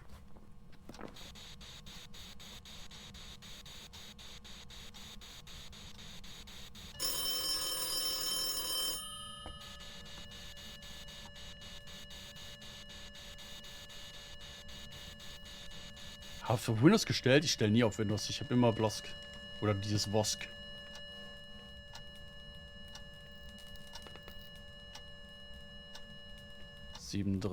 Dots T2 ist hell vielleicht.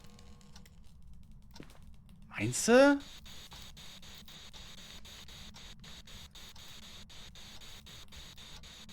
Gleiche, das wäre wild.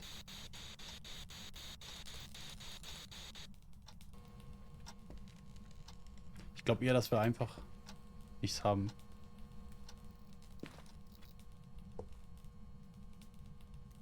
F1.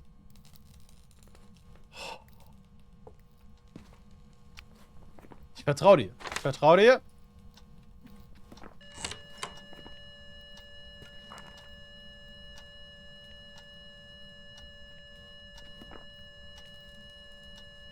Bist du hier? Bist du jung? Bist du alt? Bist du hier? Das geht tatsächlich viel besser. Bist du jung? Er schreibt ins Buch.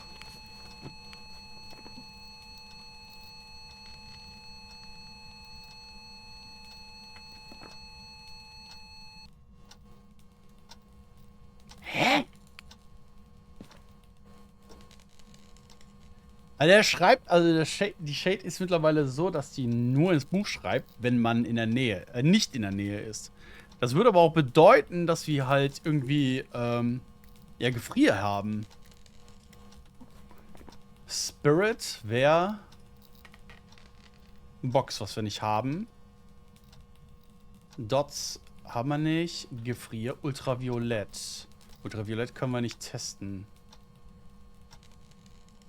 Systemsprache und hat manchmal Probleme mit Deutsch. Ah, okay. Mhm.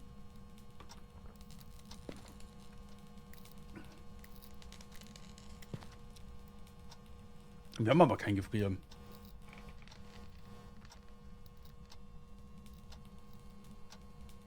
Ja, seit dem Update. Und die bläst auch nicht die Kerze aus, wenn jemand im Raum ist. Richtig shady ist die jetzt geworden.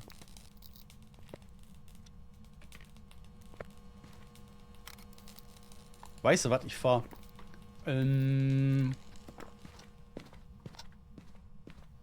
gibt es ja auch nur 2 Beweise. Kann ja auch sein.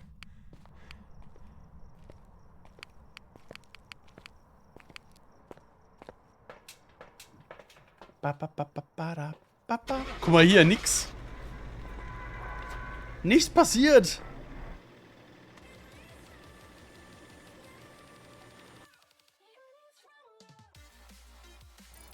Es war eine Shade.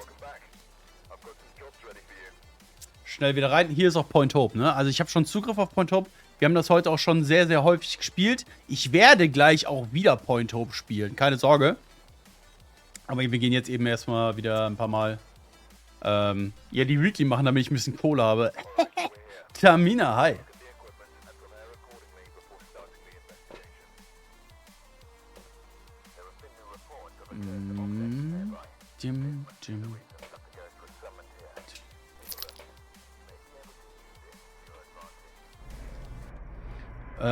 Auch interessant und wichtig, Brocro merkt, wie hart es ist ohne Viewer. Was meinst du? Ach so, ja, dass sie mitspielen. Das Feuerzeug, beziehungsweise das nimmt keinen Slot mehr weg. Das kannst du so einfach mitnehmen. Also, Videokamera, EMF, Fotokamera und Feuerzeug. Voll geil. Das heißt, du kannst ihn von vornherein erst schon mitnehmen. My Lady, wo waren Sie die ganze Zeit? Ich habe Sie vermisst. Hi. Ich wollte schon Vermisstenanzeige aufgeben. Ich meine nur Spaß, wie geht's dir? Der hat was geworfen, aber irgendwo hier hinten. Es ist, je nachdem, was du tust. Hey, Cleric, grüß dich. Der hier so einfach im echten Leben wäre.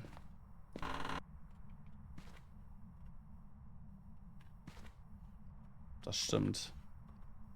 Bei der Weekly auf jeden Fall. War meistens im Lurk, weil es mir zurzeit nicht gut geht. Verstehe. Das ist auch völlig in Ordnung, dass du dann nicht schreibst. Das verstehe ich sehr gut. Ich freue mich trotzdem, wenn du schreibst. So, den packen wir hier hin, den dahin. Ich habe keinen Orb gesehen. Ich habe leider keinen Strom hier. Ganz genau, fühle ich ganz festgedrückt.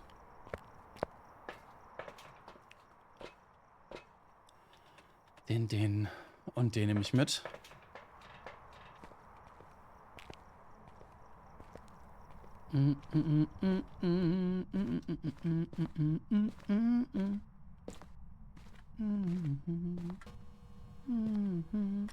Bist du hier? Bist du jung? Bist du alt? Was willst du? Box will ich fast ausschließen. Sehe ich noch einen MF? Ja, MF3, normaler Wurf. Auch wieder ein MF3.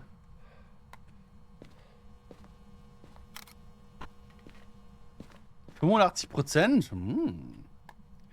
Hab heute Morgen Videos gesehen, so ein Cringe-YouTuber wird verklagt für viel Geld, weil er vorher angegeben hat, wie viel er doch verdient. Tagessatz, are you a bitch by dear? My dear. Okay. Schwierig. Wer denn? Weißt du das? XTX, auch die. Die nochmal, hi.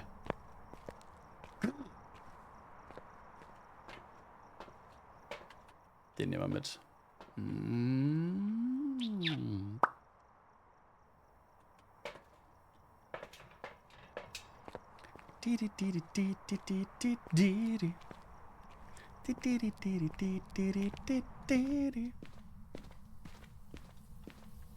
Das ist ein sehr reinlicher Geist, der ins Buch schreibt.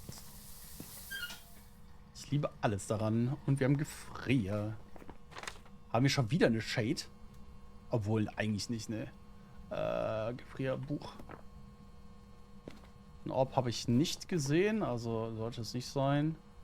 Box, UV oder EMF 5. Etwas geworfen. Aber EMF 5 wäre die Shade, aber die... Der wirft ja hier die ganze Zeit.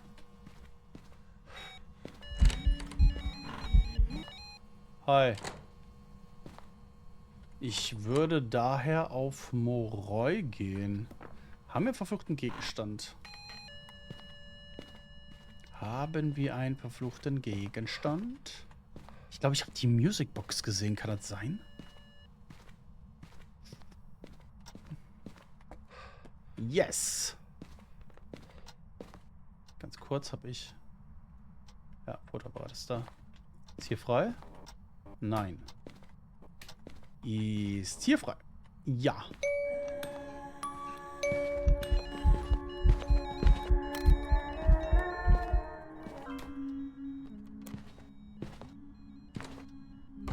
Er ist doch ein Rap. Was?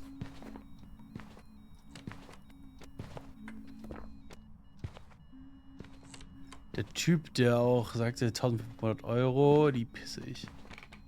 Darf irgendwie halbe Million zahlen für Casino-Deals. Ach du Scheiße. Mein Mitleid hält sich in Grenzen.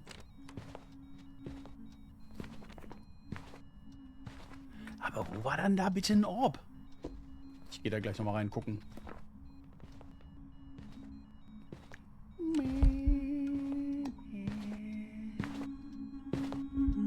Dass er so viel angegeben hat, dass er so viel verdient.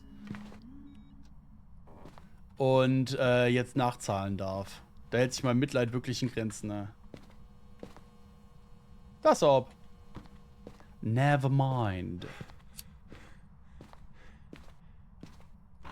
Tülü. Revenant haben wir. Dann noch einmal und dann gehen wir wieder nach Point Hope. Pro-Tipp, sag nicht, ich verdiene 100.000 pro Monat, wenn ihr verklagt werden könntet. Diese Tagessätze werden viel. Wow. Das ist wirklich ein Pro-Tipp.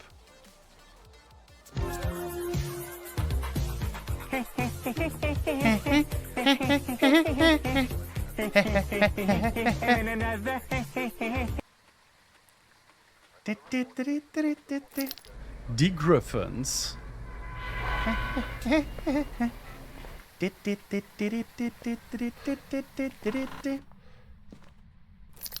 Gib mir ein Zeichen. Bitte, bitte.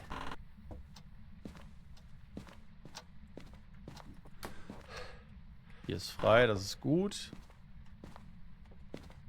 Der hat eine Tür angegrabbelt. Hier. Ach, weil ich dumm bin, wieso habe ich denn kein EMF mit? Roland.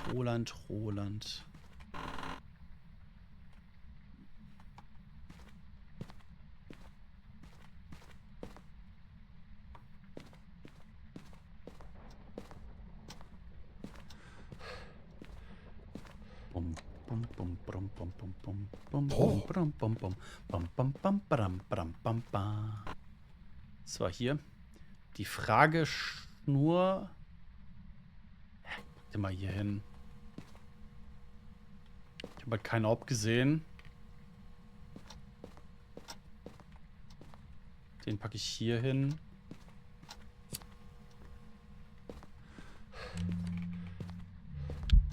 Hi. Bleibst du noch was länger? Warte. Ja, wo ist denn mit dem Fotoapparat? Habe ich jetzt draußen hingelegt, ne? Du brauchst die Kartoffel? Was für eine Kartoffel?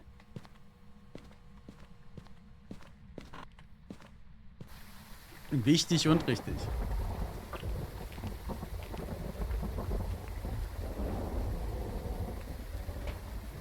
Ein Geringverdienerleben.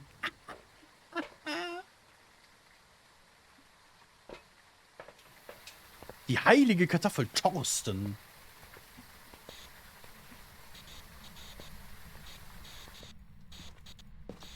Bist du hier? Bist du jung? Bist du alt? Bist du sexy? Bist du hier? Was willst du?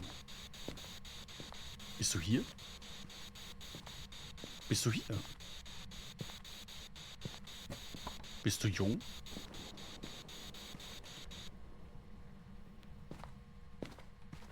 Wo hat denn jetzt was geworfen?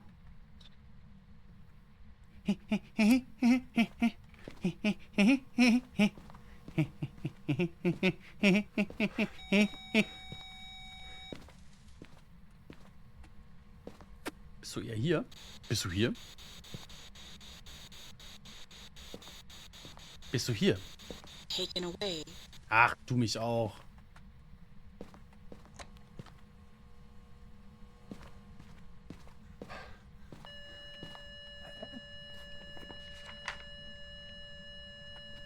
Ah, nee, das war falsch. So. Die Kerze ausgeblasen. Aber hier hatte die Kerze ausgeblasen.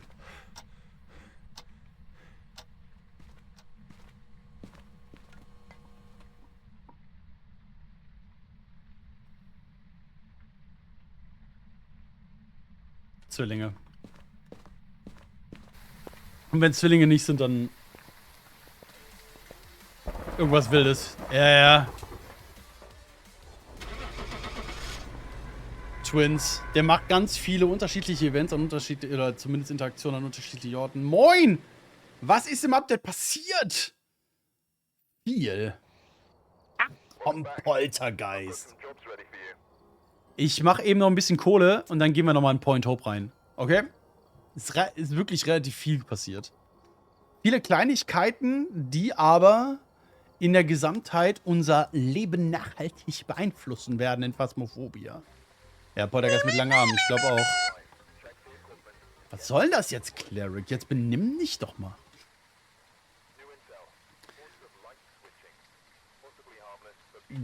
Den nicht mehr. Scheiß auf Foto. Den nehmen wir mit. Den nehmen wir mit. Den nehmen wir mit und den nehmen wir mit.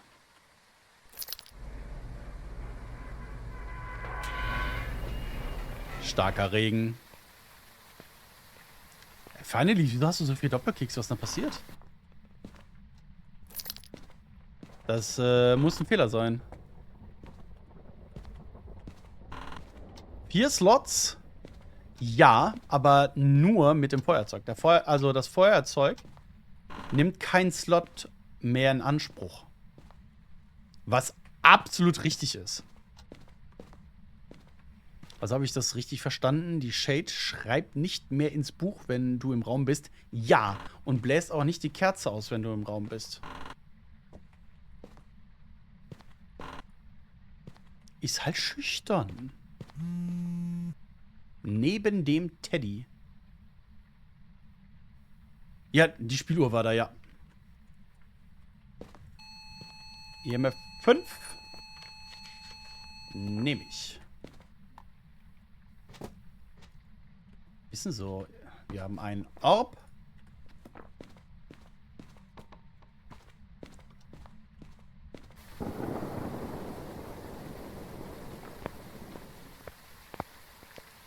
Also macht sie dann quasi gar nichts mehr, wenn du im Raum bist. Tür. Also von wegen gegen die Tür habe ich noch nichts gehört. Die Shade wird auch zum Goyo.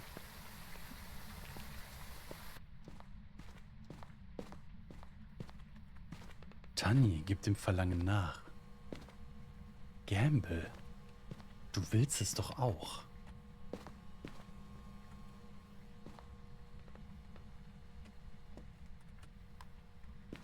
So, mein Problem ist, ich habe keine UV, ja.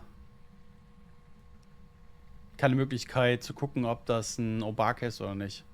Da ist der Dodge, das heißt, wir haben eine Ride Show und können uns wieder wirklich wichtigen Dingen widmen.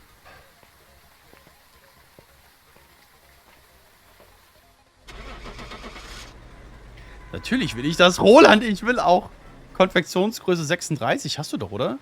Und was passiert? Wein und Kekse, Roland, Wein und Kekse.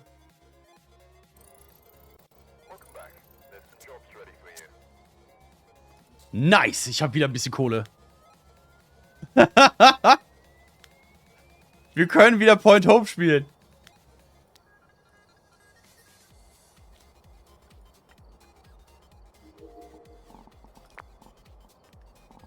Ich glaube, ich gehe mal auf die Spar-Variante. Oh, Geisterbuch können wir upgraden. Nice.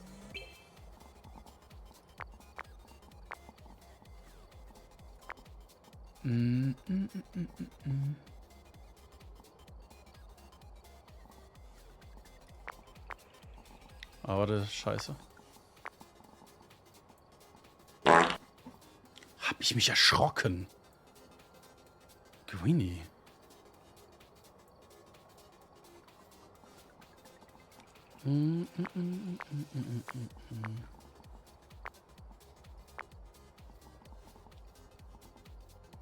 Niemand braucht so viele Bewegungssensoren.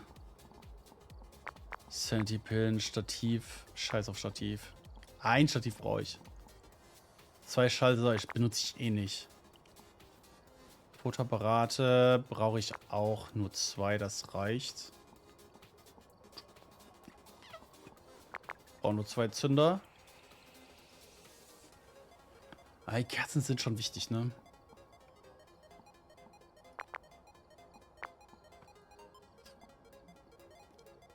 So. Yes. Und rein da.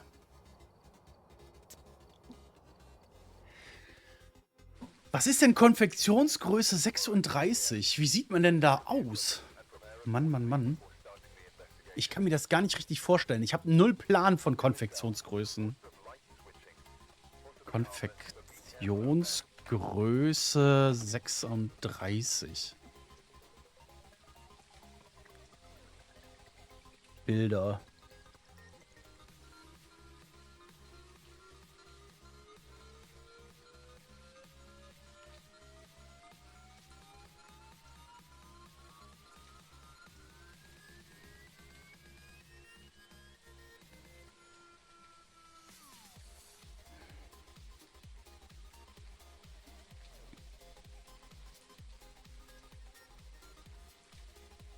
Ich krieg da zu wenig Informationen zu. Scheiß drauf.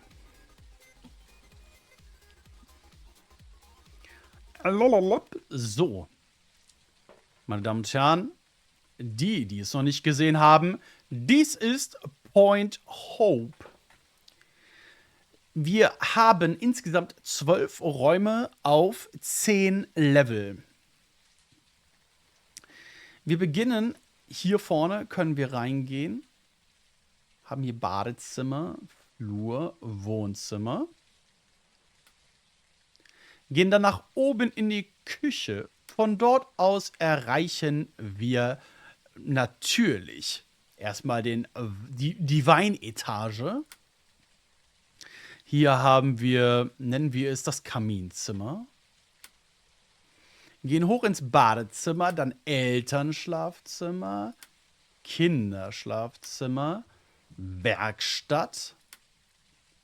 Nennen wir es den Technikbereich. Und ganz oben den Leuchtturm. So. Das sind die 10 Etagen. Was sich geändert hat, ist, wir können jederzeit Zünder mitnehmen. Die nehmen keinen Slot mehr weg. EMF, Foto, Taschenlampe. Easy.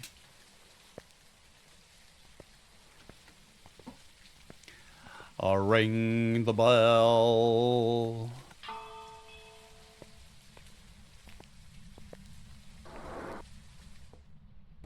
Du schreibst brav mit. Sehr gut.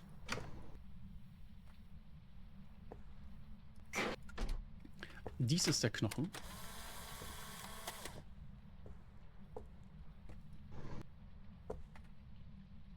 Hier kann man sich nicht verstecken.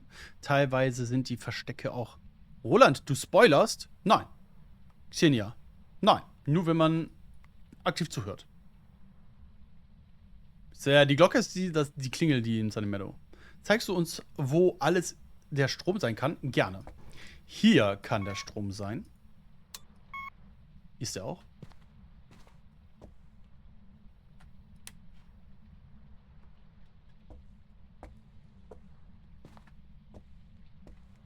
Das verstehe ich.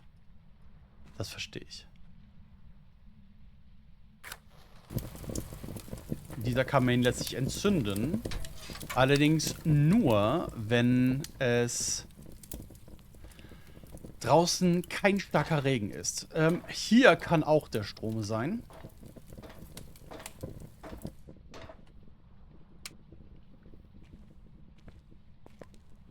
Ach, pardon, was ich vergessen habe zu erwähnen. Hier liegen die Tarotkarten. Wohnzimmer. Hier liegen die Tarotkarten.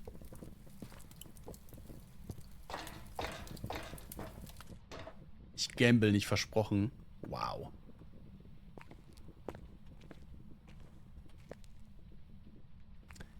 Ich glaube, hier ist der Spiegel.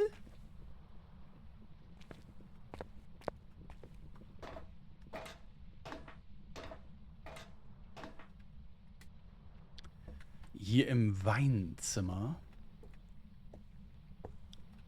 Ne, da ist der Spiegel. Hier ist der Spiegel. Wenn wir Spiegel hätten. Diese Uhr ist sehr laut. Ich sehe aber nichts. Wir müssen natürlich aufpassen, dass wir nicht zu viel Licht anmachen, sonst springt der Strom wieder raus. Hier haben wir das Kaminzimmer mit musikalischer Untermalung. Auch hier können wir den Kamin anmachen. Natürlich, es ist ja auch ein Kaminzimmer.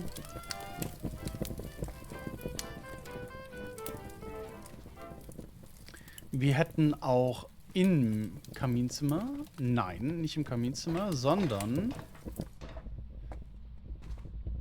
hier drunter Zigarren, die aber nicht funktionieren. Ihr hört das vielleicht. Hört ihr dieses basslastige Flackern?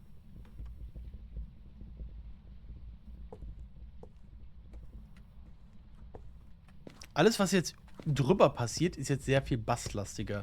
Aber hat er nicht gerade was geworfen? Hast du nicht gerade was geworfen, du kleiner Schlingel? Du kleine Schlingelini? Joe? Joe, hast du etwa was geworfen? Reiseführer Roland. Hier drüben sehen Sie die Zigarren. Natürlich.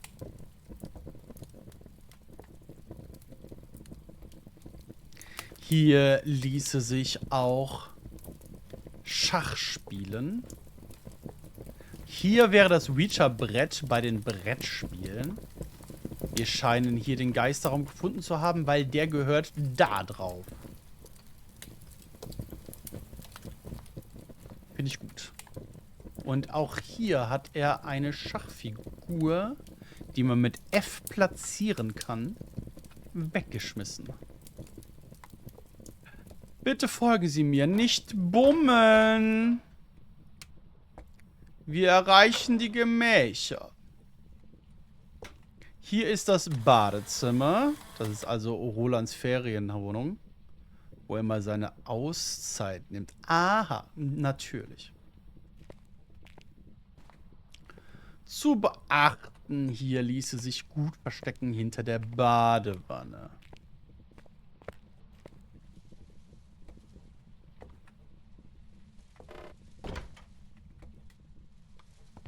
Wir gehen weiter nach oben und erreichen das Elternschlafzimmer.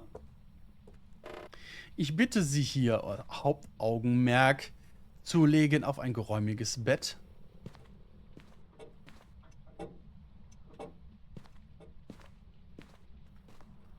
Sowie leider hier keine Versteckmöglichkeiten. Ansonsten wäre hier noch ein Plissé.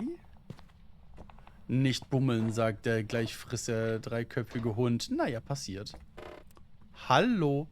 Wir sehen hier das Kinderschlafzimmer. An diesem Ort könnte die Voodoo-Puppe liegen.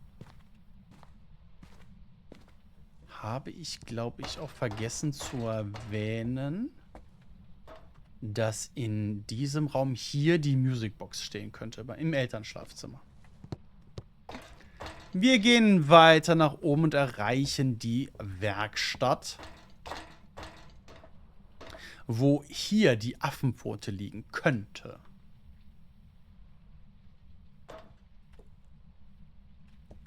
Hier könnte auch der Strom sein, hier oben. Hier sind Spinde, wo man sich tendenziell verstecken könnte. Auf Level 9 erreichen wir, ich sag mal, das Getriebe. Das Getriebe läuft, wenn Strom an ist. Was hier dran für uns alle noch ein bisschen seltsam ist, hier ist irgendwas. Hier ist etwas verschlossen. Ist was drin. Aber wie kriegen wir es auf? Das gilt es in den nächsten Tagen rauszufinden. Last but not least, die Ebene des Leuchtturmleuchtens. Was uns noch fehlt, ist ein Horn. Falls es ein Horn geben sollte, haben wir es noch nicht gefunden. Aber hier ließe sich auch einmal komplett drum rumlaufen. Johann, ich grüße dich. Schöne Grüße nach Österreich. Das Horn Gondors, genau. So. Das war einmal die komplette Führung. Ich finde die mega geil. Also die haben das super schön gemacht. Hast du mal auf alle Verstecke offen gestellt? Vielleicht ist das... Ja, hab ich. Ja, hab ich.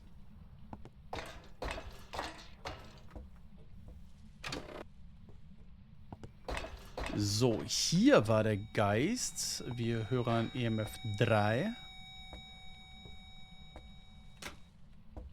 Fotoapparat und den schmeißen wir auch hier hin. Das war vielleicht nicht ganz so smart. Aber wir müssen uns einfach nur links halten.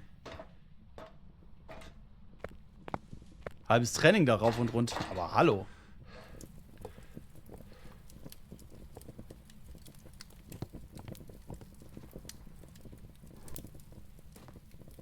Erstmal Strom wieder anmachen. So, das hat uns gesagt, wir haben keinen Gin. Wie schwer ist denn die Map circa? Boah, ich glaube, dass es davon abhängt, welcher Raum es ist. Und ich glaube auch, dass es davon abhängt, über sein Wechselverhalten. Weil ich glaube, wenn er ständig den Raum wechselt, ist das scheiße. Weil es direkt dann eine komplette Etage nach oben oder unten geht, das finde ich ist wahrscheinlich nicht so cool. Deshalb ist die Frage schwer zu beantworten, nach dem Motto, wie schwer ist es denn? Wir brauchen ein Foto vom Geist noch.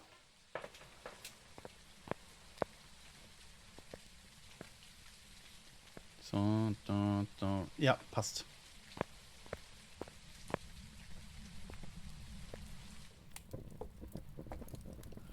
Ich komme, lieber Geist. Dass der Strom so oft ausgeht, ärgert mich.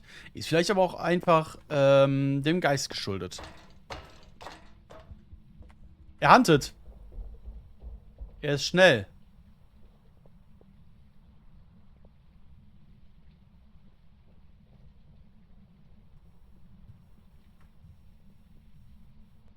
Ist kein Deo.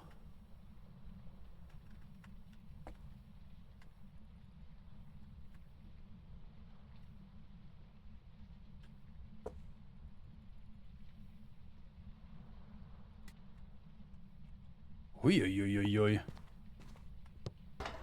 Der hatte aber Bock. Lass mal eben gucken. Ist das hier der Raum? Ja.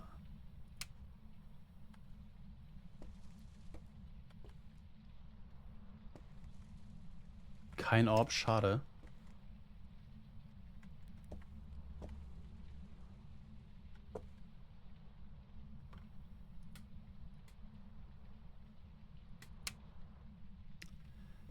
Ich habe eine Befürchtung.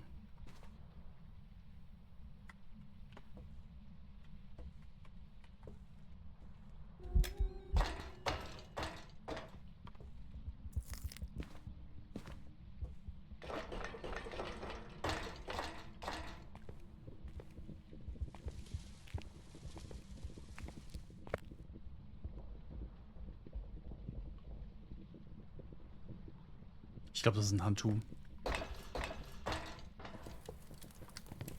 Ich glaube, das ist ein Handtuch. Ich gehe mal eben gucken. Kannst sagen, ob es vorhanden jetzt hier. Wie er sich verhält, wenn wir den Strom ausmachen und ob wir da den Atem sehen. Was wir auch machen, ist, wir schmeißen da ein Thermometer rein. Nehmen den mit. Und Räucherstäbchen. Das Thermometer T1 ist genervt worden. Das heißt, es ist nicht mehr so OP wie früher. Das soll rauf und runter gehen. Also jetzt nicht immer konstant die tatsächliche richtige Sache anzeigen. Das kann man jetzt sehen, wie man möchte.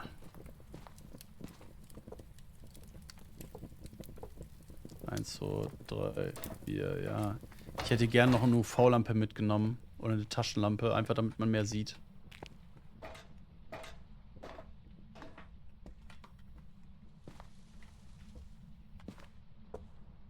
Aber was soll ich sagen? Hey, da ist sie. Kein Buch.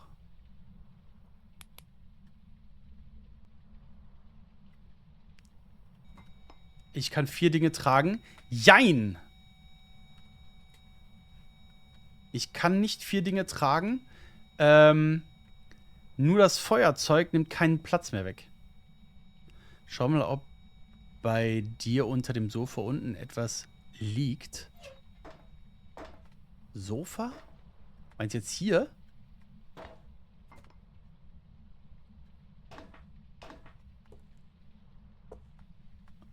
Welchem Sofa meinst du?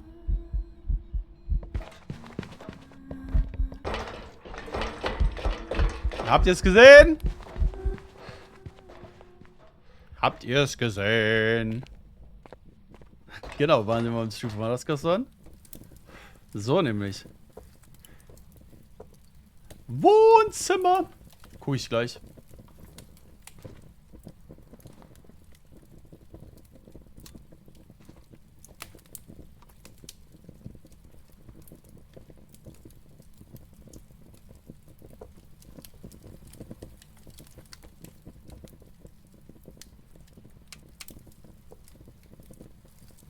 Unter dem Sofa.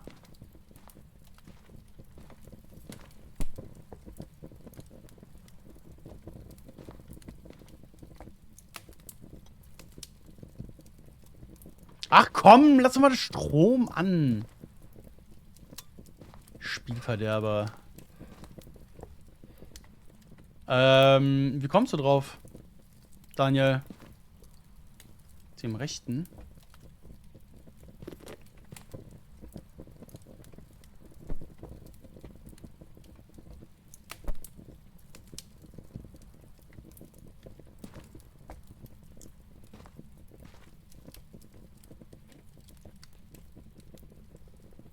Wenn ja, finde ich es nicht. Aber kann sein, dass da nur was runtergefallen ist. Grüße von Fabian. Soll ich dir sagen, Roland hatte gerade den Call. Perfekt, sehr schön. Da, wo Boden und Sofa ist. Tüdelü.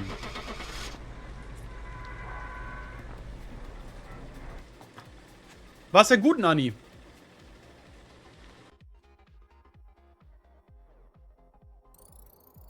Das war ein Handtuch.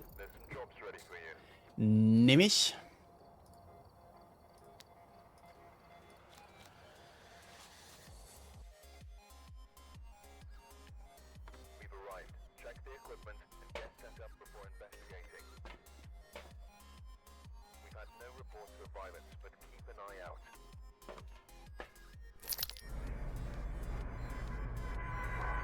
Ja, positiver Eindruck. Reden nächste Woche im Monat.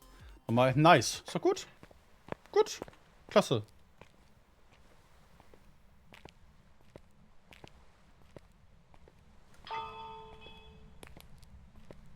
Erstmal die Glocken läuten lassen. Hier ist zu.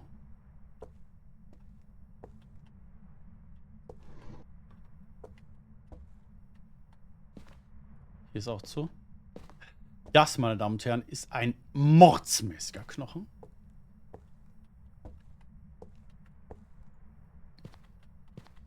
Ey, Daniel, ich habe keinen Plan, was du meinst, ne? Was hier sein soll.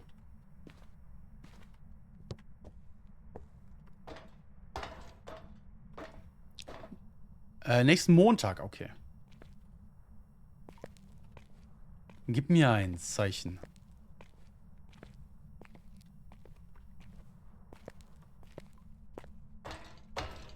Dann war es vielleicht nur ein Item, hat auch nichts bei dir gesehen. Okay.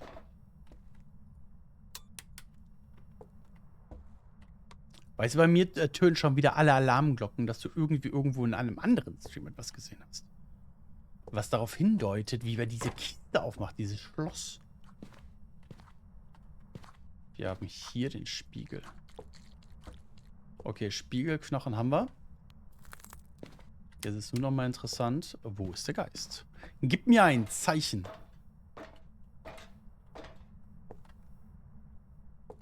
Bitte.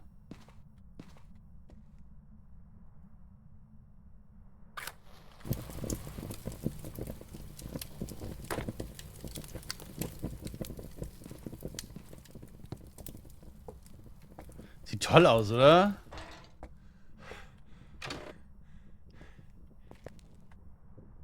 Gib mir ein Zeichen. Gucken gleich mal aus dem Fenster.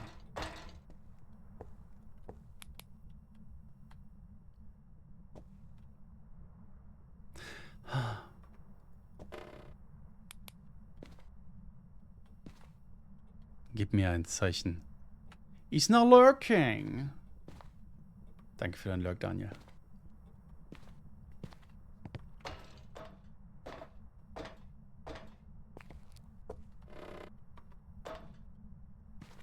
Gib mir bitte ein Zeichen. Ich habe kein Fotoapparat, Mann. Ja, ist gut, geh weg. Ja. Sieht vielversprechend aus, dass der Geist hier ist. Lassen wir mal das.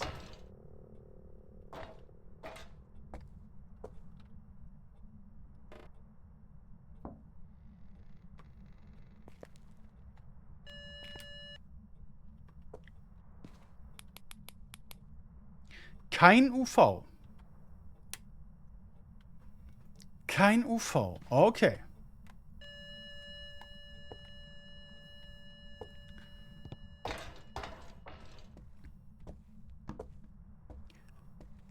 Do you speak French? Unfortunately not. I can understand it a little bit.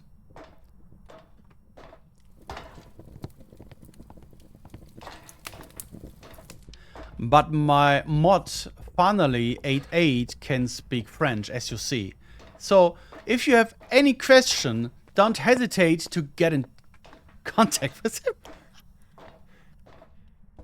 Just contact him and said, hey, finally, I have a question.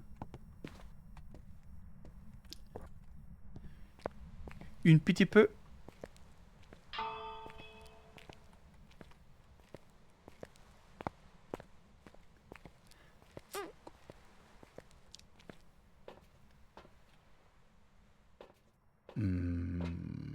Den nehmen wir mit. Den. Ich brauche mehr Slots.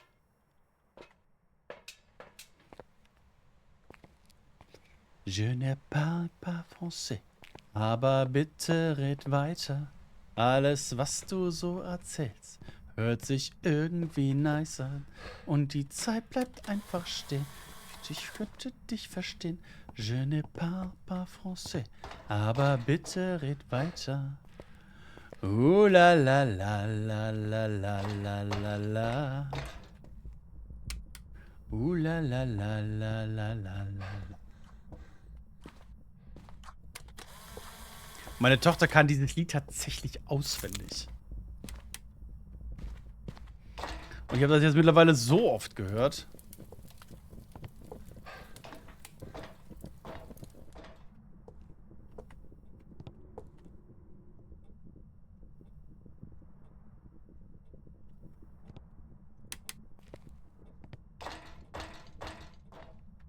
War das ein Event?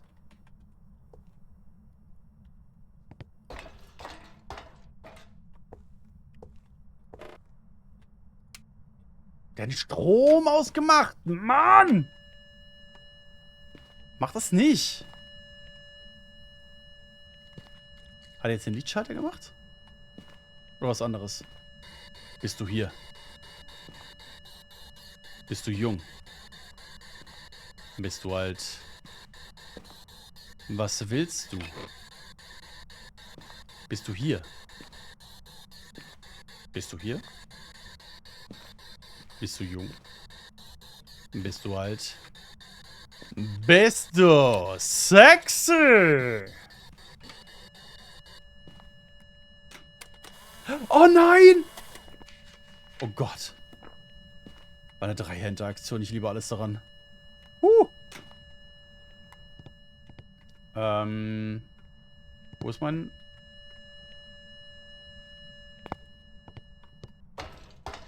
Da.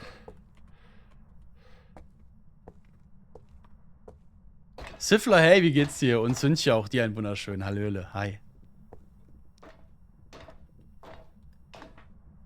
Verleumde deine schwäbischen Wurzeln nicht.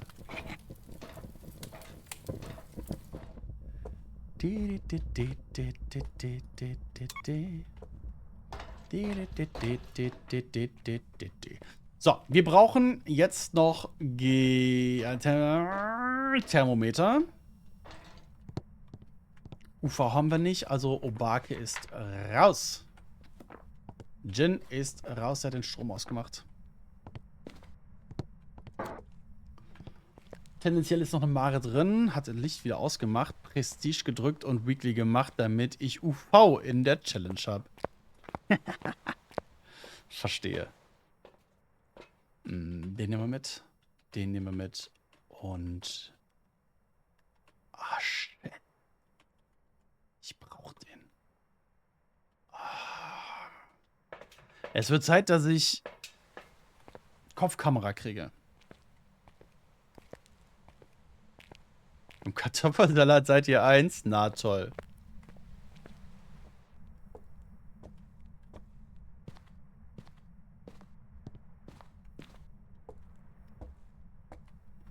Kartoffelsalat. Da, da, da, da, da, da, da, da, da, da, da. Aber Leveln geht doch schneller. Ja, vor allen Dingen, es wird ja jetzt noch mal einfacher Level zu machen, ne? Um genau zu sein, 10% weniger XP braucht man zum Leveln.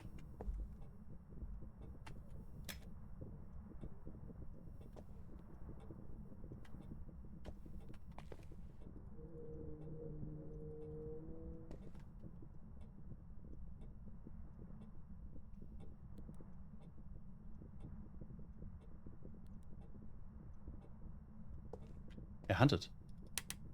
Nicht mehr.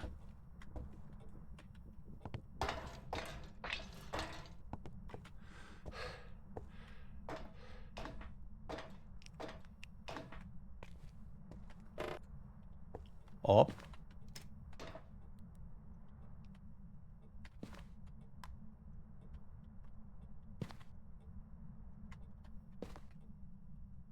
Nee.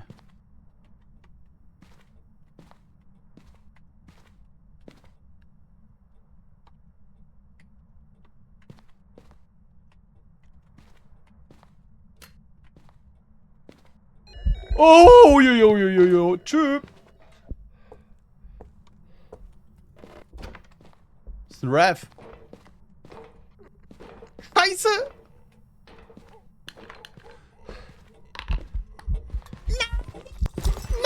Nein! Ah, so ein Mist. Ich hätte weiter runterlaufen sollen. Man levelt ein Update schneller. Kann ich dir sagen? Hier in den Patch Notes, die sind noch nicht offiziell draußen, aber ich durfte die schon mal kriegen, steht, dass man hier zum Beispiel 10% mehr kriegt. The required XP to level from 1 to 100 has been reduced by around 10%, making leveling faster. Ja, darüber hinaus aber halt nicht, ne? Also ab 100 wird's halt, diese 10% Buff gehen halt weg. Zählen deine Runden in der Beta eigentlich? Ich denke ja. Ich denke ja. Alles andere macht keinen Sinn.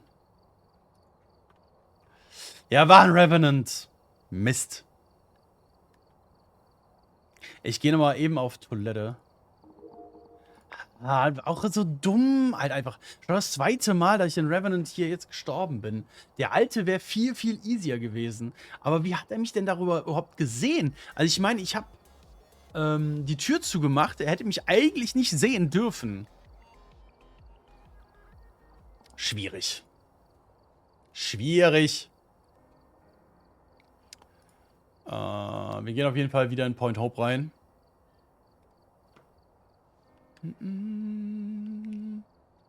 Bis rentorisch gesehen ein Promenadenmischling. Wow.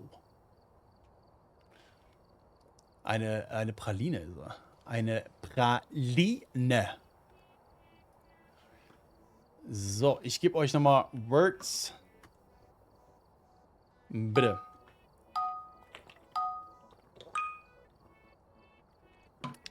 Ich bin gleich wieder da. Bis gleich.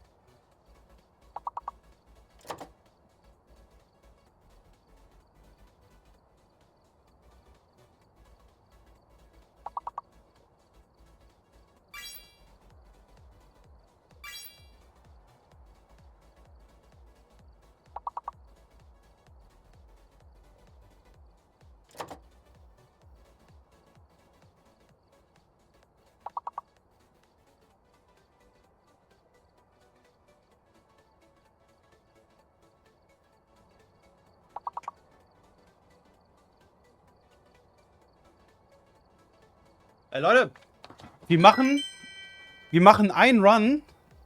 Benny! Ich grüße dich. Ich habe dir geschrieben. Wie sieht's aus? Ich habe mich entschieden, wir machen mal eben einen Lauf für YouTube. Okay?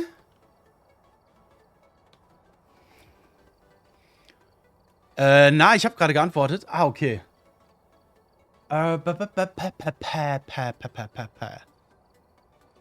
Was ist YouTube? Weiß ich jetzt auch nicht sicher. Einen Run für YouTube. Wie geht's dir so? Mir geht es soweit blendend. Lauf, 100 Lauf.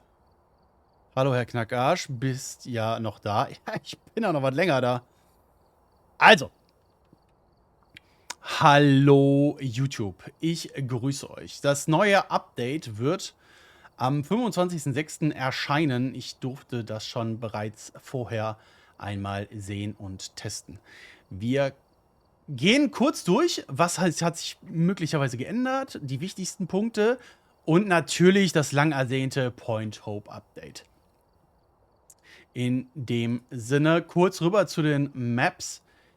Point Hope gilt als eine kleine Map. Klein. Wir haben insgesamt, das seht ihr dann später auch, wir haben 12 Räume und 10 Level. Also insgesamt doch relativ viel, wo wir nach oben laufen müssen. Was hat sich noch geändert? Sunny Meadows Secrets ist jetzt eine mittelgroße Map. Es gibt neue Badges. Müsst ihr mal gucken. Hier seht ihr die. Das ist Bronze für die Apokalypse Challenge. Silber und Gold. Was schon wieder cool ist. Ne? Auch nochmal zu honorieren, wenn man in einer Random Lobby zum Beispiel ist, dass man diese halt hat, um da einmal ein bisschen zu protzen. Ja. Ich mache mal eben ein benutzerdefiniertes Spiel, um die jeweiligen einzelnen verfluchten Gegenstände zu zeigen. So, so. Und wir gehen einfach mal in Point Hope rein.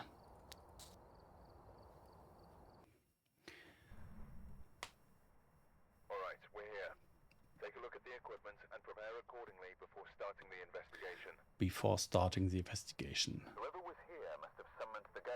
Ist gut. Ja. Mhm. Super. Okay. Gehen wir die Map kurz durch. Das ist unten Living Room.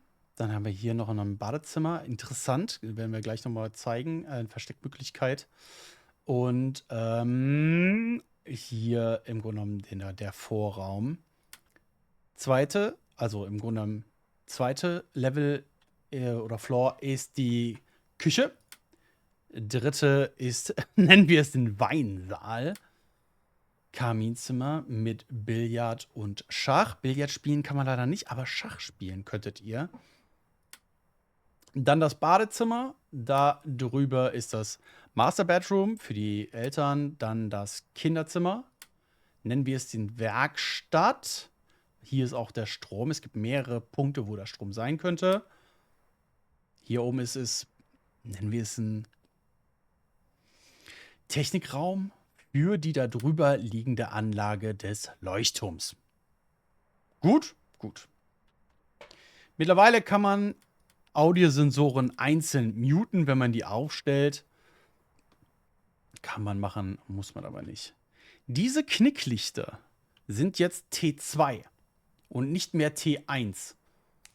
Kann man natürlich so argumentieren, von wegen, dass es nicht elektronisch ist, dass es von allen Seiten halt auch UV entdecken kann. Da gibt es mehrere Möglichkeiten, ne? Was hat sich auch geändert? Zündhölzer bzw. Feuerzeuge nehmen keinen Slot mehr ein. Das heißt, ihr habt jetzt insgesamt, wenn ihr Feuerzeug habt, 4 Slots, die ihr nutzen könnt. So könnte man zum Beispiel sagen, ne, wir haben UV, wir haben eine Taschenlampe Und wir können uns verteidigen mit Räucherstäbchen, weil das Feuerzeug oder hier die Streichhölzer keinen Platz mehr wegnehmen. Den brauchen wir jetzt am Anfang eher nicht mehr. Wir gehen bestenfalls so rein mit EMF und Fotoapparat. Der Fotoapparat ist mittlerweile etwas kniffliger, muss ich auch ganz klar sagen. Aber kommen wir später zu. Ihr könnt hier einmal komplett um den Van rumgehen und euch den Van mal angucken, ist auch ziemlich gut. Draußen ist eine Glocke.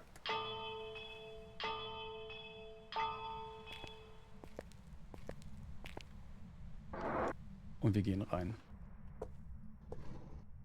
Hier in dem Badezimmer. Das ist als Versteckmöglichkeit deklariert. Ihr seht das an meinem Finger, ja? Das kann ich bewegen. Allerdings, da es eine Versteckmöglichkeit ist, ist das manchmal zu. Dann ist da ein Schloss dran und ihr könnt das nicht nutzen als Versteck. So wie hier. Ja, das ist hier ein Abstellraum und da ist jetzt ein Schloss dran, da könnt ihr euch nicht verstecken. Der Strom kann hier sein. Wenn ihr reinkommt, Strom ist nicht an, ne? Nope. Okay. Es können hier die Tarotkarten sein.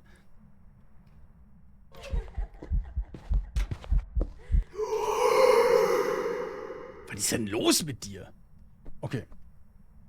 Ja, aber Lust hier.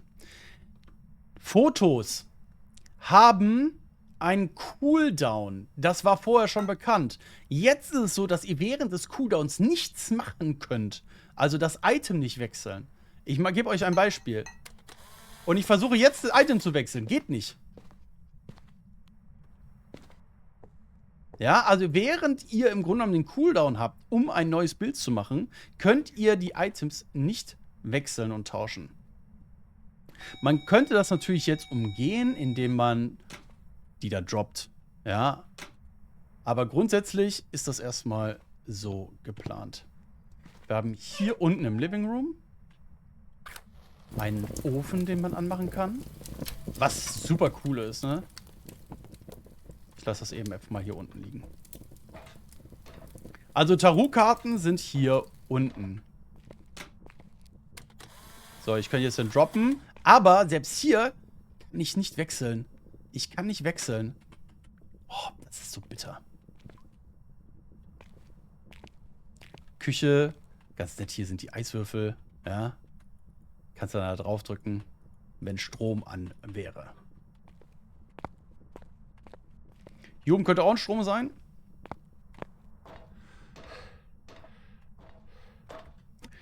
Wir erreichen das Weinzimmer. Alles sehr liebevoll gemacht. T3-Foto hat keinen Cooldown mehr. Das müsste ich nachlesen. Hier haben wir den Spiegel.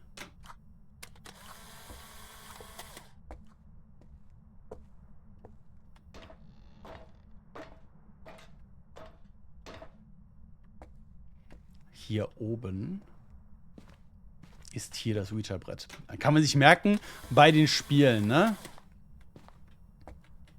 Wie zum Beispiel Schach. Schachfiguren könnt ihr benutzen und mit F platzieren und könntet so im Grunde genommen gegeneinander Schach spielen. Ja? Es gibt auch eine Dartscheibe. Könnt die Pfeile mit E nehmen und mit G auf die Scheibe werfen. Ja, Billard geht halt nicht, ne? Ihr könnt jetzt die Kugel hier nehmen und dann werfen. Aber ihr könnt nicht mit dem Queue und der Kugel interagieren. Das geht leider nicht. Gut, weiter nach oben. Kommen wir zum Badezimmer. Hier befindet sich der Beschwörungskreis. Hier nochmal interessant. Hier kann man sich dann halt nochmal beim Lupen verstecken. Ja.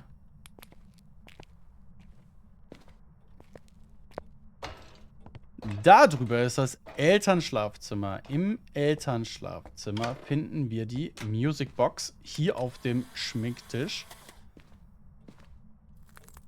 Hier hinter auf der rechten Seite kann man sich verstecken. Ich habe das jetzt ein paar Mal gespielt, ne? Ich bin jetzt jedes Mal, also oft, wenn ich im Elternschaftszimmer gegangen bin, bin ich nach hier links gegangen. Todesfalle. Komm, bin ich jedes Mal gestorben. Das ist auch ein Versteck, das ist nicht immer da. Aber wenn wir jetzt hochgehen zum Kinderschlafzimmer, ja? Denn hier ist auf der linken Seite ein Schrank. Der ist auch nicht immer offen. Aber hier kann es sich verstecken. Also, hier kann man sich verstecken. Im Kinderschlafzimmer, im Elternschlafzimmer leider nicht. Aber im Kinderschlafzimmer ist die Voodoo-Puppe.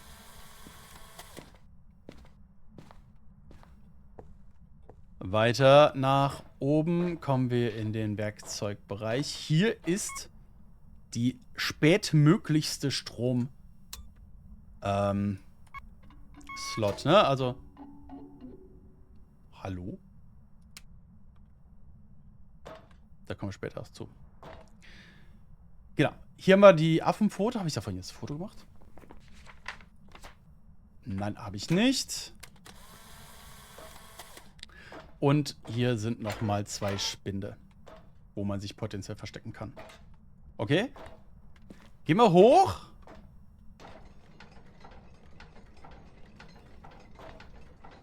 Ist das cool? Ich finde, das ist mega cool.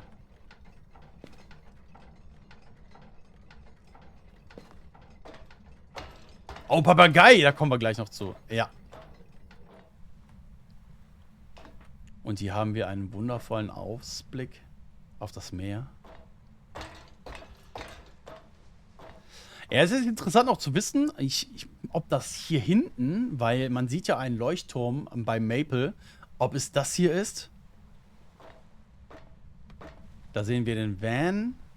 Da unten ist abgesperrt, also wir kommen hier nicht auf die Straße rüber. Aber wir können hier einmal komplett drumherum laufen. Anders als hier ist dann irgendwann abgesperrt, also im inneren Kreis können wir nicht einmal komplett drumherum laufen.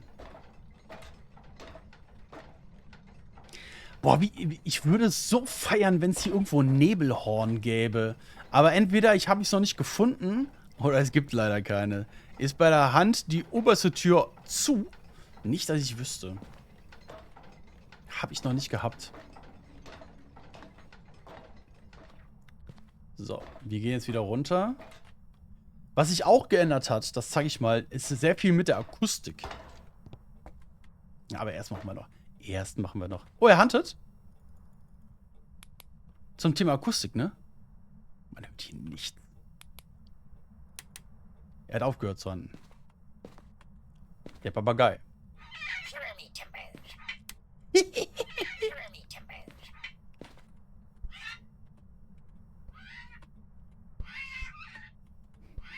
Wie die Kartoffel aus Tanglewood oder Sunny Meadow.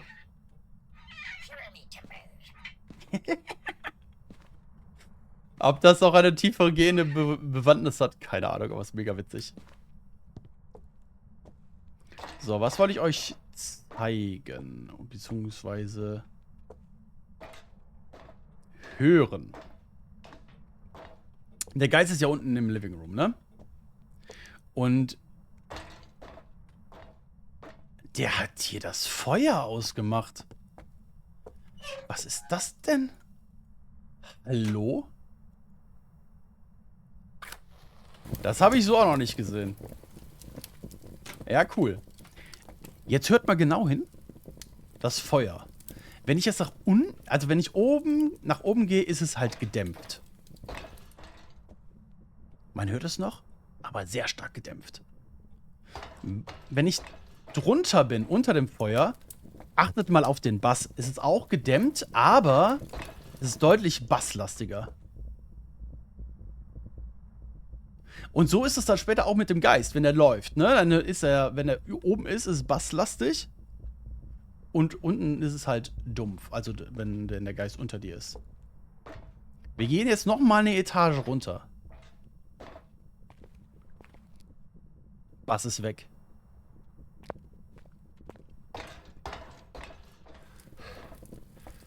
Und wir hören nur noch das hier.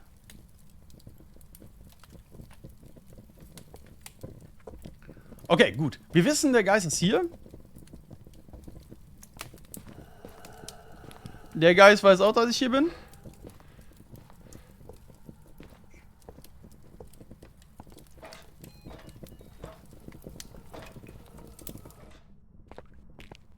Wo verstecken wir uns denn Schönes?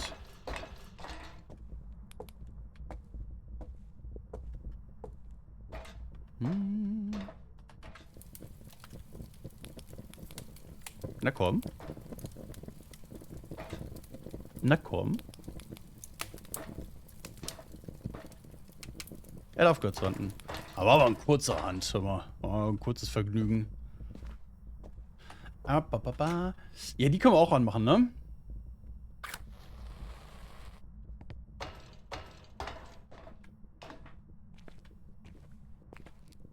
Ich hoffe, wir lassen uns jetzt wieder raus. Ist ja auch eine kleine Map. Ja, sehr klein. Was ist denn los mit dir, Mäuschen? Jetzt hand doch nicht die ganze Zeit. Da ist auch ein Versteck, aber leider ist das nicht offen. Man könnte jetzt natürlich argumentieren, dass es ein Dämon ist, weil er so oft huntet.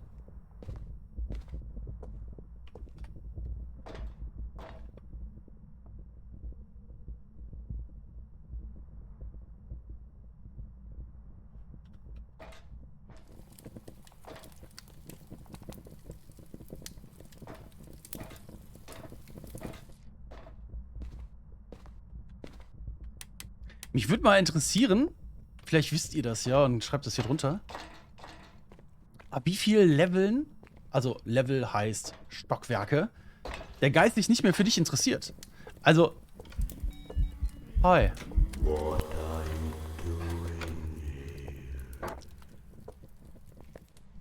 Hallo, ich grüße euch. Danke für den Raid und hallo, liebe Raider. Ich mache gerade eine Aufnahme für YouTube.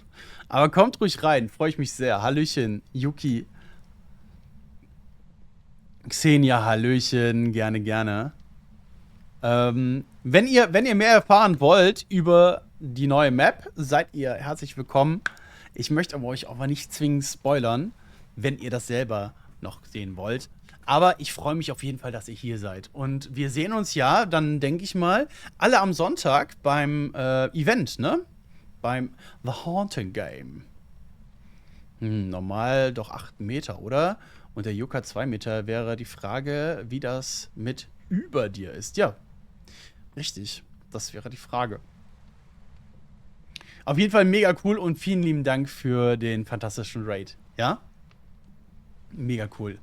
Ihr habt auch Phasmo gespielt. Habt ihr schon fleißig trainiert? Sehr schön.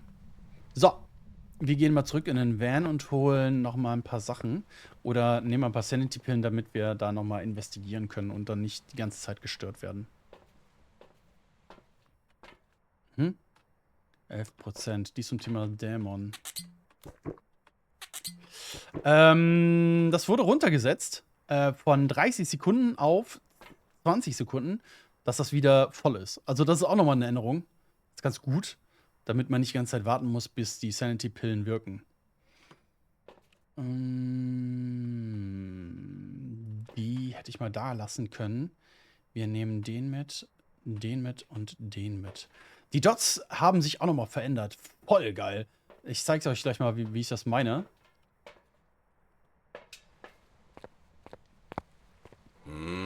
Hallo. Palescat, ich danke dir vielmals für deinen Follow.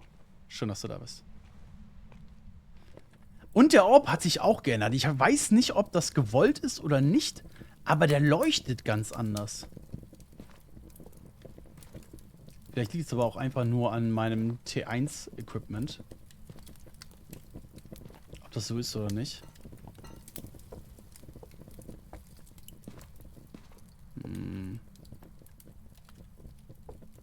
Hier ist auf jeden Fall kalt. Ich glaube, der ist hier im Flur. Okay. Seht ihr das? Das ist viel mehr Sicht. Es ist weiter, es ist breiter und geht mehr in die Tiefe. Super wichtig. Also die T1-Dots habe ich fast gar nicht mehr irgendwie benutzt, weil das einfach Murks ist. Beziehungsweise war. Ich möchte euch auch noch was anderes zeigen. Und zwar Buch. Wenn der Geist mit dem Buch interagiert und er potenziell reinschreiben könnte, weil es sein Beweismittel ist, dann wird er das tun. Wenn nicht, wird er das Buch kicken. Früher war das so, dann hat er das einfach gekickt und du bist ja nicht sicher, ob er es gekickt hat oder nicht. Es sei denn, du hast irgendwas anderes da, irgendwie die direkt daneben gelegt, wie Dots zum Beispiel, ja? Jetzt ist es so, der Geist wird das Buch zumachen. Und werfen. Habt ihr den Ton gehört?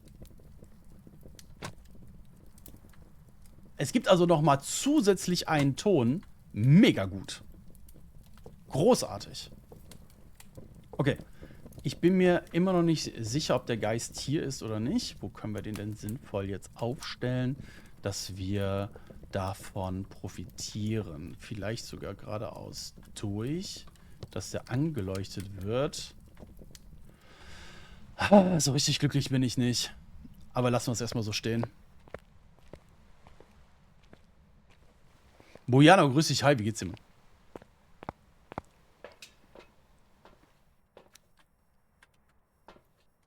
So. Das T1-Thermometer wurde genervt.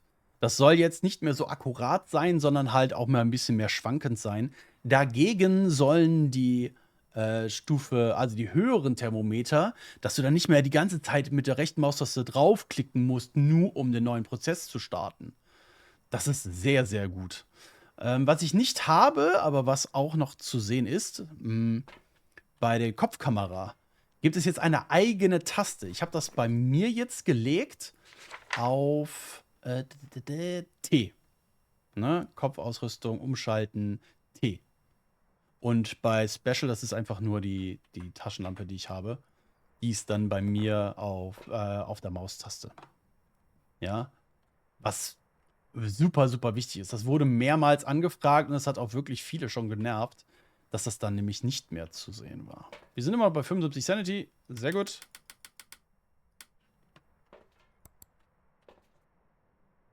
So richtig gut ist das nicht, ne? Ich möchte es anders ausdrücken. Wenn hier ein Geist durchläuft, dann sehen wir ihn. Aber glücklich bin ich damit nicht. Ich bin mir noch nicht sicher, ob das der Geisterraum ist.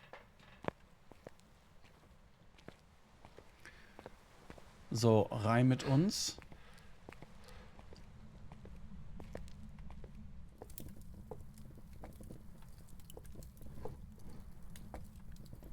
Vielleicht hat er irgendwas angegrabbelt.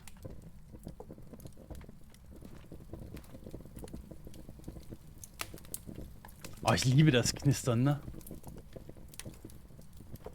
Ah, Box. Die Box ist mittlerweile, hat sich auch verändert. Und zwar ist die beeinflusst von Lichtfaktoren. Und zwar mehreren. Jetzt nicht mehr von dem Deckenlicht, sondern halt auch von Licht wie die hier. Ja, wenn das an ist, wird die Box euch nicht antworten. Was da noch zugehört, wird die Zeit zeigen. Muss man das Equipment nach dem Update wieder freischalten? Nein. Nein. Nur beim Prestige muss das Equipment wieder freischalten. Bist du hier? Bist du jung? Bist du alt? Was willst du? Bist du hier? Bist du hier? Bist du hier? Bist du hier? Bist du hier? Nicht wirklich. Generell hat er jetzt auch nicht mehr wirklich was gemacht hier, ne? Kann sein, dass er gewandert ist nach oben. Jo.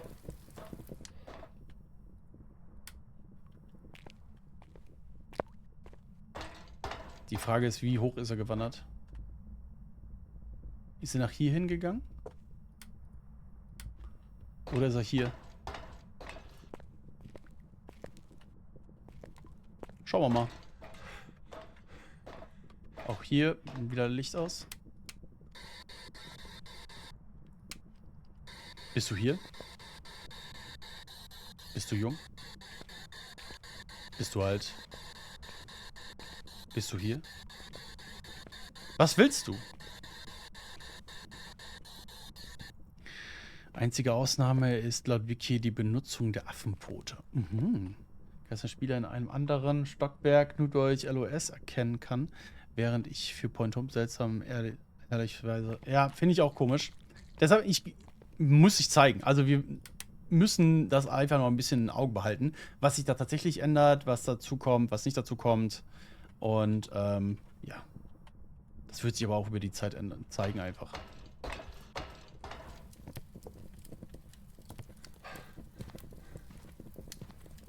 Ich bin nicht glücklich über den Geist.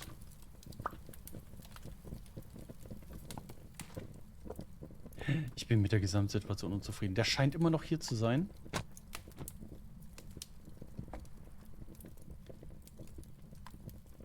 Aber gibt uns nichts.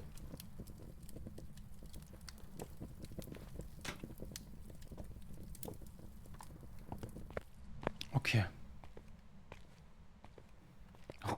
Geist, was Roland Deutsch. Ja! Ja! Ich wollte doch nur ein bisschen Liebe. Weiter geht's. Shade. Die Shade wird wieder richtig shadig. Das bedeutet, sie wird nicht ins Buch schreiben und wird nicht die Kerze ausblasen, wenn sich jemand im Raum befindet.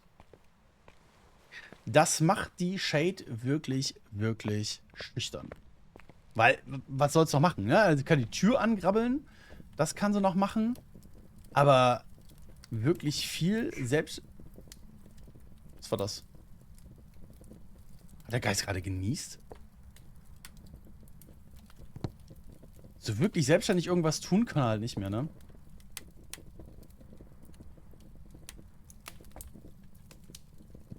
Aber wir sind auf jeden Fall hier im richtigen Raum.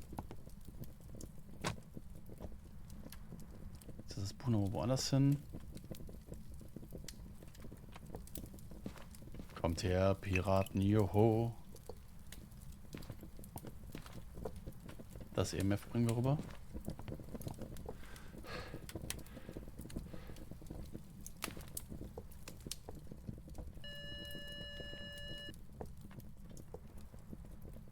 Was war das EMF?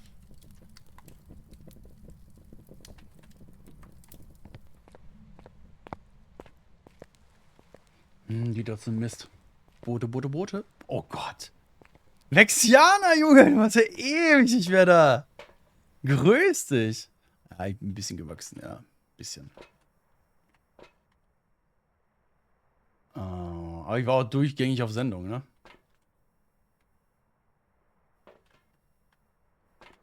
Bewegungssensor können wir auch mal reintun, einfach mal, um die Bewegung des Geistes ein bisschen besser nachvollziehen zu können.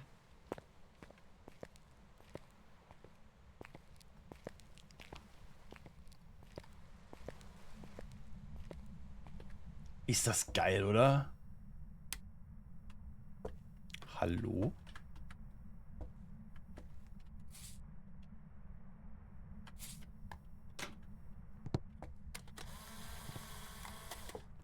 Wo ist mein Knicklicht, wenn ich es brauche?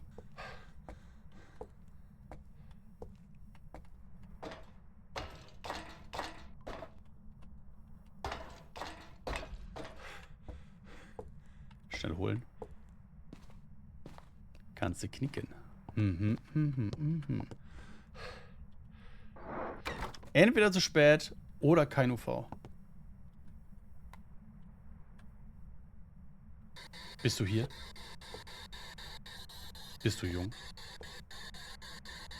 Bist du alt?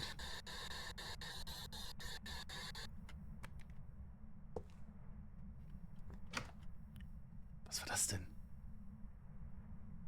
Hey, diese Geräusche, ne?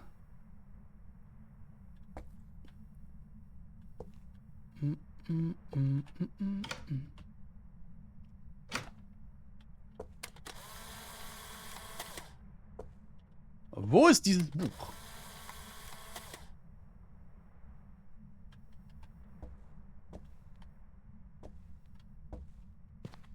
Wir haben extra ein Buch hier mitgebracht, oder? Da ist ein Buch. Wir sind immer noch nicht bei Gefrier.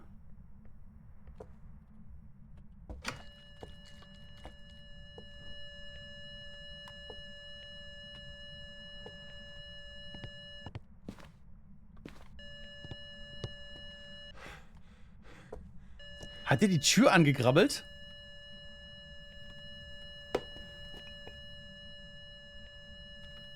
Das hörte sich so an, oder? Doki, hi. So, Zeit zum Einkaufen. Hitze ist weg. Bis später, macht das.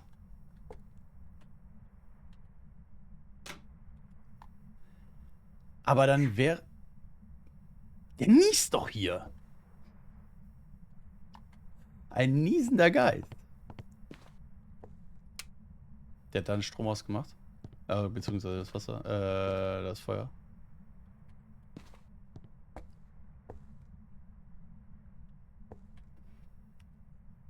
Doki, Hallöle.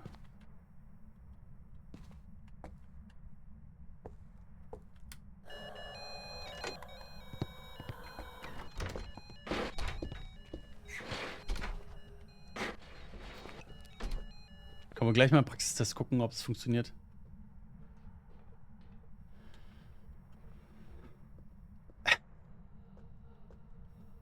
Ich bin hier unten. Kommst du?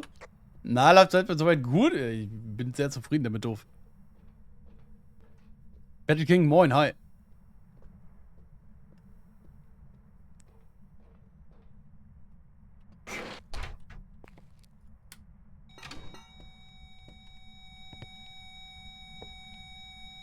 EMF 3.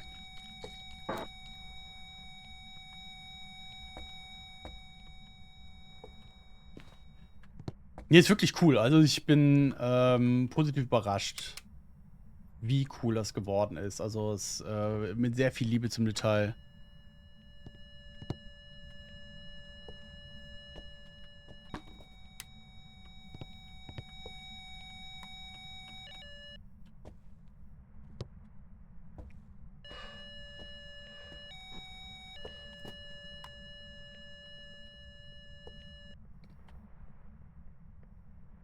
Ich weiß wirklich nicht, was wir haben.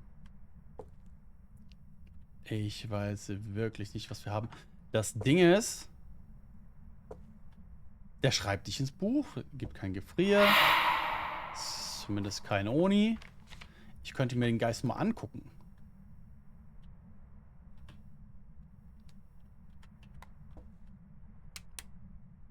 Keine UV, keine Dots.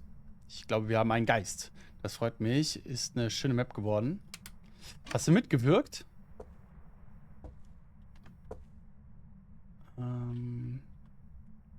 Bist du hier? Bist du jung?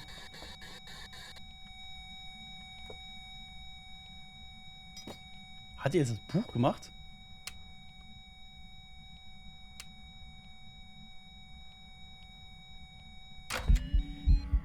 Ja, hi. Ja, ist gut. Wo ist das Buch? Wo hat er das Buch hingepfeffert? Wo ist es?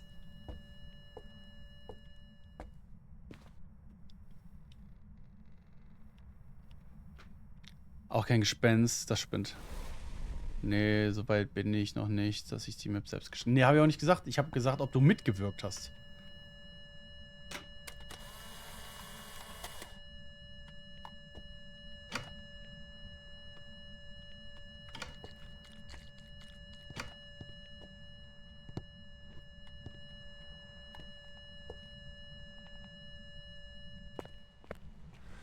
Welcher Spielmodus? Profi, das ist ja das Belastende. Also kein Gespenst. Kein Phantom.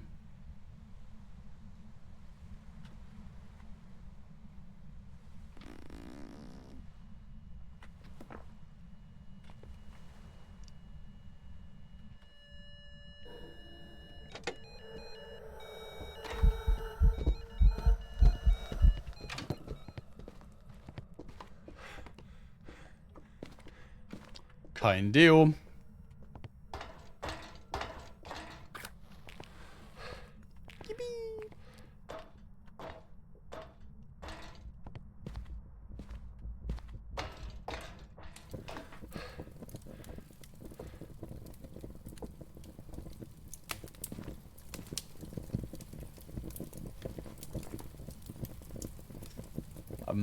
Der nicht, der nicht. Der nicht.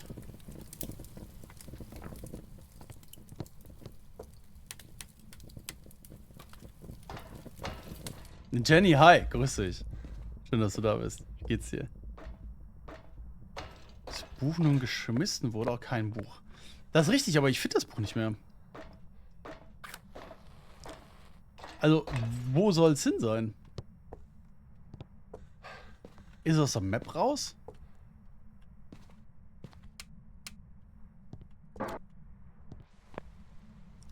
Das ist gerade so ein bisschen mein Problem. Es ist im Void! Nein! Ich will nicht, dass es im Void ist.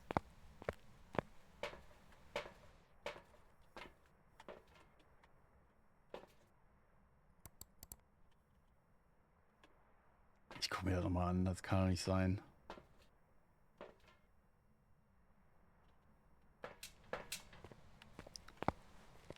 Der ist jetzt aus dem Turm geworfen. Das kann tatsächlich sein.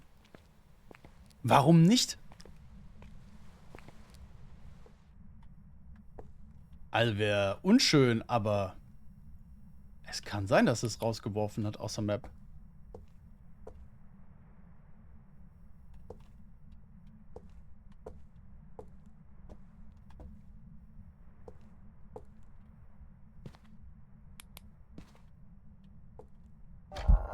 Hi.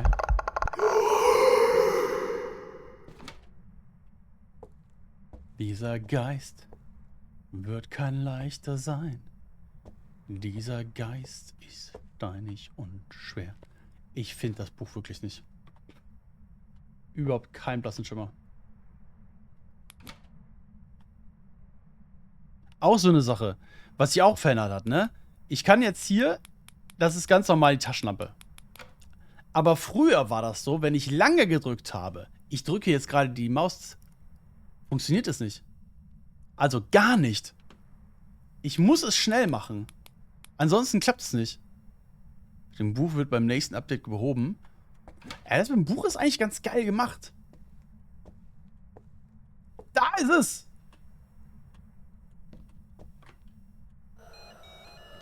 Nee, mach nicht so. Mach mal nicht so.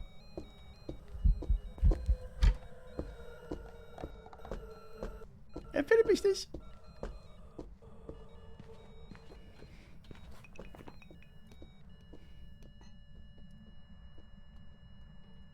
Aber es kann kein Buch sein. Warum macht er dann 3 Minuten keine Hand? Dusche also safe. Ja, so wie jeder Schrank halt auch, ne?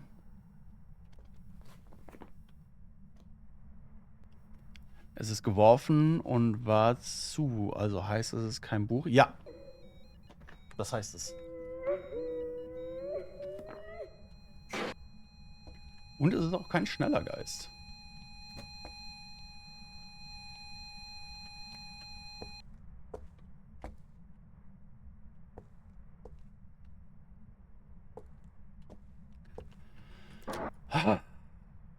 Ey, ganz ehrlich? Ey, keine Ahnung, ey. Wirklich nicht.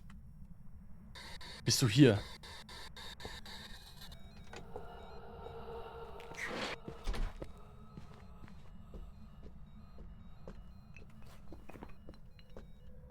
Kein Handtuch, kein Reitschuh.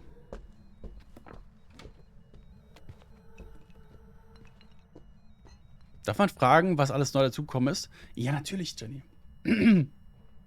Ich versuche das. Das ist Loni, hi. Neue Map. Ich versuche das immer mal wieder neu hier rein, hier rein zu sagen. Ich fahre jetzt mit Goyo. Aber wir hatten auch keinen UV, Mensch.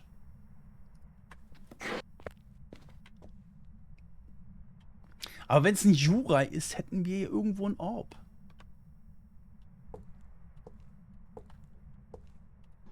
Einen verträumten kleinen Orb.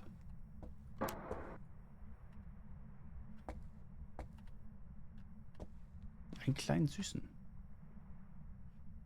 Verträumten Orb. Wir fahren. Komm. Bevor wir jetzt hier die ganze Zeit rumhampeln. Es hat sich relativ viel geändert, aber wenig Gravierendes. Gefrier. Selena. Ich habe kein Gefrier registriert. Der Geisteratem an sich zählt nicht mehr als Gefrierbeweis. Ich nehme trotzdem einfach Jural. Achso, okay. Ja, nicht schlimm, nicht schlimm, nicht schlimm. Also dir war schon ziemlich kalt, das glaube ich dir. Was?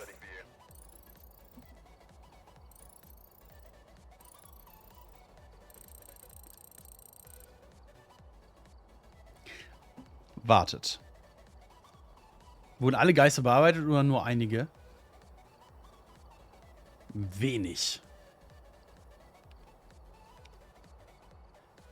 Custom Settings?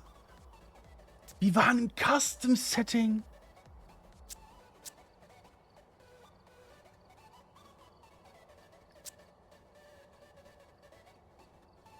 Wir haben 0 Beweise.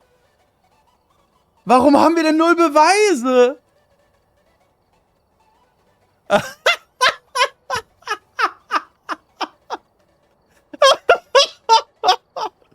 Diese Runde ist niemals passiert. Ah, diese Runde ist niemals passiert.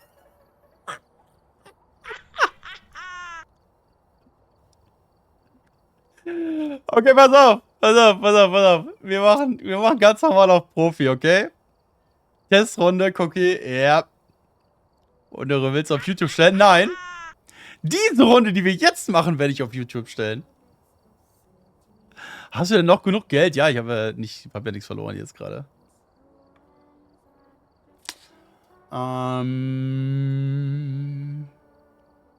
Dafür kommst du sogar aus dem Lurk. Sehr gut. Pass auf, ich mache trotzdem Custom Game. Aber ich werde das jetzt hier anpassen. Voreinstellung Profi. Ich werde uns alle Besitztümer geben.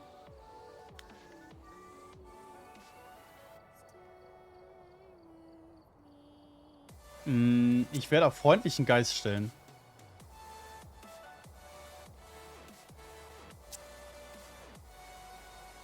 Okay.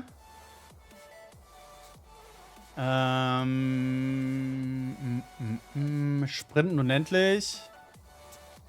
Einfach um alles zu zeigen, okay?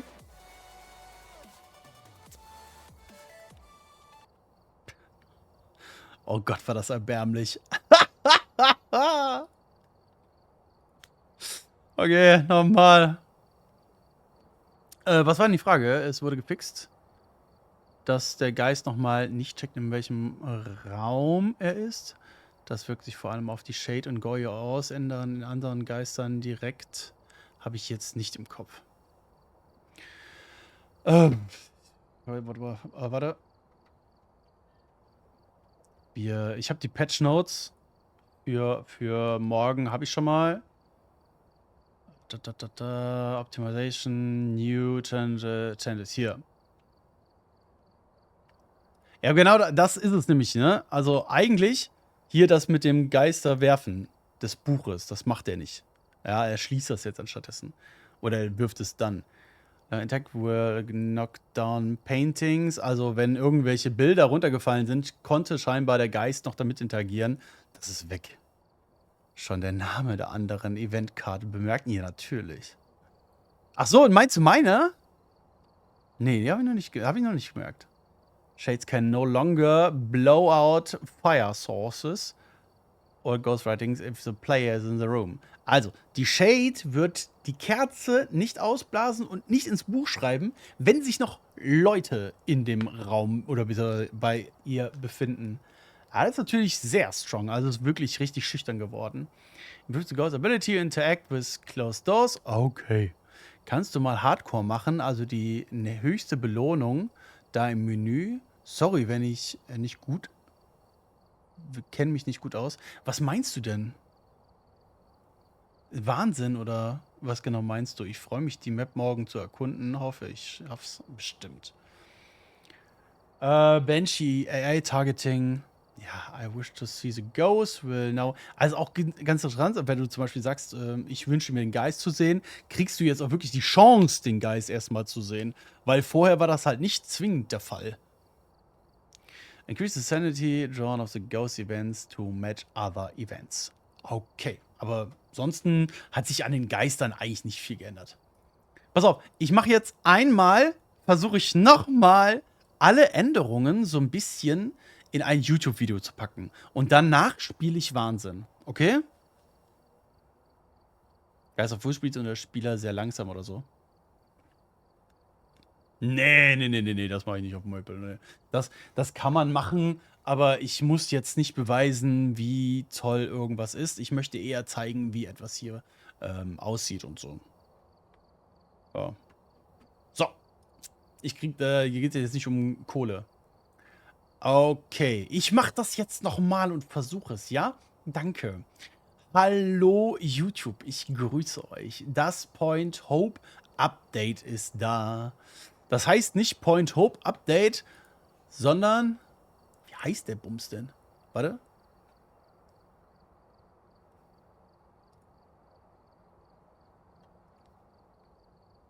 Eventide. Punkt Hoffnung. Nee. Eventide, so heißt das.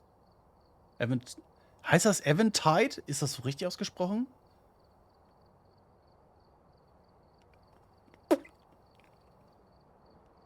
Hallo YouTube, wir haben gerade keine Runde gespielt und es ist auch nichts passiert.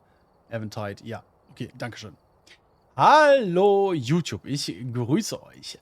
Das neue Update erscheint am 25.06. Und zwar Point Hope oder Eventide Update. Da wurden einige Sachen nochmal bearbeitet und die essentiellsten möchte ich euch zumindest grob zeigen. Unter anderem die neue Map Point Hope. Es sind so 3 neue Badges dazugekommen. Und zwar für die Apokalypse-Challenge, wenn ihr die gemacht habt, seht ihr hier, das ist Bronze, das ist Silber, da kommt er nach vorne. Und bei Gold sind die halt vollständig ausgefüllt. Was eigentlich ganz geil ist. Genau. Das sind die Badges.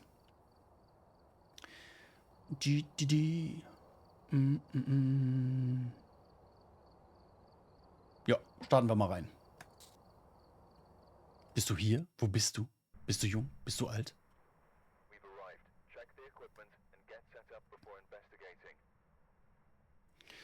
So,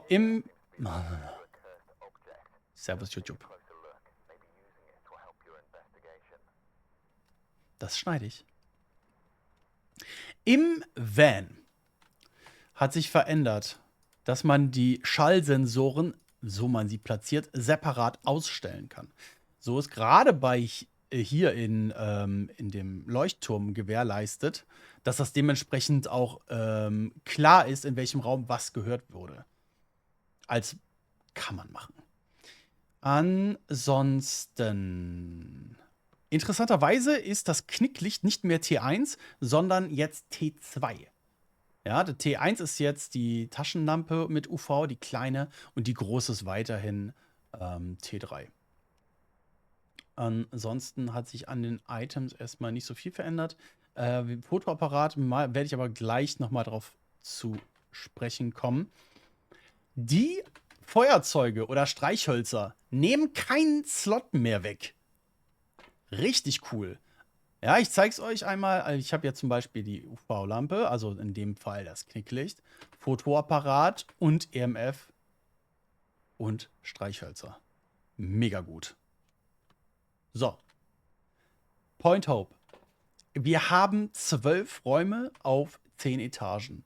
Das ist im Grunde genommen, also 10 Levels oder Floors. Das ist das erste mit dem Living Room, das zweite mit der Küche, dritte mit Das ist eine Weinetage. Ich weiß nicht, wie das anders heißt, aber ich finde es mega witzig. Das hier ist im Grunde genommen das Raucherzimmer oder Kaminzimmer, Badezimmer, Schlafzimmer, Master Bedroom. Dann haben wir hier das Kinderzimmer, oben Werkstatt, nennen wir es Technikzimmer und ganz oben den Leuchtturm. Strom gibt es mehrere Spots. Einmal hier oben. Hier hinten, hinter der Tür. Möglicherweise auch hier auf der Seite. Und ich habe es, glaube ich, hier in der Küche einmal gesehen. Entweder Küche oder hier in dem Bereich, aber relativ am Anfang. Okay? So. Was hat sich noch bei den Items geändert? Hier bei dem Parabol ist ein bisschen was verändert worden, dass du das jetzt nochmal siehst, wenn du ein Parabol bekommst. Also einfach optisch, dass da noch etwas flackert, dass du siehst, okay, ich habe tatsächlich etwas bekommen. Das ist auch etwas leichter wohl. Ne, nicht unbedingt leichter, aber du kannst bei den Parabolsachen ein bisschen mehr sehen. Scheinbar sollte es etwas klarer sein, wenn du Parabol bekommen hast. Ja? Die Kerzen, die Branddauer ist länger. Weil die Kerzen waren normalerweise immer 3 Minuten, jetzt sind es 5. Stufe 2 ist anstatt 5 10 Minuten. Was mega cool ist. Was gibt es noch? Das Kruzifix hat sich verändert auf Stufe 3.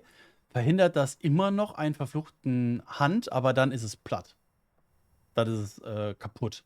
Vorher war es so, es hat einen verfluchten Hand verhindert und dann hat es noch eine Ladung, jetzt nicht mehr. 1 und 2 hat sich komplett nicht verändert. Buch. Die Interaktion des Geistes mit dem Buch muss, wenn es ein Geist ist, der in dieser Runde ein Beweisbuch geben würde, Buch sein. Das war vorher auch schon so. Jetzt ist es aber so, wenn der Geist mit dem Buch, das dann liegt, ja, wenn er das dann berührt, schmeißt, wie auch immer, dann schmeißt er das hin, aber zu. Das ist dann zu. Das werden wir gleich nochmal genauer beobachten. Okay? Ich nehme das mal mit. Fotoapparat hat sich auch geändert. Nicht zum Guten.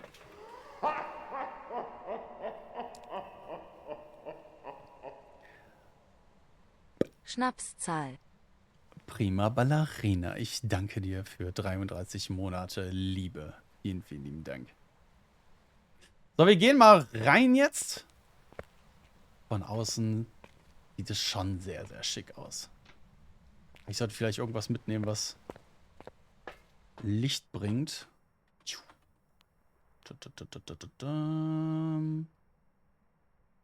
Scheiß auf MF.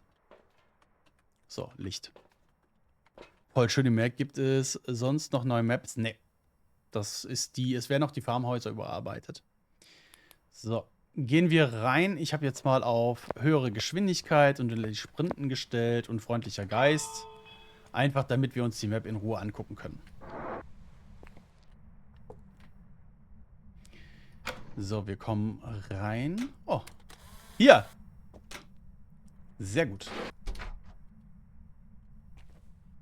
Hier ist ein Versteck. Ob man es glaubt oder nicht.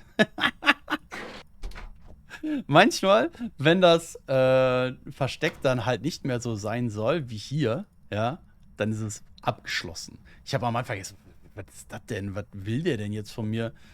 Ja, es ist natürlich jetzt keine Möglichkeit, da wie bei anderen Verstecken vorher irgendwas hervorzustellen, scheinbar. Deshalb ist es einfach verschlossen. Ansonsten hier könnte Strom sein. Hier könnte Strom sein. Verfluchte Gegenstände. Ist hier Tarotkarten. Ich habe jetzt gerade versucht, beim Fotografieren der Tarotkarten das Item zu wechseln. Das geht erst, wenn das Foto entwickelt ist. Richtig belastend. Gerade bei Stufe 1. Ja. Hier den Kamin kann man anmachen. Genauso wie oben im Räucher. Also im Gentleman's-Zimmer. Was ganz interessant ist. Was haben sie auch verändert? Die haben... T1 ist da nicht viel schneller, leider. Ernsthaft? Ach du Schande. Das haben wir noch nicht getestet. Hier, ihr hört ja das unten, ne? Das Feuer. Sobald wir unten sind, ist es wieder laut. Oder lauter. Oder auf der Ebene, wo ich herkomme. Und dann ist es ja sehr dumpf. Wir werden gleich oben das Feuer anmachen. Und dann sehen wir nochmal den Vergleich, wie es ist, wenn das Feuer über einem ist. Hier ist ein schönes Versteck. Ansonsten ist in der Küche jetzt kein verfluchter Gegenstand. Der nächste verfluchte Gegenstand ist dann erst hier oben. Und zwar hier der Spiegel. Ist laut, ne? So, ich mache nochmal Foto, ja. Droppe jetzt den Fotoapparat danach und versuche dann meine Items zu wechseln. Geht auch nicht. Ich kann nicht wechseln. Ich drehe das Rad, es passiert nichts. Erst, wenn das Foto fertig ist. Ich bin durch Scherben gelaufen.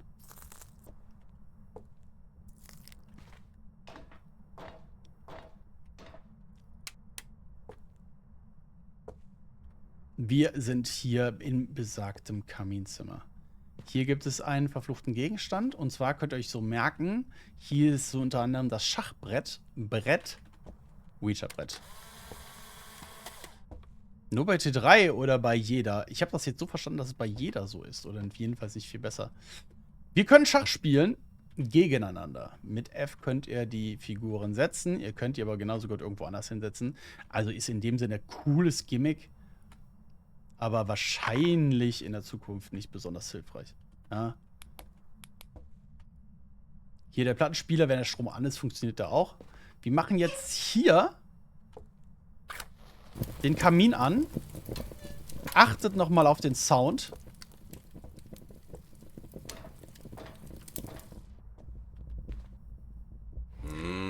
Hallo. Selina, danke für deinen Follow.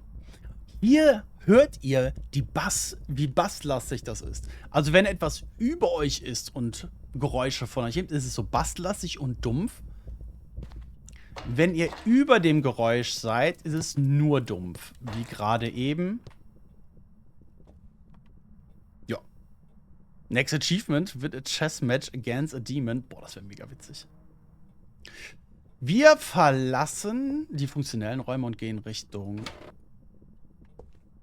Schlafzimmer und das ist halt das Badezimmer. Hier befindet sich der Beschwörungskreis. Interesse, hier könnte man sich halt noch verstecken. Aber sonst ist das hier etwas unspektakulär. Die Etage da drüber ist das Master Bedroom oder ist Master Bedroom. Mit der Musikbox. Manchmal, wenn wir Verstecke haben, ist hier eins. Geht nicht hier links rüber. Ich habe versucht, ich habe getestet. Du wirst hier weggesteckt. Richtig doof. Weil eine Etage da drüber ist das Kinderzimmer. Und im Kinderzimmer gibt es hier auf der linken Seite einen Schrank, in dem man sich verstecken kann. Also merken, Kinderzimmer, links ist ein Schrank. Hier ist die Voodoo-Puppe, so es eine gibt. Also fast in jeder Etage ist ein möglicher verfluchter Gegenstand.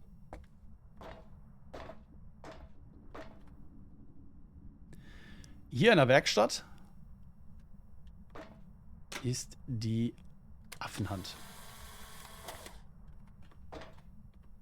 Ja, sehr cool. Auch hier gibt es nochmal Spinde.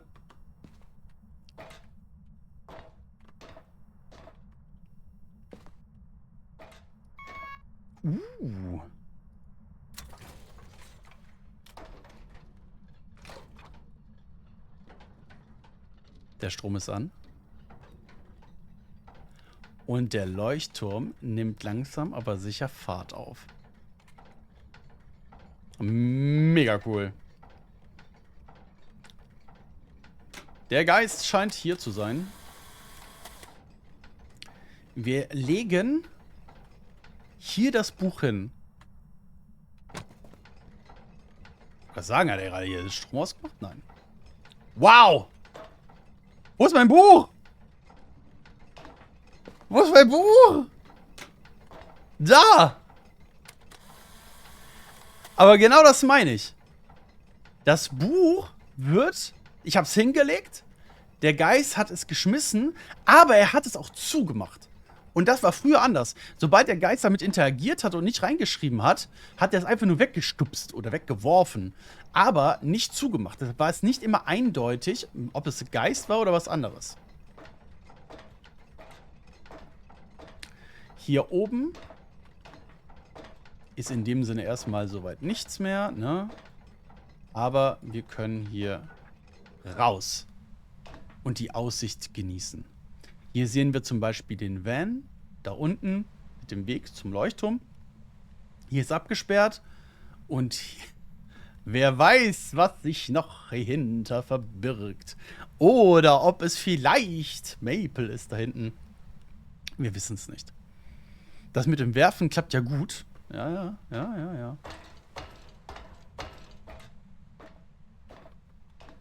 Hier einmal drumherum. Gut, wir gehen wieder runter.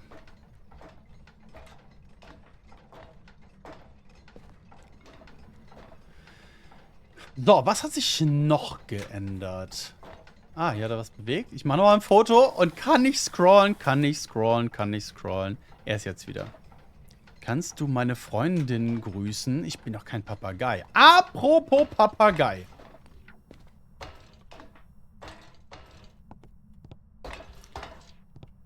Ich bin dran vorbei. Im Kinderschlafzimmer. Ja, Phasmophobia hat ja auch die Kartoffel, ja? Kannst du meinen Freund grüßen? Nein. Kannst du Papagei grüßen? Ja. Wir können mit dem Papagei interagieren. Wir können ihn aufnehmen. Wir können ihn werfen.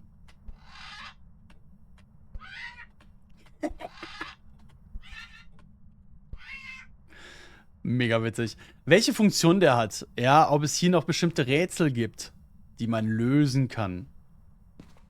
Auch mit der Schatzkarte gilt es noch zu erforschen. Guten Abend, Jenny. Hi. Das gilt es noch zu erforschen. Das ist jetzt für mich noch nicht vollständig ersichtlich, was da passiert ist, oder wo die Flaschenpost ist, was genau damit ist. Das hier ist nautisch und heißt Get Out. Wer weiß, wer weiß. Was kann ich noch zeigen? Und was ist noch interessant?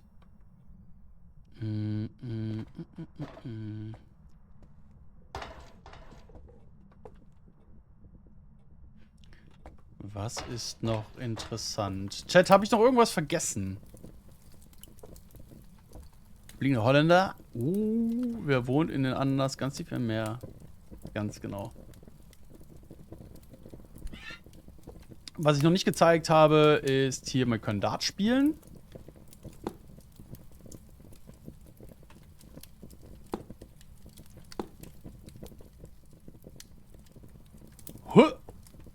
Der hängt in dem drin.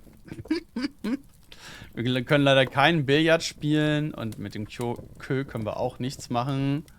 Also nicht wirklich. Also nicht anstupsen oder sonst irgendwas geht leider nicht. Auch nicht, wenn ich erst die weiße Kugel andutsche. Ich kann die aufnehmen. Aber hier mit dem Kö kann ich nichts machen. Was kann ich noch zeigen?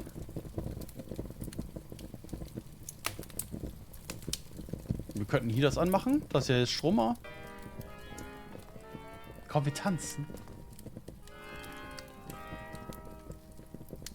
Oder auch nicht.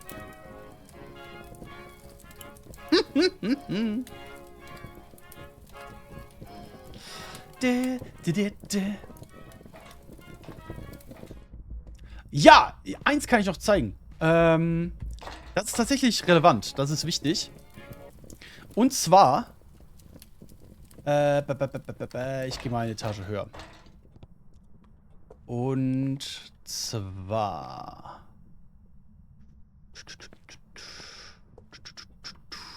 Wir gehen eine Etage tiefer.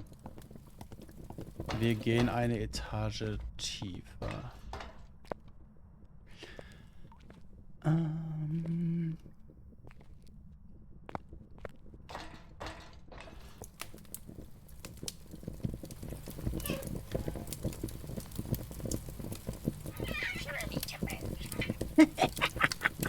Ich lieb's.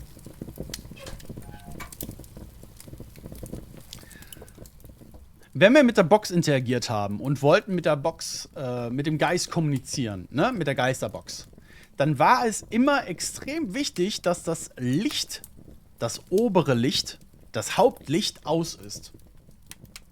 Was den Geist weniger interessiert hat, war das Licht hier. Oder andere Lichtquellen. Jetzt können...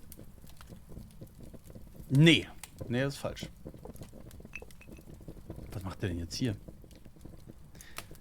Du kannst die Rollladen runter machen. Dann gucke ich gleich mal. Früher, oder war das so, dass du hier halt, wenn das Licht an ist, dass der... Ja, bitte?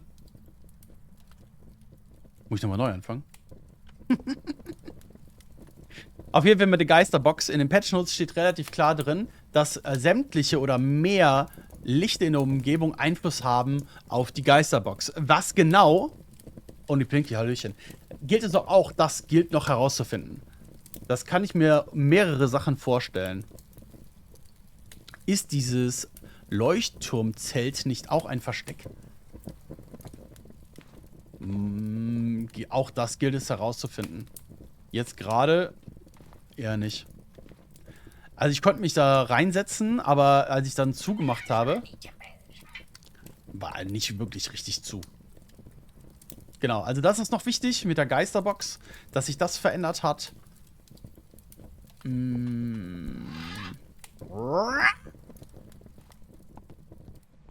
Aber ansonsten... Die Map ist mega schön. Also die ist super gestaltet. Zum Beispiel Licht im Nebenraum könnte beeinflusst, denke ich mal. Kann sein. Ja, aber das gilt es im Grunde genommen für uns jetzt herauszufinden in der nächsten Zeit. Es kann auch sein, dass es nochmal geändert wird. Wer weiß, wer weiß. Ich finde es unglaublich... ja, die Ambiente ist halt schön, ne? Oh, Dots! Yo! Die Dots muss ich euch zeigen. Auf jeden Fall. Ja! Guter Hinweis. Erinnert ihr euch noch, wie nervig diese Dots sind? Also die Stufe 1 und Stufe 3 Dots, die waren für mich im Grunde genommen nicht nutzbar.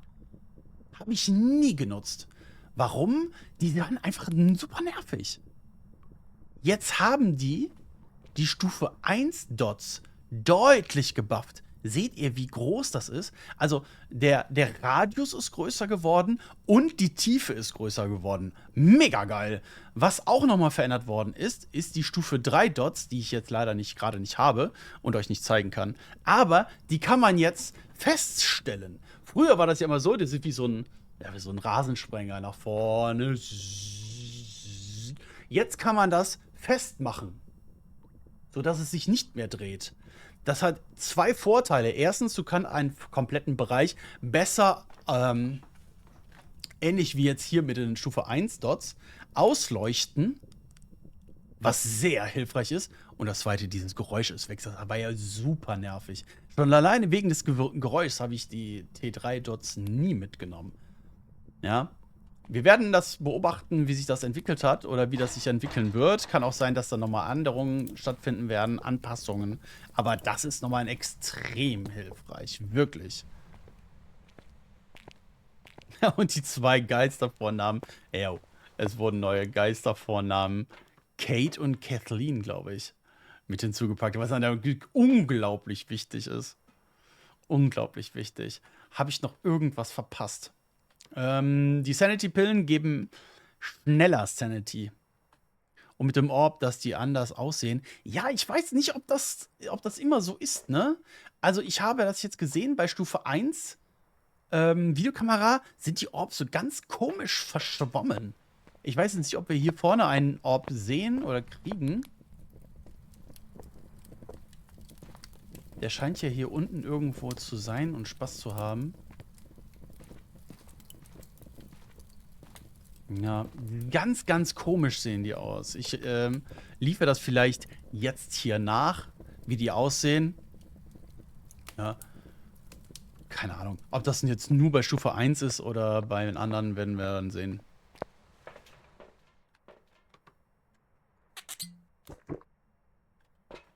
So.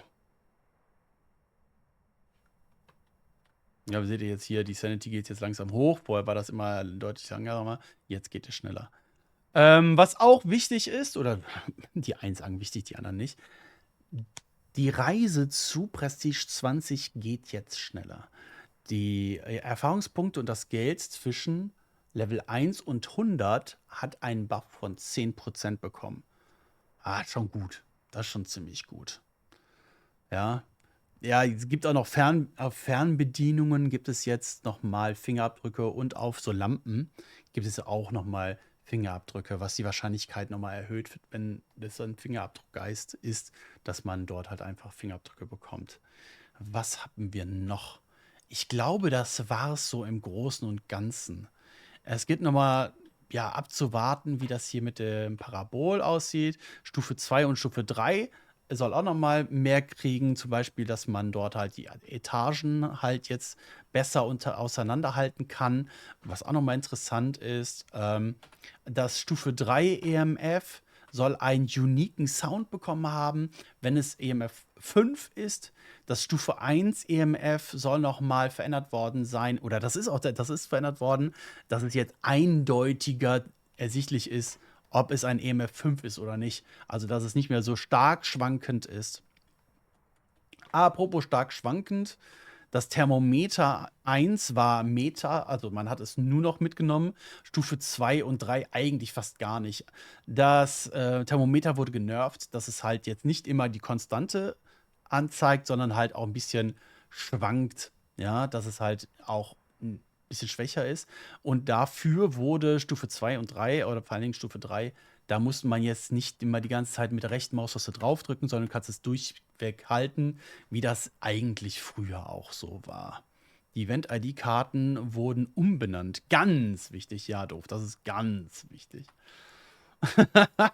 Ja, die haben doch mal die Wahrscheinlichkeit erhöht, dass der Geist mit dem hier, Ständer. Stativ interagiert. Das war denen, glaube ich, zu wenig. Also die Wahrscheinlichkeit, dass mit dem Stativ, dass es nochmal umgeschmissen wird, dass er da dran stößt, ist nochmal erhöht worden. Das ist auch nochmal interessant. Ansonsten glaube ich, war es das erst einmal. Mir fällt ansonsten, ich glaube, das mit den Kerzen habe ich erzählt, dass die Kerzen T1 jetzt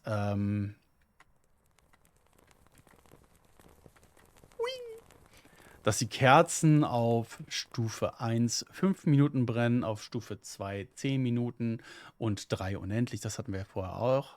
Mit dem Geist, wenn der huntet.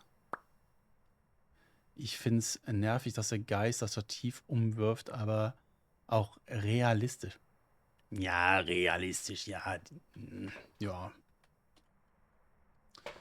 Das haben wir, das haben wir, das haben wir. Ich glaube, wir haben das soweit. Ansonsten muss ich nochmal separat die Videos machen. Leute, wenn ihr irgendwelche Tipps habt, wenn ihr etwas Bestimmtes sehen wollt, schreibt es in die Kommentare, schreibt es mir im Discord, kommt auf Twitch und sagt es mir, wenn ihr Hilfe benötigt, wenn ihr irgendwelche Tipps braucht. Ich bin jederzeit gerne dabei und helfe euch.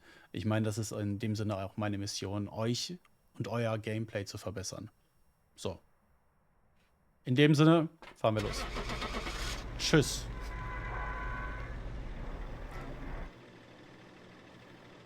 Mein Tipp ist niemals gelben Schnee. Das ist super wichtig, Linda.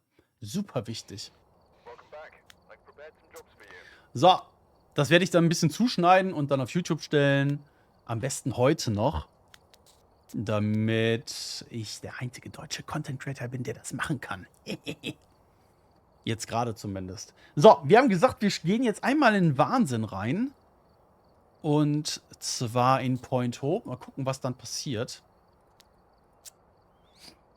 Heute noch, als ob. Ja, doch, finally. Ich befürchte, das werde ich noch machen. Dann hopp. Ja,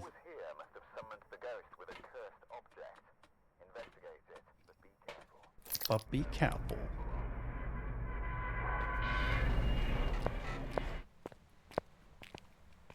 Die.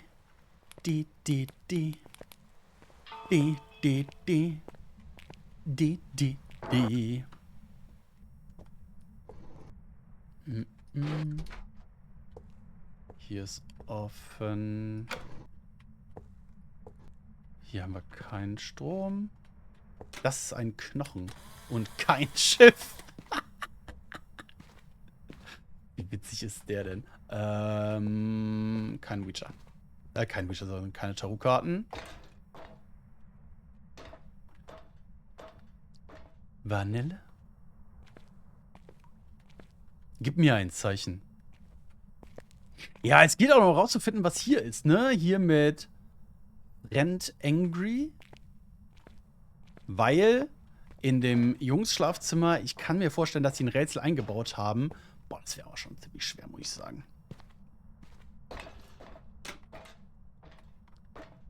Aber was es damit halt auf sich hat, ne? Ich lasse mal die ganzen Sachen da unten aus, weil es auch wirklich ein bisschen nervig ist.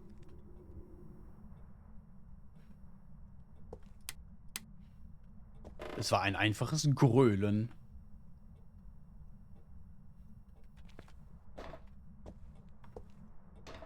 Popcorn. It's corn.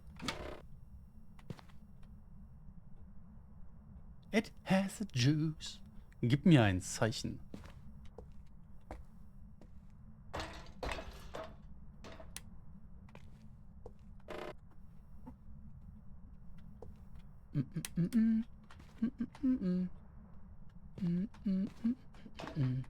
Oh, ich bin so dumm, ne? Ich suche den verfluchten Gegenstand. Ich spiele gerade Wahnsinn. Oh, da gibt's keinen verfluchten Gegenstand. Roland, was ist los mit dir? Ich bin schon ganz mischugge.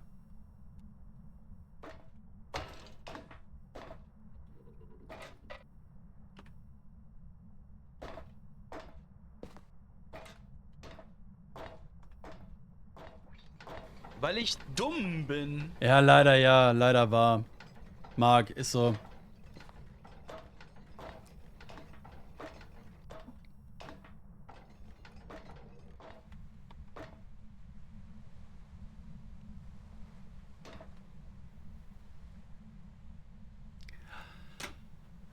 Es ist wunderschön. Ich liebe alles daran.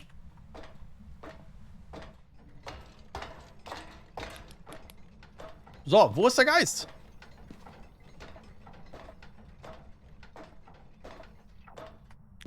Lieber Geist, auch wenn du mich zu Boden reißt.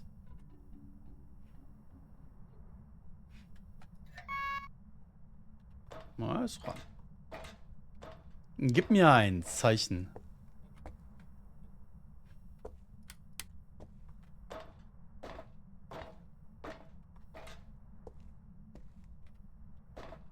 Hallo? Ibims? Haskasson?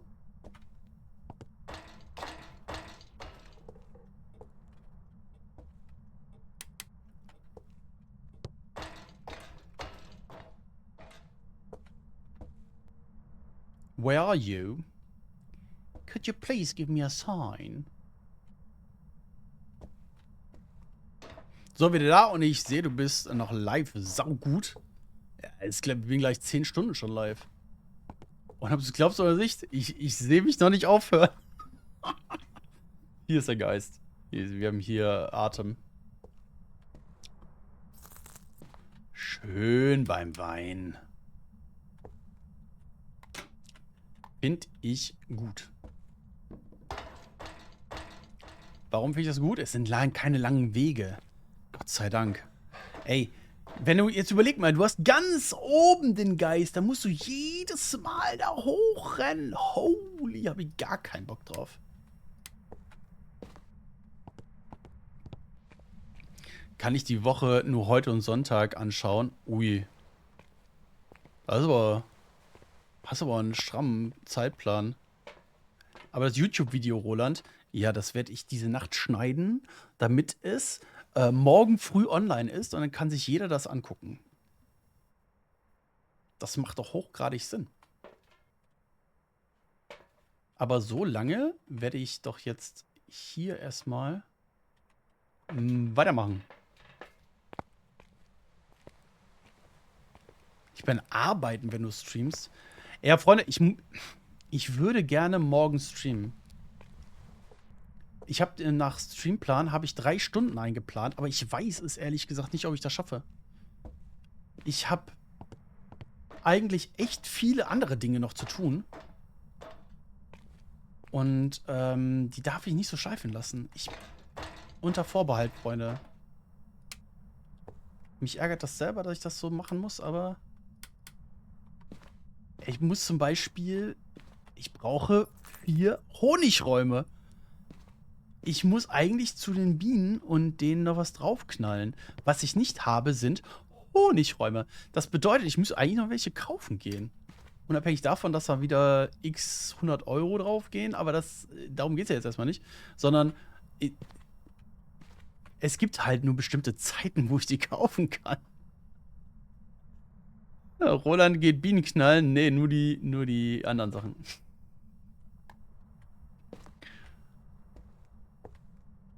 Ich knalle nur drauf.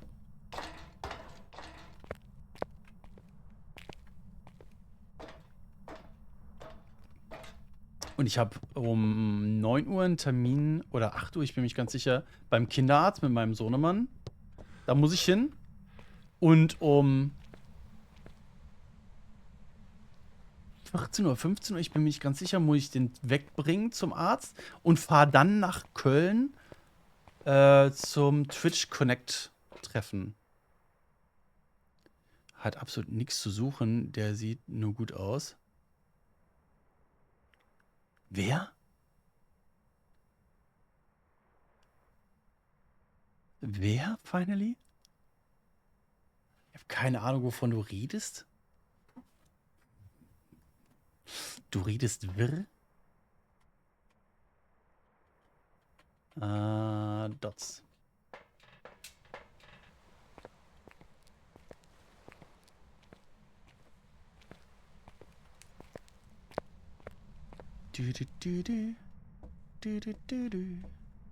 Davon krieg ich nie genug. Auch interessant ist, warum hat er noch nicht gehuntet? Ich bin mit Sicherheit unter 50% Sanity.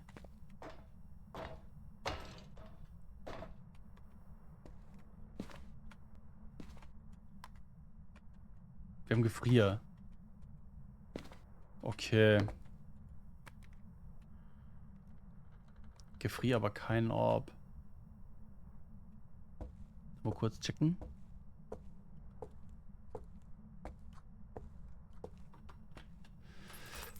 Ja gut. Dann haben wir wohl eine Shade, ne?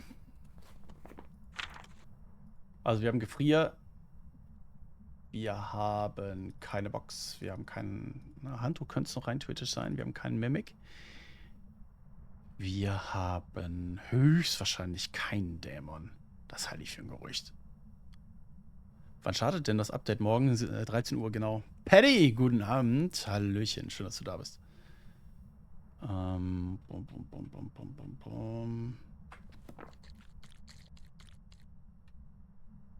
ist meines Arbeitgebers dabei noch in Deutschland. Konzernhauptsitz ist in Paris. Paris.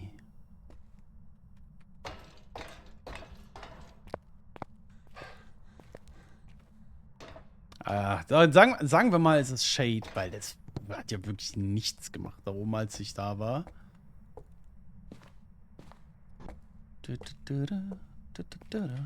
Lass uns gucken, was wir noch alles brauchen. Wir brauchen Räuchern, Feuerlicht. Okay. Das können wir ja easy eigentlich machen, ne?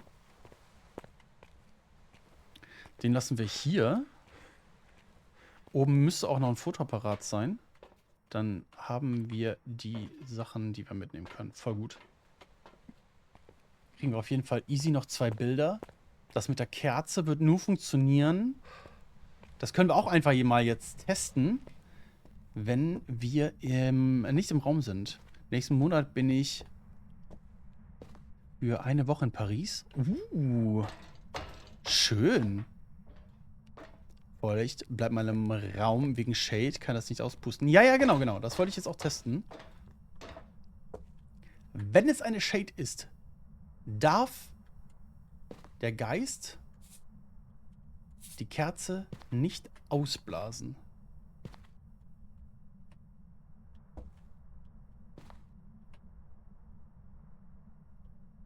Ah, wir hatten aber Gefrier.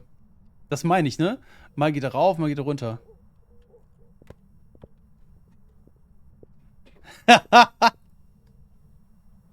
Feine, du redest wirr.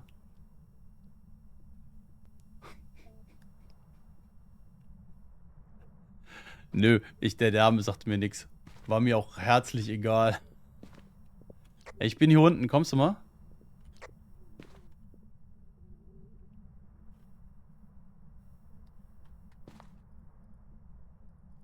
Er hatte noch.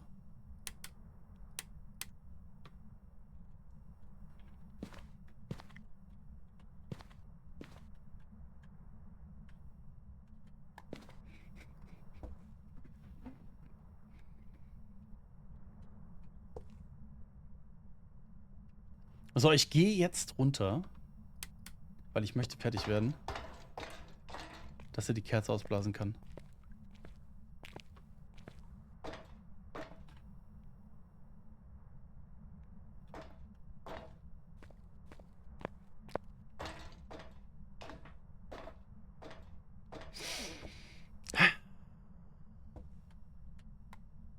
Ich fürchte, der ist woanders hingegangen.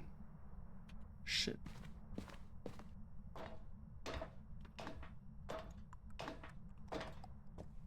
Gib mir ein Zeichen. Bin das verwundert. Du warst heute Vormittag schon live und bist es immer noch. Ist halt ein Update. Ich bin halt gerade Feuer und Flamme. Was soll ich sagen? Und sind halt echt viele Leute da. Der müsste von oben unten kommen. Hallo? Ich bin Team oben rum.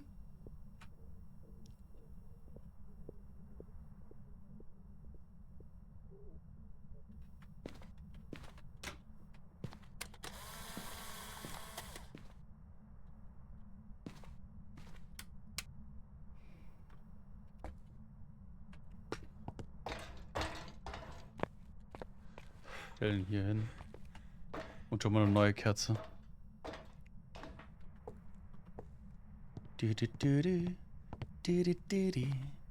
Davon krieg ich nicht genug.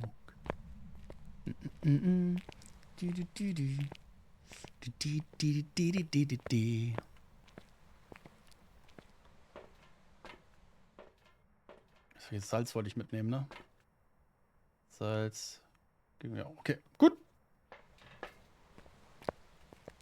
Roland so, was weiß ich? CEO, pipapo. Roland so im Discord 10 Stunden früher, ich treffe den CEO.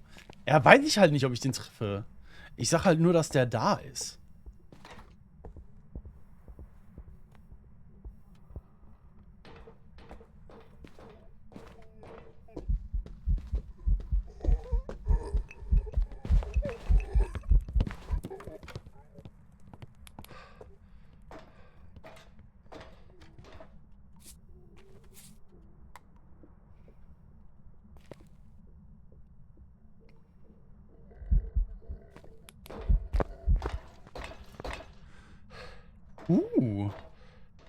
Das war knapp.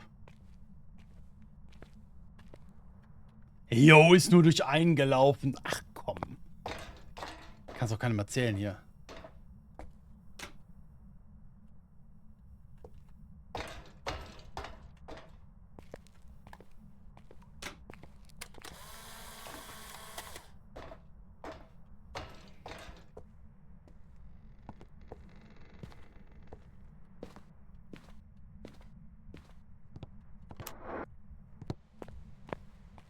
Roland, frag mal den CEO, ob wir eine Gehaltserhöhung bekommen. Ja, ey, was soll ich denn fragen? Also jetzt mal im Ernst. Wenn ich den morgen treffe und ihm eine Frage stellen kann, welche soll ich ihm stellen? Wohin verkaufst du Twitch? Wer wird Twitch kaufen? Sowas in der Art, ey. Frag deine Frage. Ich habe keine Frage. Hätte ich eine Frage, würde ich nicht fragen. Euch fragen. Frag ihn, ob er den Schlüssel für den Schrank oben hat. Okay, das kann ich machen.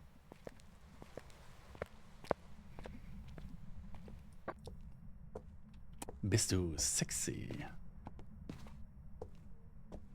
Ich bin mir nicht sicher, ob das zielführend ist.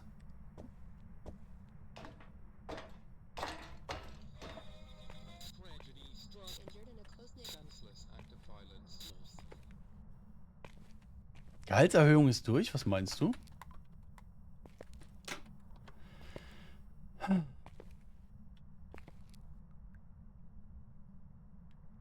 Warum ist Twitch so verbuggt? Ist das so? Das Abo aus dem Handy mehr kostet als bei PC. Das mit dem Handy kann ich dir sagen, das liegt entweder an Google oder an Janina. Vielen lieben Dank. Dankeschön für 9 Monate. Vielen Dank. Weil es über Handy, über den entsprechenden Anbieter geht. Entweder Google, genau, was Momo sagt, oder halt Apple. Und das ist im Grunde genommen das, was sich die entsprechenden Leute dann davon abschneiden, ne? Die müssen ja auch von irgendwas leben. Ist jetzt endlich mal die Kerze ausgeblasen? Ja. Okay.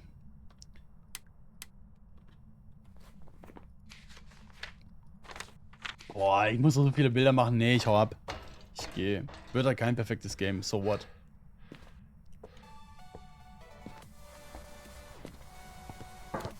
Raus hier!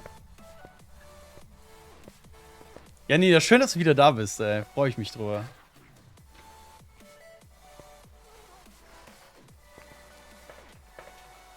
Genauso wie der Vexianer, ey. Der war früher ganz viel hier. Also mehr, sagen wir es mal so.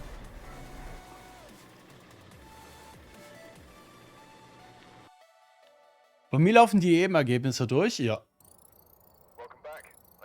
Das war eine Shade. Hoffe, es geht euch gut. Ja, damit ihr nicht gucken müsst. Damit ihr die Information trotzdem von mir bekommt. Weißt du?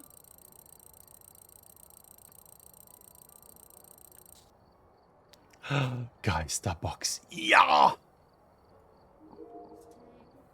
Gib mir die Geisterbox. Stufe 2. I love it.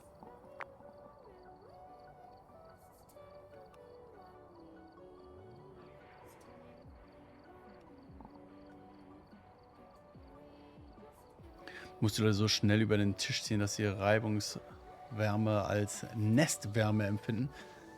Ja, aber was stelle ich denen denn für eine Frage, Mann? Der ist doch bestimmt auch nur da, um EM zu gucken. War gestern bei 11 Bundestrainern im Call? Nein. Weil, weiß nicht, was du meinst.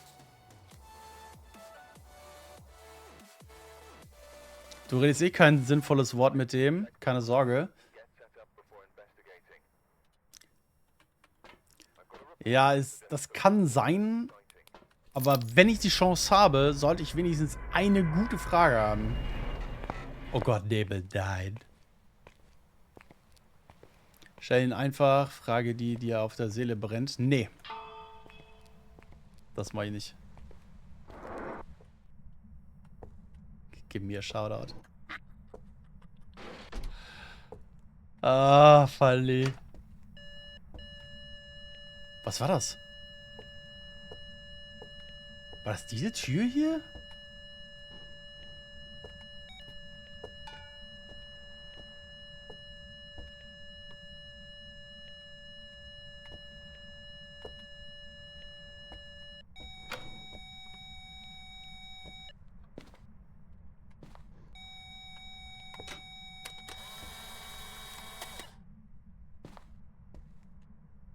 Weg mit dir!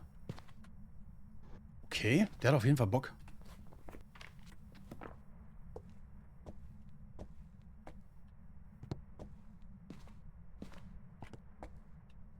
Ja, nice. Ich finde das super gut, dass der direkt am Anfang ist.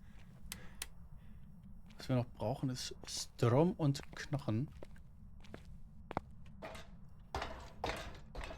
Hier ist Strom. Sehr gut. Es viele neue Maps. Ist das die einzige neue Map? Maple wurde nochmal überarbeitet. Kann sein, dass das bei dir noch, bei dein letzter Stand noch nicht ist. Als nächstes kommen Bleasdale und Grafton, also die Farmhäuser werden überarbeitet. Aber das wissen wir noch nicht genau wann, ne? Bum, bum, bum, bum, bum, bum, bum. Knochen, Knochen, Knochen. Gib mir Wochen. Das ist ein Leuchtturm, ja. Ganz genau. Und dies ab morgen für alle zu spielen. Ich habe jetzt vorab schon mal einen Zugang gekriegt. Um Dinge zu zeigen. Und ganz wichtige Frage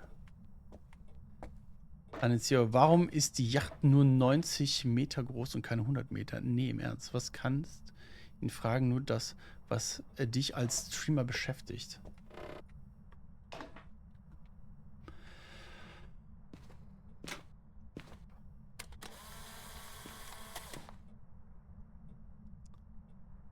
Ja, du kannst das.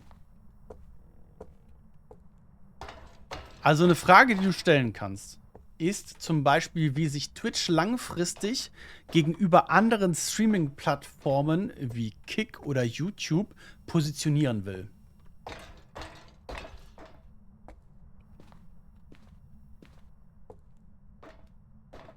So. Was ist die Strategie? Wie möchten Sie in der Lage bleiben? Zu komplex? Nö, finde ich gar nicht. Ja, was heißt zu komplex? Soll noch mal eine Antwort geben. Ja? Also, das ist etwas, was auf jeden Fall relevant ist. Ich meine, die Streamer auf Twitch haben sich auf Twitch so ein bisschen konzentriert und auch verpflichtet. Dass dementsprechend die Plattform Twitch auch der Platzhirsch bleibt. Was passiert, wenn jetzt auf einmal andere Angebote kommen oder andere Streaming-Plattformen, die auch euch oder halt den Chat, die Leute, die zugucken, abwerben durch ein attraktiveres Angebot? Was macht Twitch dann?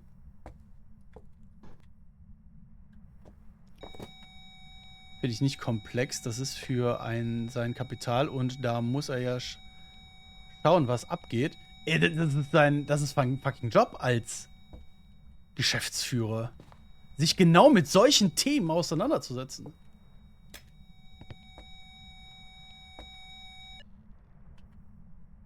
Also, anders. Das erwarte ich von einem Geschäftsführer. Ob er es tut, weiß ich nicht. Aber das sollte er machen. Er hat hier Licht angemacht. Okay. Mare raus.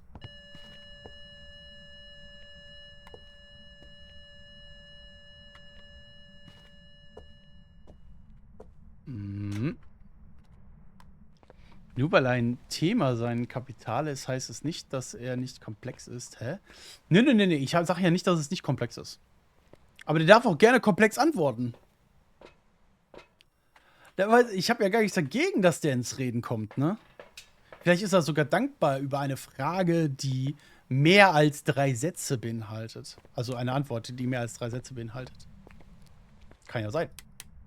Wäre ich auf jeden Fall.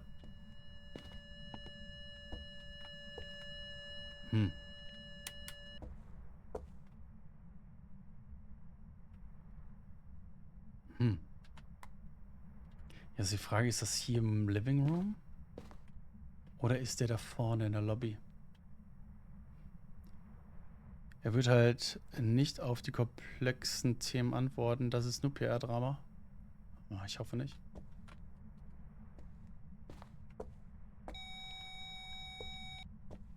Was hat er denn hier jetzt geschmissen?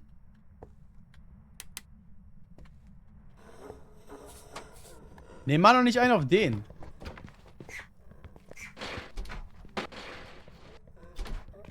Der ist flott.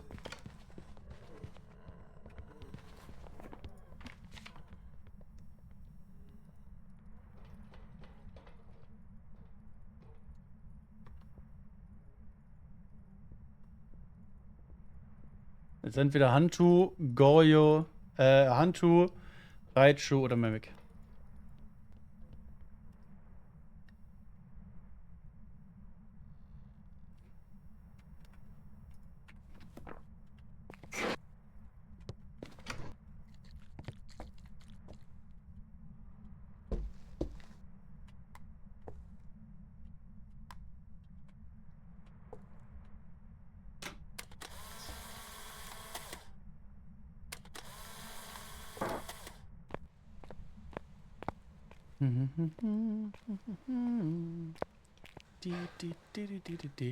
Ja gut, halten wir einfach mal fest, die Frage scheint zu komplex zu sein. Oder auch nicht. Was noch? Was könnte ich noch fragen? Räuchern, Feuerlicht.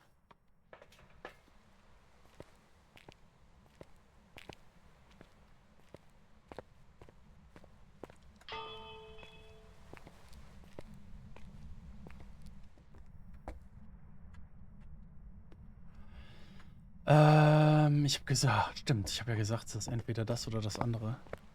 Ich brauche noch Thermometer da drin.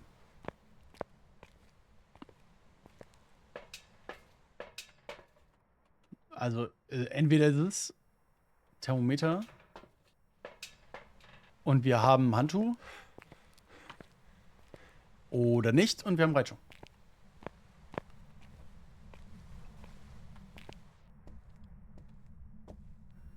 Was mir fehlt.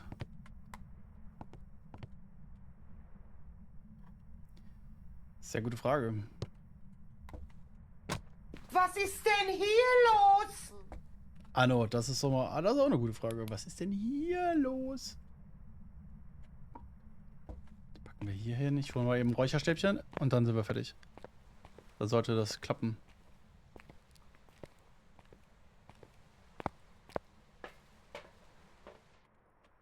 Finally, weißt du, was mir fehlt?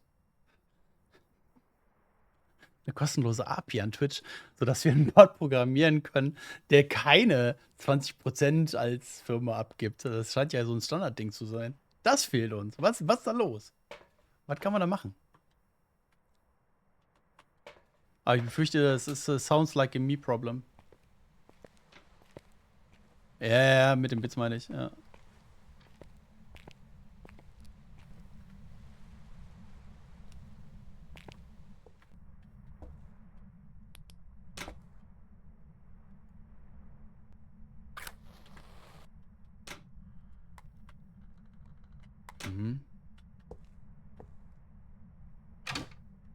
Was war das denn? Komisches Geräusch. Okay, hier scheint er nicht zu sein. Packen wir den mal hier hin.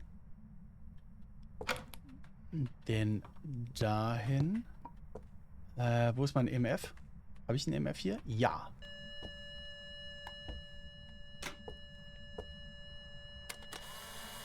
Das war recht weit unten, ne? Ah, okay. Hat aber gezählt. Sehr schön.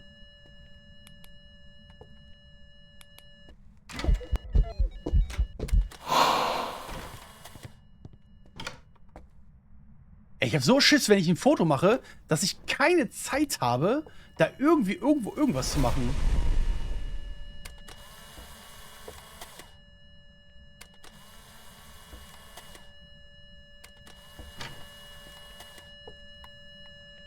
Ist gut.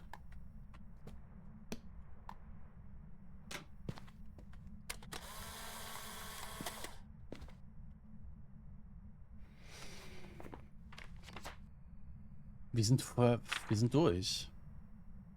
Wir müssen jetzt nur noch räuchern und dann haben wir es. Was ich nicht habe, ist, ich weiß immer noch nicht, was es ist.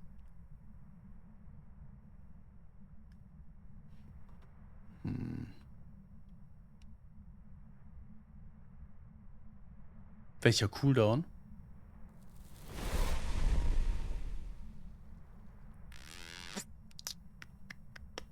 Ist der Strom noch an? Das spricht eigentlich eher für einen Reitschuh, ne? Oh, pass auf, wir machen den Strom aus. Ja, ist gut. Wir machen Strom aus. Und dann müssen wir ja auch wissen, was es ist. Der Strom war, glaube ich, hier oben. Ja, sehr gut.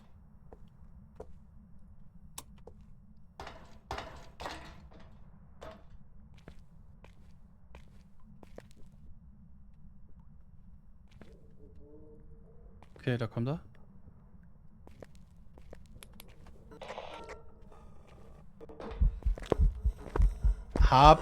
Ich hab Atem gesehen. Ich hab Atem gesehen. Aber wir hatten eine Handtuch. Spanien führt 1-0. Spanien ist auch stark. Also der Auftritt der Spieler war sehr schön. Das ist ein Handtuch.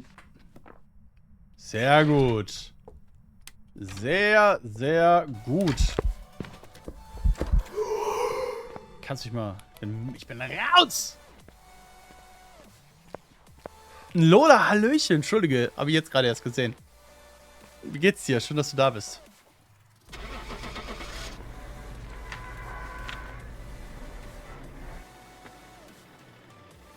Gestern war ein Trauerspiel. Jo, das stimmt.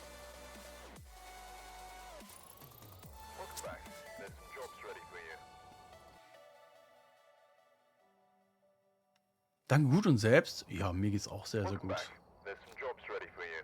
So, mal gucken, ob wir irgendwie...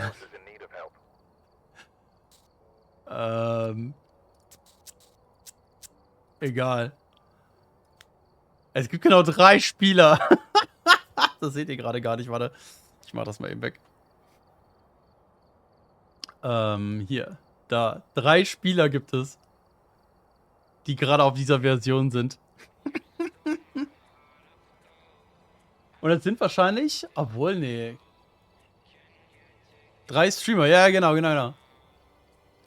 Ich guck mal eben. Das sind Insem, ich... Ah, ne, Ghost Kai müsste es auch sein. Und Kernal, weiß ich nicht, die ist, die streamt auf Spanisch, aber kann sein, dass sie auf Nordamerika drauf ist. Weiß ich nicht. Oder vielleicht heißt es, dass es 3 zusätzlich oder gibt. Aber das geht auf jeden Fall, dreht es sich nur um Ghost Kai, ja genau. Simba, hi. Ja, es ist noch länger, ja.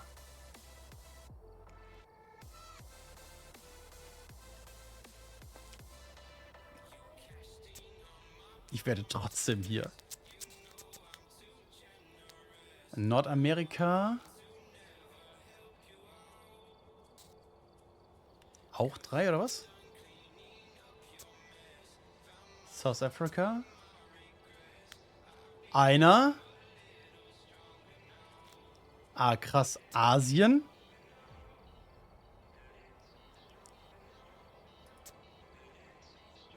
Auch nur einer.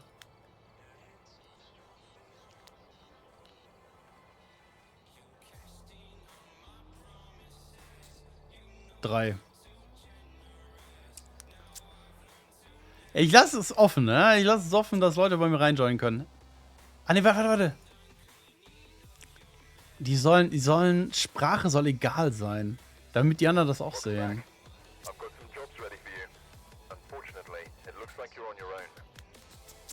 Egal.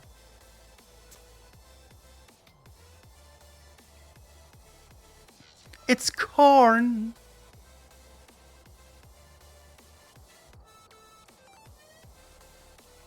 Ah, sieht schon sexy aus, ne? Wow, leck. Reporter! Dim, hi. Doof, bist du da? Gib mir ein Zeichen. Das ist doch hier... Da wurde doch was gemunkelt. That's got to be the best pirate I've ever seen. So it would seem. Hallo, Pirate Lady, ich grüße dich. Hi. Eierjäger, Hexe der Hütte. Hütte. Hüte, du bist auch so ein Hüt. Schneemann. Schlechter. Nee, gibt's noch nicht. Warte, ich zeig's dir. Hier ist immer noch under construction. Kommt bald, steht da. Wir werden sehen, was das heißt.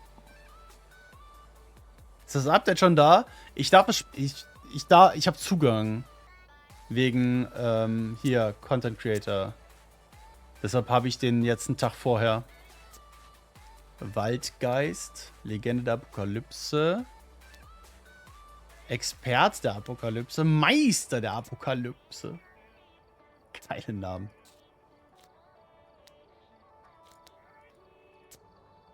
Ja, voll hübsch. What are you doing? Hey Protum, ich grüße dich und Hallöchen, liebe Raider. Sprosse, moin. Kommt rein, nehmt euch was zu trinken. Der Kleriker ist auch wieder da. Angini, moin, Hallöchen. Wir gucken uns Point Hope an. Bin auch wieder da, stark. Wir gucken uns Point Hope an. Ihr seid herzlich eingeladen, mit mir die Map zu erkunden. Ich habe die Hütte zugegebenermaßen heute schon ein bisschen öfters gespielt. Grüße, immer noch hier. Stark. Schön, dass du immer noch da bist. Es schneit. Es wird kalt. Dann gönnt euch Point Hope. Ich höre nur zu, will mich nicht spoilern lassen. Macht das. Das ist völlig in Ordnung. Hallo?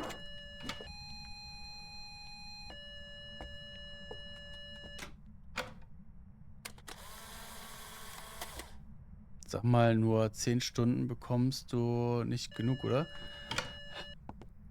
Nein, kriege ich nicht. Ich kriege nicht genug. Verurteile mich deswegen nicht. Hallo, Sabet. Na, du?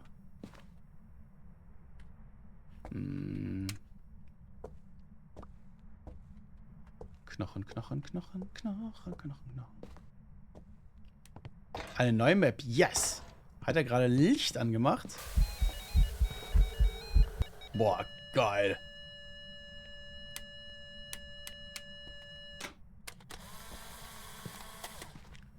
Holla. Nein, nicht sagen! Nicht! Normal schnell.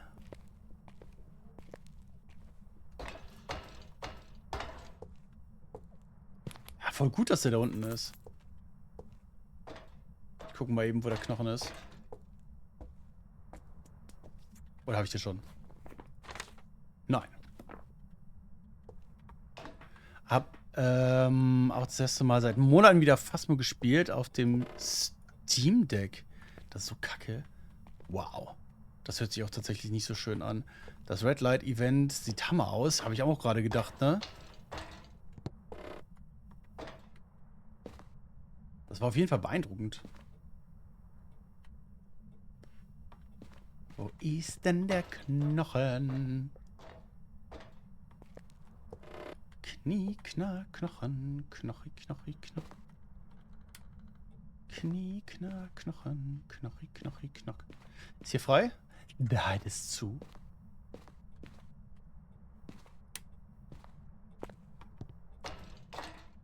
Dan, was los? Würdest fast immer gerne in VR spielen? Das glaube ich dir. Ich habe das einmal machen dürfen. Und muss sagen, Contra, danke für die Möglichkeit. Aber wild. I'm a bad girl. Endlich sagt's mal einer. Bist du mit dem Schlüssel und der Karte weitergekommen? Ich hab's nicht weiter probiert, ein Genie. Ich habe mich auf das Gameplay jetzt erstmal konzentriert. Oh, hier ist auch ein Versteck. Ja, hier ist leider ein Schloss und ich weiß nicht, wie ich es aufkriege. Aber ich habe das jetzt auch nicht weiter forciert. Yo! Wie weit soll der Knochen entfernt sein? Ja.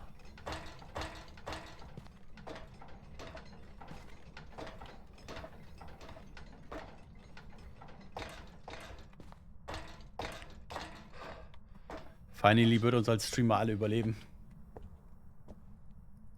Hunted. Halt mir fest, der Hand war nicht schnell. Phantom auch nicht. Ich habe ein ganz gutes Bild von dem gekriegt.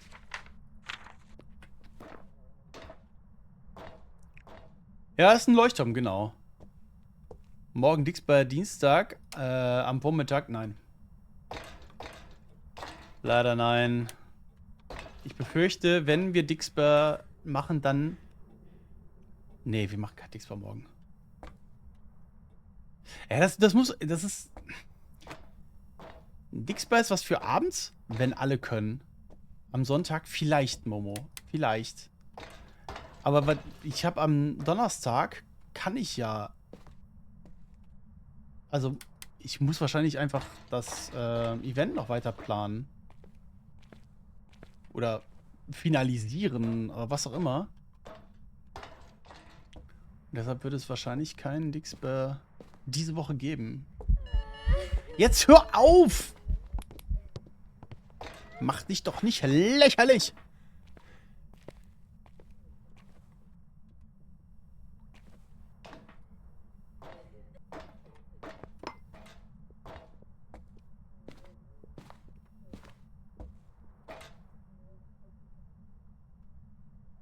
Boah, das wird bitter. Moment. Am Sonntag, das wäre wild. Moment, ich ziehe alles zurück. Ich habe nie was gesagt. So, könntest du jetzt bitte aufhören? Ich muss jetzt einmal hier durch, okay?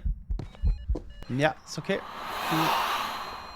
Du darfst das gerne machen. Du kannst da auch gerne... Du kannst auch gerne gegen sein. Das ist dein gutes Recht, aber ich bin jetzt erstmal raus. Wir holen ein paar Sachen. Dixper gewinnen. Das wäre doch was, Roland. Yo! Boah, wie viele Leute mich dann Dixpern würden, ne? Oh! Oh! Ja, ich glaube nicht. Extra Challenge? Ja. Ich mach mal eben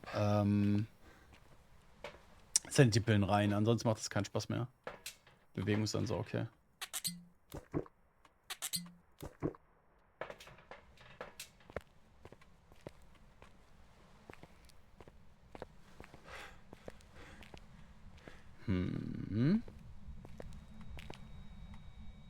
Der Geist war schon sehr aktiv. Der kommt von hier.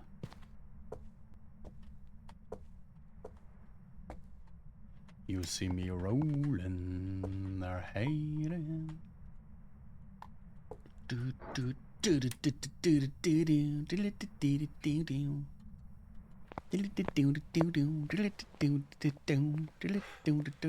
Einfach 1000-mal teurer machen. Das Dixper-Phasmo-Turnier. So, alle streamenden Personen müssen Dixper haben und dann in einen Dixper-Squad rein. Und Wenn eine Person gedixpert wird, wird die andere auch gedixpert. Da bist du ja permanent nur Stunt. Oh! Eigentlich ganz geil. Das klingt eigentlich gar nicht so schlecht. Die arme Mischa. Boah, Pirate Day, spielst du mit Mischa mit?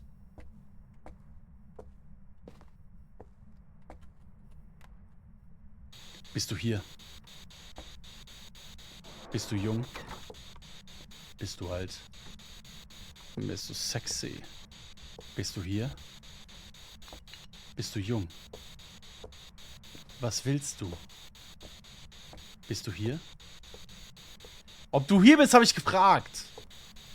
Was willst du? Wahrscheinlich. Was haben wir hier? Die Gefrieratem. Ich sage doch eben eher mehr hier in dem Bereich. Also Wohnzimmer.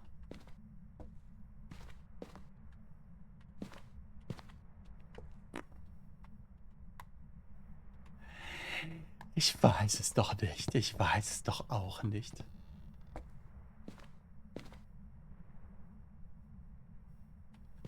Was wir machen könnten. Aber ist auf jeden Fall besser für mich, wenn der da wäre. Das ist auf jeden Fall besser für mich. Haben wir alle Bücher? Nein, haben wir nicht. Okay. Weil dann kann ich da mit den Dots besser arbeiten. Nein, ich arbeite, bin Ehrenmitglied und kümmere mich ab 13:30 Uhr um den Stream als Mod. Aber ich habe es angestoßen. Sehr schön. Anstoßen ist erstmal eine gute Sache.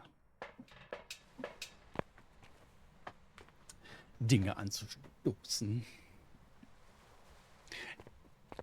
Ja, Dixbar ist tatsächlich mega buggy. Wenn du Dixbar und dann Squad machst. Boah.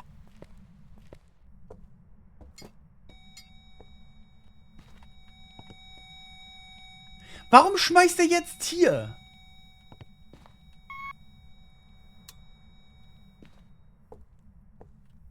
Wir haben doch gerade drüber gesprochen, lieber Geist. Ja? Dass das Murks ist. Den packen wir dahin. Und den hier hin.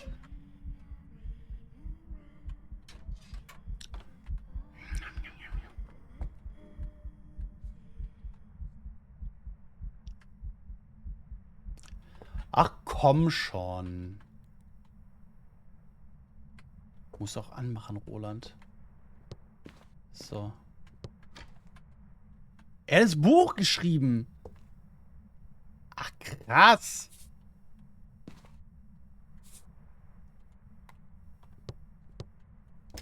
Okay.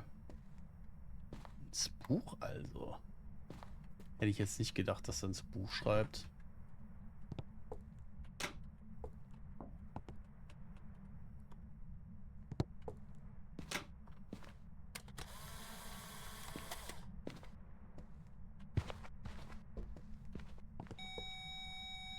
Was hat er denn hier geworfen? Welchen habe ich denn jetzt fotografiert? Oh nein. Gar keinen. Gut.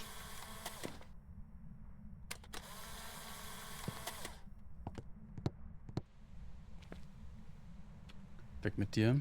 Aber nee, kann ich noch nicht wegmachen. Wegen Fenster und so. Wir reden hier von über 20 Teams und manchen Teams streamen mehrere, also im Dixbar Squad verschiedene Cooldown der jeweiligen, vielleicht gar keine Ruhe von Dixbar. Ist so. Ich weiß auch gar nicht, wie viel. Ich glaube, 4 ist Maximum im Dixbar Squad. Das habe ich. Oh, ich dachte schon, das wäre irgendwo ein 2-Sterne-Bild gewesen. Okay. Wir haben ein Buch. Damit fällt Moroi weg. Der weg.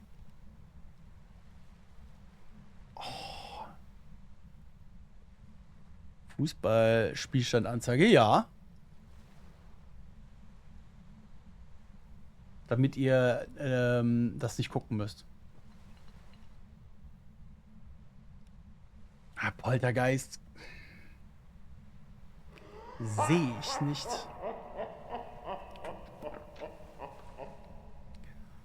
Danke für die Zwangsvershappung von Daniel. Danke, Momo.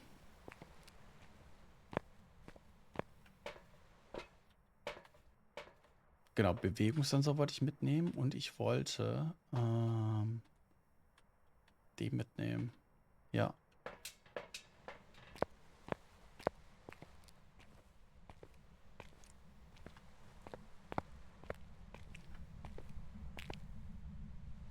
Der hat dich das letzte Mal zum Sieg geführt.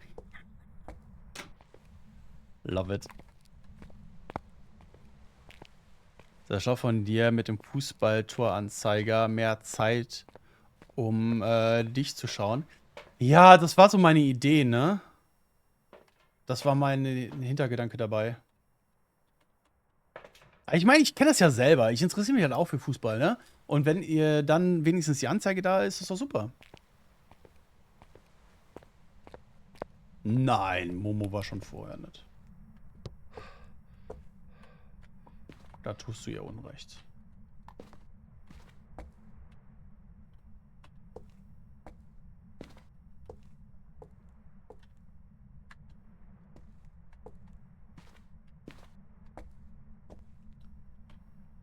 They see me rolling, they're hating.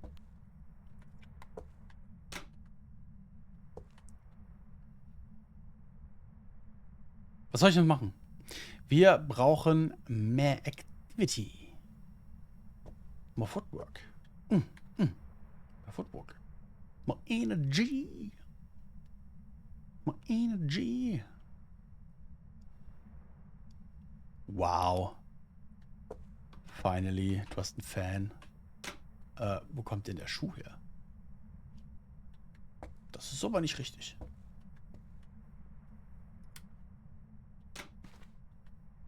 Gib mir ein Zeichen.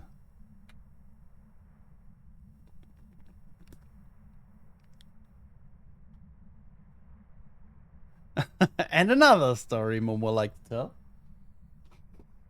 Likes to tell, okay.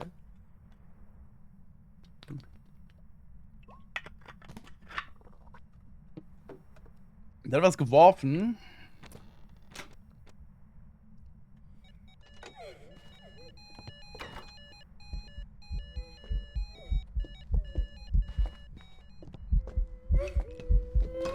Was?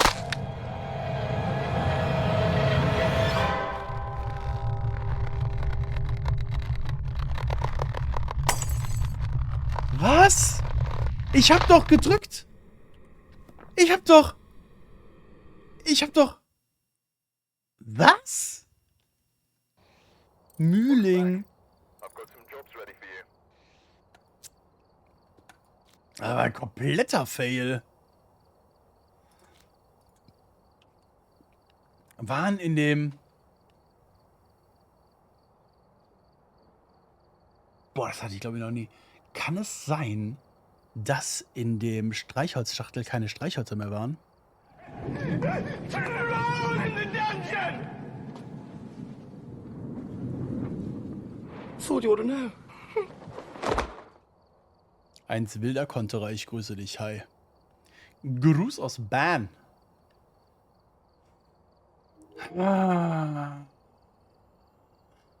Rotverbrat, nice. Boah, sofort.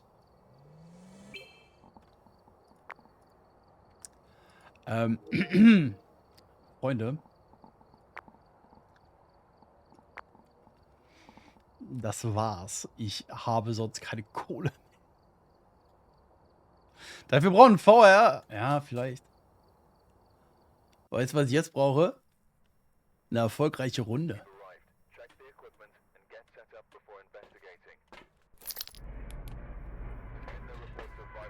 Parabol, räuchern und entkommen.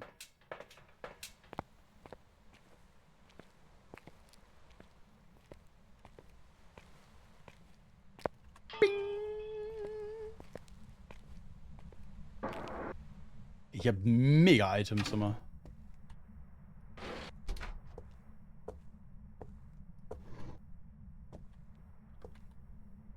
Kein Strom. Maybe. Wie gesagt, bisher, ich warte und Warte, steht da 10,5 Stunden? Ja, da steht 10,5 Stunden online. Ja.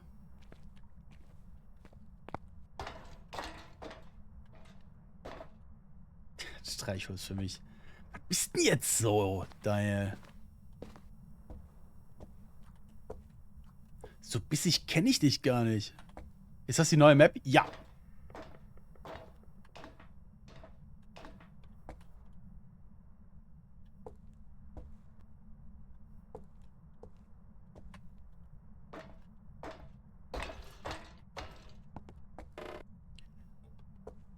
Da ist der Knochen. 21, 22. Boah. 2 Sekunden, ne?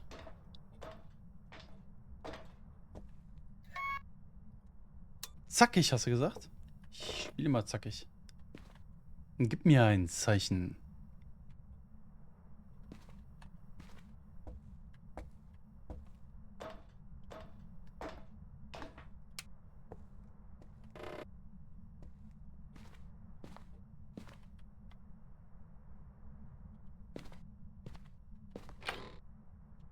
Könnte man sich verstecken.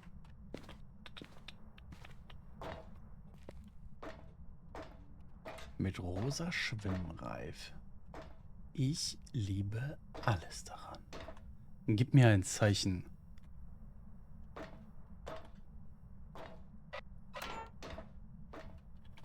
Lauf da nicht gegen.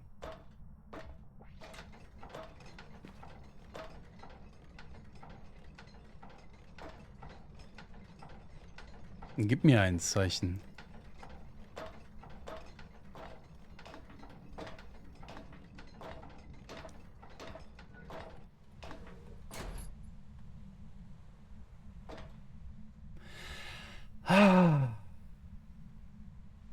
Ist es nicht wunderschön?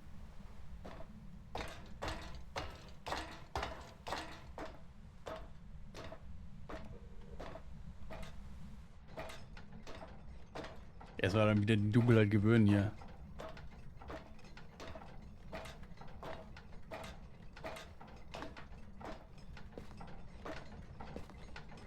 Gib mir ein Zeichen.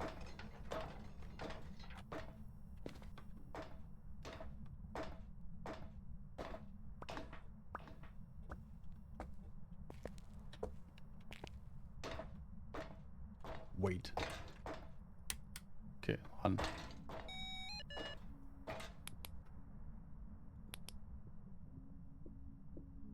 Von wo kommt der?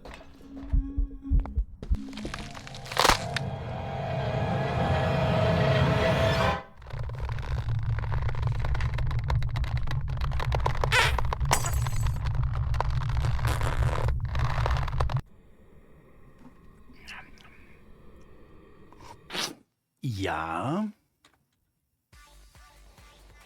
Dämon, ja sicher.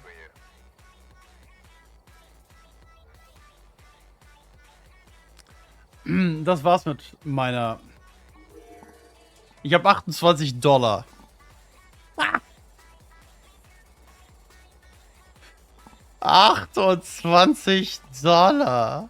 Warte mal.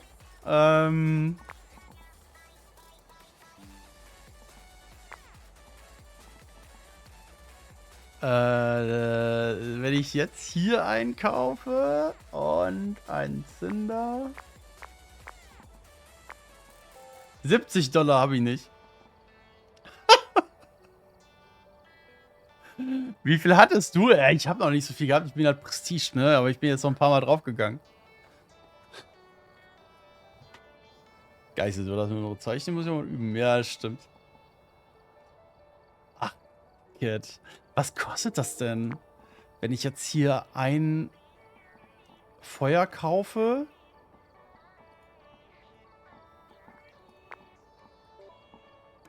Und Räucherstäbchen?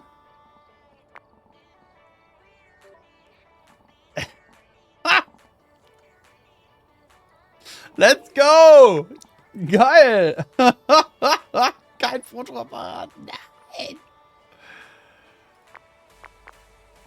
So. Zurücksetzen, ja. Aktivieren. Let's go. Nein, ich brauch die doch. Ich brauch die doch. Ja, genau. Einheit da rein. So. Und jetzt einfach hoffen, Kohle zu machen. Ja, ich muss Startausrüstung spielen. Ja, genau. Ich glaube, Roland hat kein Geld mehr. Sagt sowas nicht.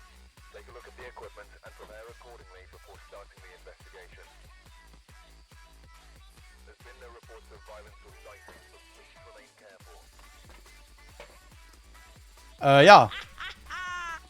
Reicht. Muss reichen. Da wollen wir mal. Bist du pleite? Nein. Nee. Gar nicht.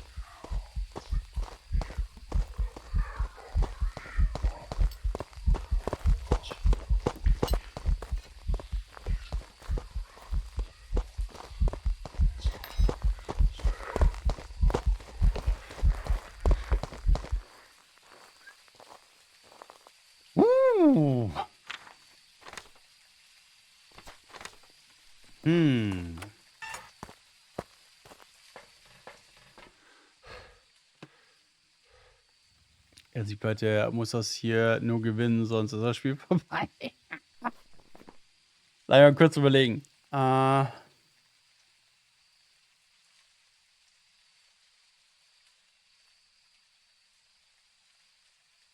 Reitschub weiß ich gar nicht. Ich hatte gar keine Elektrizität dabei. Spirit.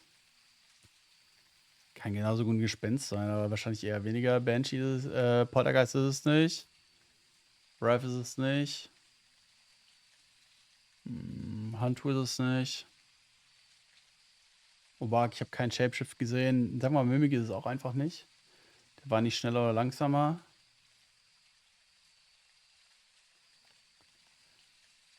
Für mich immer Spirit, muss man nichts auswählen. Boah, was bist denn jetzt so? Ich gehe auf Mare.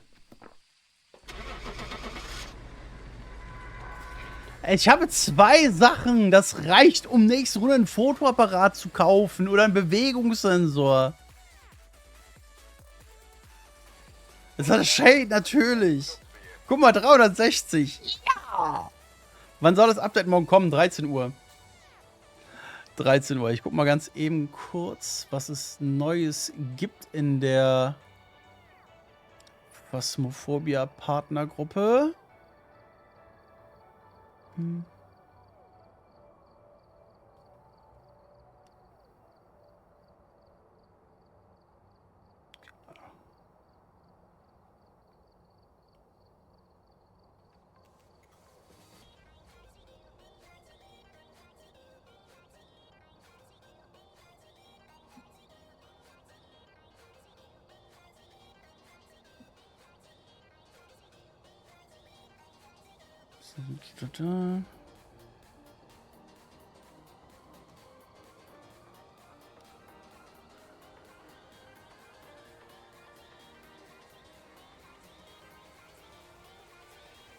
Okay, ne, nichts Wichtiges, okay.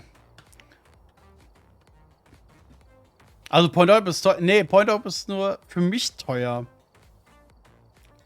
Ich hätte das smarter machen müssen. Und ich bin viel gestorben.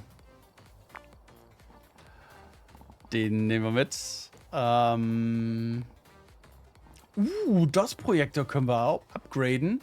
Hätte ich Kohle, würde ich das machen. Oh, so erbärmlich. Warte, ich kaufe ein Licht. Ich kaufe noch ein Räucherstäbchen. Wir wollen noch mal einen Zünder. Ein paar Salz. Wie war ich jetzt? 3, ja. 4. Ein Parabolmikrofon. Kruzifix. Ach du Scheiße. Ein Point Hope ist nur ein Camp Woodwind. Ja, ich mache das jetzt nur, um ein bisschen Kohle zu kriegen. Und dann gehe ich wieder rüber.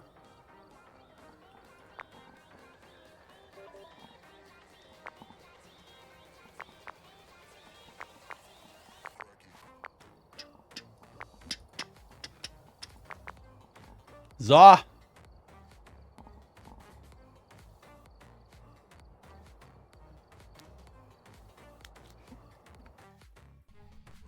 ist auch nicht süchtig, er kann jederzeit aufhören. Ist auch so.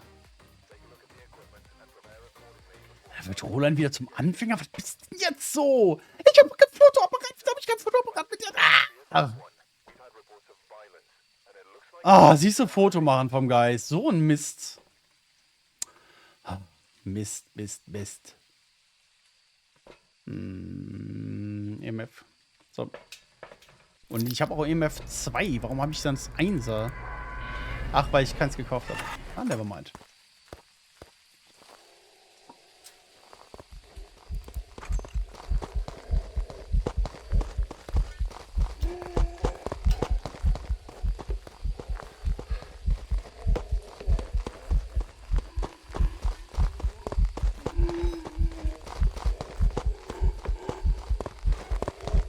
Hör auf! Gut.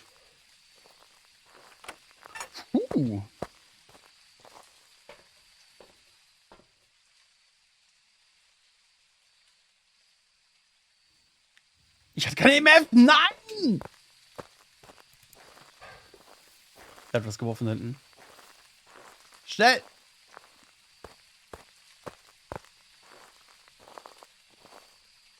Okay. Ah, was nehmen wir denn da? Alexandra, was nehmen wir denn da? Schlüssel gefunden? Nope. Leider nein. Leider gar nicht. Voll doof.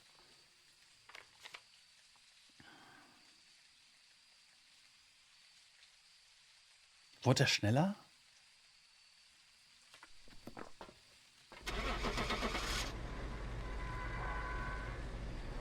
Ich glaube, der wurde nicht schneller.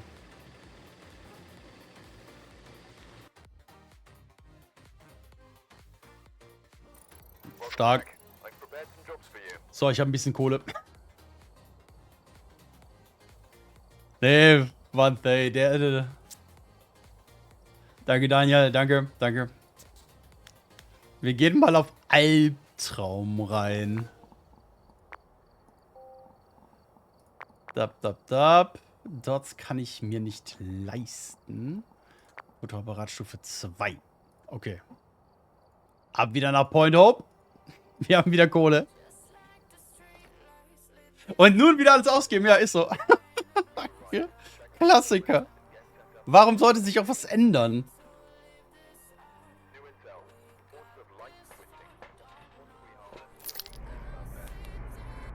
Boah, ich kann Wi-Fi einschalten vom Hotel. Die Verbindung zum WLAN ist gut, aber die Anbindung ist Grütze. Mit Netz bin ich bei 400 bis 320 anstatt 10. Oha. Ja, läuft bei dir.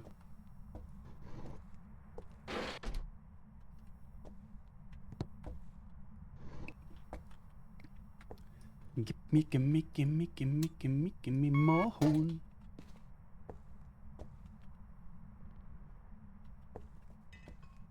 Ernsthaft? Hier wieder?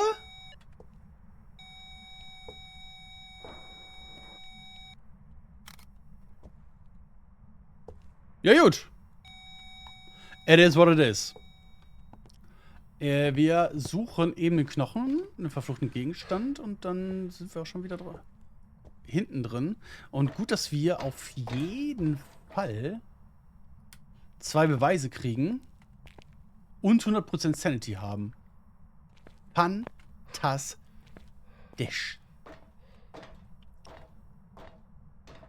Fantastisch.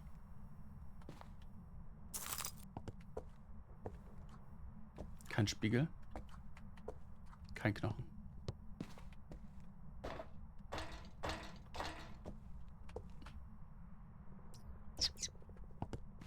Wir haben Ouija.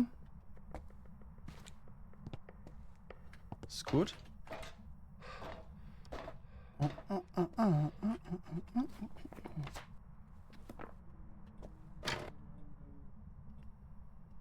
Wie würdest du die Map vom Schwierigkeitsgrad einschätzen in Bezug auf vorhandene Maps? Also ist es so schwer wie zum Beispiel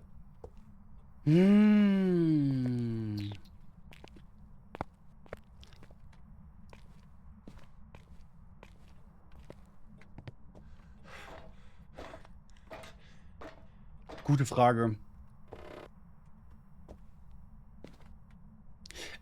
Ich bräuchte noch Zeit, um das ordentlich einzusortieren. Ich hätte jetzt grob gesagt Maple. Vom Schwierigkeitsgrad her. Es gibt Verstecke hier, aber auch welche sind einfach Grütze. Letizia, schlaf gut und bis morgen. Hoffentlich. Vorstream heute hat mich sehr gefreut, dass es dir gefallen hat. Mega cool.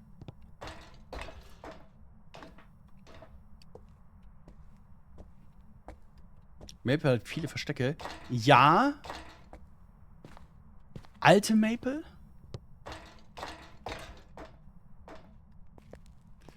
Das ist schwer zu sagen. Also wirklich, ich kann das noch nicht so richtig einschätzen. Ich glaube, es ist auch sehr davon abhängig, wie das sich jetzt hier entwickelt, ne? Jo, was ist denn mit dir los? Der hat ja richtig Bock.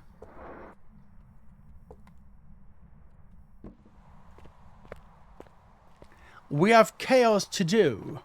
Nee, morgen arbeite ich um die Zeit. Okay.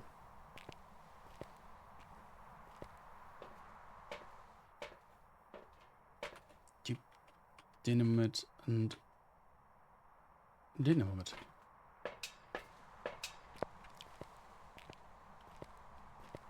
Mir geht es um den ersten Eindruck. Also es ist wunderschön. Ja, das muss man einfach sagen. Die Map haben sie richtig, richtig gut gemacht. Und ich weiß nicht, ob das lange Warten sich jetzt gelohnt hat. Das würde ich so jetzt nicht pauschal sagen. Es ist aber gelungen. Ja, es ist durchdacht. Ich habe kaum, also vielleicht 1, 2 Bugs gesehen, aber Point Hope läuft super.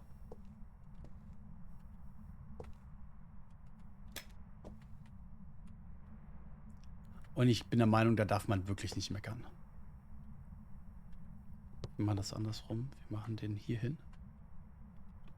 So rum. Und den stellen wir hier hin. Super. Entweder war das gerade Dots oder irgendwas, was von mir kam. Aber das ist dumm. Auch wichtig, ja, wir haben jetzt einen zusätzlichen Slot für Zündhölzer oder für Feuerzeug. Das ist richtig, richtig gut. Also mit anderen Worten, wir können 4 Sachen mitnehmen, wenn eine Sache davon Streichhölzer sind oder Feuerzeug. Das ist richtig gut, ey. Wirklich. Nicht gut. Stark.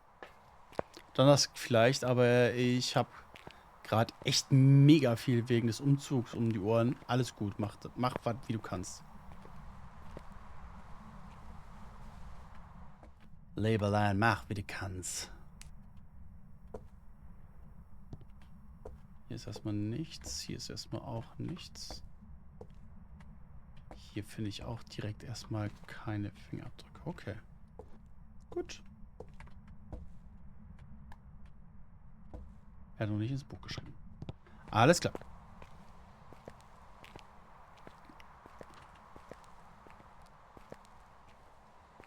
Wir erkennen, dass der Strom an ist, indem da oben Licht ist. Wenn der Strom im Leuchtturm aus ist, leuchtet da auch kein Licht mehr. Kommen Geist, Räuchern. Box. Hello! Richtig spannend mit der neuen Map. Gibt es sonst noch Erneuerungen außer einen freien Slot für Feuer? Ja, richtig viel, ey. Kannst du ganz hoch? Ja. Er hat ins Buch geschrieben.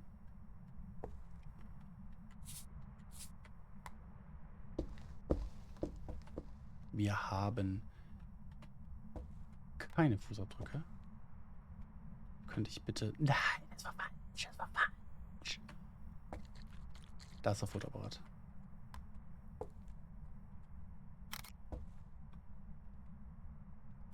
Ja, es gibt relativ viele, ne? Und morgen kommt dann das neue Update, genau. Morgen ist es dann für alle spielbar. Ich kann euch halt verschiedene Sachen hier zeigen vorher, damit ihr direkt von Anfang an ordentlich reinhauen könnt. Nina, hi! Bist du hier? Bist du jung? Bist du hier? Was ist das denn jetzt schon wieder? Wieso will er denn nicht? Windows. Ja, ist richtig. Bist du hier? Bist du hier?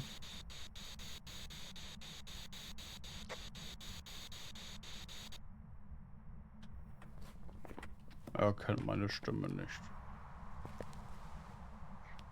Warum denn nicht?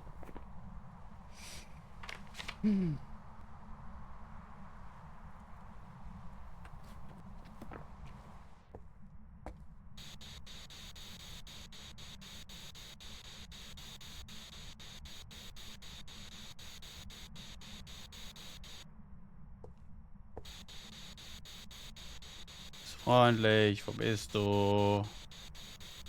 Beim Mikro was geändert? Ich habe gar nichts geändert. Seit 11 Stunden habe ich nichts geändert.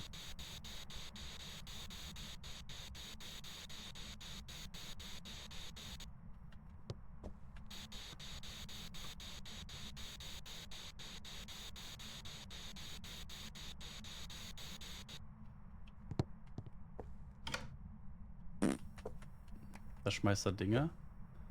Das ist auch nicht mehr hier. Hier ist er nicht. Hier ist er.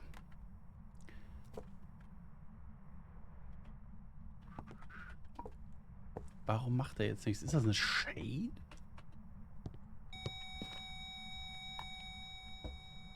Die Shade haben sie verändert. Also, die... Was wollte er gerade machen hier?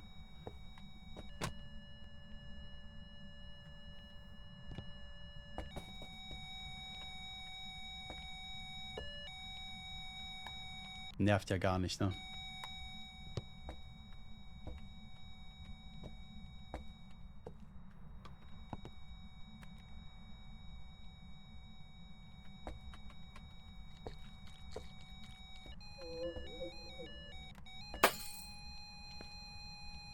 Holy.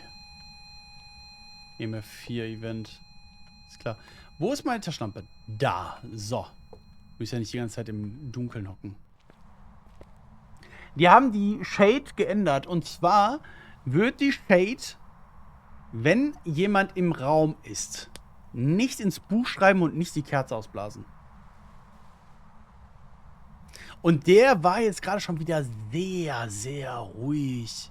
Hat ins Buch geschrieben, aber nicht, als ich in der Nähe war. Ja. Wir holen noch mal eine Kerze. Und stellen die dann auch mit in den Geisterraum. Und mal gucken, was passiert. Ich habe natürlich jetzt nur die billigen Kerzen. Aber besser als nichts. Nehmen wir noch mal Buch mit. Das ist auch eine gute Idee. Ja, das machen wir. Ah, scheiß drauf. So. Aber das müsste dann ja auch nur triggerbar sein, das Buch, wenn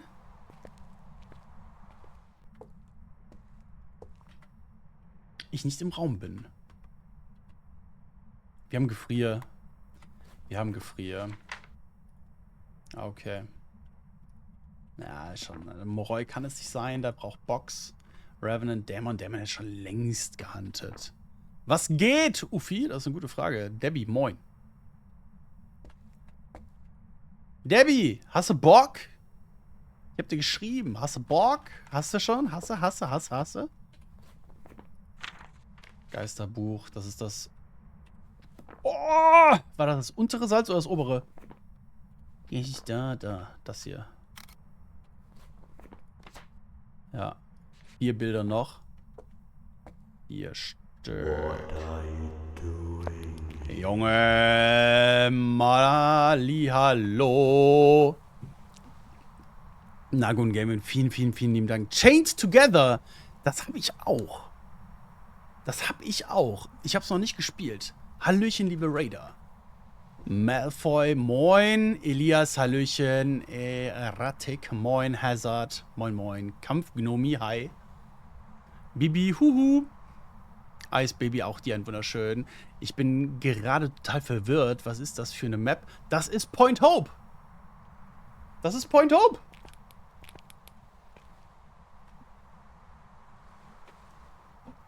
Ja, ich lese mir das nochmal durch. Ich mach das. Ja, können das ja mal angehen, Roland. Sind nur 600 Meter hochgekommen. Ist es gut? Ich weiß es nicht. Seit wann? Das kommt morgen raus. Was habe ich denn hier verpasst? Und wie ist das Update? Beneide dich ja schon ein wenig. Ist mega. Ganz ehrlich. Toll. Gut gemacht. Sinnvolle Ergänzungen. Es ist schwieriger geworden. Nicht viel, aber etwas. Hast du gesehen, wie er es weggeschmissen hat? Junge. Muss aber gestehen, habe kein Laptop oder großes Tablet dabei. Um am Handy fehlen mir irgendwas. Bin raus, bis zum nächsten Kontoradio und Steifmann. War verwirrt, weil ich die Treppe nicht kannte. Teppiche. Ah, okay. Pass auf, ich gebe euch eine kurze Führung, okay? Ich habe das zwar schon mal gemacht, aber für euch mache ich das gerne nochmal. Zack.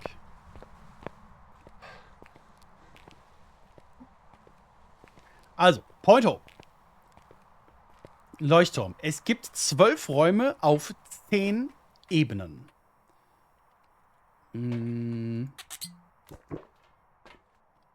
Zuerst mal, das hier ist nicht mehr T1, sondern T2. Das hat sich geändert.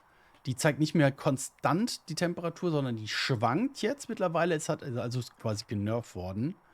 Wann kommt der Haskasson-Song? Weiß ich jetzt gerade nicht. Das ist ja riesig, ist auch so. Die Kerzen brennen jetzt 5 Minuten anstatt 3, die T2 10 Minuten anstatt 5 und die dritten haben sich halt nicht verändert. Was aber wirklich geil ist, ist das hier. Oh. Nein. Achso, wer die nutzt, ne? Es gibt jetzt einen Knopf, einmal für die Taschenlampe und einen separaten für die Kopfkamera. Und einen separaten Ton. Das ist geil. Was sich spieltechnisch auf jeden Fall verändert hat, ist diese Räucherstäbchen. Also nicht die Räucherstäbchen, sondern die Streichhölzer oder Feuerzeuge nehmen keinen Slot mehr weg.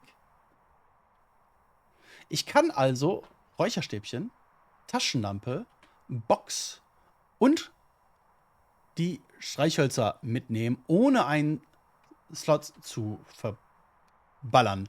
Was mega geil ist. Die Sanity-Pillen wirken jetzt noch schneller. Jetzt nicht mehr, das ist immer noch ansteigend, sondern es ist einfach nur schneller. Ja, die brauche ich nicht, ich nehme die mit.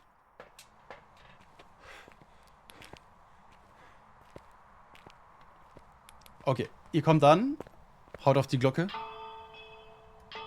Nicht, weil es spielrelevant ist, sondern weil es geil ist. Wurde Zeit mit den Streichhölzern. Gibt es das nur für die Streichhölzer oder auch für die Feuerzeuge? Ja, genau, das ist das Beißen. Hallo. Debbie, ich danke dir für deinen Follow. So. Was zeige ich hier? Warte mal ganz kurz. Der hat hier noch mal ins Buch geschrieben. Habe ich hier noch ein Feuer? What are you doing? Hey, yo, was ist denn jetzt los? Hallo, Hallöchen. Frau Kratzig, hi. Vielen, vielen Dank für deinen Raid. Und hallo, liebe Raider. Satisfactory habt ihr gespielt? Nice. 2 Meter Pony. Moin, huhu. Ihr kommt gerade richtig. Ich wollte gerade eine Begehung des Leuchtturms von Point Hope machen. Und mega cool, dass ihr vorbeigekommen seid. Dankeschön für den Raid. So, also, wir fangen hier an. Wir kommen hier an. Es gibt insgesamt 12 Räume auf 10 Etagen. Ich bin's, Nico Niki. Hä? Hast du dich umbenannt, oder was?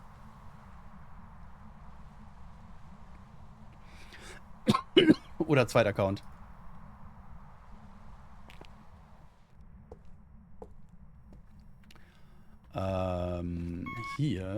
kann der Strom sein, aber auch noch woanders. Gibt mehrere Slots. Die Räume werden nach oben hin immer spitzer, weil es ist ja auch ein Leuchtturm, der noch ein bisschen nach oben geht. Sabrina Nabentei. Schon eine Weile die zweite. Ach, krass, okay. Ja, dann. Mega, freue ich mich. Wir sind in der Lage, die dazugehörigen Öfen anzuzünden. Verfluchte Gegenstände sind hier Tarotkarten. Da könnte auch nochmal ein Strom sein. Hier kann auch nochmal Strom sein. Hier ist die Küche. Hier sind keine verfluchten Gegenstände. Wir gehen auf die dritte Ebene. Das ist mega schön. Wirklich. Du kannst auch mit jedem Bums hier interagieren.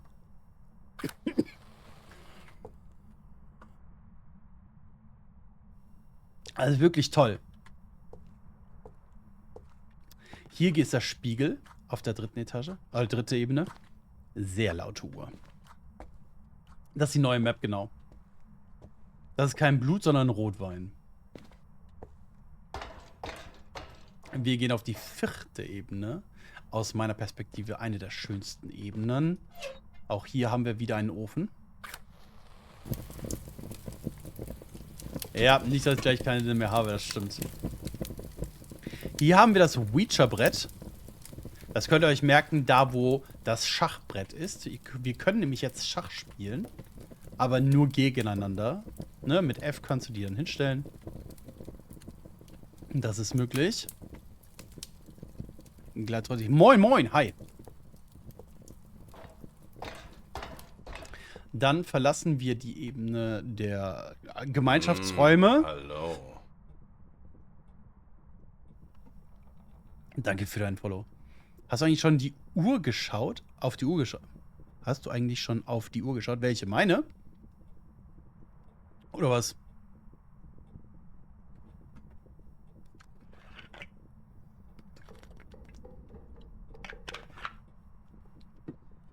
Ah. So. Bett ruft, mach das. Mach das, Pony. Mach das. Ihr Spiel? Nee, habe ich noch nicht wirklich auf du geguckt. Okay. Badezimmer. Wenn wir einen Beschwörungskreis hätten, wäre der hier. Muss man machen, wenn du eine findest. Ja, ich finde mit mehrere hier. Ich höre jetzt schon eine Uhr.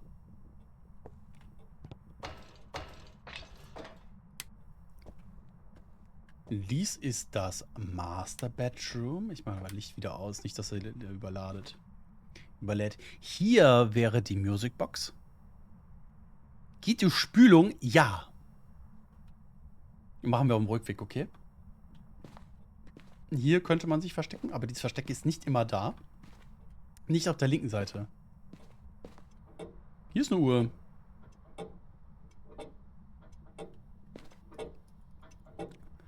Daniel, aber das ist doch, die ist doch immer so, oder? Die Uhrzeit, meine ich.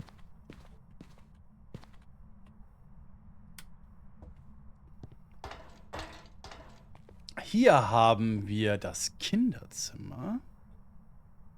In diesem Kinderzimmer verbirgen sich einige interessante Dinge. Aber was zeigt die an? Jetzt 10 nach 10. So wie eigentlich alle Uhren immer 10 nach 10 anzeigen. Ah, das ist Realtime? Ach, witzig. Geil. Okay. Hier ist eine Schatzkarte. Wir sind uns noch nicht ganz sicher, was das mit zu tun hat. Wir haben hier einen Papagei. Auch diesen Papagei können wir nehmen und wie die Kartoffel werfen.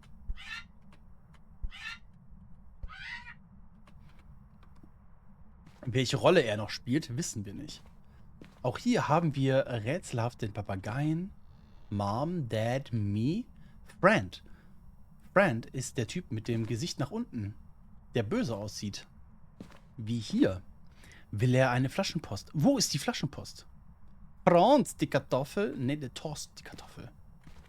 Wie gesagt, hier wäre die Voodoo-Puppe. Und was das alles damit auf sich hat, keine Ahnung. Das ist nautisch und heißt Get Out. Gibt's auf der neuen Karte keinen Geist? Doch, warum? Der ist unten, ich habe gerade genug Sanity.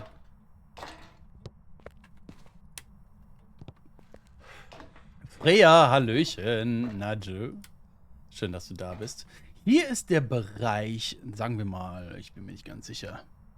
Werkstatt. Hier läge die Affenpfote. Die Schränke sind kurz nicht da. Wie gefällt dir die neue Map? Ich finde die mega geil. Super schön. Hier ist der Technikraum, möchte ich sagen. Wo der Motor ist und so. Es gibt hier eine zur Kiste. Ich habe keine Ahnung, wie wir die aufkriegen. Vielleicht müssen wir ein Rätsel lösen. Vielleicht müssen wir irgendwo einen Schlüssel finden. Keine Ahnung. Ich weiß noch nicht genau, wie und was da drin ist. Und hier oben, meine Damen und Herren, ist der Leuchtturm. Und wenn der Strom an ist, dann leuchtet auch der Leuchtturm.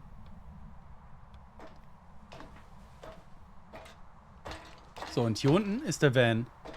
Ja, das ist der Weg, den wir reingegangen sind. Die Straße ist abgesperrt. Die führt dann nach hier oben. Und wir können hier einmal drumherum laufen. Ich finde die großartig, die Map. Super stimmungsvoll. Du kannst dich sehr oft irgendwo hinter Ecken verstecken. Was sie auch verändert haben ist, und das wird relevant werden, gerade auf dieser Map. Weil die geht ja so stark nach oben. Ich habe ja gerade eben die Kamine angemacht. Die beiden Kamine. Ich renne mal wieder runter.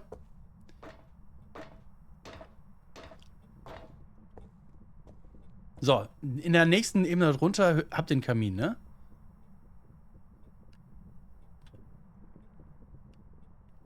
Aber, Calbo, steht doch 1-0 für Spanien, oder? Oder stimmt mein Ticker nicht? Man hört ganz dumpf das Feuer unten.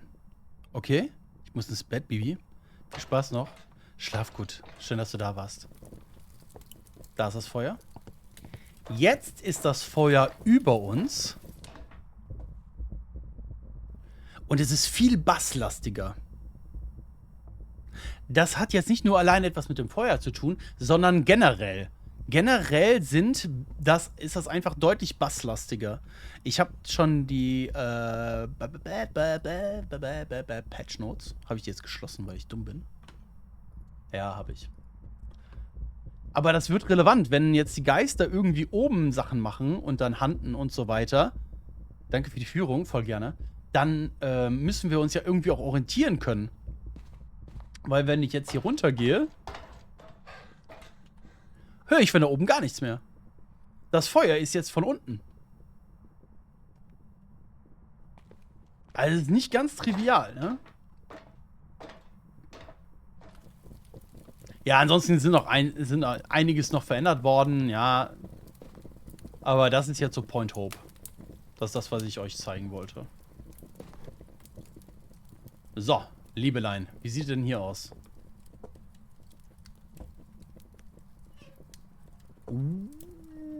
Der ist wieder umgezogen, der Geist. Wir sind hier bei weitem nicht mehr. Wir hatten ein Ouija-Brett, ne? Ja, pass auf, wir machen ihn kaputt. Jetzt hat sich einiges geändert, aber das ist das Wesentlichste hier mit der Führung, ja? Morgen kommen nochmal die Patch Notes. Die sind, die ich habe, sind vorläufig. Es kann sich immer noch was dran verändern. Wer war... Ach, war nicht dumm. Benimm doch den Fotoapparat mit Roland. Ich brauche noch Fotos für ein perfektes Spiel. 3 Stück. Knochen finden ist bestimmt interessant. Ich habe ihn jetzt einmal, glaube ich, nicht gefunden. Einmal nicht. Das ist okay. Vom Schnitt her.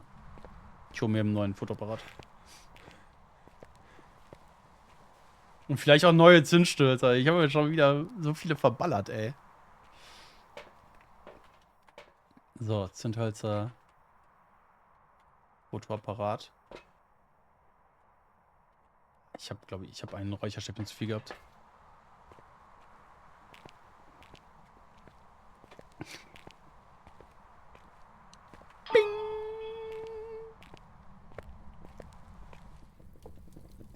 So. Für mich stellt sich die Frage, ja, was haben wir? Wir haben nämlich noch nichts hier erreicht. Der Geist hat noch nicht gehandelt, wir haben noch keine 25%. Wir haben aber zumindest schon mal unsere 2 Beweise. Wir sind auf Albtraum unterwegs. Einfach, weil ich auch in letzter Zeit zu viel gestorben bin. Hoppala. Den können wir auch anmachen.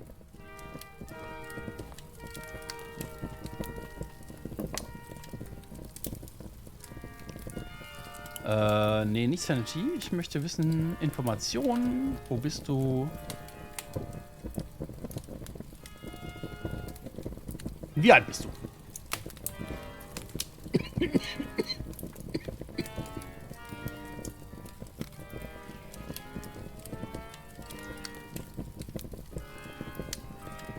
Boah, ich habe heute schon so viel gelabert, ne?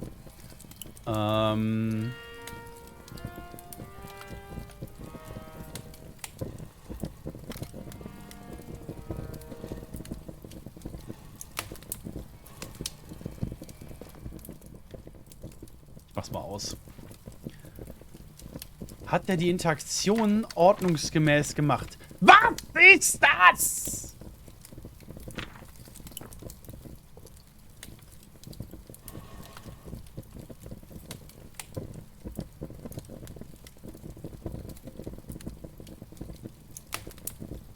Los! Der will nicht. Nee, ich habe nicht auf was umgestellt, ich habe auf Text. Aber wieso hat er das Foto? Also...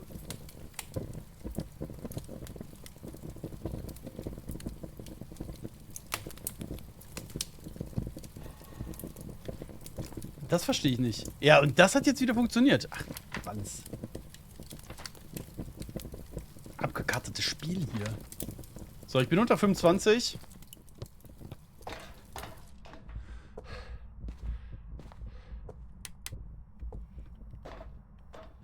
Kaputt gemacht? Nö. Hab mich kaputt gemacht. Handelt noch nicht.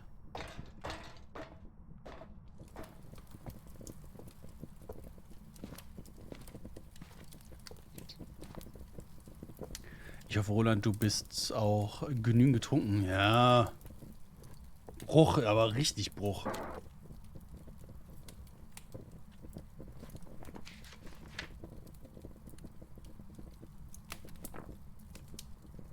Warum war hier zu?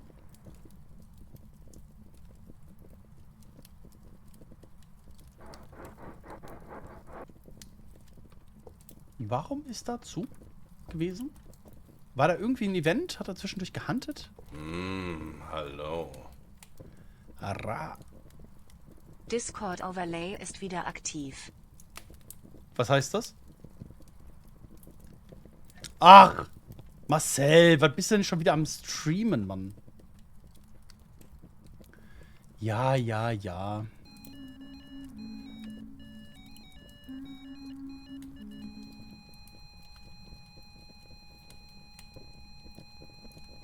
Gott sei Dank ist er nicht gehuntet, ey.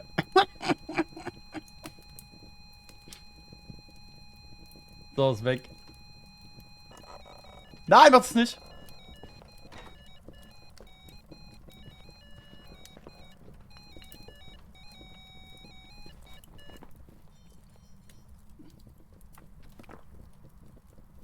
Ja, müsste doch eigentlich Shade sein, oder?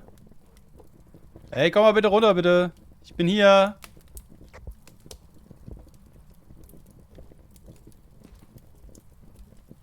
Hallo, ich bin hier. Ja, so wird das nichts mit dem Räuchern.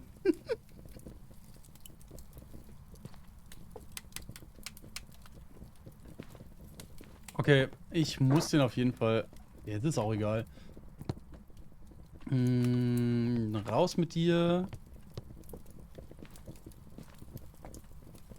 Wo hatte ich denn? Ich meine, ich hatte 2 Kruzifixe hier drin gehabt. Wo ist das andere Kruzifix? Nein. Okay, dann nicht.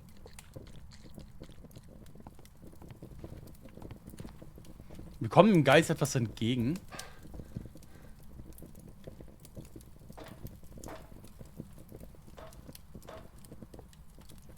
Wieso hatte ich jetzt da Gefrieratem?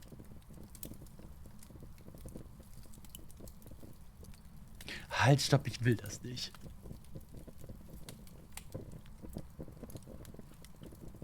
Komm schon, jetzt Hunter auch. Ey, das ist...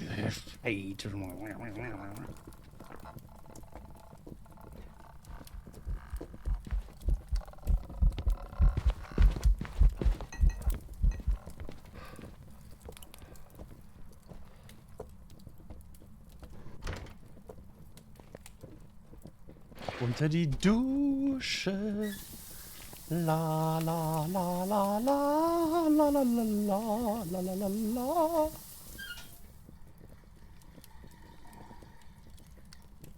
Jura ist sowas von raus, ja. Ja, es ist. Also, ich lasse es jetzt mal so stehen. Vielleicht ist es ein Dämon oder auch nicht. Ist das ein sicheres Versteck? So wie jeder Schrank. Von wo kommt das Wasser? Von oben. Oh, jetzt sind wir Rückenschmerzen, ja. So, sieht gut aus. Ist halt dumm gelaufen, dass ich jetzt dieses Foto verkackt habe. Passiert. Da ist kein Duschkopf. Jetzt bist du aber kleinlich. Parabol.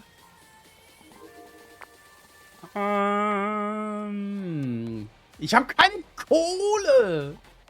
Ich habe nur 2500. Ja, es ist so ein Trauerspiel. Es ist so ein Trauerspiel, ey.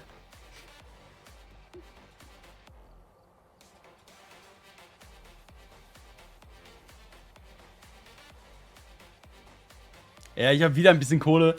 Ja, aber nicht viel, ey. Ich habe 2755. Das ist jetzt nicht viel.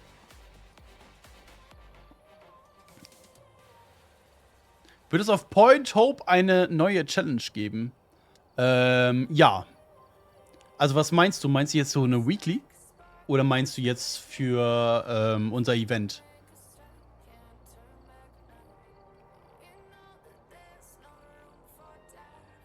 Brauchst du auch von vielen nur eins?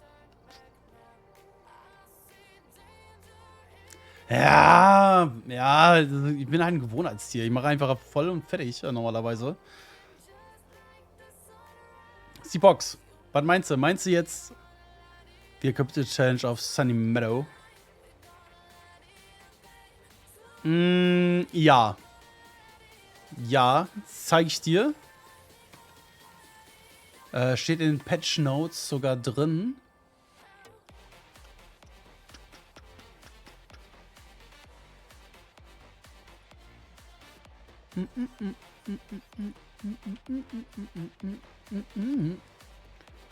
So, hier.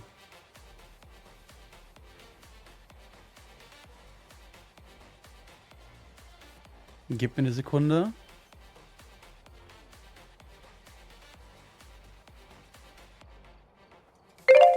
Oh, ich habe den Timer gestellt, sorry, mein Fehler. Hier. Lighthouse Keeper. Correctly identify the ghosts on Point Hope 50 times. Was bringt das dann? Ein Badget. Wenn man so möchte, wäre das die Challenge. Weil du für die Apokalypte-Challenge 3 neue Badges bekommst. Einmal Bronze, das ist so ausgewölbt. Silber, das ist schon weiter. Und Gold, dann hast du hier die Knochen. Und wenn du dann 50 hast, was ich noch nicht habe, dann kriegst du noch ein zusätzliches Badget. Wenn man so möchte, wäre das. Aber es gibt jetzt nichts hier für den Schrank. Jedenfalls steht das nicht dabei. Roland braucht wieder einen Sugar Daddy oder eine Sugar Mummy. Auf jeden Fall. Immer. Ich habe jetzt erst gemerkt, dass die Musik vom Stream kommt. Geht hier voll ab und wundert mich, was in der Playlist ist. Sorry.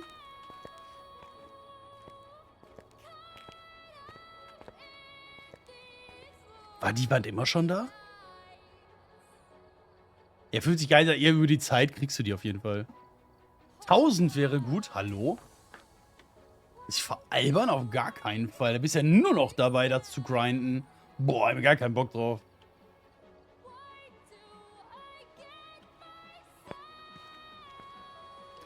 Ja, was auch nochmal interessant ist, Sunny Meadow Restricted zählt jetzt als mittelgroße Map. Okay. Ist jetzt nicht so das Riesending, aber immerhin. What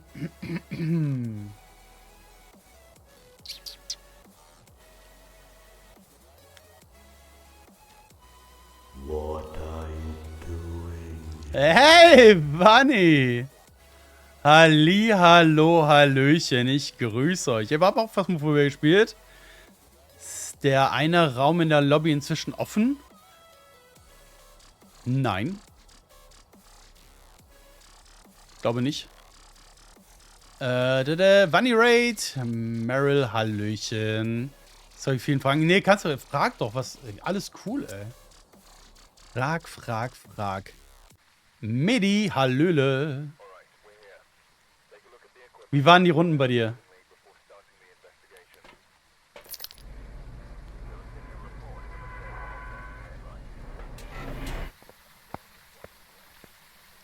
Ganz okay soweit.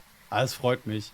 Wenn ihr wollt, seid willkommen. Ich gehe durch Point Hope und mache die ein oder andere Geist, finde ich.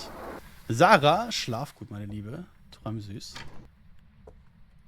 Das zu. Der Strom ist nicht hier. Hier ist auch zu. Normalerweise ist entweder das offen oder hinten offen. Beide zu ist eher seltener. Da ist der Knochen. Nehmen wir mit. Keine Tarotkarten. Nein! Ach, fuckt.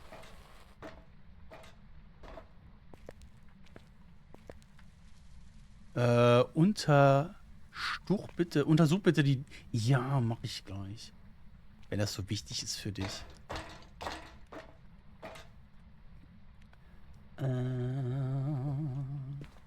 Ja, warte, ich habe gesehen, du hast mir geschrieben. Ich habe aber noch nicht gelesen, was du geschrieben hast. Daher gucke ich mir gleich an, was du geschrieben hast. Okay? Alles gut, supi. Ich hoffe natürlich, dass du dabei bist. Also. Hier wäre ein Ouija-Brett. Und den machen wir an. Virtue 164 Headbang, Virtue 164 Headbang. Virtue 164 Headbang. Lass mich raten, Headbang? Oh, ich kann es nicht anmachen, weil draußen ist starker Regen. Oh, deshalb kann ich den Ofen nicht anmachen, wie schade. Mist. Vielen, vielen lieben Dank für die 10 Monate. Dankeschön, wirklich vielen lieben Dank. Mega cool. Hier ist Badezimmer. Hier wäre der Beschwörungskreis. Ist aber jetzt nicht da. Wir kommen ins Master Bedroom. Und zu unserer Rechten ist die Musicbox. Knochen hatten wir, ne? Ja, genau. Okay, gut. Was wir noch nicht hatten, ist ein Geist. Hier ist es auf jeden Fall kalt. Wir haben Strom noch nicht an. Hier ist der Strom. Okay, ich gehe mal einmal komplett durch. Hier ist das Boys Bedroom. Ja, und hier sind halt mehrere Rätsel so ein bisschen. Ne? Wir wissen noch nicht ganz genau, wo, in welche Richtung das geht und dies, das. Ich finde gemein, dass über Apple Handy kein Prime-Abo unterstützt wird. Da bin ich raus. Ich habe weder Apple noch Prime. Kann ich gar nichts zu sagen, das sehe ich leider. Also Werkstatt. Hier wäre die Affenhand, wenn wir eine hätten. Die Spinne sind zu, leider. Und das ist der Technikraum. Ich weiß nicht genau, wie der heißt.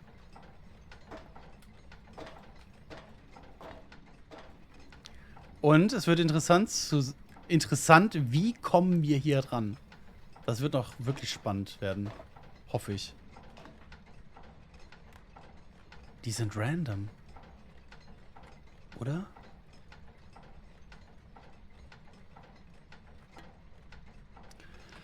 Ich weiß es nicht. Keine Ahnung mehr.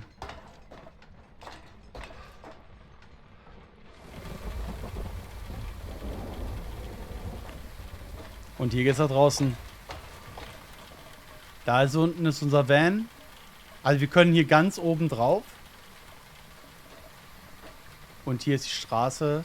Davor ist die Absperrung. Da kommen wir quasi nicht durch. Aber es ist mega cool geworden. Ich habe das Gefühl, das ist so viel Liebe zum Detail. Warst du denn schon mal im Camp Lushan? Wegen dem Schlüssel eventuell? Ja, ich war einmal kurz da. Oh, wieder Marcel hat Johann schreibt. Und danke dir vielmals für deinen Support, Mann. Vielen lieben Dank. Aber so wichtig ist das Rätsel mir dann doch nicht. Da war The Fog, der Nebel des Grauens. Diese Lampe habe ich nicht angemacht. Gib mir ein Zeichen. Ja, wir haben hier ist der Geist. Alles okay. Das ist gut. Das ist gut. Ab morgen können ja ganz viele suchen und rätseln. Ja, ganz genau. Ich fände es auch doof, ganz ehrlich, ich fände das doof an eurer Stelle, wenn ich jetzt diese Rätsel schon finden würde. Oder wenn ein anderer Content Creator die jetzt schon finden würde. Das ist doch völlig gespoilert. Also hier so eine Map zu zeigen, ist nicht gespoilert. Na klar, es nimmt in dem Sinne ein bisschen die Vorfreude darauf weg. Ja, fairer Punkt. Aber dieses Rätsel nehme ich nicht weg. Und ich finde das auch gut, dass das dann halt alle dann machen können, das Rätseln. Habe ich genau, Musicbox hatten wir. Stimmt. Und so ist es okay, so ist es fair. Ich will auch das Rätsel gar nicht als erster lösen oder so. Den Anspruch habe ich gar nicht. So, er hat Licht angemacht, mit anderen Worten. Tschüss, Mare. Dann nehmen wir mit. Oh, die Dots haben sich verändert. Die Dots sind richtig strong geworden, die T1-Dots. Also, die haben ordentlichen Buff gekriegt und die T3-Dots auch. Denn die sind nicht mehr laut. Du kannst sie festmachen. Oh. Anstatt dass die T3-Dots die ganze Zeit hin und her wackeln, sind die jetzt starr und fest, wenn man möchte. Und ich liebe es.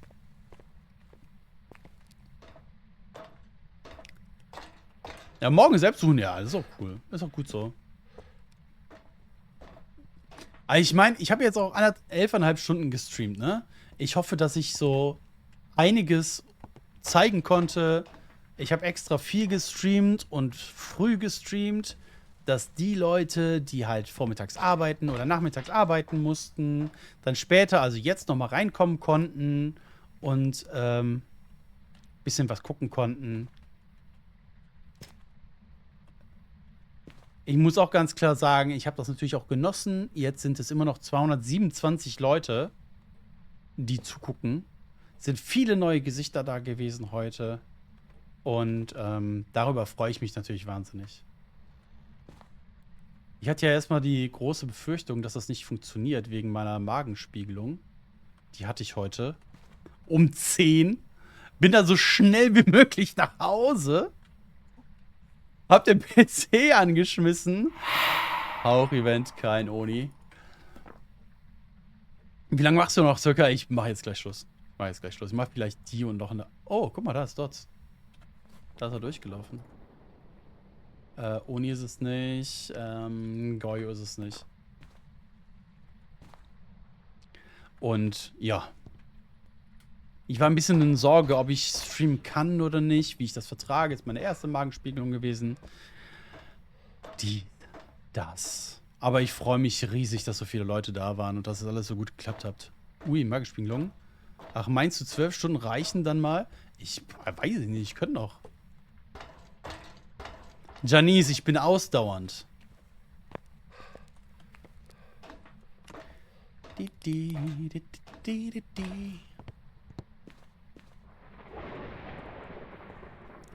So, was machen wir? Wir haben Dots. Was wollen wir als nächstes klären? Nummer 5 ist drin. Ich glaube, Box wäre noch gut zu wissen. Die Box hat sich auch ein bisschen verändert. Die Box ist jetzt noch lichtsensibler geworden. Also am besten funktioniert sie in kompletter Dunkelheit. Zumindest vermute ich das. Aber alleine ist doch öde auf Dauer, oder? Gerade wenn man pleite ist. Ah, ich weiß jetzt nicht, was du meinst. Kein Plan. Box und... dich nehme ich mit. Ich muss mehrmals laufen. Also das ist wirklich ärgerlich, dass ich so oft laufen muss hier.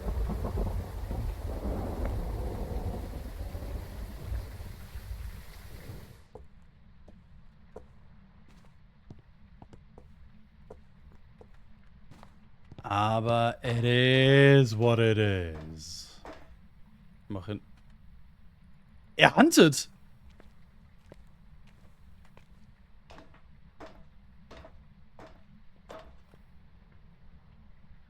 Ein Dio ist es schon mal nicht.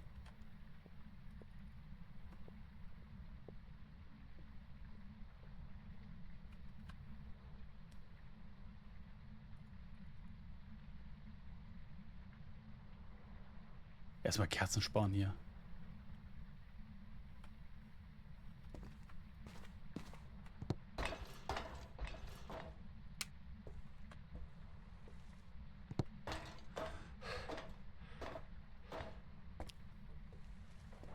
Hello? Is it me you're looking for? I can see it in your eyes.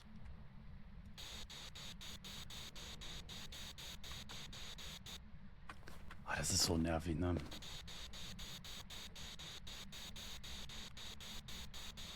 Point Hope.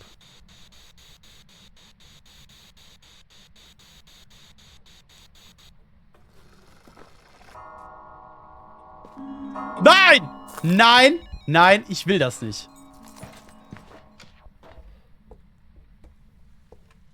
Die Map heißt Point Hope.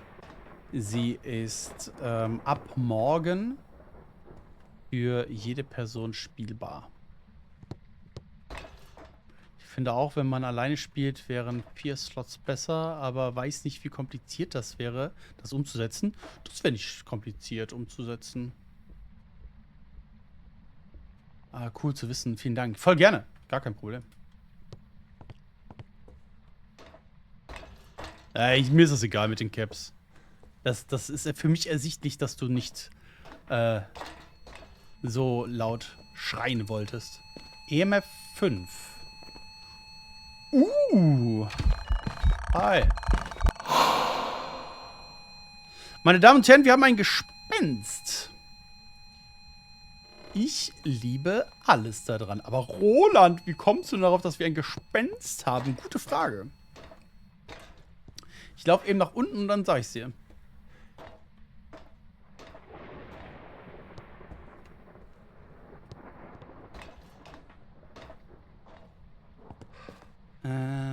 Licht! Ich brauche mehr Licht.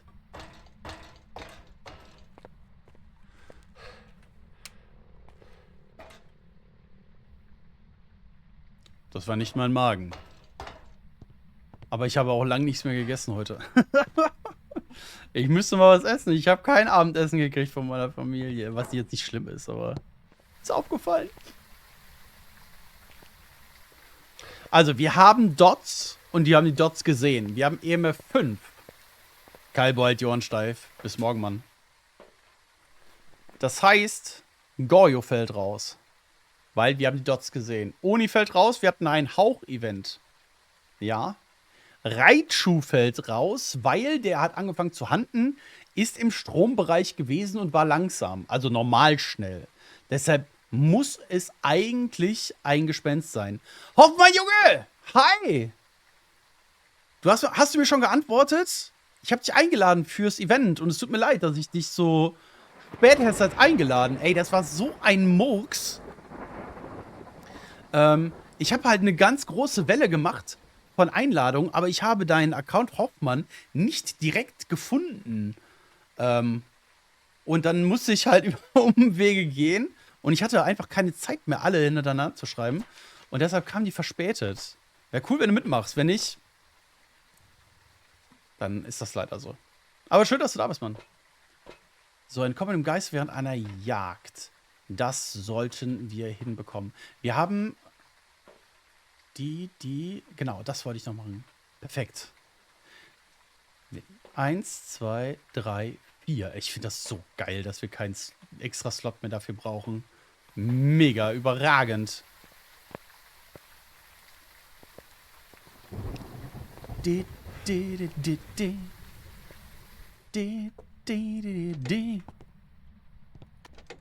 Ernsthaft? Bin gerade erst rein. Okay, aber wir müssen eben, glaube ich, räuchern, ne? Entkommen an der Jagd, ja. Oliver Geist, komm mir entgegen. Dusche, ja, mache ich gleich. Hallo? Ich bin hier unten. Oh ja, war mal eine kurze Hand, oder? Kam mir das nur so vor. Denn der Roland hat durch.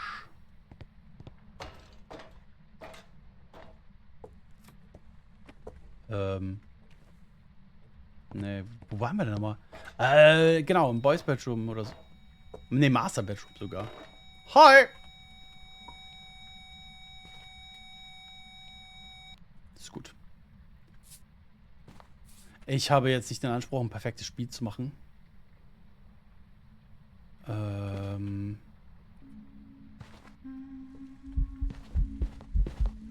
Er ist durch Salz und hat kein Salz dagelassen.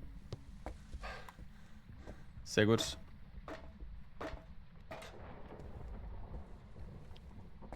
Ich habe ihn geräuchert. Das müsste auf jeden Fall gereicht haben. Der hat mich aktiv gejagt. Deshalb ist auch die Jagd abgeschlossen. Dann fahren wir jetzt gleich nach Hus.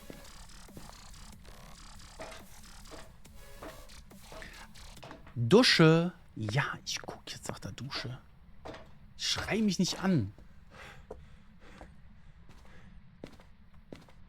Was ist das eigentlich?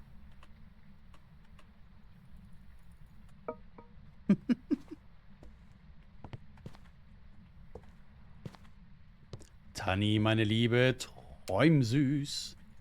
Ich komme nicht dran an die Dusche. Hier. Das funktioniert.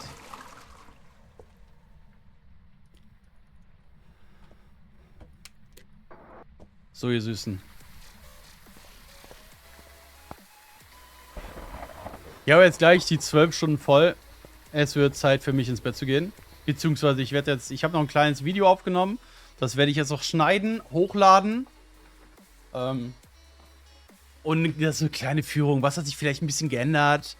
Morgen ist sowieso alles für jeden erforschbar. Und vielleicht kommen auch noch ein paar Änderungen. Aber ich weiß es ja nicht. Ne?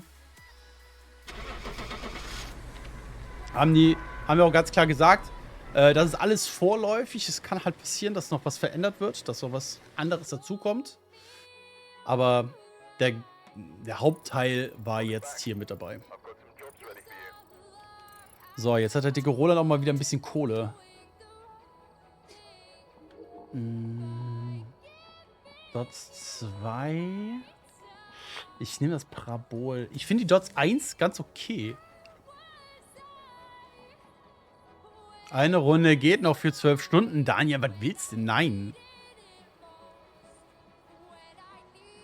Ich muss nicht 12 Stunden machen.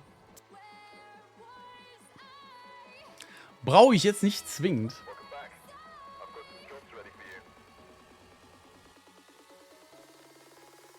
Ja, warte, wir müssen erst mal überlegen, wo wir hingehen. Wer streamt denn hier?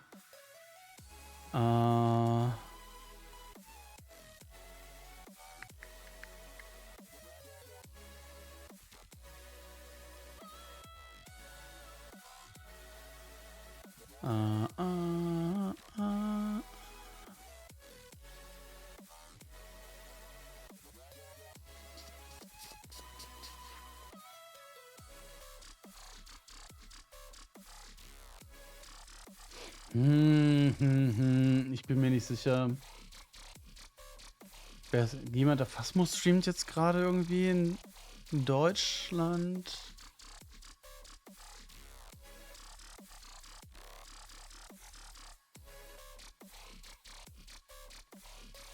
Vielleicht ein ganz kleiner? Ach, guck mal, Liebchen. Liebchen streamt. Liebchen war die allererste, die sich bei mir für das The Haunted Games, The Haunting Games eingetragen hat.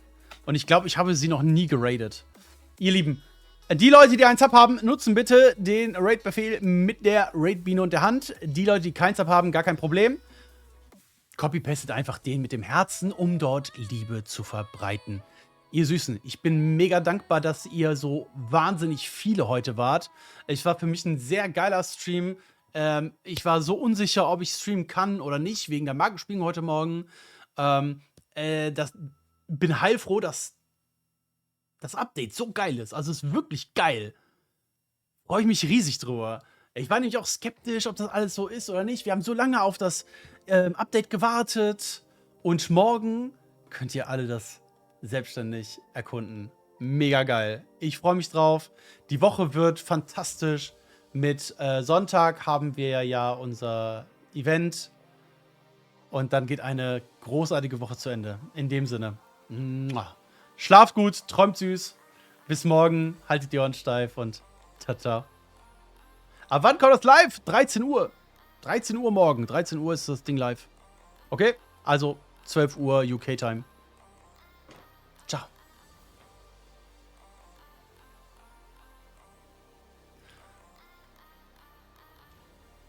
Ba ba ba ba ba ba ba da.